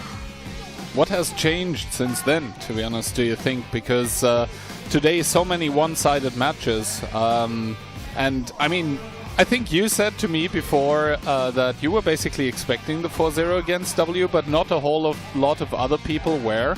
So what has changed since last weekend and this one? Orzech start performing. Also with Kono. Okay. That's what changed. All right. Anyway, talking about two players facing off and against each other, it is Wind and Sebastian really taking the edge here when it comes to the damage dealt as well as hit and pen rate. But Wind coming in with almost 2 KD and a lot more damage assisted. That leads me to believe Wind is playing more of the light tank department and Sebastian, well, just damage dealer. And here we have the commentary prediction coming in, and it is split once again, but most of us holding it with the home team. Baby and Moff saying it will be tiebreaker. Phil as well, just that Phil is saying it'll be for stacked. And meanwhile, Dakilzer and I completely split. I am saying North America takes the crown. Daki says right now for this match, the title at least stays at home. I think both of those teams are still pretty far away from the crown. You can see the Chinese commentary all pretty much in agreement that this will go Stacked's way there too, with a tiebreaker. Actually a third one, Hokdiao, in the lower round as well. But let's ask Yusek. You have the opinion after playing those teams, who is going to win? I'm going with you guys. Stack's gonna win it. And it's gonna be close. 4-3 for me. 4-3, okay. Man, that would mean you would have to survive full 7 rounds here with us on the desk. How's your experience so far? A little bit stressed, but fine. But I mean, you have been streaming yourself, mostly in Polish, I guess? Yeah, but it's a lot easier because like there is no 20,000 people watching me. It's just one camera, you know? Yeah, but it's the feeling, you know? Yeah. I guess we can dig a bit into the team's way here. I'm not sure if you followed the Chinese league, but 1-1 has been pretty dominant during the stages directly after WCI. But in summer, they lost to GCAT in the final and then also lost the 15 versus 15 tournament. Now 1-1 again, kind of only got in third after like a bit of a weird situation with another team, Falcon. So GCAT first seed of the region, then 1-1 kind of like just making it in after some disqualifications. Do you think they're still the top dog here, or do you think the server dynamics have changed a bit? Yeah, I mean, they're still on top in China, I guess. The same like Heat, like last year. Yeah, I mean, Mafia has won quite a lot as well. Let's take a look at the maps maybe. We start with bands that we have seen on a very reoccurring basis. Ensk being eliminated and Ghost Town, which has been played a lot as well. I mean, Tundra first pick by Stacked. Once again, it is the super interesting fact that the team that hasn't played Tundra a whole lot from North America actually elect to play the map against a team that normally should have a lot of experience on it, just because they've been playing it in WCL. Then the next map pick coming in, Himmelsdorf, that's going to be an interesting one, just because we have seen the teams play this map already, so hopefully we are not going to see too much recycling, at least on the stream here. You obviously like to see it outside of that one. Then Westfield, Moravanka ban into Cliff, which is kind of a coin flip. Sand River ban into Pilsen, tiebreaker. Where do you guys think is the difference going to be made? If I can guess, on Himmelsdorf. They're probably gonna play something else than last time, and I hope they're gonna win this. So you're cheering for the Chinese team? No, for Stack. You're cheering for the West. I guess we'll have to find out. The players are starting to be ready. You can see a bit of tired eyes there. A long day. They have played one of the earlier matches and then had a bit of a break now. Definitely had the chance to spot out what Stacked had prepared in Himmelsdorf already. Now Deft seems to be ready as well. We're about to head into the first round, and I think Tundra is a bit of a question mark for all of us. The map is not that common on our server, so we'll have to see what the teams have prepared. I think either team can go with a 2-0, but just based on what I've seen before, I think it might actually just be a 1-1. Yeah, for sure. I mean, how can you lose a match? Look at his mouse. It's just all RGB at the top of it. That is gaming to the absolute extreme. Let's see if it helps him here. But yeah, for Stacked, we see also the players kind of locked in, to be honest. It is a very, very important match, but for them, realistically, every single match that they are going to be playing from here on out Well, losing means elimination, and no one wants to be going home early, least of all the single and last remaining hope of the Chinese server here. They do want to make a representation at WCI 2025 on the second day. They, at least the crowd as well, I think they want to be able to cheer for a home team. But of course, Stacked, they've traveled around the world to not let that happen at this point. Yeah, and with all that being said and done, I think the preparations have been completed. The players are about to start into the round. You can see the teams are ready. Karma waving as well. So it should be just a matter of seconds before we start. Tundra, as the first map, was selected by Stacked. So 1-1 had side selection, Team 2. Do you think it's a big difference on Tundra? Maybe a little bit. Which side do you think is favored? For me, right side. But it's only for me. Because better access to the strikes? Or why do you think so? No, because you have like better side, left side. No? You can, you mean the south from the east spawn? Okay. Alright, yeah, I thought it might be down towards the hill, because I think the hill offers a little bit better option than realistically, like in the west you have this singular small position where you can take the info tower, but you can also get blind fired there. It's kind of at least for me it was in my random onslaught battles, but let's not talk about those. Let's instead talk about the upcoming game, because we're just about to head into the action. It is going to be Stacked against 1-1.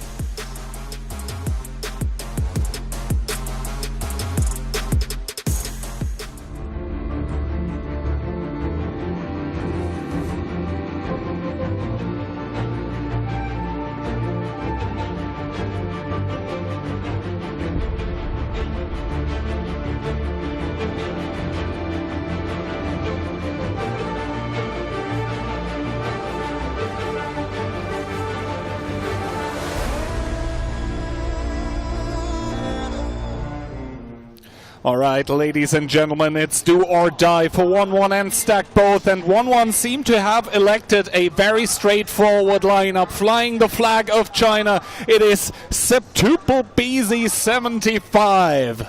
Yeah, in the meantime, we have 4 BZs on the side of Stacked, combined with the 140 for the Aspire, Vova in the CS63, and obviously there is an additional tank being brought, the 268 by Sebastian. We have seen Jackifer play that on multiple occasions. Yeah, and we've even seen him play it on this map from that side, as a lot of those BZ75s from the side of 1-1 actually get spotted. That is all of them. Full information available for the lineup of Stacked to play with, as those BZs keep boosting towards the middle. Vova already evacuating the southernmost strike of the two between them, maybe setting his eyes on towards the northern one as he drives around the corner. But that is, of course, a lot of HP and a lot of alpha damage that is driving towards him. Yeah, and you can see the info tower was taken fairly early now. They have all the information. Good shooting there by the BZs on the side of Stacked, putting 2 shots into Yingchang, who is not able to pick up the information, neither the Arti-Strike. Well, the Arti-Strike once again gonna get captured by Zhongshan, as Dalier is taking the secondary as well, because so keep in mind, as you can deal damage with the guns, so you can with the artillery strike, and if that one hits on more than one tank, then it can be very worth it to take some shots. But for my taste at least, 1-1 are taking a lot of those at the current point in time. Karma even losing his commander in the process, as OP is going to be facing off against him. It is a 1v1 in the north here. John taking a big one, but with the retaliation, as OP is still reloading. Both of them now are able to face off against each other right now in this entrenched warfare. I think Stacked might have the edge just because they did the initial damage, but this is prompting 1-1 in towards the repush. Jingyi up and over. Dai gets tracked, gets held, and the damage is just incredible on towards Jingyi, already down and out. Yeah, and you can see it in the HPs. They are dropping left, right, center. Now the push of the BZs has picked up John. Kenway trying to evacuate, but Karma is being pushed as well. Deft should be the next one on the chopping board, but the focus fire is just not on point so far. The focus fire really for both teams not there. They're trying to get the pickings that they can, but the CS63 from the side is able to put a lot of DPM even with a pickup here. And now the focus is going to shift on towards Zhongshan. The CS putting him down towards a one-shot as well. The strike going going on towards 2 target. That is beautiful plays being made by Vova. Yeah, Vova now pushing in and it's really trying to focus out the low HP tanks. Vova now nearly with the next kill. Daoye putting in a big one, but look at the HPs. It's 6k up and 6 against 3 tanks for Stacked.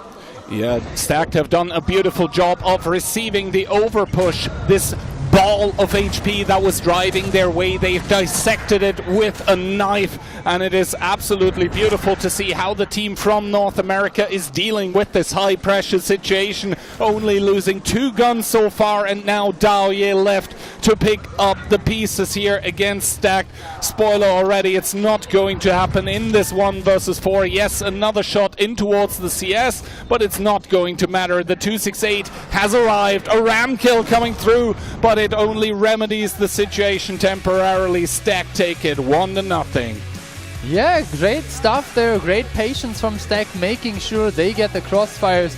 And I think if you're ending up in a scenario where you can put your BZs in the front and really have your damage dealing tanks, the CS and the 268 in the back, you're just well set up for success. I mean, 7 BZs is kind of a weird lineup, to be honest. Have you ever played against it in scrims, Yuzek? Yeah, I can tell I did. How did it go? We won. I mean, we saw Mafia as well playing a lot of BZ heavy strats, especially in the group stage. I remember Muravanka game where you had 6 of them, so the BZ definitely a very potent tank. But just looking at the lineups, do you think they were doomed to lose this game, or it's down to execution in the end? I mean, how they go, like, yeah, because they didn't have firepower like the Stacked did. Yeah, I mean, did a little damage, I guess. Yeah, we'll find out. And I think the CS also was in a very good position. You saw he was picking up the kills with a lower HP gun as well. So the Alpha really paying dividend there. And Vova, he got picked up, I think, in the end with the ram kill, but it was not really any relevant damage at the end anymore. The thing as well, like we talked about Vova last WCI a lot, and that was in a positive sense because time and time again he had high damage rounds, high impact plays, and so far I think at this WCI we failed to see the Vova magic appear, but in this round at least I think he was doing a very good job at not getting caught, which realistically if 7 BZs see a CS, they want to kill that CS like immediately. He's so squishy, he's such a good target, but he did a good job of staying safe, putting in the DPM continuously, helping with the strikes where it was needed, so good job for him. Yeah, and I hope he's back for the Stack. Yeah? Yeah. Because they really need him. They do indeed need him. I mean, Vova never qualifying, but always playing at WCI, and here we see the final score. It is 7-3 on map number 1, but I think the bigger problem for 1-1 was that, you know, you have this big ball of rolling HP, like you try to snowball, but they lost like 2,000-3,000 HP before they decided where to push. I think if you bring such a lineup, you immediately need to go somewhere, and you cannot have any second thought. Yeah, they did really well. OP and Kenway doing 5,000 damage, also with Vova, so they basically carry the whole team. Yeah, I mean, the strikes not really playing a significant role. Both of the teams doing 1.3k. I think some of the strike damage from the side of Stacked actually came just from the mini strike of Vova, but you mentioned it, Ryusek, the DPM of the BZ is not the greatest, even though OP Hacker and Kenway ending up pretty far on top. Yeah, you can do a lot of damage when you're still alive with the BZ. I mean, yeah, Jingyi, of course, the first one to get picked up. He blocked some damage, but realistically, I think Stacked has to be commended for having a really good focus fire on towards that first BZ75. I think lesser teams tend to kind of get overwhelmed when there is a target-rich environment. And here the caller for Stacked, it is going to be OP taking the MVP for this round. Realistically, the calling was on point as well here. Just the reactions by everyone. 100% pen rate as well. Over 5,000 damage in that BZ75. So yeah, the young man from North America is going to be netting the first MVP of the match. Let's see if he'll be able to pick up more. But so far, so good for your favorite, for Stacked. Yeah, that's my guy. And I hope he's gonna perform like this. Get some more MVPs. Yeah, how many do you have so far? 3 or 4? 3. I guess 3. I guess some teams have the privilege of playing some extra rounds. You know, if you play through the lower bracket, you get the extra matches, collect the extra MVPs. Maybe that's something that you want to do. Yeah, but I'm not looking for MVPs, man. I'm here to win. So you just came for the trophy. Yeah. That makes I don't sense, care about obviously. my performance. I care about my team performance. Yeah. I don't I care mean, to so be far the team is doing pretty well, I guess. Yeah, they do. They're doing pretty well when I'm not performing. Yeah, I mean, doesn't always have to be the same player, right? Well, let's see. I mean, we are just about getting ready for round number 2, and I think this 7BZ lineup, I don't think we're going to see it again, but maybe 1-1 surprises us. Let's go.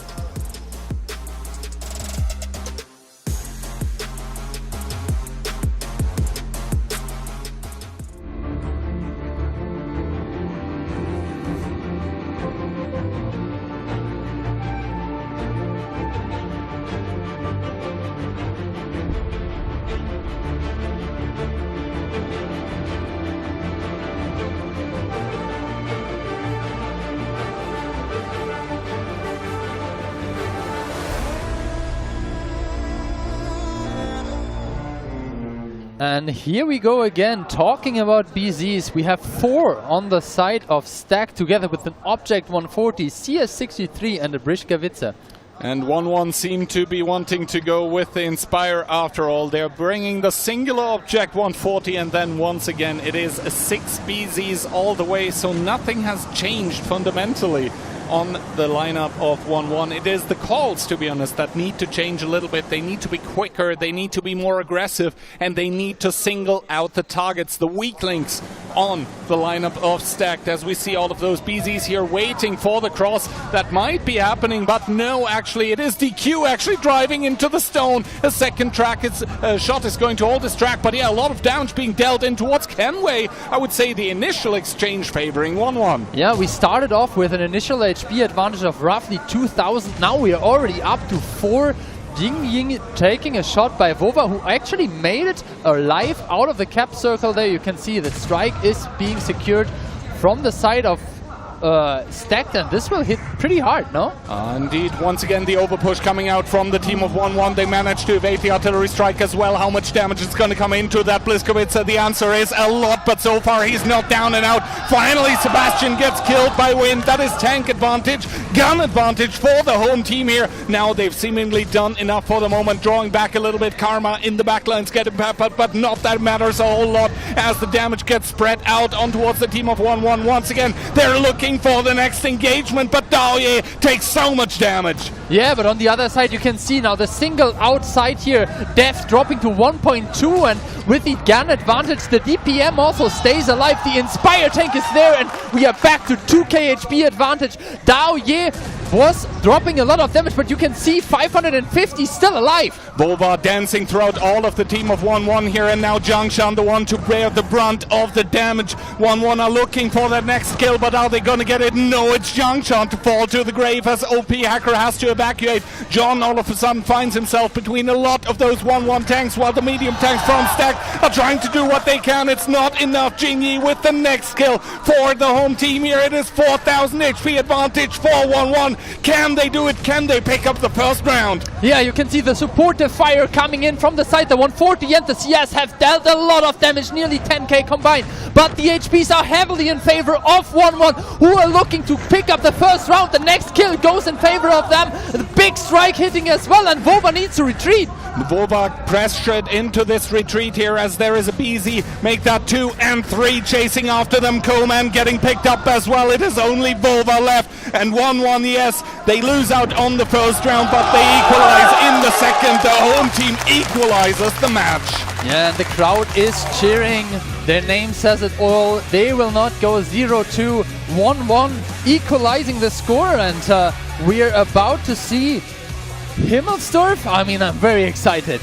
I mean, first of all, we've got to talk about this second round of Tundra here, right? I felt like 1-1 were making all the right adjustments. I hate when there is no Inspire in the team, so picking the 140 was definitely necessary, especially when you have 6 PZs that don't have DPM. Yeah, I mean, they got what they wanted to. The first kill and then snowball. Yeah, I mean, they did a good job really sacrificing some initial HP to pick up the Rischkewitze, and obviously that's a lot of DPM gone on the side of Stack. We saw the medium tanks of Stack really dishing out a lot of damage. Do you think they were maybe too passive? Yeah, kinda. I mean, for the start it was fine. Vova took the strike, he ran away, it was fine, but then they didn't play like in front of the Błyska. They managed to focus it, and yeah. Yeah, I mean they kept the HP, but as you mentioned, the DPM was alive, and the DPM of Karma, the 140, was untouched for majority of the game. And the fact as well that the strike misses. If the strike placement from Vova comes like, let's say 3 seconds earlier, then the strike, instead of doing 0, all of a sudden does like, let's say 1800 damage, because it connects on 4 tanks. 1800 damage, that is a lot of damage. Yeah, for sure. Yeah, I mean, they were very grouped up. Yeah, also this one-shots were still alive, like I believe Dao, yeah? Yeah. On the one-shot, I believe. Yeah, he made it around the rubble there in the RT Strikes center, and then he was surviving on like 600 HP after having healed a bit.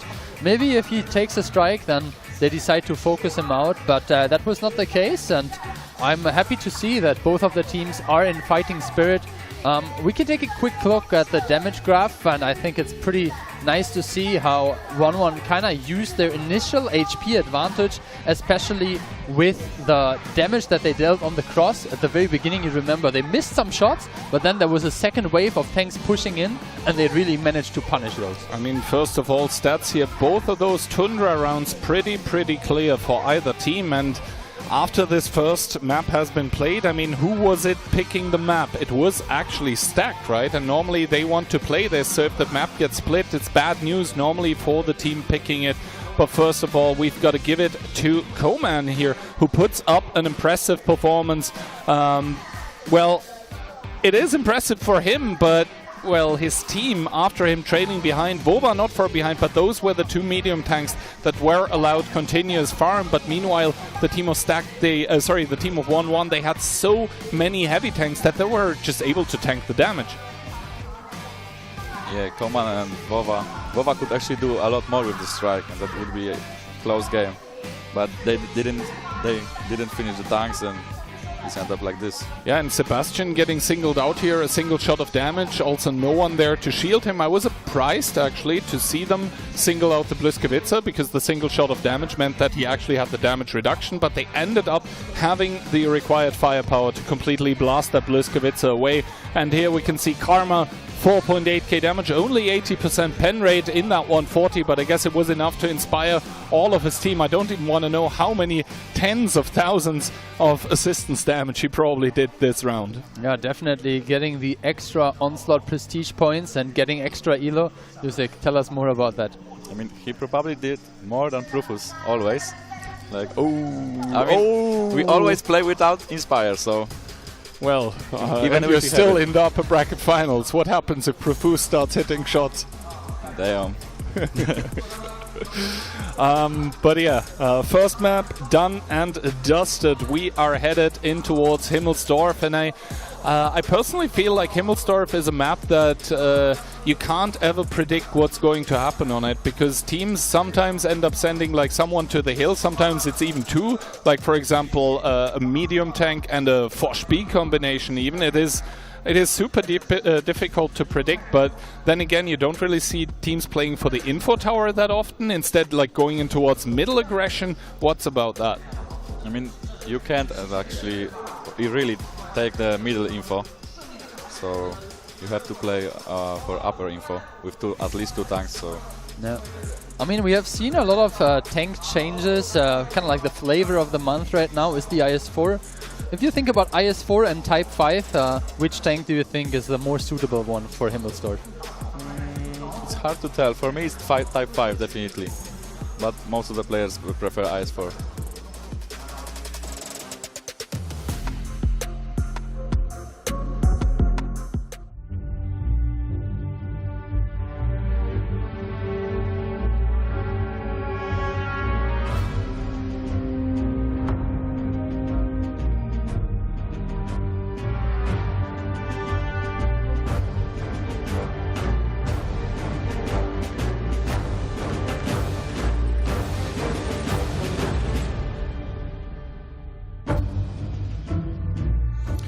Himmelsdorf round number 1, and 1-1 is bringing a CS63 triple E100 together with a Foch-B, a 140 and a BZ.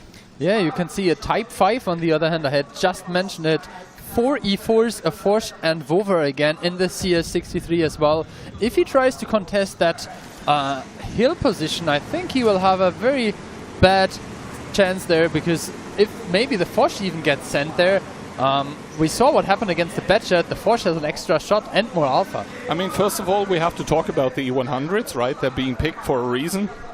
I think that is mostly to be valuable against the BZ75s that struggle with the pen, and even the hull, the E100, it can just angle the hull, and all of a sudden you can't pen it either way. With the BZ, if you have heat loaded or if you have AP loaded, it turns into kind of, you know, a Mexican standoff. But against the E4s of Stack, that might not be so good after all, because the E4, it doesn't really care with the 375 APCR pen. As the first shot of John, I was talking about it, the E4, yeah, it actually ends up going wide, but Stack now sending 2 tanks to the hill, and so does 1-1 actually. So we do have, I guess, a double CS63 together with a 140, playing off against the 140 Foch-B combination, as Vova takes the first shot of damage in his CS on the hill. Yeah, I mean, we saw a very similar start with this interaction of E4s and E100s. Interestingly enough, we saw Decha, I think, taking 2 shots where Dao Ye was crossing earlier. Both Kenway and John were not able to put in initial shots, and Kenway ending up on the worst side of that trade. Well, the info tower on the hill has been taken by that CS63 of 1-1, as Dao Ye takes a big one by John. As I said, the penetration of the E4 just about enough to go through anything that is on the field here currently. And of course, the info tower taken means that Stacked realistically cannot go for the hill anymore at this point in time. They simply don't know what's waiting, whereas 1-1 are playing with full info. That's why we are seeing the E100 BZ rotation over the 2 line that are very, very close to the Type 5 Heavy. Both of those tanks are able to, of course, completely take them out of the game. The counter rotation by Stack might actually be late. Yeah, but it is coming, and you can see the E4 that was kind of trying to make its way up the hill is now retreating there. It's not the fastest tank, and you don't really want to use your ability just to get in position. We have to see how quickly the forces of 1-1 can rejoin, because the E4 there in the cabby is a bit isolated. Oh, Dao Ye here taking a lot of damage in the E100, and John is trying to make his way towards the back of the E100 of Wind, who goes down towards 13, make that 500 as OP is starting to come in with the Foch-B. The ability not even active, that's because he doesn't need to. Finally, he goes for the ability, the activation, as Jingyi is going to boost towards him, but the good track shot while Karma picks up Coleman in the E4. OP unloading against Jingyi, who blows up. Double kill coming through for Stacked. Yeah, and you can see Dao Ye, the next one, in trouble. Yingshang as well, in the middle of nowhere. 6 guns alive and 10k HP, 2k HP up now, and they really need to get some return kills if 1-1 wants to claw back into this round. I mean, Kenway going down towards a 2-shot, that is a potential opening, but Jiangshan not penetrating the shot against Deft obviously does not help either. If you're a 1-1 fan, 5 tanks against 6 and down in HP, arguably down in positions as well, as Kenway manages to pick up the low HP 100. So all of a sudden we're left with even numbers again, because it is 6 versus 4, but not the kind of even that 1-1 wants. Yeah, I mean, we'll have to see if they're able to maybe pick up Strike and one of the one-shot kills. Kenway is pretty low, but he has the ability and he has enough HP to withstand at least 1 strike. I mean, the real-time damage coming in. Wind is up there, but Jiangshan goes down towards a 1-shot, being picked up by Kenway. Once again, those E4s are making short work of the German super heavies, and now OP even managing to evacuate, as Deft does not care. Ability is active. I am the Juggernaut, he says, as he faces off against Liege. OP Hacker to pick up DQ, and that only leaves Karma and Liege on the field. Yeah, this looks pretty good for Stacked, who are now closing in 5 tanks against only 2. The Foch-B is reloaded, and I don't think it will make anywhere around the corner. No, only Karma remaining now in that 140. He has played the game of baiting both teams, but this time around his team is going to be the one that is jebaited at the end of the day. Even John on a one-shot starting to drive over towards Karma here, who's starting to farm and rack up that damage, but realistically it is too little too late. Vova peeking, he doesn't care either, as John puts a big one into Karma, who gets shot down by Sebastian in the Type 5. The North Americans once again in the lead. Yeah, and I think it was a pretty close affair until the re-push coming from the hill there onto Coleman was just a bit too slow. The guns were too separated on the side of 1-1, not really able to defend the push on the rails, and good stuff by Stacked, I would say. Yeah, good rotation. I thought it would be late, but I think actually 1-1 was a bit indecisive in that 1-2-3 line push, realistically, because Stacked had a lot of tanks out of the game. 1-1 knew this, but they didn't capitalize. Yeah, I mean, if they only took Bastian faster, this would be GG. But Bastian held himself alive, and they were able to repush. Yeah, I mean, in the end, it was a pretty close middle part, but the rotation was definitely fast enough, even though it looked a bit shaky with the E4 going all the way towards the hill, then coming back. But I think this is the kind of moves you want to see. Don't question yourself, just like apply your strategy, and I think they got rewarded for the activity. I think the bigger problem here were the lineups, at least for 1-1, because if you're an E100, trading against an E4 is super annoying. You have lower alpha, that is even being reduced by the E4 ability, and your armor doesn't matter. It's like super bad. Yes, you get always banned, so it's big disadvantage. But 1-1 actually sent 3 tanks, I believe, in the hill, and they were really looking for this game, but the good repush from Stacked side, they managed to win this. So what do you think they could have done differently? Stacked or 1-1? 1-1. I mean, kill faster Type 5 heavy, I believe, and Daoye actually trade all of his HP. Like he was 900, I believe, when they repush. If he would be full, that's a completely different game. So you think like they had 3 tanks on the hill, right? And Daoye was initially positioned at the cap. Yeah. Maybe they could have just waited there for a bit longer and not initiated the real repush on the rails. Maybe.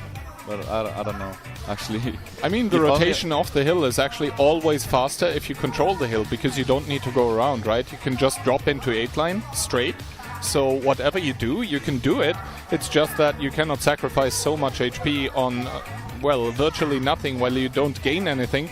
And then I think the problem as well for 1-1 was that, like, Stacked already was very slow, in my opinion, with the rotation of the hill, but 1-1 were even slower with pushing the 2-3 line, and so when finally the super heavies by 1-1 had arrived there and were starting to make trades, all of a sudden you have Vova in the CS plus OP in the Foch B plus the third tank that's coming as well, and then realistically with super heavies, yes, you can tank some damage, but not this amount of firepower. Yeah, OP did very well with his ability. He cross to the rails, kill, I believe, E100, and go and BZ after. Yeah, and heal up his HP, so he did really well here. Yeah, I think an important thing to learn for the more casual viewers is as well to not immediately activate the ability, but to make sure that you're putting in at least 1 or 2 shots to get the higher stage of the ability, because the percentage of damage received that you heal back increases the more damage you have done before. So he managed to get at least to the 2nd level and then had a really good heal. You can see the HP restored on the side of Stacked. Looks like he did 800 in total, because obviously the E4s of Stacked don't have any healing ability. Well, and Wind was able to deal a lot of damage, but the team of Stacked as a unit just completely stepping up to the task. And I think once again the problem for 1-1 was that this a repush on the 2 and 3 line with the BZ75 of Jingyi, and Yusek already mentioned Daoye in the E100 not finding too much success either. That one was the issue, not the play on the hill that realistically can transition off the hill rather easily. But yeah, Sebastian taking the MVP for this round with the Type 5 Heavy, and he was a crucial point. If he goes down earlier and Daoye keeps HP as well, it might be a different game. Yeah, he completely deserved it. With 4k block damage against E100, completely deserved. I mean, he might be taking away your title of being the wall. Yeah, I mean, we will see. But for now, so far, so good for Stack, being up in the game once again by a single point. Well, 1-1, they've shown that they can deal with this situation. Realistically, they've come back once. But, of course, in the best of 7, I mean, each map played, you're a big step towards the end of the match, possibly. So, yeah, for 1-1, I think taking this next round would be crucial. And for Stack, that means as well, because they would be going to match point. Yeah, I mean, I think the best-offs is definitely an important topic. Question for you as a player. Do you think it's better to have shorter best-offs but double elimination? Or would you prefer playing like best of 11 and then it's only single elimination? I would prefer double elim, definitely, but best of 9 would be nice. Yeah, I mean, you have seen how long the stream is going today, and I think after you will survive this round, you'll also understand how tiring it can be. It's to all stand fine here for 8 hours. Jusek. By winning the upper bracket semi, he has made his wish come true for him. For now, it's going to be best of 9s and or best of 13s all the way. Don't worry, we got you covered. Thank you. Who are not covered right now is the teams that we are seeing at this point in time. I mean, Stacked and 1-1 realistically still fighting for the chance to move on in the tournament. And for both of those teams representing their regions, it is, as we mentioned, the last chance here. So while I guess spirits in Stacked are going to be a little bit higher than in 1-1 right now, realistically, it is still do or die for both of them. Backs against the wall, and there is not a lot of room to screw up anymore for either of those. I mean, looks like it's more like backs against underseed because the wall is standing next to us. Oh god. But we are about to get ready to play the second round of Himmelsdorf, and as we've mentioned, it will be a very, very important one.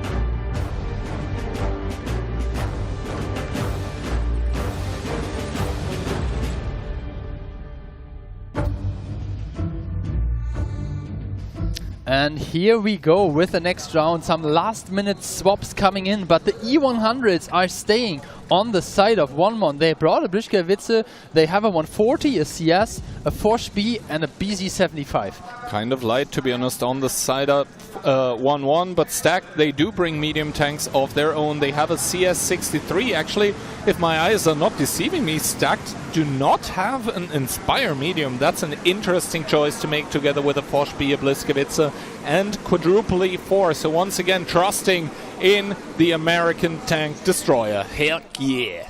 And I think we discussed it earlier, like the E100 that is being brought again by 1-1 is definitely not the best pick against this high penetration and high alpha damage gun of the T110 E4. Kenway got spotted, but immediately put one into the Brischkewitze, so trades initially going in favor of the team with a HP disadvantage. Well, it's interesting to see that both of those teams are not really going for the initial aggression in towards the courtyard. Kenway and Daoye ending up trading, but once again that's going to be favoring the E4 because he's going to be having his ability now for the possible next trade. But yeah, what's more interesting is what's going on the hill. John losing some HP, but there is 3 tanks on the hill for the side of 1-1 and only 2 by Stacked and OP Hacker. I mean, already starting to retreat. Liege with that Forsch B here in full-on attack mode, and behind him comes Jingyi here. Yes, OP Hacker is going to be putting some shots, but realistically at some point he needs to turn around against this 140 here. Jingyi with another bounced or missed shot. OP Hacker now in the healing part of his ability. Same can be said for the Forsch B of Jingyi, who just focuses now at this point in time of making all his shots, and I think OP Hacker, he's just going to be torn asunder by the double medium of 1-1. OP down towards one shot. Boba is not going to be able to hold this as Koman gets sent as support, but that was a pretty cheap Forsch B to pick up. Yeah, and you can see Koman lost a lot of HP as well on the way to cross. Vova now back in safety, but the HPs have been bled on either side. 2k HP still up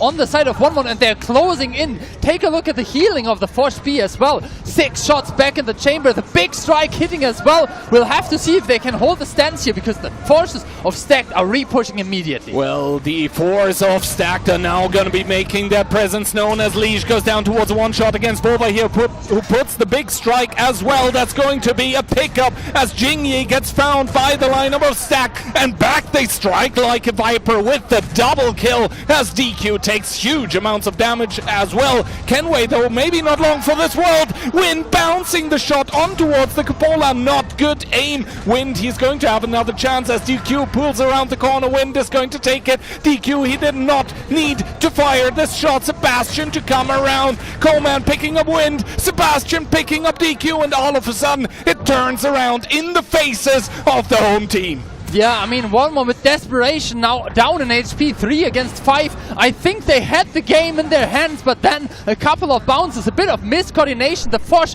with only 500 HP taking the front line, and you can see the next strike coming in. Karma fighting for survival, fighting for his life, but being picked up by Vova, who takes the next kill, and it's only 2 tanks left for 1-1. Make it 1 now. Coleman, good ability activation as well. Jiangshan opts to shoot Sebastian, but realistically it's not going to change anything in this game number 2 on Himmelsdorf. Instead, it is going to be the Americans that take the victory fully on the map selection of 1-1, and they put themselves on a match point. They put the home team and the home region on tournament elimination point. Yeah, and I think the discussions, you can see it there on both of the teams' faces, are happening because neither of the team really won this round until a bunch of mistakes were made on either side. We saw the retreat of OP Hacker kind of being stopped, and it looked very good for the team of 1-1, but then they weren't really able to convert that. I mean, it's kind of one of those things of like, it looks good until it doesn't. And I think the thing that really didn't look good was that re-push through the 8 line by 1-1. Realistically, like, why do they try and force the issue when the lines of communication for Stacked are going to be so much shorter? They will have such a shorter rotation to be able to reinforce. Oh lord, I don't know why they go after the killing OP. Why didn't go down? Like, why they didn't stay on the hill? Like, kill OP and go back, and it's fine. Yeah. Stack didn't push nothing actually. They went back. I actually don't understand this, but it's. I mean, it's good for Stacked. It's bad for 1-1, right? Yeah, I mean, the HPs were first like 3k up for Stacked, then for 1-1, and then they basically just like through here, through there, through left, right, center. The E100s also bled a lot of HP unnecessarily while not being the main focus area, and I think with a bit more patient approaches here, 1-1 could have easily taken that point. I mean, they certainly had a big advantage after the pickup on towards OP Hacker. They're being chilling, to be honest. Like, they have a gun advantage. They've taken the Foshby out of the game, which in the later stages can be an absolute menace to deal with. And they just decide to keep forcing the issue while they don't really have any information on the E4s of Stacked. And they already know from the round before how dangerous those E4s can actually be. But yeah, this means that after Tundra and Himmelsdorf, Stacked already find themselves, not undeservedly so, on a match point. But really, my question once again goes towards those super heavies from 1-1 that make a push and lose HP for no reason. Oh lord, Vova was able to do 4k here. It's impressive actually. Bastian and Kevin doing hell of a job for this team. Then again, I mean, the E100s were driving into them, right? At that point, it's a point-and-click adventure. Yeah, but still. Yeah, I think at the very end we saw a couple of unfortunate bounces. I think one of the tanks that could have picked up maybe a bit of an earlier kill went there in the E100, having a hard time penetrating the E4, taking another shot. Those are the small things that matter in the end, and we saw Seabass taking a bit of an unfortunate cross towards the middle of the game, but then he was really able to stabilize, making sure all his shots hit. And yeah, well, in the end, 750 damage, 8 shots, that's a pretty easy 6k damage. Absolutely, a deserved MVP coming through for Sebastian, for really making his gun sing this round, and putting fears into the hearts of both the crowd and 1-1, because from this point on, well, no more mistakes allowed. Maybe the good news for 1-1 is that Muravanka, I think, Cliff, the map coming up, is not one where a lot of E100s can be played against E4s.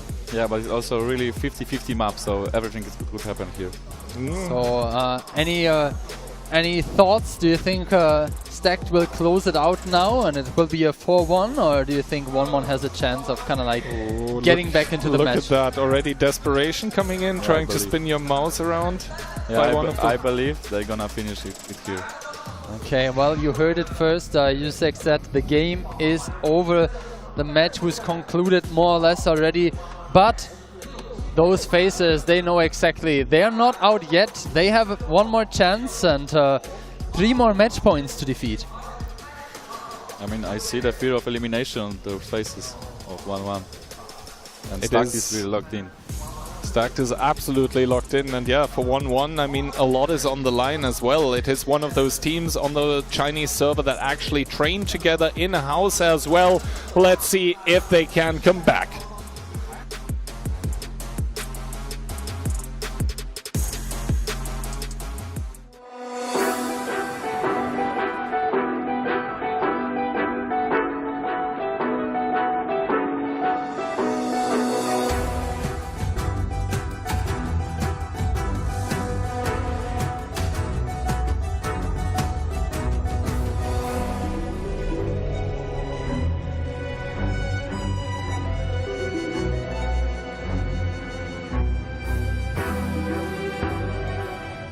Tournament elimination on the line for the team of 1-1, and they've got to do it all. They've got their work cut out for them on Cliff against Stacked. It is going to be 5 BZs, a singular 140, a CS63, and an MVY. Yeah, double Batchat for Stacked together with 140, an E50M and triple BZ, an interesting combination.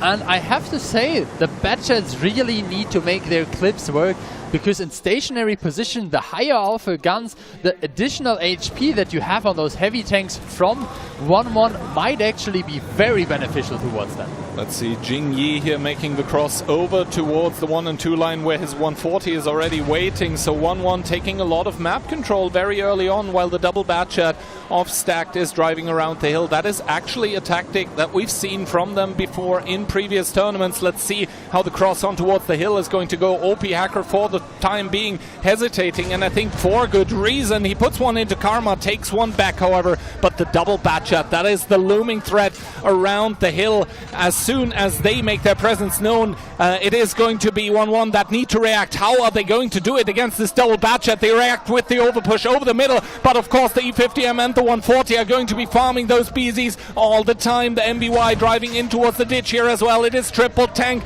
that is completely bunched up for the side of Stacked. The Batchat's currently completely out of the game. The focus fire is great coming out from 1-1, who take up the team cap. No, Stacked, he's the first one to go out. Def, the second one to fall as well. Finally, the Batchats have arrived, but what are they clipping into? It is basically full HP BZ75s. Yeah, the ball of fire. You can see the red tanks in orange. They're farming and they're shooting. The Batchat's completely out of shells, having their retreat now cut out for them, and it's just nobody left in the middle. Nobody left in the middle, and all of a sudden only 3 tanks left in the game for Stacked here. The Batchats clipping out, trying to do shots that realistically are never going to pen DQ. Are still able to stay safe, but Coman to pick it up. And now it is 5 versus 3, but it is 3 times the HP actually for the team of 1-1 in this first game on Cliff here. And this one has the home team spelled and written all over it. Kenway, he needs to close the gap towards the cap, but he cannot, as the strike might even be picking him up. No, but still, the siren, it sounds, and it is down towards 4 seconds here. 1-1, they managed to stay alive in this elimination match for now. Yeah, and look at those faces. That is hope. Hope for China, all written over it. And if they can claw back another round on Cliff, I think those are the faces that look a bit desperate. I mean, realistically, Stacked coming in here with kind of a pocket strat. They were, I think, skill checking 1-1 here, because with that double batchat, realistically, there is only one thing that you can do, and that is exactly what 1-1 did. That is overpush, isolate, and assassinate that pocket of tanks of BZ-75s. And keep in mind the 140 on the one line, it had taken the strike before, so that's another like over 1,000 damage coming in towards BZs. It's making it so much easier. They saw the batchets and they immediately made the right decision. Yeah, it was completely misstrat by Stack. They get overpowered by BZs on the middle. Really fast snowball, and we're going to the next game. Yeah, do you think there was anything they could have done differently, having the situation on hand? You are kind of in a situation where the batches need to make their clips, but obviously you know they will repush. Is there a different approach to this, or was this basically all in or nothing? And if it doesn't work, it's just after over. you're losing two full guns, it's over. Basically over. Do you think the batchat could have like had a different pathing, like going into the houses that are closer to the BZs and clipping from there, so they're like in the game better? Yeah, maybe if they would be faster and making for their clips before the push, maybe then. Or do you maybe also think it wasn't enough meat by Stacked in the middle of the map? They just had those 3 BZs, and we know. Yeah. We know that BZs are kind of tough to kill. They have a lot of HP, but if there is, you know, 6 or 7 tanks driving at you, then, well, even BZs start vanishing. I mean, 4 would be nice, but I don't believe they would winning this game, adding only 1 BZ up. So, I mean, you also want to have some supportive firepower. I think we had the 140 in a pretty good position there, trying his best to kind of defend his allies, inspire them as well at their DPM boost, but with this being said, first round of Cliff definitely going in favor of the home team, and pretty convincing round as well. Pretty convincing round. They didn't even need to kill all 7 tanks. They didn't, you know, have to hassle around with it. Kenway this time around taking top damage here, and I think it's almost a theme in this match that the losing team actually does have the top performer, but what do those guys care? Probably not a lot about that. Instead, they're going to be caring who is going to win the round. And here 1-1 also with 1850 strike damage, and a lot of that I think was very early in the fight on towards the targets that actually mattered, the targets that ended up getting singled out, and those were John, OP and Deft in those BZs, all of them nowhere near 2000 damage together with Sebastian in the bat. I mean, he has to commit, there is no other option left. But yeah, this was just a no-starter for the side of Stacked. It was just 1-1 with the perfect reaction to what was happening, and after that, no chance to come back here. And we can see one of the old guard, Dao Ye, he is going to be netting himself the MVP for this round. Well, 3k damage on BZ and on 5 shots with full ban. Yeah, I mean, in the end, I think sometimes it just matters who is leading the charge, making sure that maybe the less experienced players are like following you in, making sure that they're not afraid of the direct confrontation.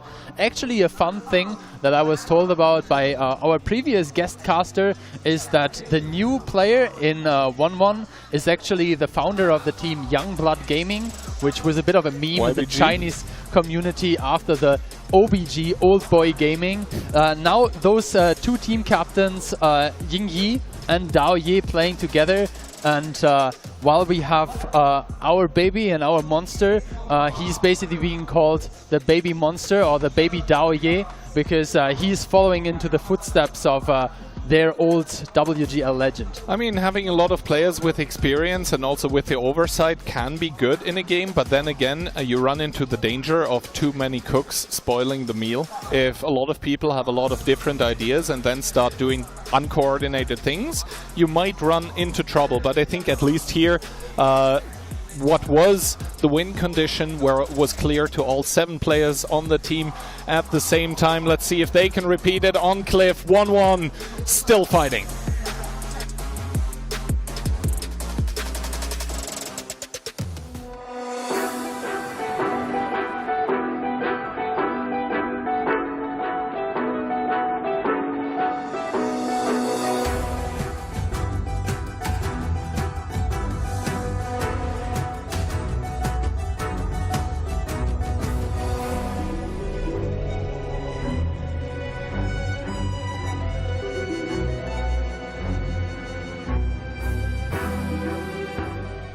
Yeah, here we go again. A lighting for the set of stacked triple CS, actually double BZ and an AMX 50B. A bit of an experimental strat, if I may say so. On the other hand, 5 BZs, a 140 for inspiration and some extra DPM with the E50M.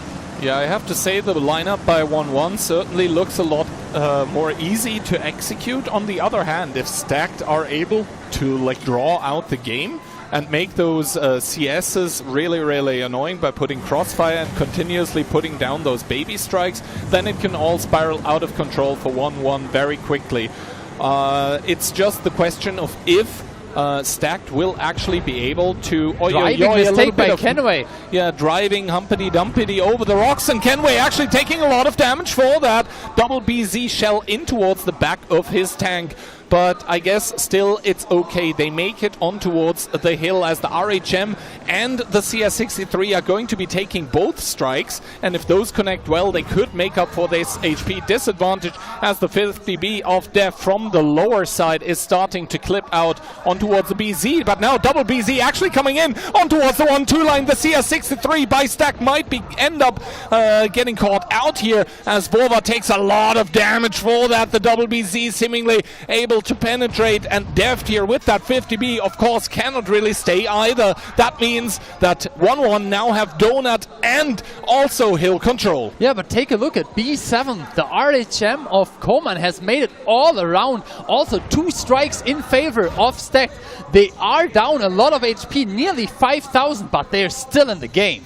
They're still in the game, but they don't really have a lot of positions. And to be honest, that RHM, yes, it can be a nuisance, but not much more than that, as we see Deft once again waiting for any kind of peak that could be coming by the BZs that, of course, are forcing the cap at this point as well.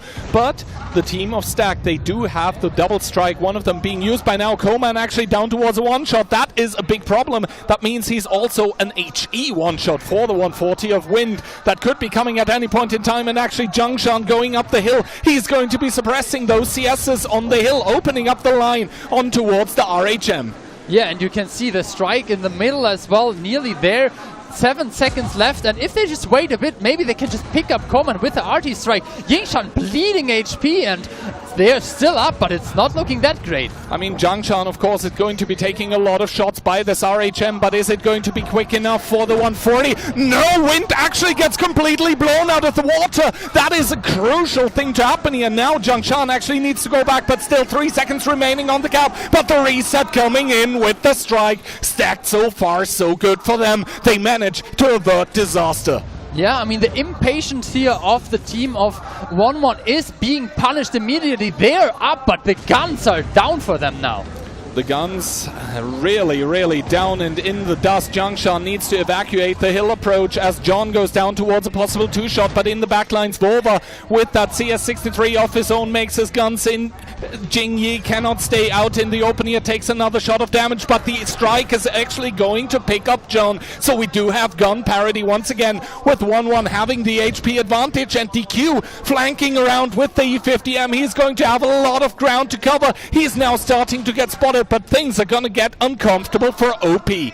Yeah, OP Hacker is sitting there trying to find a spot to stay safe, putting in another good shot. There is now the 50B, second shot of the clip, third shot managing to penetrate as well. The strike is helping out, and the HPs are nearly back even.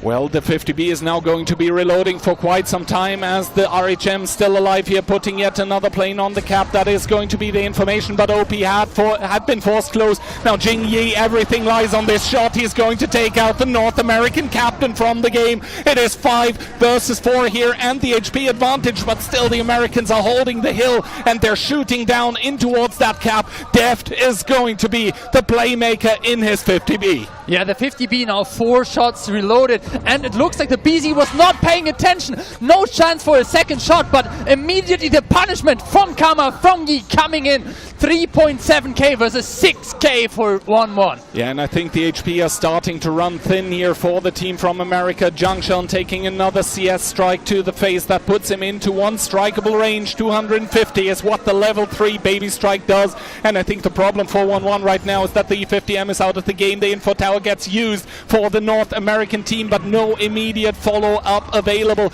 as the the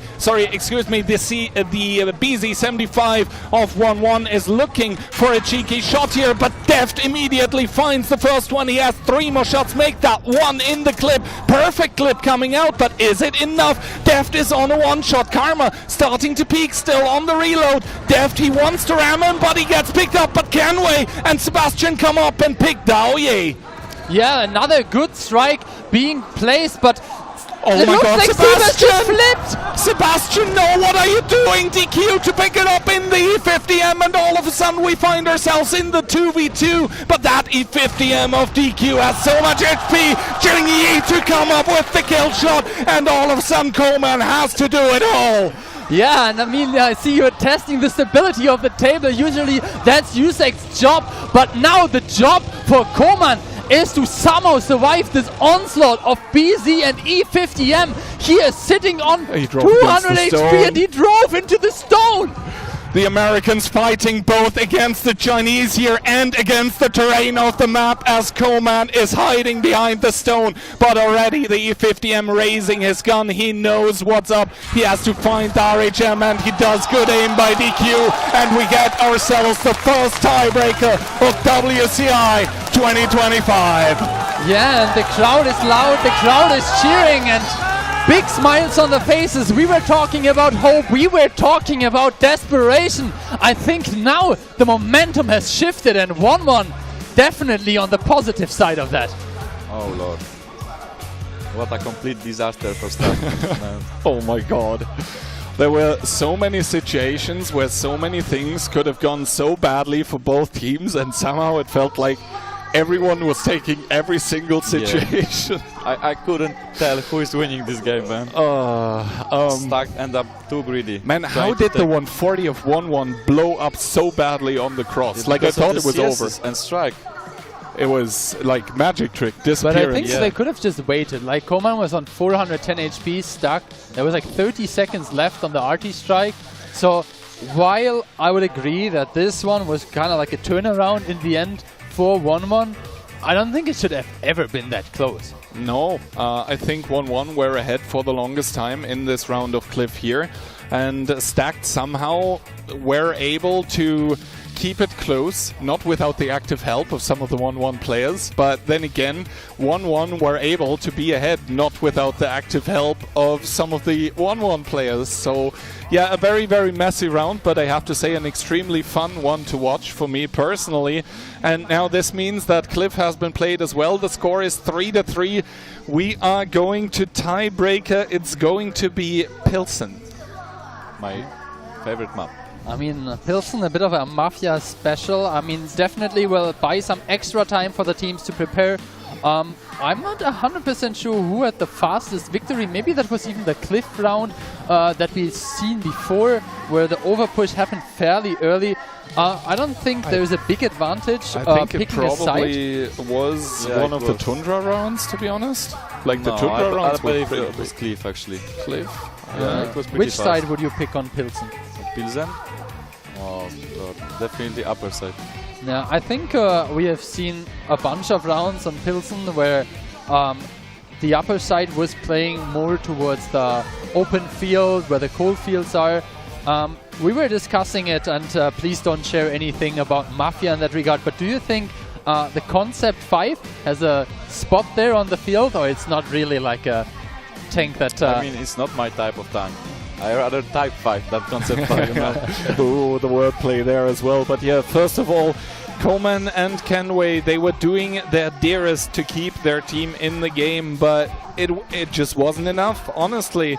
1-1, of course, with an HP advantage due to that quintuple BZ, and at the end of the day, I think it comes back down to this this fact that you know, the composition of 1-1 is just easier to execute. But to be honest, 6.7k damage I think in he an should get RHM, the that's MVP crazy, man. even though they lost the round. Yeah, it's crazy. But I believe they lost because they didn't spot the cross to Donat. And Vova ended up losing a lot of HP. No, that's true, that's true. But I mean, maybe he also overstayed his welcome a bit. I felt personally that the E50M was a bit passive at the beginning, talking about DQ. You remember, he was stationed in the bottom, and then we had the 50B clipping, we saw Vova crossing, and he didn't move. Maybe he could have taken a bit more aggressive position, especially when his allied BZs came in.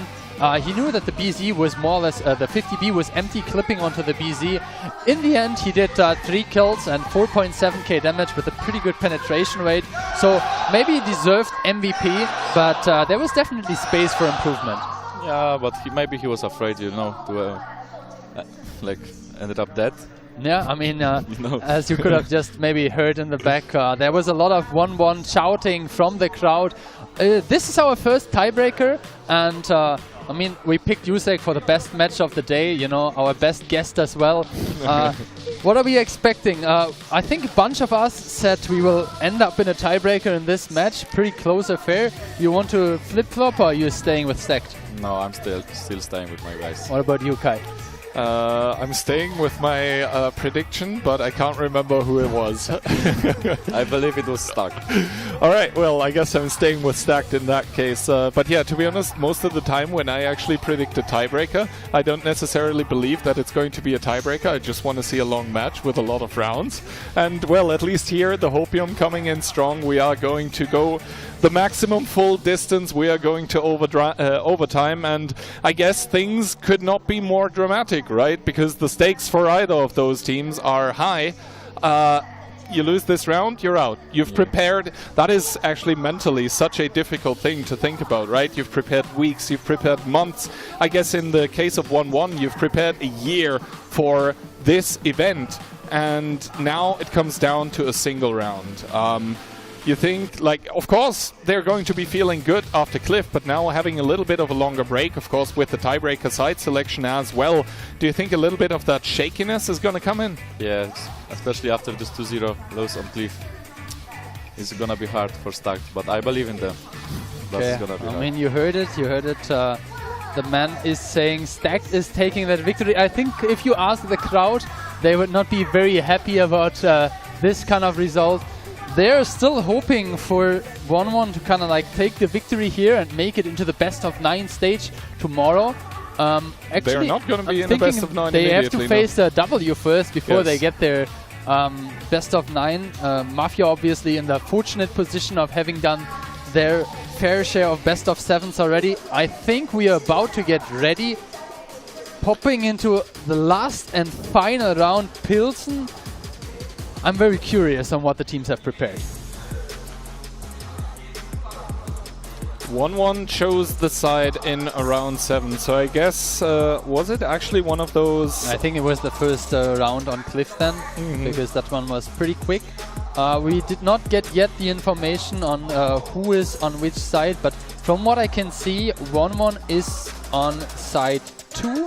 They just switched around, so side 2 is the south, so bottom side, and I'm not sure if that gives us any indication about what tanks they're gonna play. Yusek, do you have any suggestions what they should do? What they should do? Stacked, win. That's what they should do. But oh lord, the 1-1 is very good on Pilsen. That I can say. But I mean, I still believe on my guys, but it's gonna be really, really, really hard. I mean, at the end of the day, right, we all come up with different kinds of things, different kinds of tactics. We theorize a lot, but it can be very easy to win the match. You just have to win the tiebreaker. And, well... It's very hard for us, Mafia, to win tiebreaker, actually. Yeah. Oh, yeah. Actually, like, whenever you go to tiebreaker against Hit, we lose. You always lose for some reason, but maybe so here... You know, I have a, solution for that. Don't go to tiebreaker. Easy. Yeah, I think that solution is no longer applicable for either of those teams. They are here now, and they are in the pickle of having to really win this last round. And it will not just be the last round of the match, it will be also the last round of today. And I think the excitement is taking over the players. They'll start to get nervous. We already saw some misplays Tanks being flipped, tanks driving into stones. But we are about to start, and I think 1-1 is locked in. Well, at least for the side of Stack, the positive thing can be said. It's a lot harder to flip your tank on Pilsen than it is on Cliff, I believe. So that's a positive thing. Well, the man himself on the screen right now, it's almost like production is listening in here to what we are saying. But yeah, I think the tension and the anxiety is written and engraved into all of those players' faces. Seems like a lot of them have picked up chewing gum recently, and now we are going to determine the winner in this match.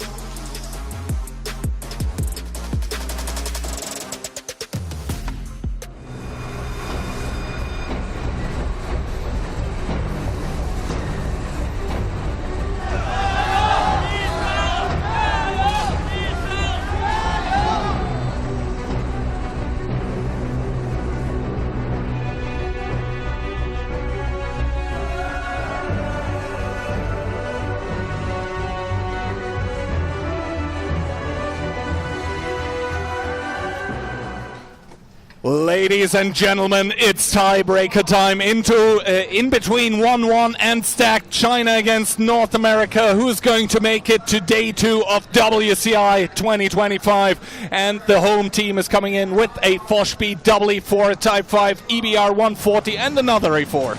Yeah, triple E4 and a 268. Lot of tank destroyers on the side of Stacked. We also see a tank that we don't see that often, a 430U, definitely lots of DPM there.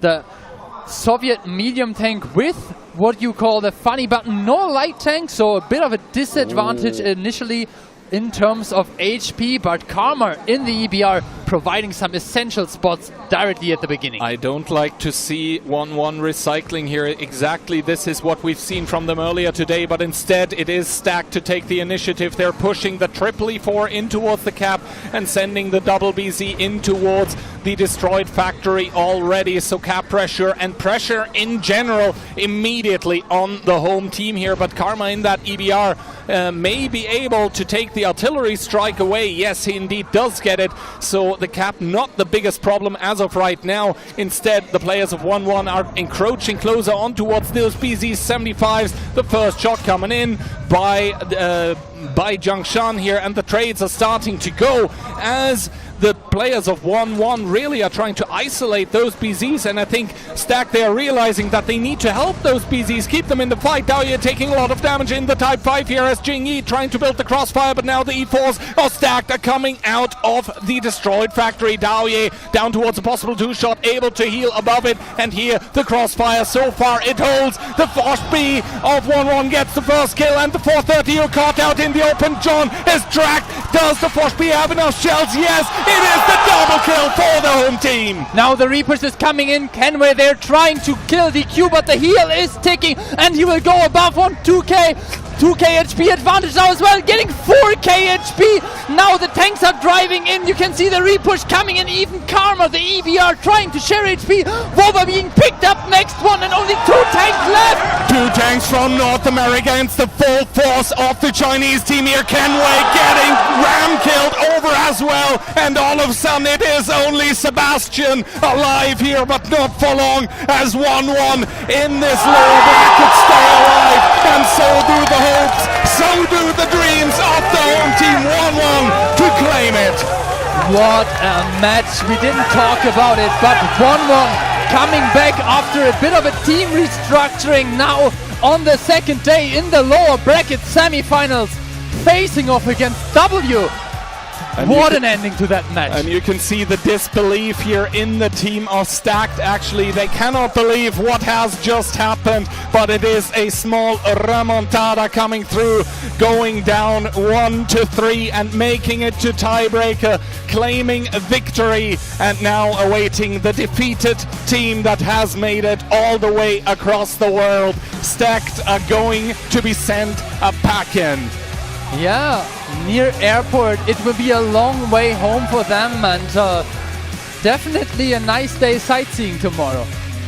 Well, they're probably still going to be watching the matches, but they are going to be watching the matches from the sideline, and instead 1-1. Who else than them claim the spot in tomorrow's matches, where they are going to be facing the team of W, no less. So it doesn't get easier from this point on, but it must be a huge confidence booster. Yeah, I guess crowd is happy right now. Not very happy. Yeah. Oh man, what's a disaster for Stack. Yeah, I mean, it started pretty good for them, I guess, the Himmelsdorf rounds, but then Cliff kind of broke the straw. And yeah, like I said, 50-50 is good, end up both sides and end up on side of 1-1. So I'm still not a fan of the double batcher tactic, how it ended out. I think part of this defeat at the end of the day can be blamed on Stacked as well. Like, not necessarily the second Cliff round, but the first one. It's harsh. I mean, you're kind of coming in with a cheesy tactic, and it maybe sounds like a good idea if you're up 3-1. Hey, let's maybe try to cheese them. But if it doesn't work, you're building confidence in the opposing team. You're giving them belief that it can actually happen, and well, it did. Yeah. Well, they overcook it basically. Did you see actually the round focused person that we had? In the previous match, flipping his tank, Siwa started off with a 1.1k hit HE into the EVR. It didn't really matter, but in the end, like a nice start to the round. Karma survived, didn't really matter. The Forge B, I think, really made a great clip.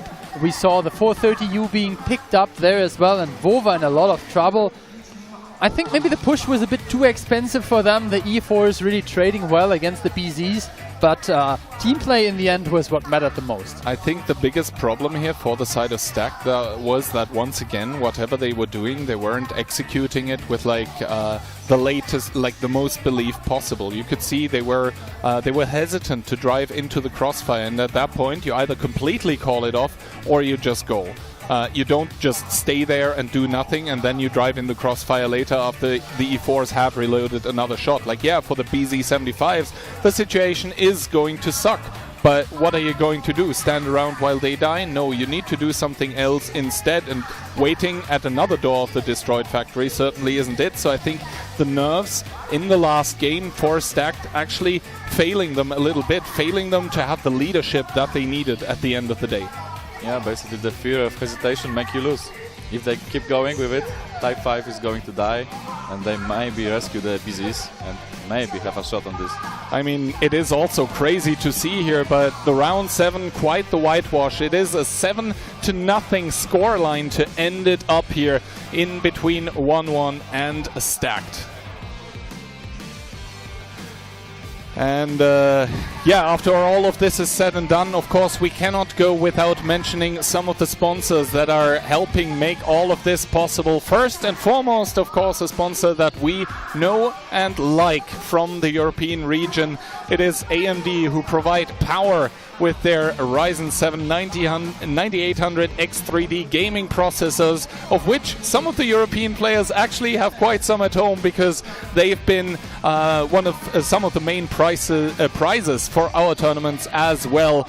And yeah, ROG, I think the gaming division there as well, one of the sponsors for WCI, and of course all of the players on the stage are going to be running on systems with that kind of hardware, and that is what enabled 1-1 at the end to clutch out the victory against their American rivals from Stacked. Yeah, 7-0 in the last round. You can see no kills at all for Stacked. In the end, a bit of a disappointing finish, I guess, especially for the guys having to travel that far. But the MVP here, Leash, definitely having a great game and ending up with 100% pen rate and 2 kills, 4.4k damage as well in the E4, and definitely holding strong while the forces of Stacked were pushing in. And after all of that is said and done, we obviously have to ask ourselves, what is going to the day tomorrow? What's it going to be like? Because there are 4 matches that remain to be played, and I can guarantee personally that you're going to be playing in at least 2 of them. I'm not going to ask you about the result that your team is going to have against Hit, but I will ask you, how do you think tomorrow the best of 7 in between 1-1 and W is going to go?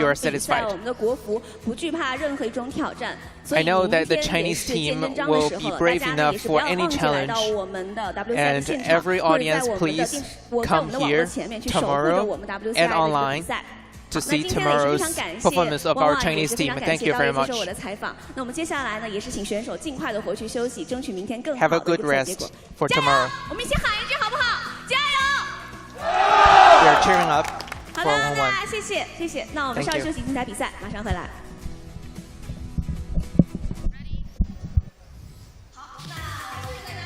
Yeah, thank you, Thomas, for the great translation and great interview as well. Definitely one of the legends of the Chinese server. And what a match to finish the day.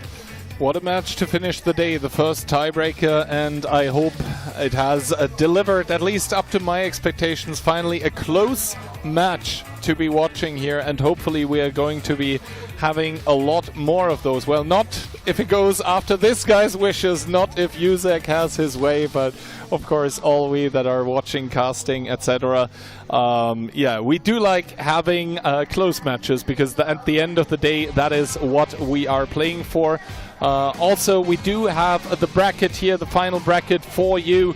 Tomorrow it's going to start on the upper bracket final, I believe, in between Mafia and Hit. So Yuzek immediately will have to pick up playing. Not a lot of time for you to sleep. Then W and 1-1 are going to be battling it out in the lower bracket. All of that goodness is going to unfold tomorrow, but of course, once again, a final shout out towards the sponsors of the stream that are AMD together with ROG, then Samsung with their Odyssey OLED monitors, Underseat as well. I mean, are the chairs comfortable on the stage? Yes. Well, there you go. I would love to have one on my home, actually. I mean, maybe you can take it like oversized luggage and just steal it and, you know, take it home with you. Yeah, maybe. I will think about it. But yeah, other than that, of course, thanks as well to the Legion K7 keyboard and the M6X mouse combo. Together with that, you can power up your gaming with hardcore performance. And last but not least, maybe we are not going to be driving in one of those, but as Phil accurately pointed out, the Neo S8 and the Onvo L90 together define the future of the full-size 3-row SUV. Actually, the sponsors, they welcome you to experience them, but I am afraid you will have to travel to China for doing that. But of course, I mean, traveling to China, it's always a grand old experience. At least for me, I hope for both of you it is as well.